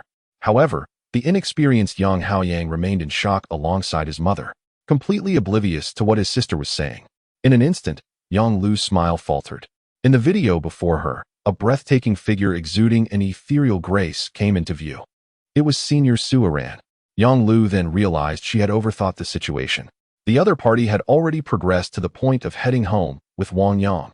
Su Iran approached Wang Yang, holding 2 cups of fruit tea. "Greetings, sister-in-law." Chu Zifeng bowed respectfully.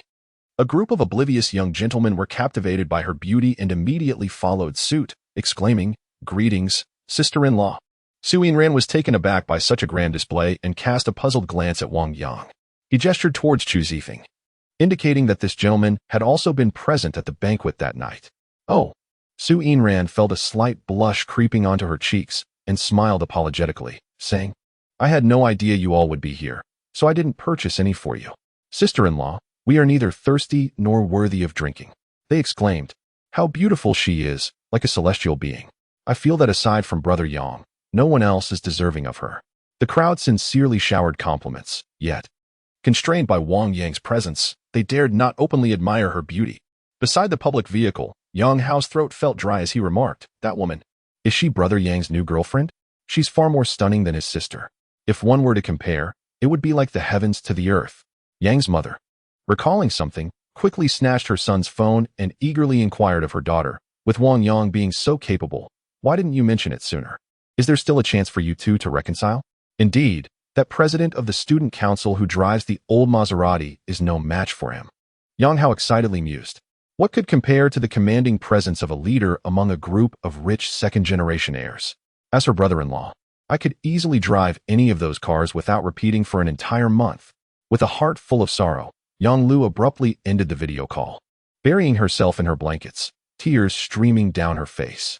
Yang Hao and his mother stood in stunned silence. "Come with me. We shall converse as we walk," Wang Yang declared to the group before leading Su Inan towards the entrance. Witnessing this, Yang's mother grew anxious.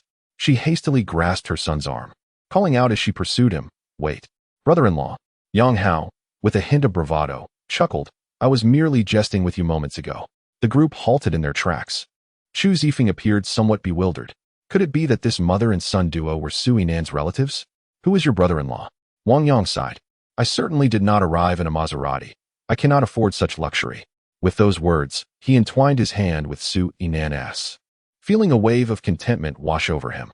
"Humph," Su Inan scoffed, yet she did not pull away. She thought to herself, honestly, even the time it takes to purchase a fruit tea can lead to unexpected complications.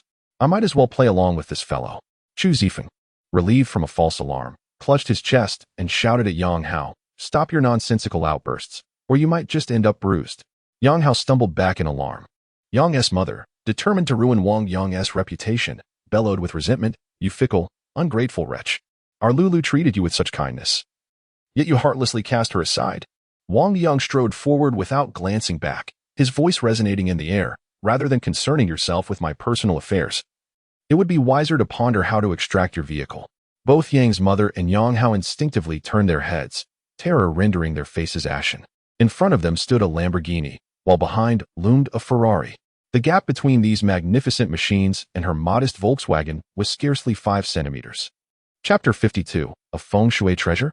The Southern Community of 5 Grains. Wang Yang led a group of young gentlemen, and after circling the area, he halted and turned to face them. "What do you think of this place? Brother Yang, do you want the honest truth, or..." Chu Zifeng hesitated, mindful that they were in the residence of the other party. Feel free to speak candidly, Wang Yang replied with a smile.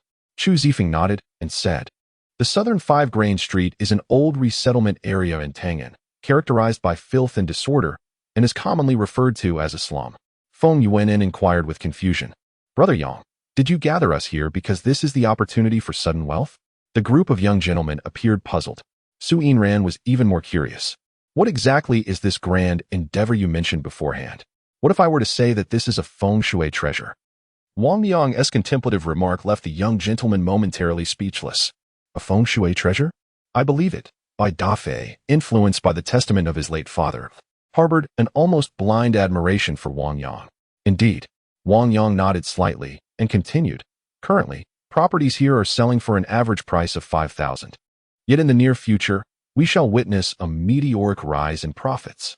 This, Zhao Xiu's eyes widened. His family was in real estate. This slum had been utterly forsaken by Tangan, devoid of any prospects, and lacking even decent amenities. Yet, he felt unable to voice his skepticism.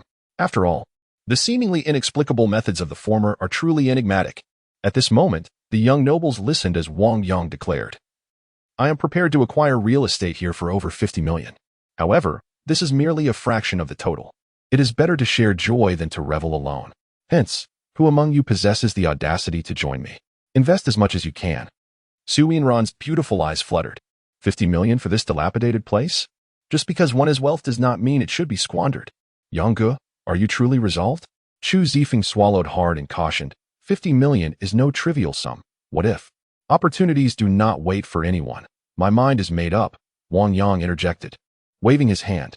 I reiterate, those who believe in me and wish to prove themselves can proceed with confidence. For those who do not, it is entirely voluntary. You may return now. A considerable number of the young nobles began to waver in their resolve. I will invest 20 million. Bai Dafei, feeling a surge of impulsiveness, decided to take the plunge. This was the entirety of the Bai family's liquid assets, and as the head of the family, he had the authority to allocate it. Wang Yang sighed with a sense of resignation. This rumor had originated from the matriarch of the Bai family, which, by rights, should have belonged to them. Yet they could only taste a small fraction of the benefits. I have mortgaged my car and house, and with my personal allowance, I have 17 million. Chu Zifeng gritted his teeth and said, Yang Ge, though I have known you for a brief time, I have already witnessed your extraordinary nature. I will support you without reservation. Even if I incur losses, it is merely a chance to experience a different way of life. Immediately, he turned to the other second-generation members and smiled. Brother Yang says everything is voluntary. If you wish to invest, then do so, and if not, that is perfectly fine. Then, addressing Yang, he continued, I trust you, but I harbor doubts about this place. I apologize. I fear that I may not prove myself a dragon, but rather become a maggot in the eyes of my family. Sighing, he added, I'm sorry, Brother Yang, but I will sit this one out. The other 9 second-generation members expressed their embarrassment, but were willing to extend their respect to Wang Yang by investing in one set, akin to frivolously throwing away hundreds of thousands. The remaining 6, sharing Chu Zifeng's sentiments, contributed amounts ranging from 5 million to Zhao Xiu's 10 million. Yuan Nan. What about you? Wang Yang inquired of the indecisive Feng Yuan Nan. I will abstain, Feng Yuan Nan replied, hesitant. For the past 2 years, I have been in a testing phase where every action could determine my eligibility to become the family successor, and I have 3 competitors. His concern was not about the money, although he longed to follow Chu Zifeng's lead without hesitation. However, should he falter, he risked becoming a disqualified blemish. I understand, Wang Yang said, patting him on the shoulder with a smile. Keep going.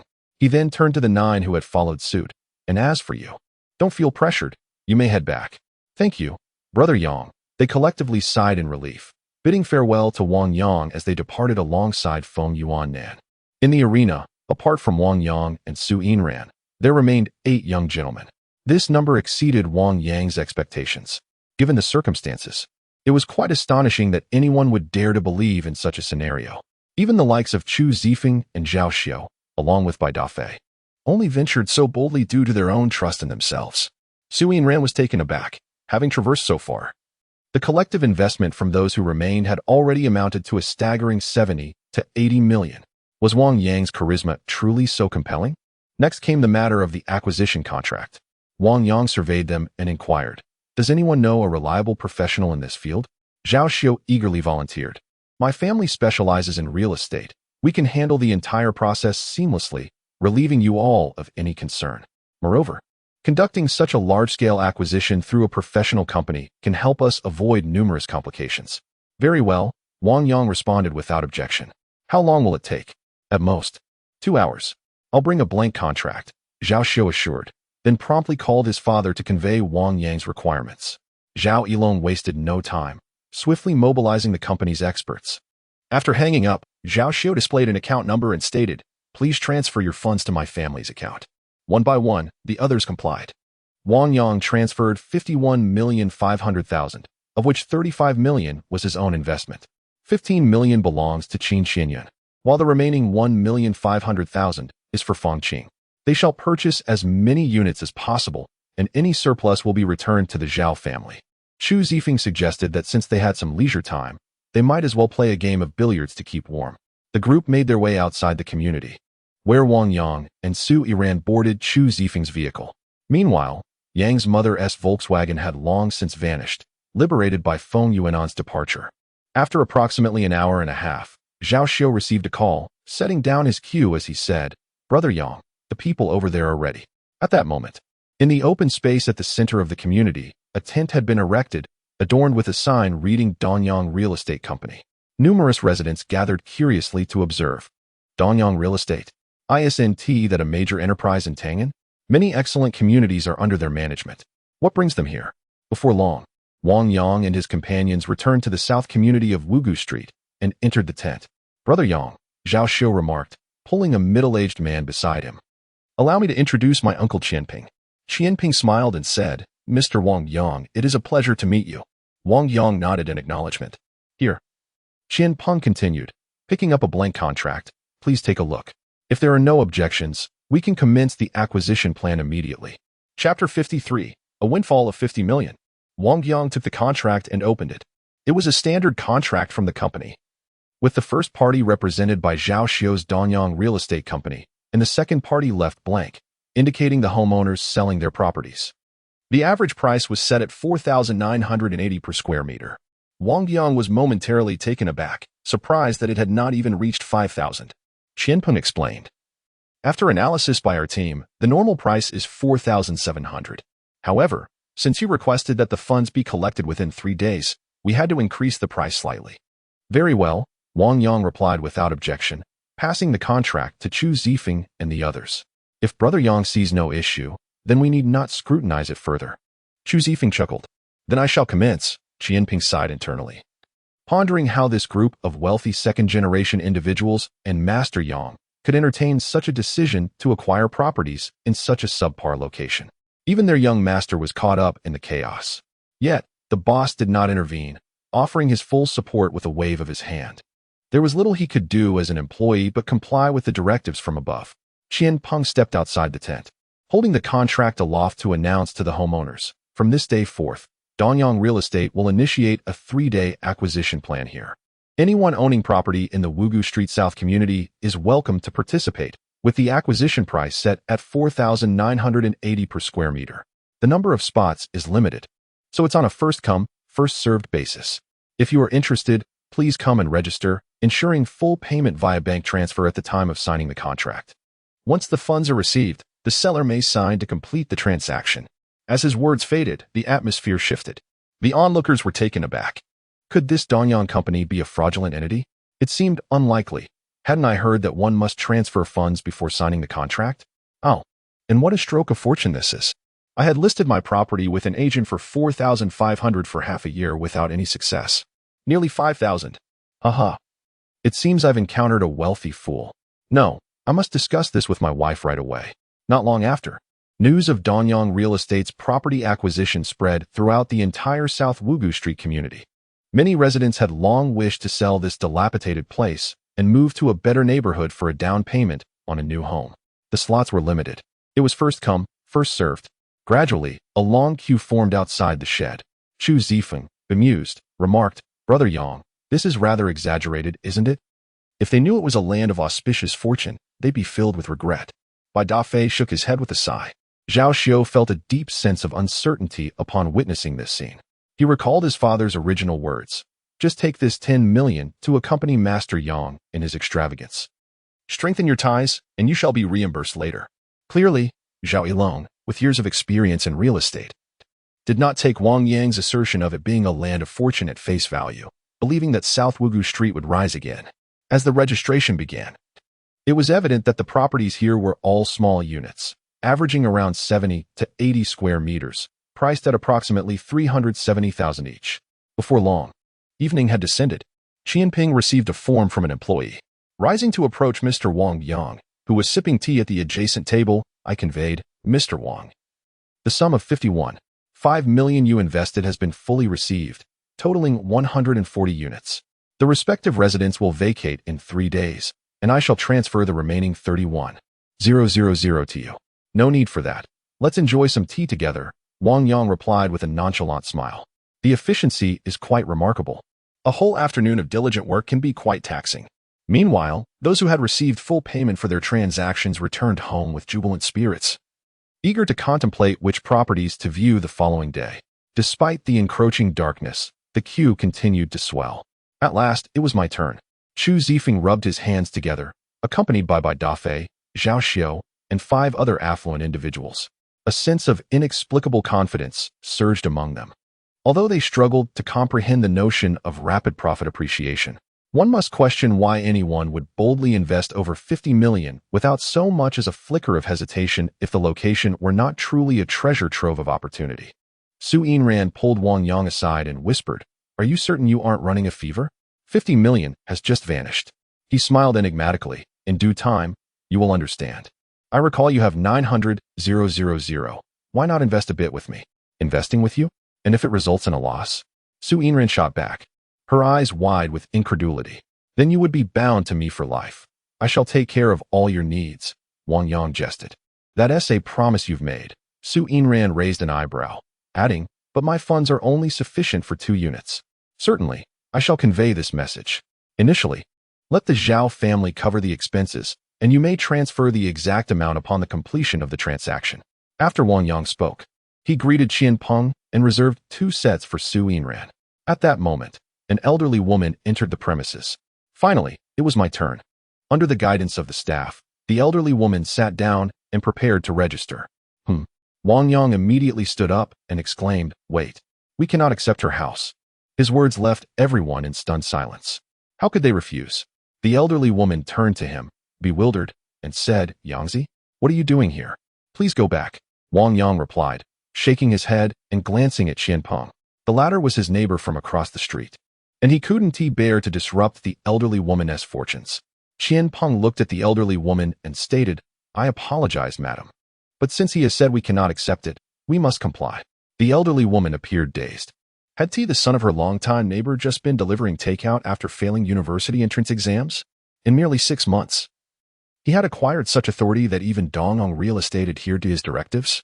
"Yangzi," the elderly woman lamented, "you cannot be so ungrateful. Who was it that took you to the hospital in the middle of the night when you fell ill? Was it not I who merely chided you a bit after your failure?" Wang Yang maintained a stoic expression. Su Yinran and Chu Zifeng, understanding Wang Yang's intentions, chose to remain silent. If exorbitant profits appreciate, those who sell now will inevitably incur losses. "Please do not disrupt the order. Depart at once." Qianpeng forcefully pushed the elderly woman outside. Next, in the subsequent half hour, the house remained unaccepted. Wang Yang intermittently instructed Qianpeng to refuse 5 households, all of whom were amiable neighbors. He endured public scorn 5 times, being labeled with terms such as heartless and unable to tolerate the success of others. To claim he was not angry would be disingenuous. However, if he were to explain, the ensuing chaos could jeopardize his plans for wealth. At that moment, within Wang Yang's home, Wang Anfu returned from work. He inquired of Zhou Huilan, "What is that long line outside?" It is said that a large real estate company is here to acquire properties, with prices nearing 5,001 per square meter. They have only 3 days, and the slots are limited, Zhou Huilan replied. "I pondered this all afternoon, waiting for your decision. Yangzi has purchased a large house in Chunminyuan. We will not reside here any longer, and missing this opportunity may render it hard to sell later. Then what are we waiting for? Sell." Wang Anfu exclaimed with renewed vigor. That could amount to nearly 400,000. We cannot solely depend on Yangzi's funds, can we? Just as they were about to retrieve the property certificate and set out, suddenly, bang, bang, bang. A furious knocking resounded, shaking the very doorframe. Who harbors such a grudge to exert such effort? Wang Anfu, bewildered, opened the door. Outside stood a group of familiar old neighbors, those from across the hall, those from upstairs and downstairs, as well as an elderly gentleman who often played chess with him. Yet, they all wore expressions of deep animosity. The crowd surged in with an air of indignation. What is the meaning of this? Wang Anfu and his wife were utterly astonished. Old Wang, is the behavior of your son truly acceptable?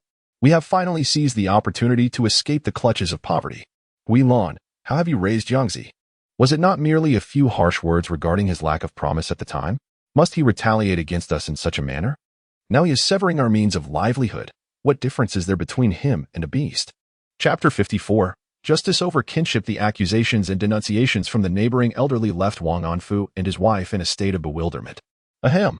What wrong have I committed by playing chess with you, young Wang? The elderly man exclaimed, tapping his cane emphatically on the ground. Your child won't even allow me to save up for a coffin. Please, hold on for a moment. Wang Anfu finally regained his composure, confused. What has my son Yangzi done? Indeed, what has he done? Please clarify. Zhou Huilan forced a smile. The irate woman glared at the couple. Today, Dongyang Real Estate is collecting properties, and I managed to secure my place in line. Yet, Yangzi was inside, and without a word, he dismissed me. Yes, we experienced the same. Others chimed in. It's truly baffling. He didn't pass the university entrance exam, and just the other day, you mentioned he was delivering takeout for Shanghai. What authority does he possess? You must provide us with an explanation. The neighbors clamored in unison. Wang Anfu and his wife began to grasp the situation. Could there be a misunderstanding? Zhou Huilan pondered momentarily before stating, Please, have a seat in my home while I go find Yangzi to inquire about this matter. With that, she hurried out the door. There were still many residents in line. Zhou Huilan maneuvered through the crowd, peering into the tent, and indeed, her son and Su Ran were present. To her astonishment, the distinguished young master from the day they purchased the house was also there. She squeezed her way in, provoking discontent among the residents. Please do not cut in line. Thank you, an employee politely advised. I am here to find someone, Zhou Huilan explained. Wang Yang turned upon hearing the voice. Mom? You've been drawn here as well? Qian Ping, upon seeing them, personally welcomed Zhou Huilan into the tent. Auntie. Su Yinran greeted with a smile.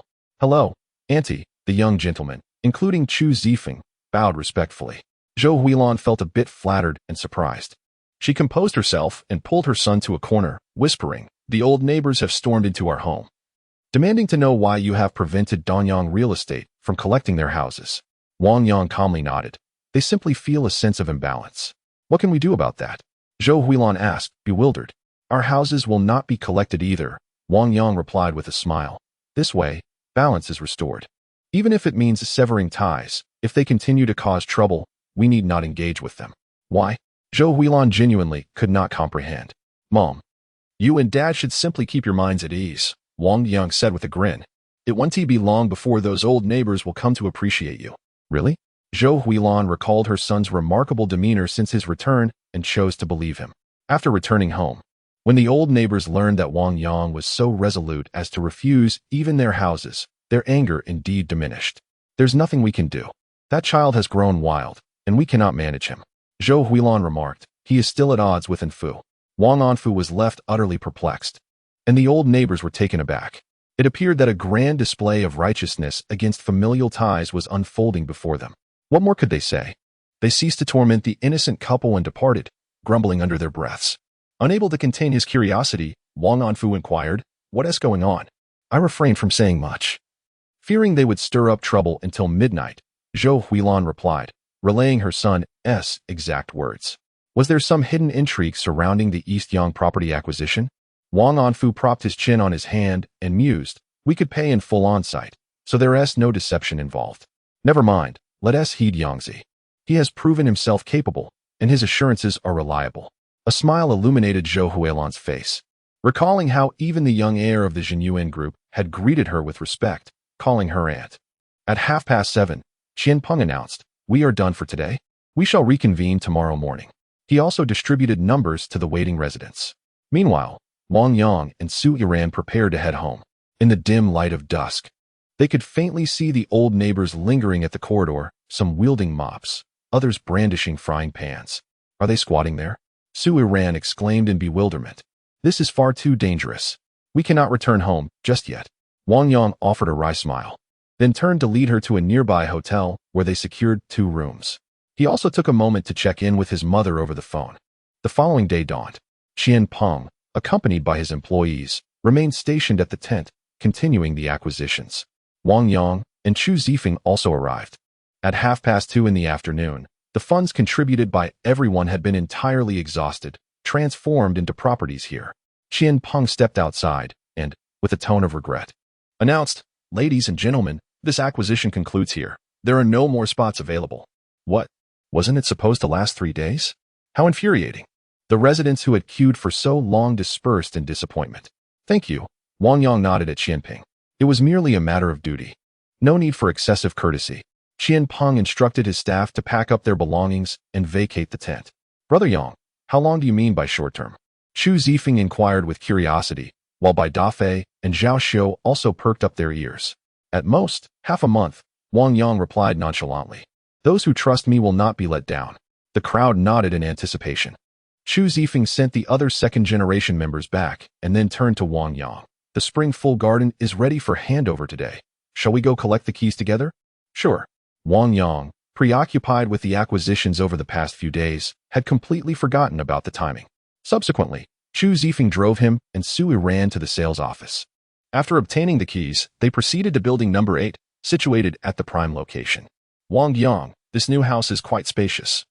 Sui Ran remarked as she stood on the balcony, gazing down at the breathtaking view. He. Chu Zifeng chuckled beside them, saying, "Sister-in-law, I happen to have a high-end furniture factory under my family's banner. Would you like me to customize a grand double bed that is both stylish and charming for you?" "Don't speak carelessly," Su Yiran replied, her cheeks blooming with a flush. Wang Yang, recognizing the predicament, felt he could not clarify the misunderstanding, as Chu Zifeng was indeed one of the guests at the banquet. "By the way, Brother Yang," Chu Zifeng inquired, "would you like me to recommend a renovation company?" When renovation was mentioned, Wang Yang's mind immediately wandered to Qin Xianxian. That company had always focused on commercial renovations, such as shopping malls and entertainment venues. However, during his last visit to return the car keys, he had noticed her proposal indicating an expansion into residential renovations. This shift seemed to stem from the decline of the company following Chen Hongfei's demise, leaving it vulnerable against competitors and prompting a reconsideration of their business model. Although Shanghai was thriving, it was a complex market, without adequate groundwork. A sudden pivot would make it challenging to seize opportunities. Wang Yang believed that Tang'an, currently in a developmental phase with a series of new real estate projects, presented a promising option. Moreover, he had already established connections locally, particularly with the Zhao family, whose primary focus was real estate. It would be prudent to have a conversation with Qin Xianxian. "I think I'll hold off on the renovation for now," Wang Yang remarked. "Perhaps I have other plans." Chu Zifeng nodded. "Feel free to contact me whenever you need." "All right, please wait for me a moment," Wang Yang replied. Wang Yang nodded slightly at Su Yiran. His disposition abhors procrastination. Once he conceives an idea, he promptly acts upon it. He picked up his phone, opened the chat window with Qin Xianyan, and began to type, "Sister Qianyan, is it a convenient time for you?" Before long, he received a reply from Qin Xianyan. "Are you returning to Zhonghai?" "Unfortunately, I'm out of town today, conducting a market survey and taking Ro along for some leisure. I won't be back for a few days." Wang Yang responded, "Conducting a market survey out of town?" "Indeed," Qin Xianyan replied. "Lately, I have been contemplating a transformation for the company. I find it challenging to penetrate the market in Zhonghai, so I thought it prudent to explore Tang'an instead." Chapter 55. You must not hit my mother. Is she also in Tang'an? Or is it merely for market research?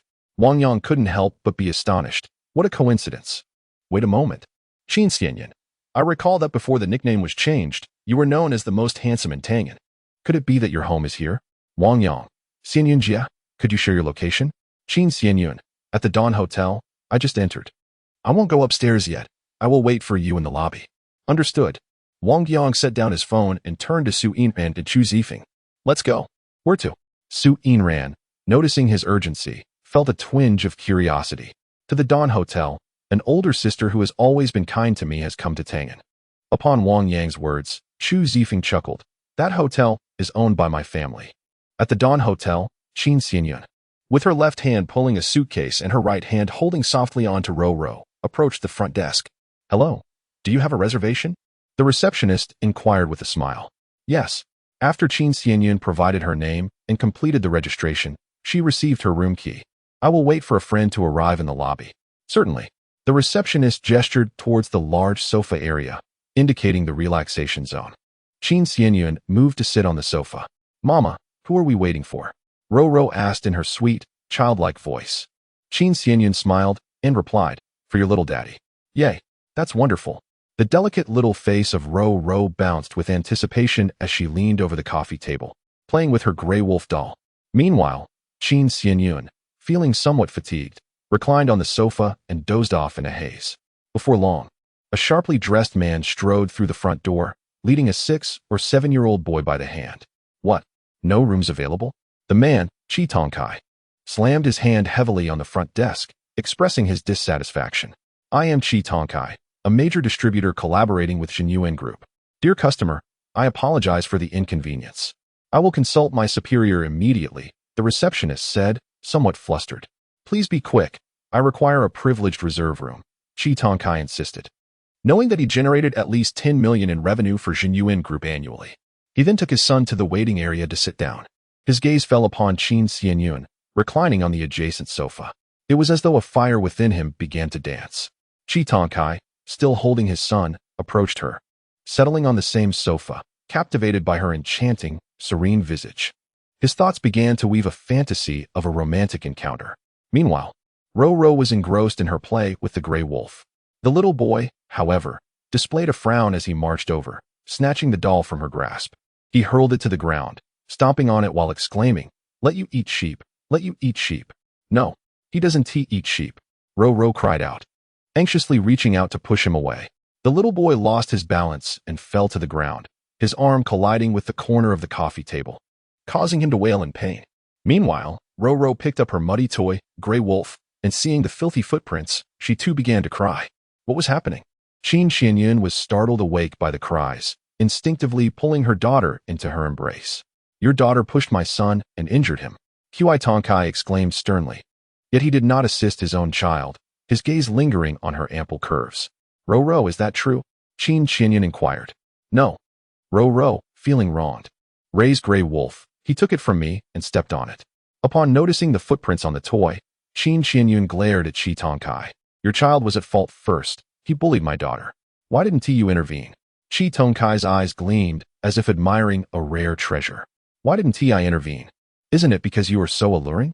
Realizing the opportunity before him, he continued, how can we be sure your daughter isn't lying? I was on the phone at the time and only saw her push my son down. The little boy's cries grew increasingly louder as he sat on the floor. Noticing the room card on the table was merely for a standard king-sized room, Qi Tongkai deduced there was no significant background and coldly stated, now my son is injured. He underwent surgery just last month. I demand an immediate hospital visit for a full examination, and should any health issues arise in the future, you will be held responsible. Qin Xianyun was momentarily taken aback by his words. Immediately, Qi Tongkai leaned closer to her, his tone imbued with an unmistakable suggestiveness. If tonight you were to invite me for an open-hearted discussion in your room, perhaps I would let this matter slide. You, shameless. Qin Xianyun, filled with indignation and embarrassment, raised her hand and slapped him across the face. Smack. At that moment, a woman elegantly dressed as a socialite entered the hotel. On what grounds do you strike my husband? Upon witnessing the scene, she rushed over and picked up her sobbing son from the floor. Dandan, you arrived just in time. Seeing no other option, Qi Tongkai's desire for vengeance surged as he pointed accusingly at Qin Xianyun. Our son was pushed by her daughter, and I demand an apology. This shameless woman actually struck me. Su Dandan pulled back her son's sleeve, revealing a bruise. Vile creature. She lunged at Qin Xianyun, pushing her onto the sofa. Smack. Do not hit my mother. Ro clutched at Qin Xianyun's clothing. Get away, little brat. Su Dandan kicked Ro to the ground. Just as she prepared to continue her assault on Qin Xianyun, a passing waiter intervened and pulled her away. Ro, Qin Xianyun, disregarding the pain on her face, scooped up her daughter, saying, Don't cry, sweetheart. There's nothing to fear. With tears welling in her eyes. Ro reached up to gently caress Qin Xianyun's face, asking, Does it hurt, Mama? Su Dandan shouted at the staff, questioning. Are you simply going to ignore the fact that they pushed my son and assaulted my husband? Over the years, we have contributed no less than 80 million to the Jinyuan group. Is that money merely to support a bunch of blind fools like you? She demanded their expulsion. Chi Tonkai furrowed his brow, stating that if anyone could stay, he would never return, and that the collaboration with Jinyuan group would be terminated. Furthermore, my cousin Su Dongliang is a close friend of young Master Chu. Su Dandan, almost boasting, took out her phone and opened the family group chat. She quickly scrolled to a photo her cousin had sent that evening. Look, isn't that young Master Chu in the center? The staff cast their eyes upon the image. Indeed, it was the young master. There was also a message from Liang Liang. Tengen Shuanglong invites me to enjoy myself. Unbeknownst to them, Su Dongliang had stealthily captured that moment before entering the Imperial Club with the young masters. The next moment, the staff exchanged uneasy glances with Qin Xianxian. Although expelling a customer contravened the rules, the other party was a major distributor collaborating with the headquarters and was well connected within the young master's network. Qin Xianxian remained silent. Not out of fear, but out of concern for her daughter's safety should a conflict arise. She quietly picked up Ro and pulled her suitcase as she began to leave. Stop right there. You think you can leave without compensation? Su Dandan rushed forward and kicked the suitcase over, threatening, have my son kneel and apologize, and pay an additional 100,000. Otherwise, I shall sell you and your entire family into a brothel. As her words echoed, with the doors swinging open, Wang Yang and Su Yin ran, accompanied by Chu Zifeng, stepped into the Dawn Grand Hotel.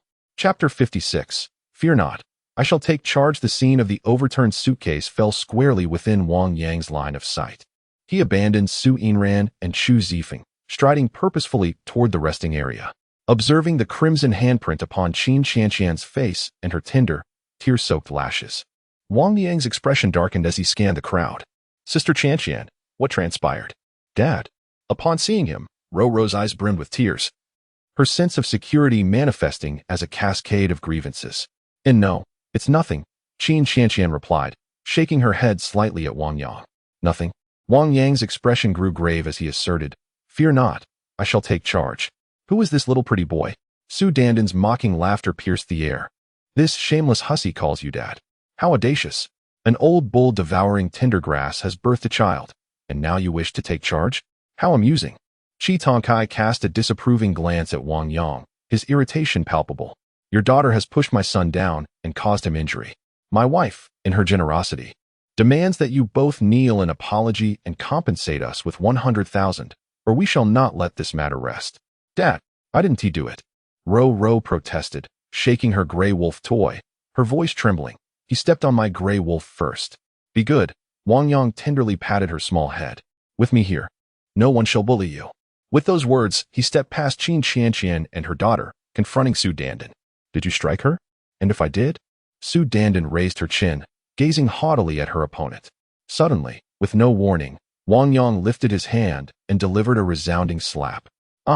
Su Dandan lost her balance and fell to the ground, her mind blank with shock. Blood trickled from the corner of her mouth, and 2 of her teeth were knocked out.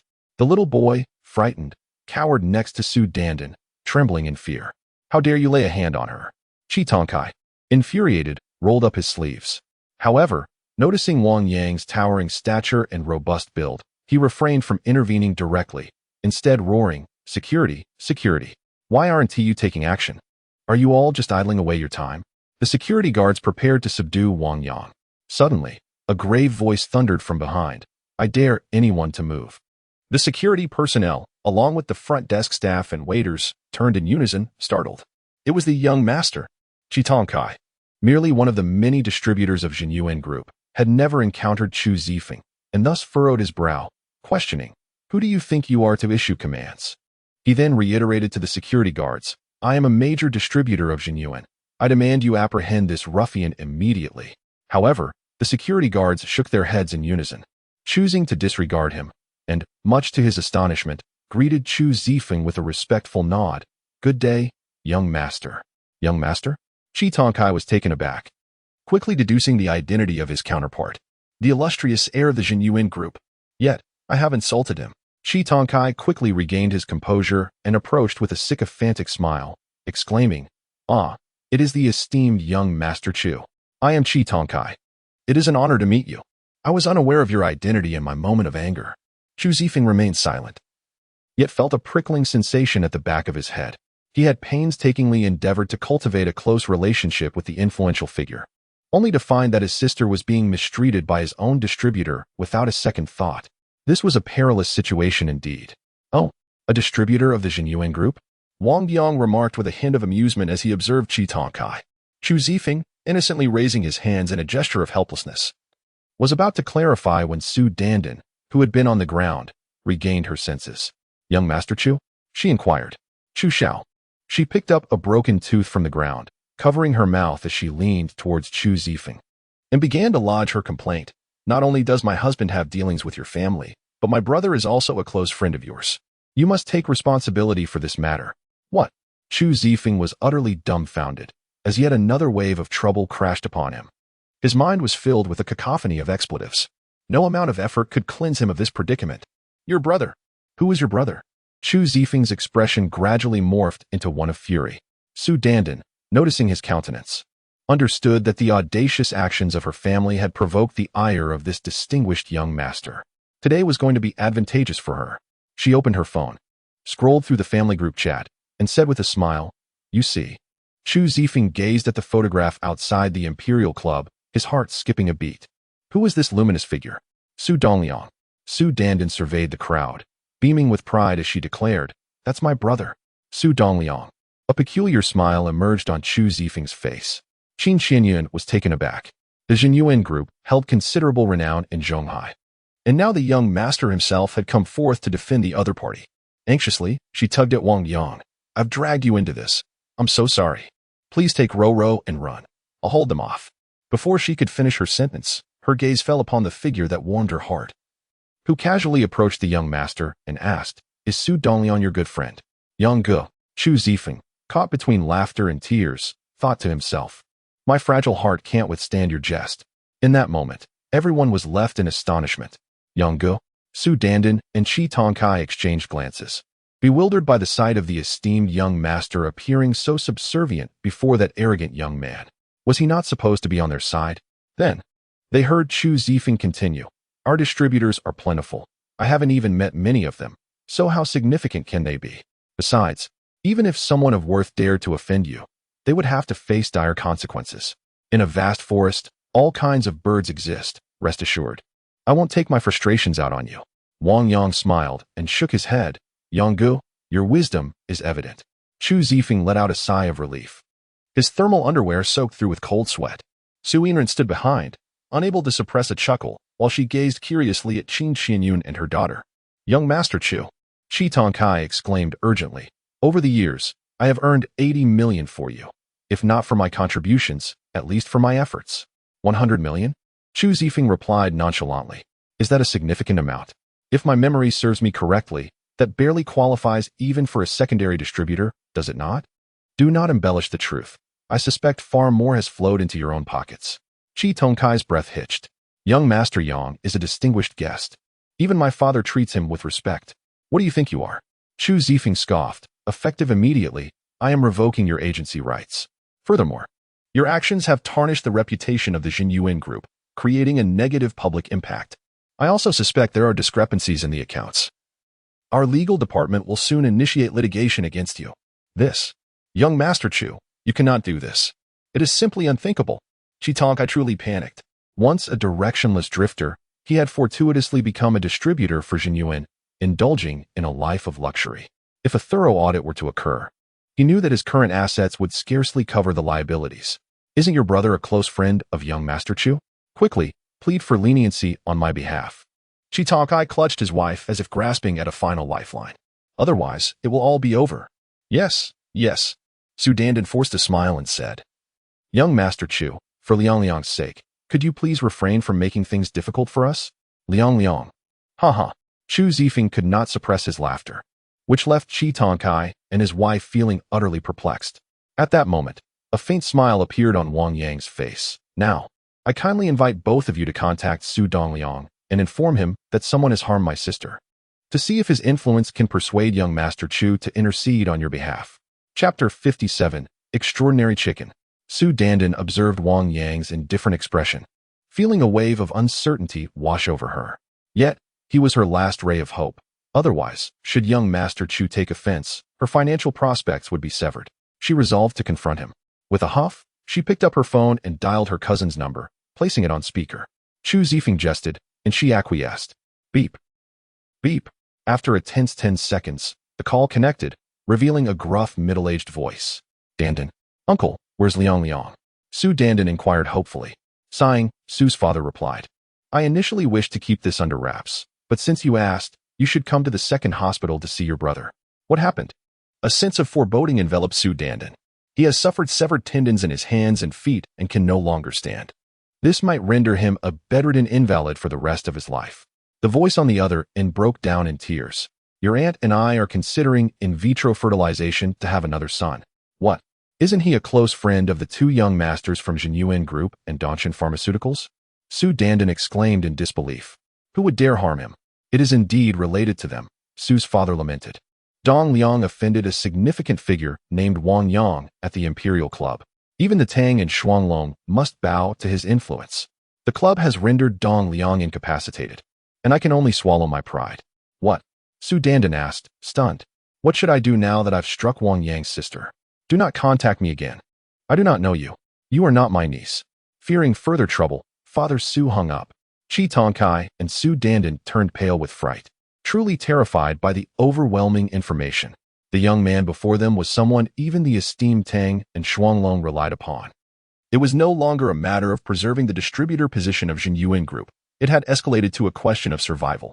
What was once thought to be a clever infiltration into high society now rendered the cousin, due to offending Wang Yang, utterly powerless. The uncle, reduced to enduring humiliation, dared not utter a single word of dissent. Yet, he had lashed out at that pair of mother and daughter, hurling insults with abandon. Mr. Wang Yang, please spare me. I did not strike first. Your sister slapped me, and I did not retaliate. Chi Tongkai knelt before Wang Yang without hesitation, pointing at his wife to deflect blame. It is this madwoman who strikes and extorts. Su Inran looked on with disdain. What kind of man is this? I did not mean to. Su Dandan, gripped by fear, found her mind blank.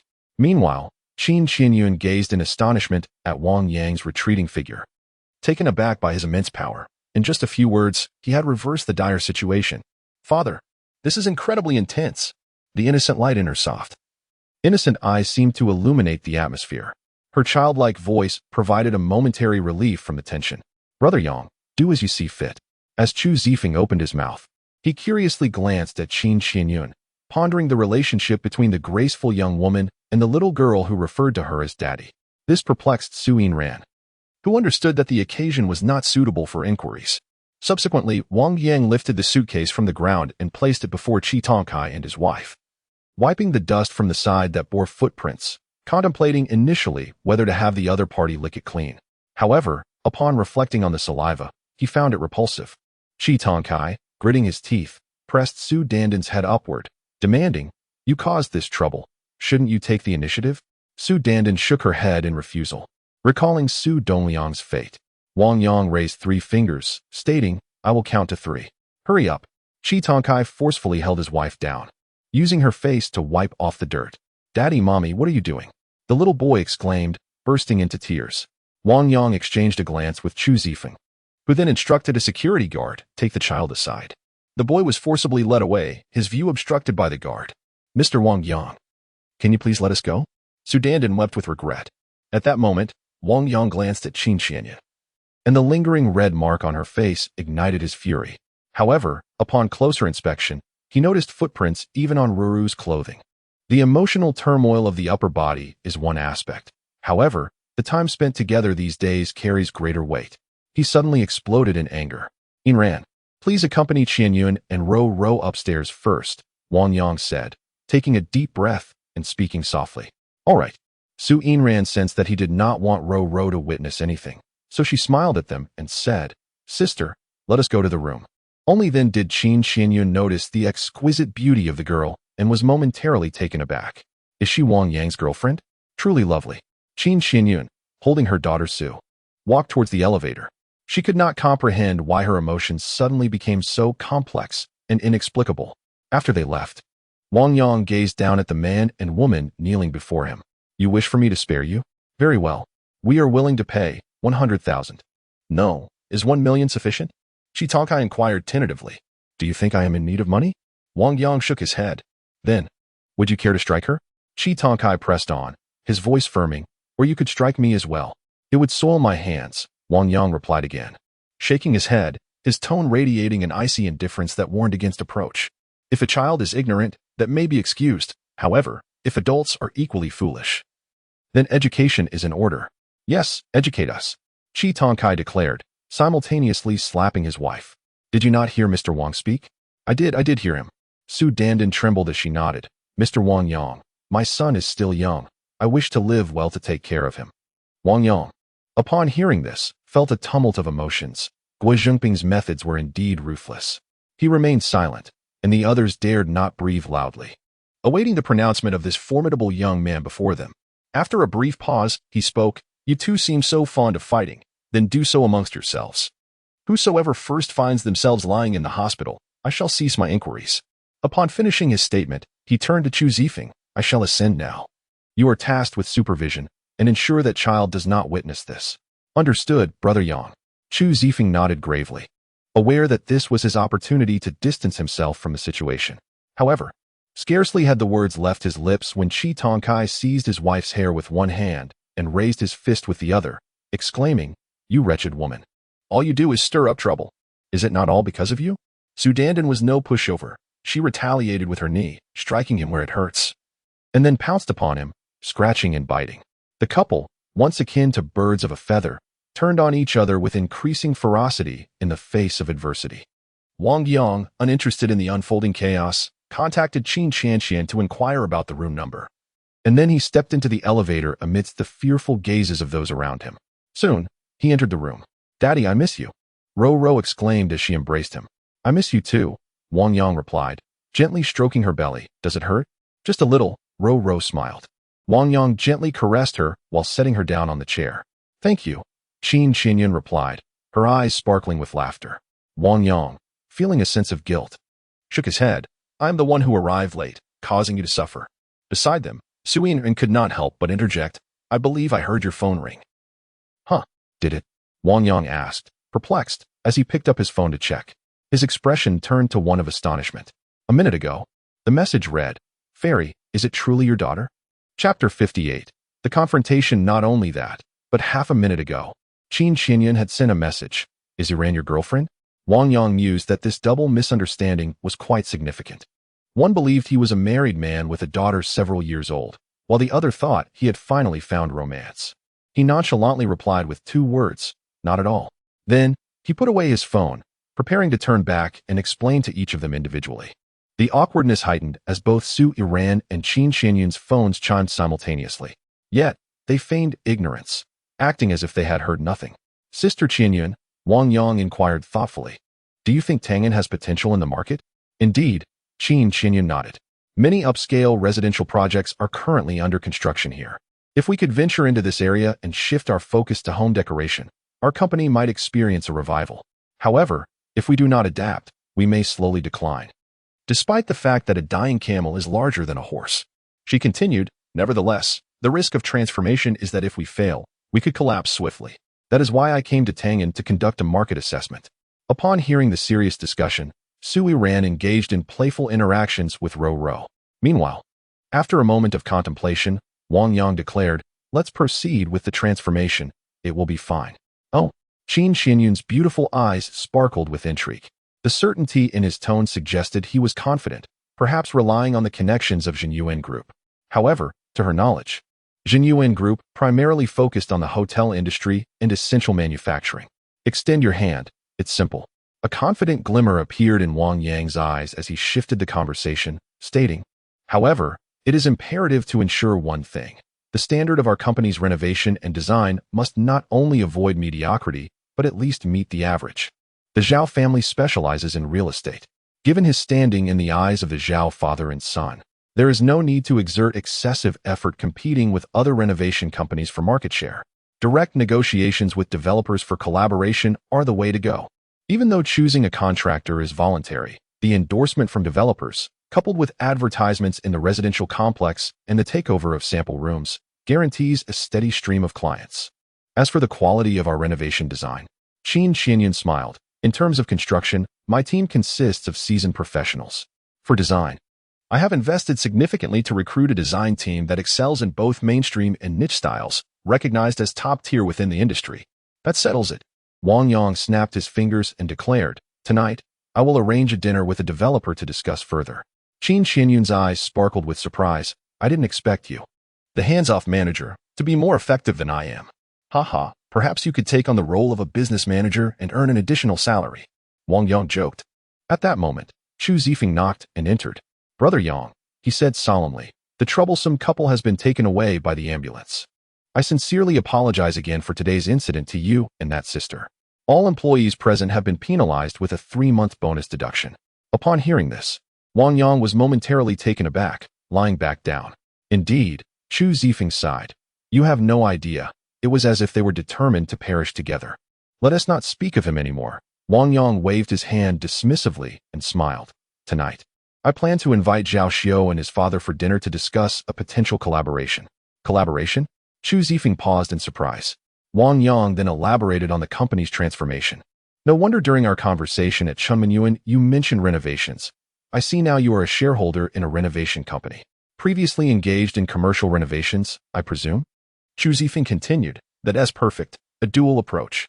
Qin Qianyun exchanged glances with Wang Yang. "My family has 2 large hotels in Shanghai nearing completion. I could persuade my father to leverage his connections and recommend additional commercial renovations." Chu Zifeng chuckled and strategized further. "By the way, regarding the construction site, Cheng Yu can also be considered a prominent figure in Shanghai real estate. Since he is connected with the Zhao family, why not invite him as well? Your renovation company could cover both Shanghai and Tang'an, catering to both commercial and residential sectors." "That seems rather presumptuous." Qin Qianyun felt tempted yet hesitant. "Sister, after all, renovations are just renovations. Why should it matter who they are for?" Chu Zifeng replied sheepishly, "If you have endured any inconveniences at my family's hotel, consider this an act of restitution. Sister Qianyun, since there is an opportunity for advancement, it would be a disservice to yourself not to seize it." Wang Yang nodded and stood up, walking towards the exit as he spoke. "Zifeng, come outside with me for a smoke." Recognizing that there was something the other wished to discuss privately, Chu Zifeng promptly followed. In the corridor, Wang Yang locked eyes with him. "Brother Yang, your gaze makes me uneasy," Chu Zifeng admitted, feeling somewhat apprehensive. "Let us be straightforward," Wang Yang began slowly. "I wish to hear the truth behind your intentions.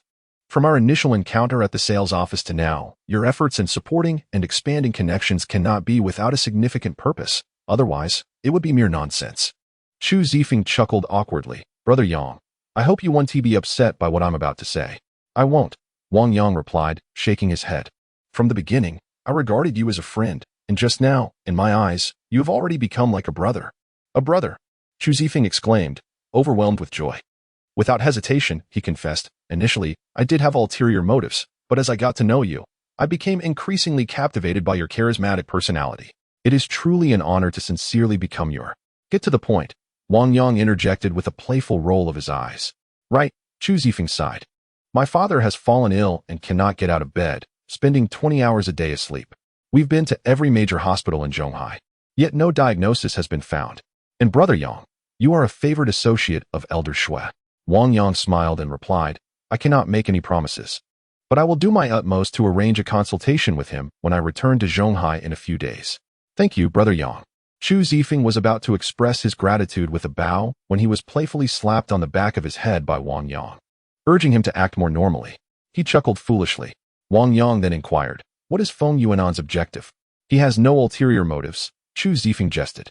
"He fears that his dealings with Su Dongliang might offend you and implicate Dongxin Pharmaceuticals. A single remark from old Shui could lead to the downfall of the Feng family." "I see," Wang Yang replied, nodding slightly. "From now on, we are brothers. If there are matters to discuss, please do so openly, without concealing anything." "Understood," Chu Zifeng replied emphatically. Shortly thereafter, he arranged a luxurious suite for Qin Qianyun, featuring 2 spacious bedrooms, a grand living room, and a stunning aquarium wall. Concerned about potentially being besieged by misinformed neighbors, Wang Yang decided to stay there with Su Yinran. He reached out to Zhao Xiao and within 5 minutes, Zhao alone called to confirm that the restaurant was booked. He further mentioned that Guan Qingyu had already turned his car around on the way back to Zhonghai Road. In the evening, Qin Xianxian felt it inappropriate to discuss business while tending to children, and Su Yinran also preferred to avoid such environments. So she voluntarily stayed at the hotel to care for Ruro. As the time approached, Chu Zifeng took on the role of driver, transporting Wang Yang and Qin Xianxian to the most upscale French restaurant in town. Chapter 59. The photograph of the elegant lady in the luxurious private dining room of a French restaurant. Guan Qingyu and Zhao Yilong patiently awaited their guest. The events of the construction site had elevated Master Yang to a status akin to that of a deity in their minds. Shortly thereafter, the door swung open, and Wang Yang entered alongside Qin Xianxian, with the young Master Chu Zifeng trailing behind like a subordinate. Mr. Wang Yang, the two real estate magnates rose, their faces adorned with cordial smiles. It is Miss Qin, Guan Qingyu remarked, a hint of surprise illuminating his expression upon recognizing Qin Xianxian. Do you know each other? Wang Yang inquired, momentarily taken aback. We've met once. He had a mall that our company renovated. Qin Xianxian acknowledged with a nod. Yet an overwhelming sense of astonishment surged within her. Prior to this encounter, she had only found Guan Qingyu's name somewhat familiar but had not connected the dots. Now, to witness such reverence from an individual regarded as a heavyweight in the Zhonghai real estate sector towards Wang Yang left her increasingly perplexed. She recalled the words of Chun Hongfei, which seemed to resonate more with each passing moment. As everyone settled into their seats, Qin Xianxian briefly mentioned her company's operations. Zhao Yilong immediately made a decisive statement. Miss Qin, Mr. Wang Yang, I shall vigorously endorse the properties under the Zhao family for your esteemed company. Tomorrow, I will have the business department reach out to coordinate and explore the relevant specifics. Guan Qingyu did not hesitate, stating, on the other side of the Central Sea, I possess 3 wholly owned properties, with the capability to directly sign contracts for you to carry out unified renovations. Furthermore, I shall allocate the advertising resources for the renovation of an additional 5 properties to your esteemed company. Additionally, I can recommend other developers as well. Zhao Long then added. Upon hearing this, Qin Xianyun felt as though she were in a dream. The ease with which this business deal was being negotiated felt as simple as dining or drinking water. She understood that this was all due to the unassuming young figure beside her. Miss Qin, do you perhaps have any concerns? Guan Qingyu detected a hint of hesitation in her demeanor. Perhaps it is too much, Qin Xianyun replied with a gracious smile. If this remark were to be overheard by the owners of other renovation companies, they would undoubtedly be incensed. While others lamented insufficient opportunities, she found herself overwhelmed by abundance. That is of no consequence, Guan Qingyu responded with a smile. Not all properties are delivered overnight. The timelines for different developments vary, so we can proceed at a comfortable pace. Indeed, Zhao Yilong nodded in agreement. Well, allow me to express my gratitude to both of you. Qin Xianyun took a deep breath, sensing intuitively that the company was poised for a remarkable transformation. They exchanged business cards proactively. The meal had yet to be served. Yet the collaboration was already firmly established. After conversing for a while, the waiter began to serve the dishes one by one, first introducing each in French, followed by a Chinese translation. This place is quite professional, Wang Yang remarked with a smile. Brother Yang, you may not know this, but, Chu Zifeng interjected. The owner is indeed a bona fide French beauty. Impressive. Wang Yang perused the menu, making a simple comparison. The total for their table, including wine, would be no less than 100,000. He couldn't help but feel a sense of astonishment at such extravagance. The group indulged in their meal and drinks. A call of nature struck him. I need to use the restroom, he announced as he rose from the private room. After attending to his needs, he noticed a photo wall in the corridor on his way back. It featured snapshots from customers and playful moments captured with the staff. At the center, a large photograph displayed a stunning blonde with striking blue eyes, labeled as the proprietor. Her striking features embodied an exotic allure that would surely captivate anyone who passed by. Suddenly, as he faced the photo wall, someone collided with him from behind. Startled, he leaned forward, his forehead brushing against the grand image. A jolt of electricity surged through him. I'm so sorry, I'm so sorry. A flustered voice echoed in his ears. At that moment, Wang Yang paid little heed to the apology. He stared in disbelief, his eyes widening. Had that interaction truly triggered something? Could it be that such a beautiful proprietress had already departed this world? He trembled for a moment, but within his consciousness, a figure of a man emerged. With a prominent nose, blue eyes, and blonde hair, it was evident that he was a foreigner. Wang Yang was somewhat bewildered. What was happening? He unexpectedly stumbled upon a photograph of the French proprietress, which could be considered a memorial portrait, yet why was there a man in it? Wang Yang closed his eyes, scrutinizing the foreigner within his mind. You are the proprietress? A cross-dressing gentleman? No, he did not resemble her. The foreigner, speaking in halting Chinese, began to explain, I am William. After straining to listen, Wang Yang understood the gist of it. This William was a college classmate of the restaurant's proprietress, Lilith, who had long harbored feelings for her. He had crossed the ocean to become a foreign teacher at the Chinese Foreign Languages Institute, often visiting during holidays under the guise of friendship. However, at the beginning of the month, his visa expired, and he had to leave for a time. Fate had its own whims. He was caught in a gunfight while walking peacefully and met his demise. He carried a lingering regret of not having mustered the courage to confess his feelings to Lilith. The large photograph had been taken just before his departure, and he had secretly inscribed a love note on the back. Thus, he hoped that through Wang Yang, he could personally retrieve it and present it to Lilith. Good heavens! Must you foreigners even descend to the underworld? Wang Yang was utterly astonished. I swear. William knelt down in earnest supplication, indicating that he would refrain from any inappropriate actions and would never reveal his identity. After showing her those declarations of affection, he withdrew. Wang Yang nodded slightly. Such a simple request was hardly a burden. Moreover, William was a French language instructor. Beyond his proficiency in French, there was little else to commend. Spending a few minutes on this would allow him to grasp another language. Regardless of its future utility, it was an assured gain. I acquiesced, but requested a brief pause. Wang Yang opened his eyes and turned to ascertain which fool had collided with him. Upon seeing the young man beside him, his expression turned to one of surprise.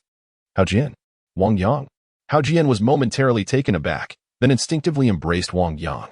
You startled me. I thought something was amiss since you hadn't moved for ages. Thankfully. It was you. I want to have to take responsibility. He chuckled. Wang Yang responded with a smile. I was lost in thought. What brings you here, you rascal? The other was his close brother. During their school days, they often skipped classes to surf the internet together, shared meals of pickled vegetables and steamed buns when funds were low, and even split their cigarettes. Hao Jian had not managed to enter university either. My cousin and her boyfriend are dining here, he said, delivering a playful punch to Wang Yang's chest. I came to find her, hoping to snag a good meal. I didn't expect to bump into you after returning from the restroom. He then inquired, by the way, have you returned to deliver takeout? Certainly. I have accepted orders up to this point. I also came along to share a meal with others. Wang Yang replied with a smile. Which table are you at? I'll finish my tasks shortly and come find you for a chat. Table 35. Hao Jian nodded. I'll be waiting for you. Do come quickly. All right. After Hao Jian vanished from sight, Wang Yang relinquished control of his body to William. Chapter 60. A moment of hesitation. Thank you. William bowed to the air as he maneuvered Wang Yang. Goodness, who are you bowing to? I'm right here. Wang Yang exclaimed, bemused. Oh, my apologies. After stretching his limbs and acclimating to his body, William reached for the entire frame of Lilith's large photograph. Hey, what are you doing? A server rushed over, positioning herself protectively in front of Wang Yang, her expression wary. The photo wall is not to be tampered with. My apologies. William realized he was not himself in this moment. Wang Yang devised a plan in his mind. Go find the proprietress and bring her to remove it. Indeed. William's eyes brightened, and he turned to ascend the staircase. The server thought to herself, surely this young man cannot be unhinged. She hurried to intercept him, stating, the upstairs is our boss's private space. Customers are prohibited from entering. Frustrated, William instinctively blurted out in French, I have matters to discuss with Lilith. The server was taken aback. Based on her training, she could barely comprehend, but the authenticity and fluency of his French were astonishing, rivaling that of the boss. Moreover, he knew her name. Could they possibly be acquaintances? As the server stood in a daze, William hurriedly ascended the staircase. At the moment the door swung open, the arrangement of the room above resembled a romantic banquet hall. On the sofa, Lilith donned a wine-red robe, her wavy golden hair cascading down. She appeared to be around 26 or 27 years of age, casually sitting to the side, her long, jade-like thighs exposed. One hand held a wine glass while the other grasped a book. Wang Yang was entranced by the scene before him. She was even more beautiful than in the photographs, exuding an air of elegant nobility. Who are you? Lilith inquired, her gaze fixed on the unfamiliar young figure that had intruded, her tone laced with irritation. Her Chinese was remarkably fluent, though it retained a hint of foreign accent. I am Mr. Wang Yang, William replied, looking at the goddess who had once captivated his dreams. That is not how one introduces oneself, Wang Yang remarked, somewhat exasperated. Wang Yang, mister? Lilith asked, her confusion palpable. Indeed, William nodded. At that moment, a waitress hurriedly approached, apologizing to Lilith. I'm sorry, Miss Lilith. He mentioned your name in authentic French and said he had business, entering while I was distracted. Oh? Lilith scrutinized Wang Yang with suspicion, then swiftly switched to French, asking, how did you know my name? What is it you wish to discuss? Her tone quickened, revealing her intent to test him. In her eyes, the young man from Huaxia effortlessly responded in French. Lilith, I am a friend of William whom I met in Zhonghai. He has departed to another world. Upon mentioning William, a trace of sorrow flickered in Lilith's gaze. Just days prior, she had learned through a classmate's email of the unfortunate news regarding her dear friend's passing. Now, she harbored no doubts about Wang Yang's identity. It was impossible for him to possess such knowledge without a close relationship. Furthermore, his proficiency in French was akin to that of an indigenous Chinese from her hometown, even tinged with a hint of local dialect. Lilith couldn't help but feel a sense of familiarity. She turned to the waiter and instructed, Mr. Wang Yang is my guest. You may leave now. Moments later, Lilith engaged Wang Yang in French with great interest. She inquired, what brings you here? William replied, he has passed, yet there remains a regret concerning you. As a friend, I wish to assist in some way. Lilith was taken aback. Regret? Related to me? William continued. Would it be convenient for us to discuss this by the photo wall downstairs? Of course, Lilith responded, rising to don her coat.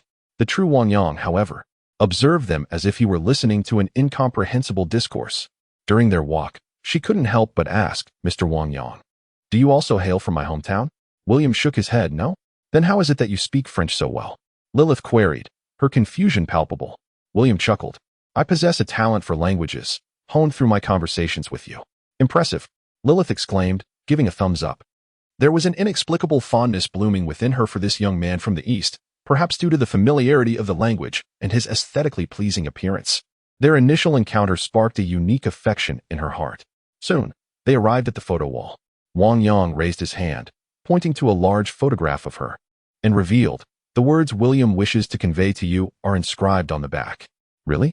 Lilith responded in disbelief. To deceive you would be a puppy's trick. Your words remind me of William. Lilith blinked, recognizing that to deceive you would be a puppy's trick was one of William's catchphrases. An illusion, merely an illusion, William murmured, shaking his head with a hint of nervousness, before lifting Wang Yang's hand to remove the large photograph. As he detached the frame, poised to reveal its reverse side, he suddenly froze. At this critical moment, Wang Yang's voice echoed in his mind, don't falter. William took a deep breath, his apprehension palpable. Don't be timid, just do it, Wang Yang urged. No. William's thoughts shifted, and he relinquished his upper body, swapping consciousness with Wang Yang. The change occurred too swiftly. Now back in control of his body, Wang Yang stood in stunned silence, questioning the increasingly blurry figure before him. William? William was enveloped in a reverie, laughing with unrestrained joy, regardless of the true outcome. In his heart, he had accepted the confession of love, leaving no room for regrets. With that, he vanished with a flourish. Wang Yang speculated that William was a complex paradox. He feared witnessing his goddess's indifference, yet simultaneously dreaded the possibility that she might harbor feelings for him. Unable to bear the sight of her suffering in this world. As the spirit departed, the scene came to a close. A voice filled with curiosity broke the silence. Lilith inquired, Mr. Wang Yang? I would like to see. In an instant, the previously oblivious Wang Yang triggered a passive blessing of inheritance. As he comprehended her words, he began to speak fluently in French. Certainly, Wang Yang flipped over a photograph, revealing 7 lines written in exquisite French, each a declaration of romantic beauty. Lilith fell into a contemplative silence. Wang Yang posed the question, do you feel anything? In Chinese culture, there is a saying, the deceased come first. Lilith shook her head, her lips parting slightly as she replied, though I yearn for the sensation of a fluttering heart, I regret to say I cannot feign it. I have always regarded William as an older brother. Wang Yang sighed deeply, relieved that William had made a swift exit. Otherwise, he would have been unable to cast his own fate properly. After a moment of contemplation, Lilith carefully reassembled the frame and hung it back up. Meanwhile, Wang Yang pondered that with the task completed, there was no need to linger any longer, and he decided to seek out Hao Jian for a reunion. Just then, a soft and gentle touch welcomed him into an embrace. To my astonishment, Lilith embraced me of her own accord. Our gazes locked. Mr. Wang Yang, I am grateful for all that you have done for William. In an instant, she released her hold and took a slight step back. Her laughter infused with a subtle aroma of red wine. May I have your contact information? Chapter 61. Order at will, my treat. In that fleeting moment of embrace, Wang Yang experienced a delightful sensation that was even more exhilarating than the upper body itself. His heart raced with palpable excitement. He snapped back to reality upon hearing Lilith's words, deducing that it was perhaps a Western custom, merely expressing gratitude towards him. And he did not dwell on it further. However, faced with the enchanting smile of the slightly tipsy angel, he found himself inexplicably moved. They exchanged contact information. I shall take my leave for dinner now. Wang Yang waved his hand. My friends are still waiting for me. All right. Lilith smiled gently as she watched his retreating figure. Meanwhile, as Wang Yang walked, he sent a message to Qin Qianqian, informing her that he had encountered a good brother and would return to the private room shortly. Soon, he arrived at table 35.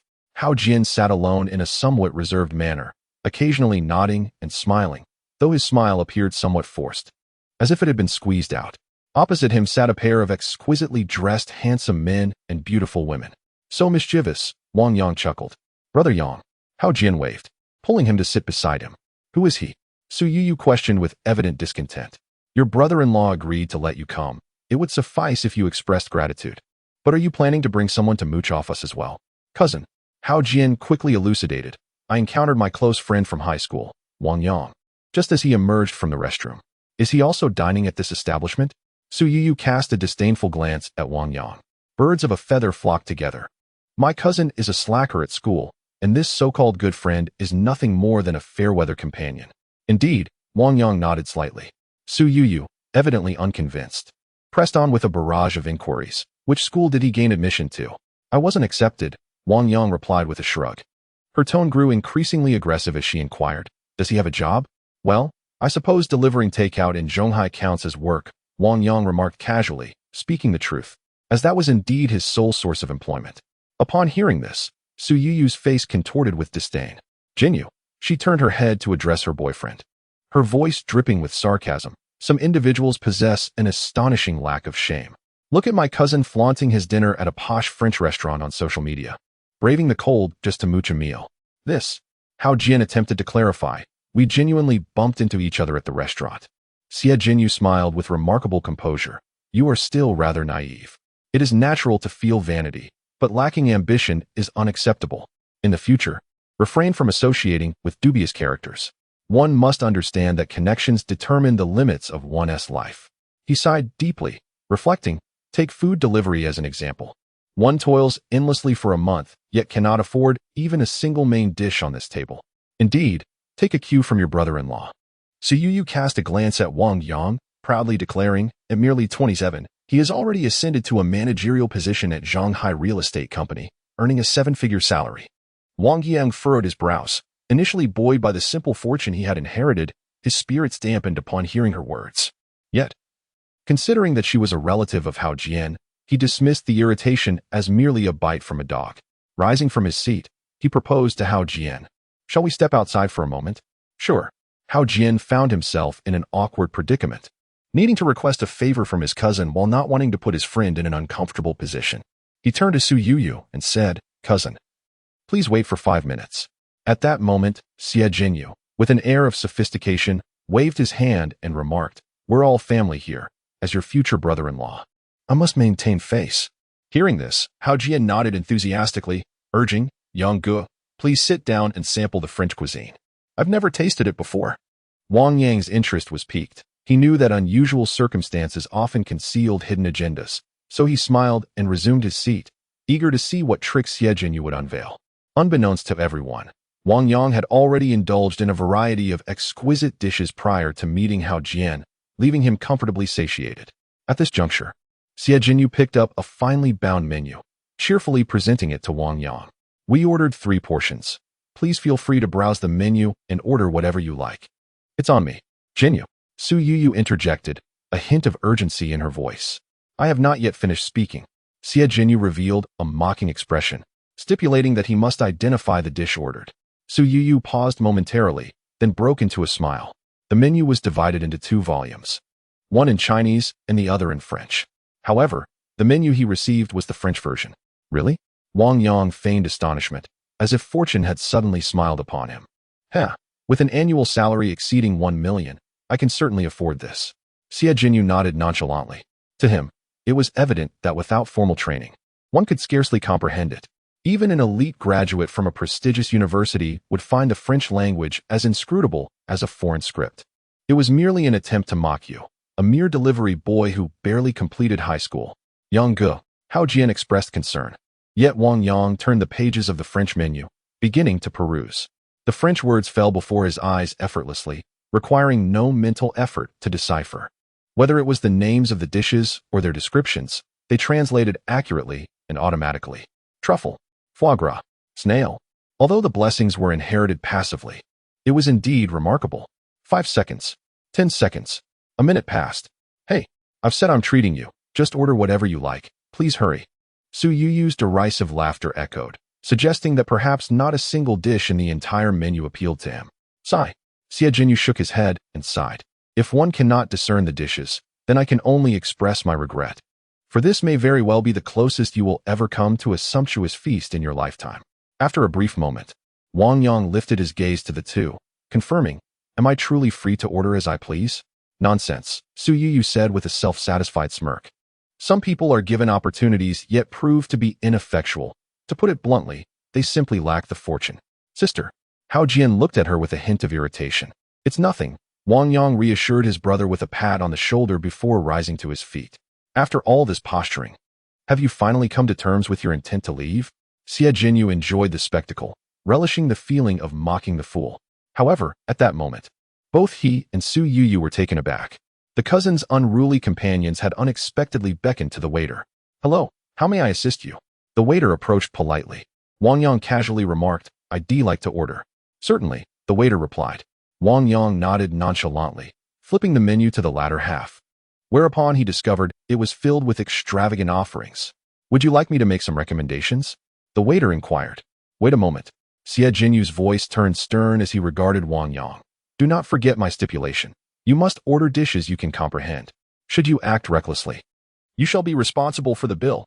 Rest assured, as you wish, Wang Yang declared, his fingers deftly turning the pages as his voice resonated with a remarkable audacity. Let us begin with 2 appetizers, burgundy beef pie and lobster aspic with cream. For the soup, a chestnut velouté with truffle. The main courses include pan-seared foie gras adorned with caviar and sweet wine from oysters, as well as salt-baked wild salmon. As for dessert, let us save you a little, a porcini mushroom souffle. Lastly, for the fruit, I am intrigued by that romantic feast of golden and silver blossoms. It seems rather extravagant, but if someone is treating me, I shall indulge. As his words fell, nearby diners cast admiring glances, pondering, what kind of family is this that dares to indulge in such opulence? Even the waitstaff were left astounded. This is impossible. Surely, you are fabricating this. Su Yuyu and Xie Jinyu picked up the Chinese menu, nearly losing their composure. The dishes ordered by Wang Yang indeed existed, and every word was accurate. The prices were staggering, often exceeding several thousand. Among them, the most shocking was the fruit, a staggering 66,000 yuan. The fruit was complimentary, but the emphasis was on the golden and silver blossoms. The golden tree was crafted from 24K pure gold, while the silver flowers were sculpted by an international master. I see now. Xie Jinyu sneered, pointing directly at Wang Yang, questioning, You, this pauper, have memorized the Chinese names beforehand to take advantage of us. This does not count. Are you unable to afford it?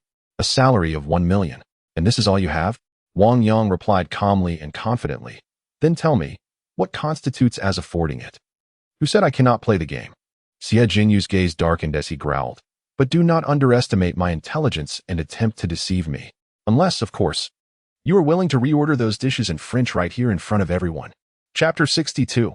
Golden Trees and Silver Flowers. A Romantic Feast. Hao Jian was taken aback. He knew his good friend all too well. Although he was unsure where he had acquired such extensive knowledge of French cuisine, it was utterly implausible that, as Xie Jinyu suggested, he had preemptively perused his social media and wrote memorized dishes to deceive him. After all, the suggestion to order freely had come from his cousin's boyfriend. Yet now, the demand was to place an order in French the other party could barely manage English. How could he possibly comprehend the more obscure French? Unable to bear the thought of Wang Yang being made a fool of, Hao Jian hastily interjected, "Sister, brother-in-law, I must apologize on Wang Yang's behalf. He will leave now. It's too late." Xie Jinyu, observing the former's reaction, became even more convinced of his suspicions. He scanned the room and then proclaimed loudly, "Wang Yang, is it? What I said still stands. If you can indeed order those dishes in French, proving you truly understand, I will treat you. Go ahead." Su Yu, watching with a look of incredulity, urged, "Everyone is waiting for you." This young man seemed unaware of his own folly. Greed often leads to one's downfall. Ordering such expensive dishes would certainly leave him embarrassed. He spoke so casually. What if he truly understood? The diverse gazes of the crowd converged upon the youthful figure. "Sir?" A waiter tentatively inquired of Wang Yang. Wang Yang pondered for a moment before nodding. He felt it was time. Now, Xie Jinyu believed he was being roasted over an open flame, unaware that he had completely blocked his own escape routes. Thus, let the performance commence. Wang Yang reached out and turned the menu back to the first dish. His tongue sprang forth like a coiled spring. As each page turned, fluent French poured out effortlessly, without a hint of hesitation. It was a seamless display. When he concluded the enchanting feast of golden trees and silver flowers, he snapped the menu shut with a casual air. The people at the surrounding tables exchanged bewildered glances. They had come here to dine for the sake of prestige, and it was rare to find anyone fluent in French. Su Yu's eyes flickered with uncertainty. Could this be genuine? Clap, clap. Xie Jinyu clapped while bursting into laughter, exclaiming, "What a farce! You think you can bamboozle us with a concoction of foreign accents just because we don't understand? Don't forget, there are those among us who are knowledgeable." His gaze swiftly shifted to the waiter. Everyone turned to look, eagerly awaiting the latter's validation. Were they ready? The moment of truth had arrived. Su Yu was filled with anticipation. In the next instant, she and Xie Jinyu widened their eyes in disbelief. Before them, the waiter actually gave Wang Yang a thumbs up, exclaiming, "Sir, the authenticity of your French is something I've only heard from the boss and her friends." The crowd stood in stunned silence at the revelation. Hao Jian remained seated, the truth evident to all. Wang Yang nodded slightly and turned to Xie Jinyu, inquiring whether, given his annual salary of 1 million, he would dare to retract his words in front of so many witnesses. How could that be? Su Yu gasped, her breath heavy with disbelief. Xie Jinyu, gritting his teeth, glared at Wang Yang, realizing that he had unwittingly dug his own grave. The murmurs of the crowd surged around them. He truly is a master of concealment. If he backs out now, I would lose all respect for him. After all, an annual salary of 1 million should not be so easily forsaken. Lacking integrity would indeed be embarrassing. Silence. Xie Jinyu slammed his hand on the table with force. Wang Yang, with a smile, turned to the waiter and asked, "Could you please calculate the total?" "Certainly, just a moment." The waiter replied as she began to tally the order. "Soon," she announced. "Sir, your total comes to 100,001 yuan." Su Yu felt a surge of blood rush to her head. "If you cannot afford it, there is no need to force it," Wang Yang remarked with a shake of his head. Xie Jinyu felt the weight of the onlookers' gazes, his heart bleeding as he resolved, "Let it be as he ordered. Bring forth each dish." After the waiter departed, Su Yu and Xie Jinyu fixed a murderous glare upon Wang Yang, while he reclined leisurely, crossing his legs, embodying an air of indifference. Finally, the moment had arrived. Su Yu could no longer restrain herself and coldly remarked, "Xiao Jian, your classmate is truly remarkable." Ha Jian stood there, at a loss for words. "Your family wishes to borrow 100,000. I can only express my apologies." Su Yu pointed at Wang Yang and said, "He has squandered it all. If you wish to borrow, go to him." In truth, she had never intended to lend the money, always seeking a pretext for refusal. Yet, at this moment, her feelings were far more tumultuous than if she had decisively lent the sum. After all, a loan could be repaid, but this was a total loss. A sum dissipated without a trace, leaving behind no value whatsoever. Thus, she redirected the ire towards Wang Yang. Ha Jian felt a tightening in his chest. "Oh." Wang Yang looked at him with curiosity. "Does your family urgently need money?" Ha Jian nodded, feeling uncomfortable. "Humph." Xie Jinyu's tone carried a hint of menace as he said, Someone should go and cancel the front desk order. Perhaps it is not too late. In response, Wang Yang not only disregarded him, but also stated nonchalantly, I'll lend it to you. What? Ha Jian was somewhat bewildered, realizing that the other party's family was also quite impoverished. Such audacity. Su Yu laughed dismissively. You, a mere delivery person, could possibly produce 100,000? Moreover, my cousin's situation cannot be resolved in a short time. Subsequently, Wang Yang picked up his phone and began to tap away. Even after spending 50 million to acquire property, he still retained nearly 100,000 as a contingency fund. In the past few seconds, the payment via your letter has been successfully transferred. Please acknowledge it. Wang Yang patted Hao Jian on the shoulder, suggesting that he repay when he is able. Let me take a look, Hao Jian said, staring blankly at his phone. Are you fabricating stories without a hint of hesitation? Just a reminder, it's 100,000, not merely 10. Xie Jinyu expressed his disdain, noting that even he would contemplate for a considerable time before lending such a sum. Suddenly, the delightful sound of coins cascading to the ground broke the silence. Your letter payment has been credited, 100,000. Hao Jian gazed at the screen in disbelief. Is it really transferred? At that moment, Xie Jinyu and Su Yu felt a rush of heat and embarrassment, as if their faces had been sliced open and sprinkled with the fiery dust of devil's peppers. Meanwhile, a celestial piano melody filled the hall, and the lights dimmed. What is happening? Is there a power outage? Suddenly, it dawned on me. If the most expensive golden tree and silver flowers were ordered, the servers would present the meal with the utmost ceremony.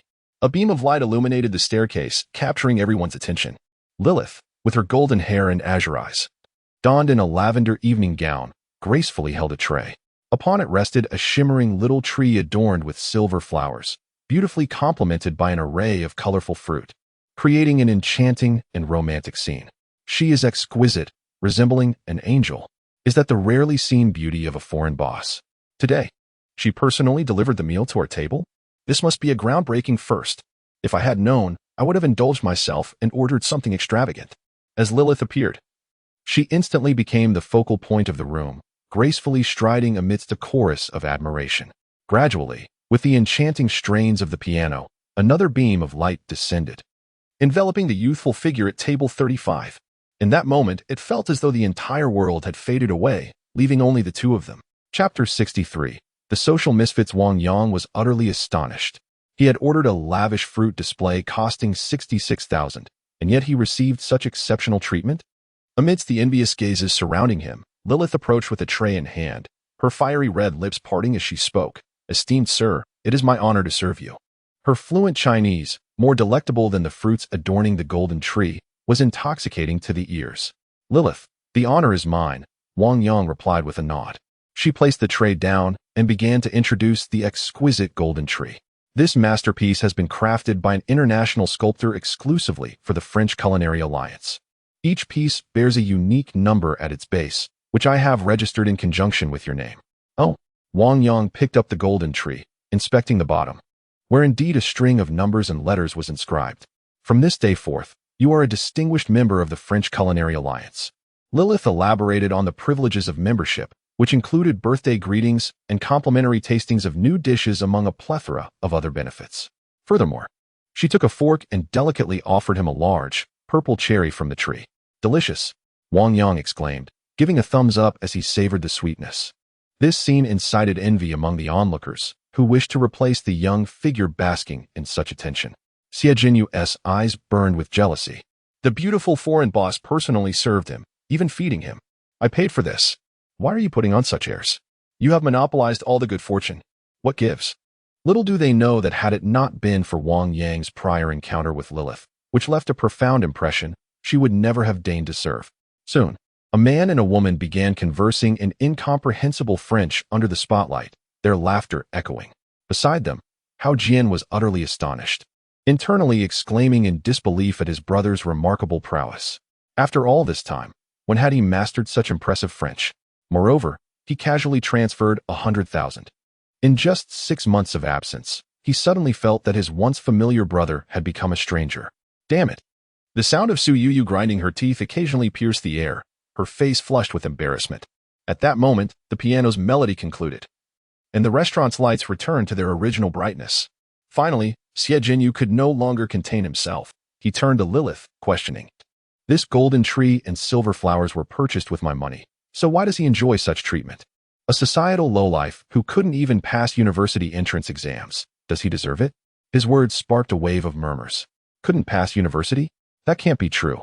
Just by his French, though unintelligible, he seems to hold his own against the beautiful proprietor. I am but a novice. His French is undoubtedly authentic. No one believed his words. Wang Yang's gaze was somewhat astonished. It was the first time the onlookers stood on his side. What a marvelous experience this was. At that moment, Lilith turned her head towards Xie Jinyu and said, I apologize, but I only acknowledge individuals of certain caliber. As for who is footing the bill, it bears no relevance to our alliance's regulations. I hope you can comprehend. Comprehend? What nonsense. Su Yuyu's tone brimmed with jealousy. As her boyfriend's gaze seemed to be affixed to the other individual, she felt overshadowed, both in beauty and presence, leaving her in a state of despondency. Lilith displayed her displeasure, stating, I do not welcome uncouth patrons here. Xie Jinyu's expression shifted dramatically as a member of the elite class. Not only had he been swindled out of 100,000, but he was also publicly branded as vulgar by the alluring foreign beauty who stirred an inexplicable heat within him. Enraged and humiliated, he stood up and exclaimed, What is so impressive about this? Your overpriced dishes here are nothing but attacks on intelligence. Exactly. Su Yuyu tugged at her boyfriend, saying, Let us leave.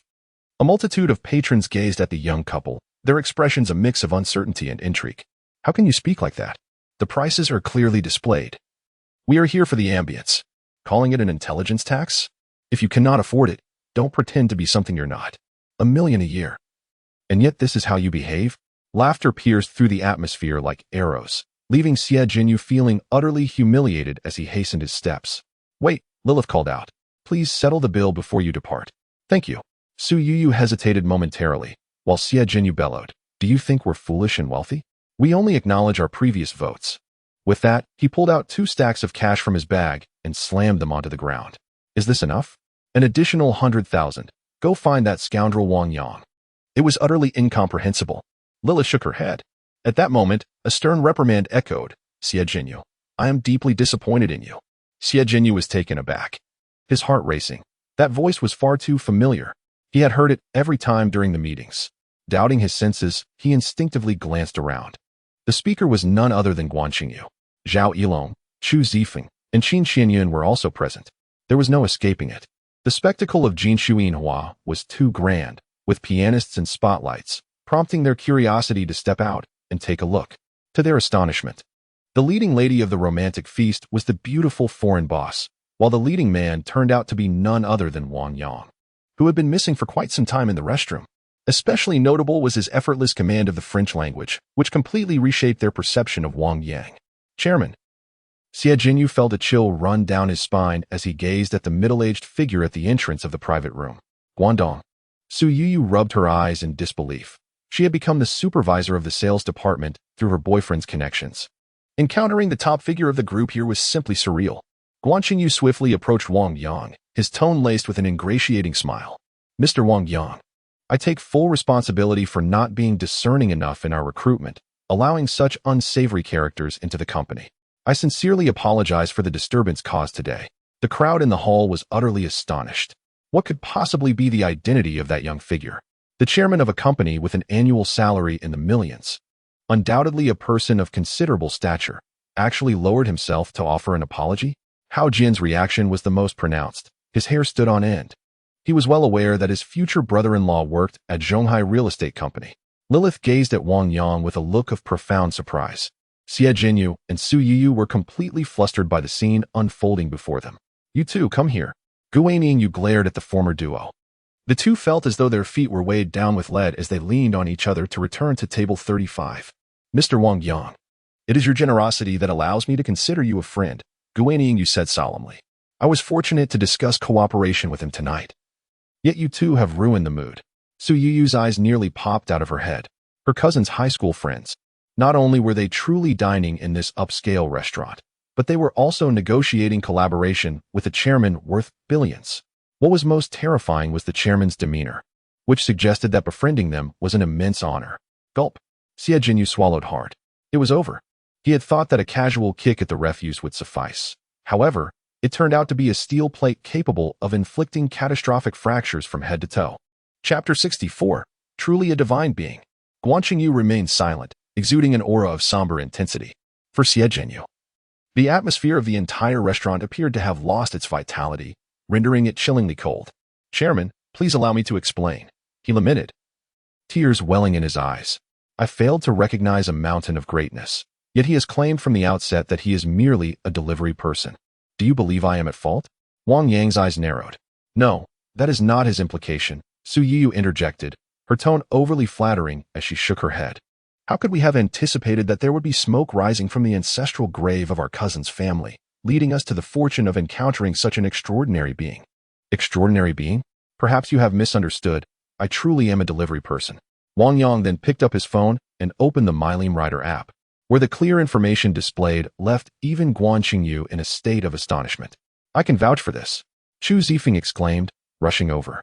"When I first met Brother Yang, he was adorned in a golden robe, exuding unparalleled charm. Ah, is this not the young master of Zhenyuan Group? One of the twin dragons of Tangan?" Surrounding them, several individuals recognized him. Chu Zifeng continued, "So what if he delivers food?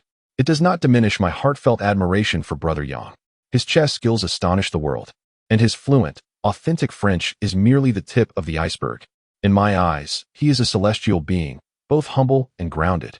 At this moment, gasps of astonishment echoed through the air, and I suddenly recalled that he truly resembled the sensational delivery chess master who had recently taken the internet by storm. The chess master? Lilith paused in astonishment.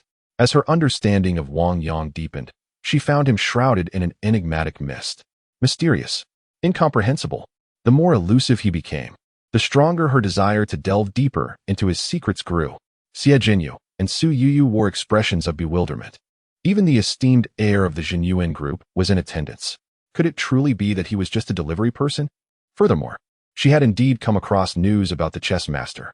Mr. Wang Yang's prowess was nothing short of divine. Guanqingyu raised his thumb in disbelief.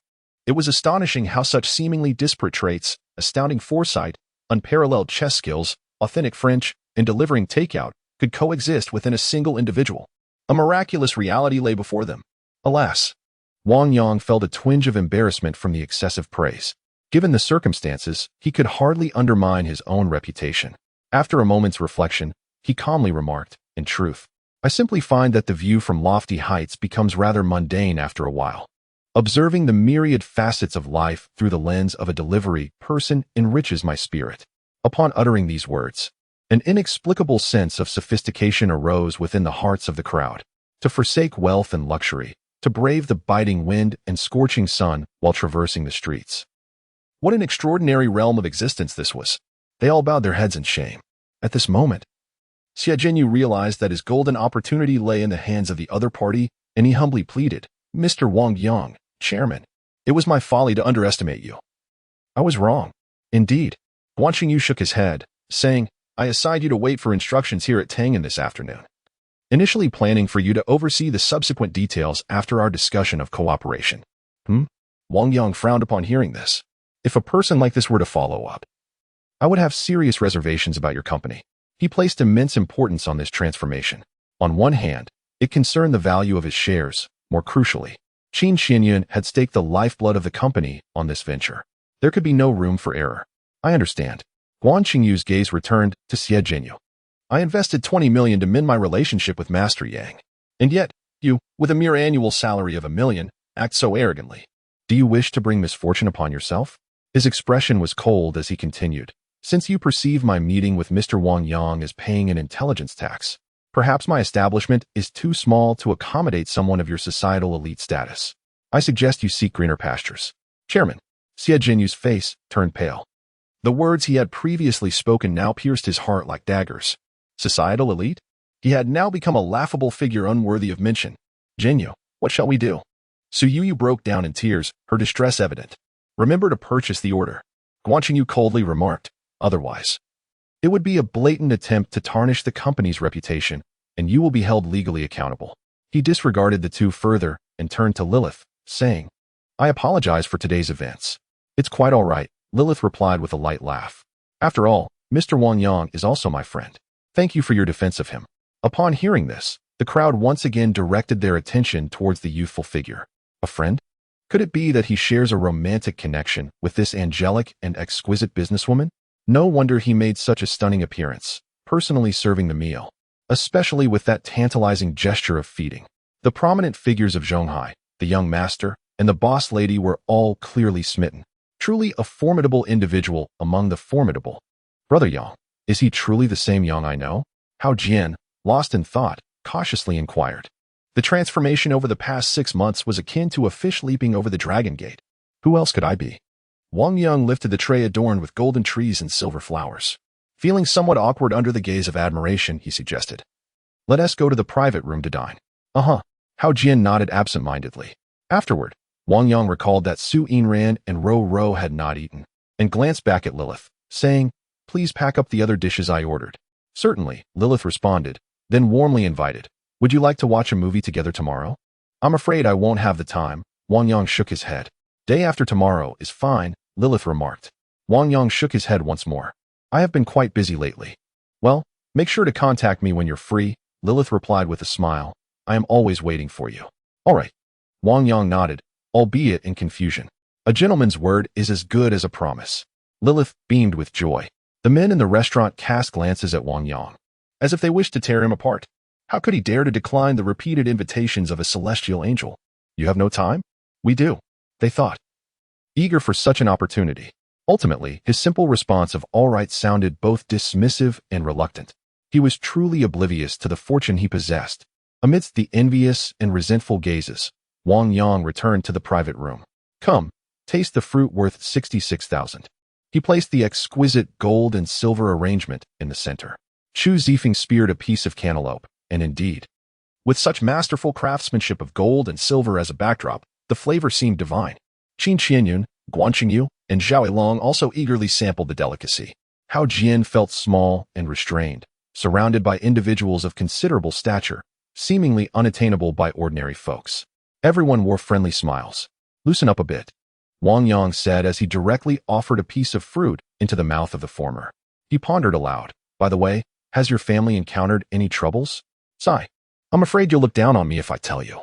Hao Jian let out a regretful sigh, lamenting his haste to prove himself after graduation. He had secretly mortgaged his house for a loan of 100,000, fantasizing about achieving rapid success, only to be deceived and left with nothing.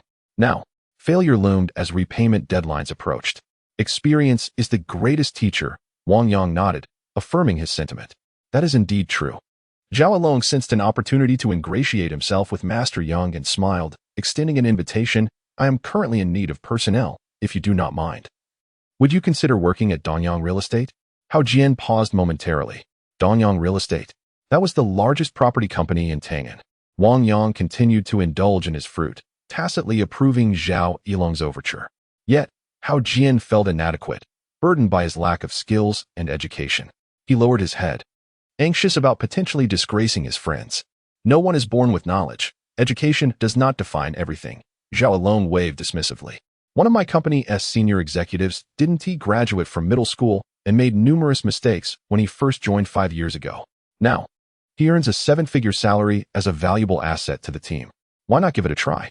Hao Jian felt a flicker of hope. He instinctively glanced at Wang Yang, who nodded in encouragement, prompting him to accept the offer. Zhao Long, beaming with joy, provided the address and added, "Come to my office for orientation in the morning." After a brief conversation, the meal concluded. "Thank you, Yang Go." Hao Jian expressed his gratitude as he bid farewell to Wang Yang. Guan Qingyu and Zhao Yilong watched as Chu Zifeng's car disappeared down the street. In the restaurant above, Lilith savored a glass of red wine, while repeatedly reviewing the surveillance footage featuring Wang Yang. Her gaze grew increasingly curious. This charming young man from Huaxia was indeed enigmatic. At the Dawn Hotel, the moment had arrived. "Brother Yang, I've been staying next door for the past few days." "Ready at your service," Chu Zifeng remarked with a smile. "Just call me when you step out, and I shall act as your chauffeur."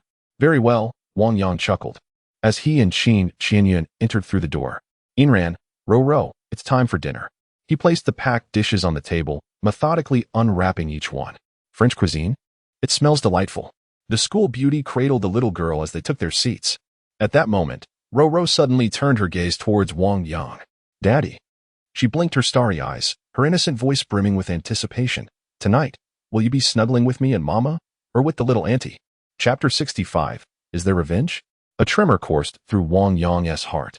Su Yinran and Qin Qianyuan simultaneously shifted their gazes into the air, creating an undeniably peculiar atmosphere.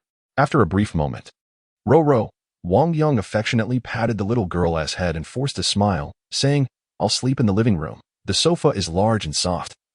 So comfortable. I want it too. Ro nuzzled her little face against his palm, seeking affection. All right, Wang Yang nodded in agreement. Yay, that is wonderful. Ro exclaimed joyfully as she began to eat. Before long, she was nestled beside Wang Yang, eagerly requesting him to tell her a story. Wang Yang looked to Qin Qianyuan for assistance. Just say something casually. I'll take her to bed once she falls asleep, Qin Qianyuan whispered softly in his ear. After contemplating for a moment, Wang Yang animatedly began. Once upon a time, there was a little pig whose head resembled a hairdryer, and it loved to stomp in muddy puddles. Wow. Ro closed her eyes, and as the tale unfolded, she drifted off to sleep. Qin Qianyuan gently lifted her daughter and smiled. You've worked hard. With that, she turned and entered the room. Once the bedroom door was closed, Su Yinran settled beside Wang Yang, her eyes sparkling with curiosity. You two don't overthink it, Wang Yang replied, exasperated yet amused. She has helped me tremendously. It's a pure sibling relationship. However, with Ro's father having passed away, she has come to regard me as a father figure. Is that all? Su Yinran scrutinized him with suspicion, feeling that Qin Qianyuan's gaze was far from simple. Otherwise, what could it be? Wang Yang cast her a glance, gently reminding her that he was merely 19, not 5. That's true, Su Yinran nodded in agreement. She went to her room, grabbed a blanket, and laid it on the sofa. Good night then. I thought you would invite me to your room to sleep. Wang Yang raised his eyebrows. Such a beautiful thought. Su Yinran stretched lazily. Heartless. Wang Yang lay down, pulling the blanket over himself. After a long day of turmoil, he was exhausted and fell asleep almost instantly.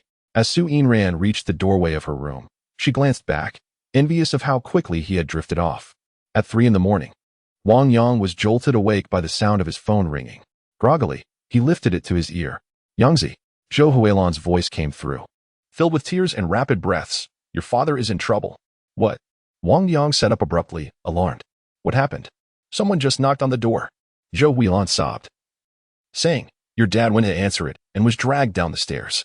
By the time I came to my senses and ran outside, I saw nothing. Immediately after, Wang Shuren's anxious voice echoed, Brother, I saw Dad being knocked unconscious from the window and shoved into a black car that sped away. Huh. Wang Yang, filled with uncertainty, rose abruptly. Wait for me. I will return immediately. After hanging up the phone, he dashed out of the room and pounded on the door next door. Zifeng, hurry up. In the next moment, Chu Zifeng, bleary-eyed, opened the door and inquired, What's the matter? Take me home. Wang Yang's tone was frantic. Chu Zifeng was taken aback. Since the day they had met, Wang Yang had always been composed and unflappable. His current state of distress indicated that something serious had occurred. Without a moment to spare to change his clothes, Chu Zifeng grabbed his car keys and followed Wang Yang downstairs in his pajamas. The roads were sparse at this hour, and the traffic lights seemed irrelevant. Yang, what happened?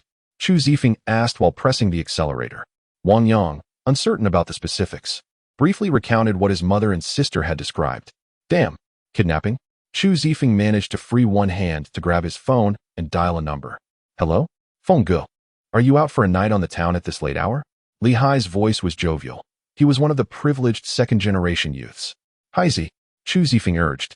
Yang Ji's father has been kidnapped. Have your uncle mobilize his subordinates to check the roadside surveillance immediately. Who dares to lay a hand on Yang Ji's family? Upon hearing this, Li Hai quickly recognized the gravity of the situation. Location? Wugu Street South. Time? Within the last 10 minutes, Wang Yang stated solemnly. Li Hai hastily ended the call. Yang Ge, Chu Zifeng reassured him. Uncle Hai, who oversees traffic, will undoubtedly be able to trace the vehicle's movements.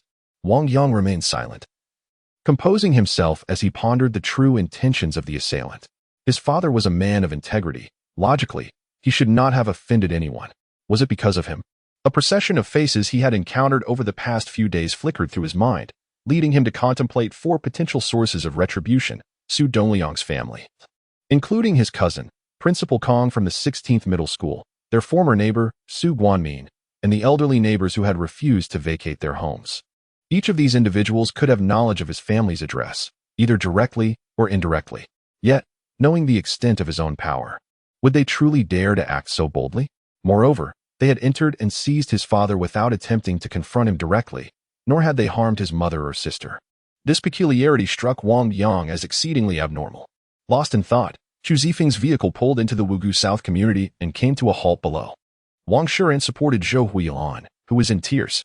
The elderly neighbors, alarmed by the commotion, stood nearby, some offering consolation, while others engaged in discussions. Mom Shuren. Wang Yang rushed from the car to their side. Yangzi, what should we do? Zhou Huilan was in a state of utter confusion. I have sent someone to investigate that vehicle. Wang Yang's chest heaved with intensity. Yet, he understood that if he were to lose his composure, his mother would succumb to an even greater despair. Subsequently, he cast a nonchalant glance at the elderly neighbors. Yangzi, what does that look in your eyes signify? Do you suspect us? One of them retorted. Although your meddling prevented me from selling the house, it is not the fault of old Wang. We have watched you grow up. Why would we hold a grudge? We have stayed awake at this late hour, not out of indifference, but out of concern for old Wang. Their expressions reflected a mixture of frustration and worry. As for the matter concerning the house, I shall provide you with an explanation. Wang Yang nodded slightly and said, Thank you. Now, everyone should get some rest. Even though the elderly neighbors had not been of much assistance, their hearts remained in the right place. He supported his mother and ascended the stairs with his sister, returning home. Chu Zifeng paced anxiously at the door. 5 minutes later, Li Hai called. Have you found anything? Chu Zifeng approached Wang Yang and pressed the speakerphone. Hope flickered in Zhou Huilan and Wang Shuren's eyes. It's a vehicle with a capital city license plate. Li Hai's voice came through. My uncle is checking the owner's identity in the system, but he has been denied access. However, the vehicle's trajectory has been pinpointed. It is heading towards the western suburbs, and he has dispatched personnel to pursue it. Upon hearing this, Wang Yang felt a wave of confusion wash over him. A capital city license plate? The owner was beyond the reach of even the top authorities in Tangan. Could it be that none of the speculations made along the way were accurate? At that moment, Wang Yang suddenly noticed that upon hearing the words the capital, his mother visibly trembled as if in a reflex, her gaze becoming increasingly filled with anxiety and unease. Chapter 66, Wrath. He gazed at Zhou Huilan in confusion, pondering whether she had recalled something. No, nothing at all. Zhou Huilan, in a flurry, shook her head and averted her son's gaze. Wang Yang contemplated this for a moment and conceded that it was understandable. His mother had not weathered great storms in life, and such a reaction to this situation was indeed normal. After 10 minutes, Wang Yang, feeling increasingly restless, remarked, Zifeng, let's inquire about Haizi once more. Very well. Chu Zifeng was about to make a call when he was interrupted. Brother Yang, perhaps it would be better to ask in the group chat. Wang Yang picked up his phone and opened the Tangan second-generation group, concerned that if his mother heard there were no updates, it would only heighten her anxiety. Haizi, any news? Li Hai replied, We've reached the outskirts of the western suburb. There are many side roads and no surveillance. My uncle has dispatched additional personnel to conduct the search. Thank you for your efforts. Wang Yang typed his response and then stood up, pulling Chu Zifeng along. We should also head to the western suburb. Every additional searcher may bring us closer to discovering my father's whereabouts.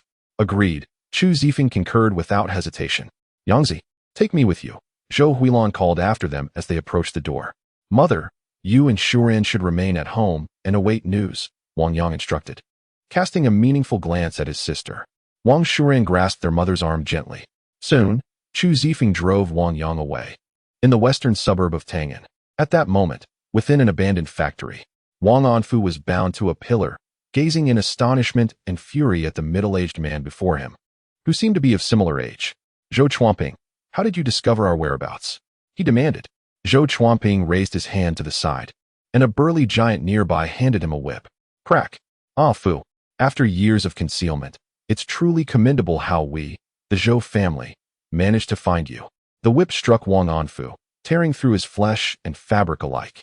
The agony was excruciating, yet he gritted his teeth, merely letting out a suppressed grunt.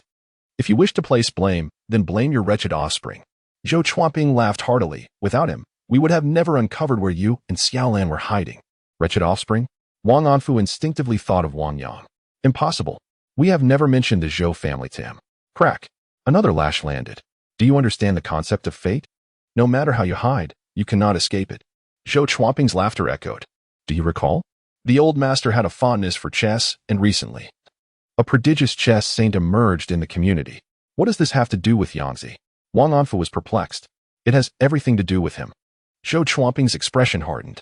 The old master heard his chess friends mention this prodigy and became intrigued, so he sent me to invite the genius chess saint to our home. Naturally, I had to ascertain whether he was of good character before introducing him to the old master. To my utter astonishment, that individual named Wang Yang turned out to be your child. Upon observing the videos circulating online, one can indeed discern traces of Xiaolan in his expressions. Wang Anfu found himself momentarily stunned. His son had never undergone any training in Go. How had he suddenly become a prodigious chess master? With a crack, another lash followed. Rest assured, I shall ensure that neither you nor that wretched offspring shall lay eyes upon the old master. A smirk curled at Zhou Chuanping's lips as he declared. At that time, I exerted the family's influence to suppress all news concerning that little wretch entirely. It was not old Shui who extinguished the fervor of those reports. Both positive and negative, the true puppet master was he. Under normal circumstances, had he located Wang Anfu's family, Zhou Chuanping would have unhesitatingly brought them back for punishment according to family rules. Yet now, that little wretch had transformed into a genius chess master, likely to endear himself to the old master. In such a scenario, not only would Wang Anfu's family evade punishment, but they would also ascend within the Zhou family hierarchy, gaining their share of the spoils. The Zhou family had yet to establish a position for the head of the family. Zhou Chuanping was a formidable contender. Yet several others stood equally poised. Any single factor could potentially disrupt the delicate balance. Crack. You? A lowly servant, daring to aspire to be my brother-in-law? Zhou Chuanping laughed derisively as he lashed out. Do you realize the magnitude of the loss incurred by my Zhou family when you dared to elope with Xiaolan back then? With each strike, the battered Wang Anfu had succumbed to unconsciousness from the relentless beating. Zhou Chuanping cast the whip to the ground and extended his hand sideways. The imposing giant then handed him a steel needle and a tray of dye. Servants ought to embody their roles. Zhou Chuanping dipped the needle's tip into the dye and swiftly pierced it into Wang Anfu's left cheek. Blood began to seep out incessantly. A minute later, he lifted Wang Anfu's face, admiring his handiwork, a crooked character inscribed, "Slave. For the sake of Xiaolan, I shall spare your life." Zhou Chuanping leaned close to Wang Anfu's ear and spoke solemnly. She is ultimately my sister, having grown up alongside me. The life of an ordinary person is a choice they make. I cannot bear to see her in mourning. From this moment forth, I shall consider her dead, and you shall no longer exist in this world. Do you understand? Furthermore, you have brought two wretched offspring into this world. He retrieved a bank card from his breast pocket and tucked it into Wang Anfu's collar. It is in your name, with a password of 6 zeros, containing 10 million. After all, I am to be regarded as their uncle, and I wish not for either of them to suffer a lifetime of hardship. As his words fell, Zhou Chuanping gestured to the towering giant. Release him. We shall take our leave. At once, the giant complied, loosening the ropes, allowing Wang Anfu to collapse onto the ground.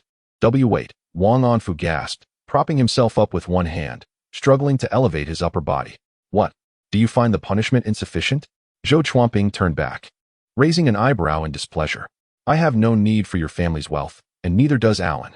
With great effort, Wang Anfu produced the card, expending his last ounce of strength to fling it at the other's face. Zhou Chuanping was taken aback. Could this lowly servant possess such integrity? Take back your charity and be gone, Wang Anfu declared before collapsing into unconsciousness.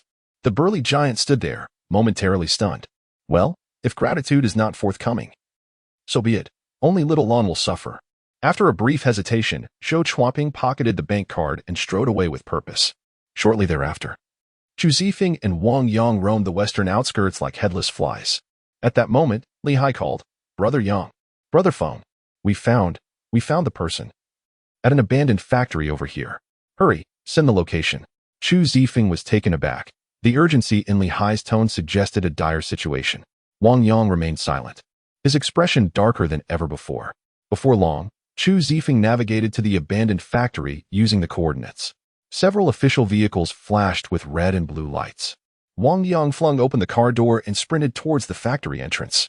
He pushed his way through the crowd, in his line of sight.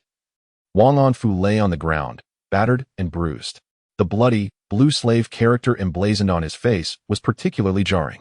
It was only when he noticed the slight rise and fall of his chest that he realized he was still alive. Wang Yang's heart, which had been lodged in his throat, finally eased. Who did this? He lay on his back, fist clenched tightly. His furious eyes ablaze with a crimson hue, akin to a volcano on the verge of eruption. Chapter 67. A bitter blow. Mr. Wang Yang, please remain calm. Li Xingxing, Li Hai's uncle, hastily consoled. I have confirmed that your father's injuries are merely superficial. The ambulance is on its way. That black vehicle with the Beijing license plate. Are you truly unable to investigate? Wang Yang squinted, turning his head to inquire. Regrettably, no, Li Xingsheng replied, shaking his head in resignation. After glancing around to ensure privacy, he whispered, the authority to investigate is likely beyond even provincial levels. Wang Yang's breath caught in his throat as he asked in a hushed tone, what does that signify? The implications are profoundly deep, Li Xingsheng replied. Drawing a deep breath, deeper than one can fathom, Wang Yang furrowed his brow. Why would such a mysteriously powerful entity travel all the way to Xiaotangan? Only to abduct his father in the dead of night and subject him to such brutal humiliation, even etching the character for slave upon his face? He removed his outer coat and gently draped it over Wang and Fu, then tore off a piece to cover his father's left cheek. The distant wail of the approaching ambulance filled the air.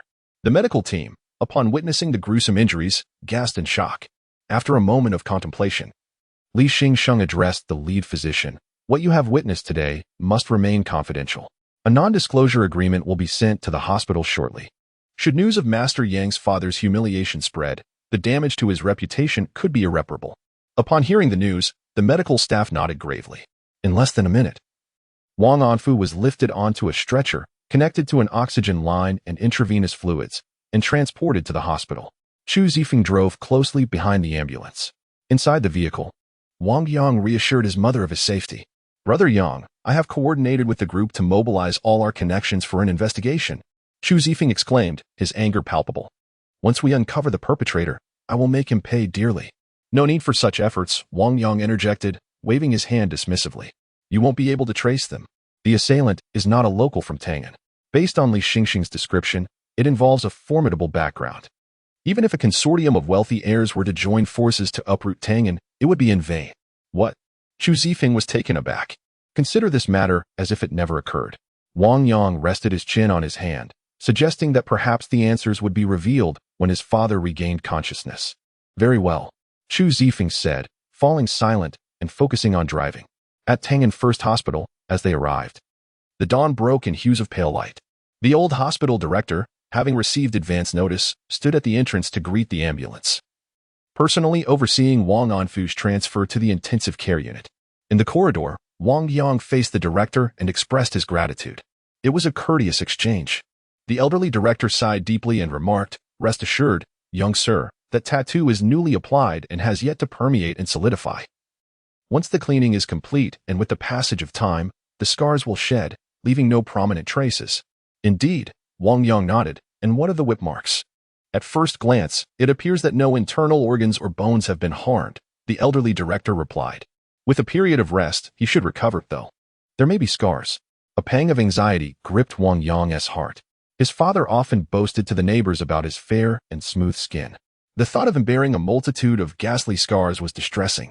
The scar removal procedure at the affiliated hospital of Zhonghai University is quite effective, the elderly director continued. We shall arrange for that once he has sufficiently recovered. Very well, Wang Yang committed the director's words to memory. At that moment, Zhou Huilan hurriedly arrived at the hospital with Wang Shuran. They gazed through the glass at the pitiable figure of Wang Anfu lying in the bed, tears streaming uncontrollably down their faces. Mother, Shuran, Wang Yang spoke softly, suppressing his fury and confusion. Father is not in grave danger. Is that true? Zhou Huilan sobbed. Yes. The elderly director succinctly recounted the situation. A tattoo with the character for slave? Zhou Huilan's pupils dilated, and she stood frozen in place. Wang Yang observed his mother with a contemplative expression. After so many years of marriage, if the father has offended any significant figure, she should be aware of it, right? Mother, let us converse privately over there. Wang Yang pulled Zhou Huilan aside to a nearby spot and inquired, has my father ever been to the capital? Has he crossed anyone? At the mention of the capital, Zhou Huilan involuntarily shivered. Regaining her composure, she feigned calmness and replied, we have never been there, Yangzi. You are well aware of our family's circumstances. We have only ventured to Zhonghai once in recent years, let alone to the distant capital. Wang Yang raised a hand to scratch his head, acknowledging the truth of her words. He further inquired, among those he has interacted with, is there anyone from the capital? Zhou Huilan shook her head, insisting, no, there isn't. Wang Yang was left in a state of confusion. Could it be that he had inadvertently offended someone of considerable standing? Jiang Jingxuan, perhaps? That seemed implausible. After all, the black vehicle could not be scrutinized by provincial authorities. Sighing, Zhou Huilan advised, listen to your mother. Do not dwell on these unfounded matters. For now, your father is merely injured, and his life remains intact, which is a blessing. Suddenly, Wang Yang was struck by an inexplicable intuition. His mother appeared to be concealing something. Just then, a piercing scream broke the tension. What? Impossible. Wang Shuren's voice rang out sharply. Wang Yang and his mother turned towards the sound to find her crouched on the ground, weeping uncontrollably, clutching her head. A piece of paper lay scattered on the ground. The elderly dean and a department head nearby appeared utterly at a loss. What was happening? Wang Yang hastened forward, his voice grave as he inquired. I arranged for your father to undergo a comprehensive examination, the dean began, hesitating. The examination? Wang Yang picked up the report, his gaze falling upon the diagnostic description beneath the imaging results. He felt as though the ground had collapsed beneath him. Hepatocellular carcinoma, terminal stage. Metastasis has occurred. Are you certain this is not a misdiagnosis? Wang Yang scrutinized the department head. The latter stammered, there is a possibility, but it is highly unlikely. How much time does he have left? Wang Yang barely managed to force the words out. A realization struck him. Upon his return, he had noticed his father developing a peculiar habit of frequently rubbing a specific area of his body, precisely where the liver resides. The department head, with a stiff resolve, replied, perhaps 6 months, or a year at best. The dean added, if Shui Laosher intervenes, there might be 2 to 3 years. A thunderclap resounded in Wang Yang's mind. He possessed the ability to traverse between the realms of life and death, finally poised to bestow a life of luxury upon his parents, who had endured hardships for decades. Yet, that very night, calamity struck like a bolt from the blue. It was as if the situation had worsened beyond comprehension. Wang Shuren wept inconsolably. As Zhou Huilan arrived and heard their words while witnessing the diagnosis, her vision darkened, and she collapsed to the ground. Mother! Wang Yang supported her as she sat down. The old dean promptly took Zhou Huilan's pulse, noting her emotional agitation, and reassured everyone, it's nothing at all. I will step out for a moment. Please keep an eye on them. Wang Yang rushed into the elevator under their bewildered gazes. 2 nurses were chatting and laughing. You too, leave. Wang Yang hissed softly. Huh. The nurses were taken aback. Leave. Wang Yang coldly pointed towards the exit. What else with him? Confused, the 2 nurses exited the elevator. As the door closed, Wang Yang pressed the button 4 times. The display glitched. Following a sudden and intense feeling of weightlessness, there was a loud crash, and the elevator came to a halt. When the doors reopened, Wang Yang emerged at the end of the road to the underworld. Old Su, his figure dashed towards the building in sight, charging inside. How dare you trespass in my soul-crossing office? Su Tuqiang initially reacted with anger, but upon recognizing him, his face broke into a broad smile. Young Master Yang, you have come. Now, no matter the means, find me the Book of Life and Death. Wang Yang's grave tone resonated, causing the other to feel a ringing in their ears. My father, Wang Anfu, how much time does he have left?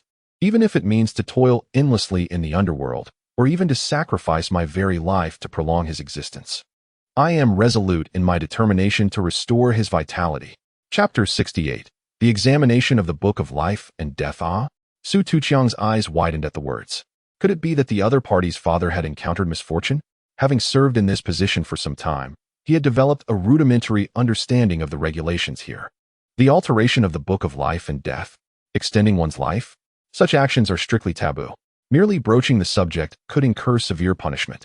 Nevertheless, Su Tuqiang believed that Wang Yang was no ordinary figure in the realm of the dead. Perhaps there was a glimmer of hope. Master Yang, he urged, pulling Wang Yang to a seat. Please wait a moment. I shall inquire immediately. Wang Yang nodded in acknowledgement. In a swift motion, Su Tuqiang departed from the Soul Fairy office, making his way to the Hall of Judges. Nearly half an hour passed without his return, and Wang Yang grew increasingly restless. At that moment, Su Tuqiang's voice preemptively echoed in, Master Yang, come with me to the King of Hell's Hall. The esteemed Lord of the Underworld wishes to speak with you in person. The King of Hell's Hall? Wang Yang paused, instinctively gripped by an innate dread of the ruler of the afterlife. Yet, for the sake of his father, he would brave any peril, even if it meant traversing mountains of blades or seas of fire. Lead the way, he declared, rising to his feet. Walking there would undoubtedly exceed the time limit. Su Tuqiang seized Wang Yang's arm, exclaiming, "Allow me to carry you." Whoosh, whoosh. The speed was so exhilarating that Wang Yang felt as though he were a feather caught in a tempest, unable to discern the fleeting scenery around him. In no time, they arrived before a dark and imposing great hall.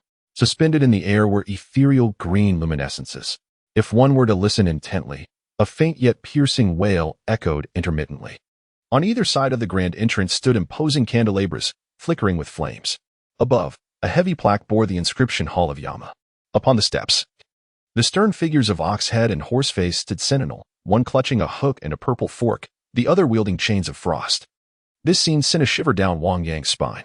"Master Ma, Master Nyo," Su Tuqiang greeted with a cordial smile. "This is Master Yang."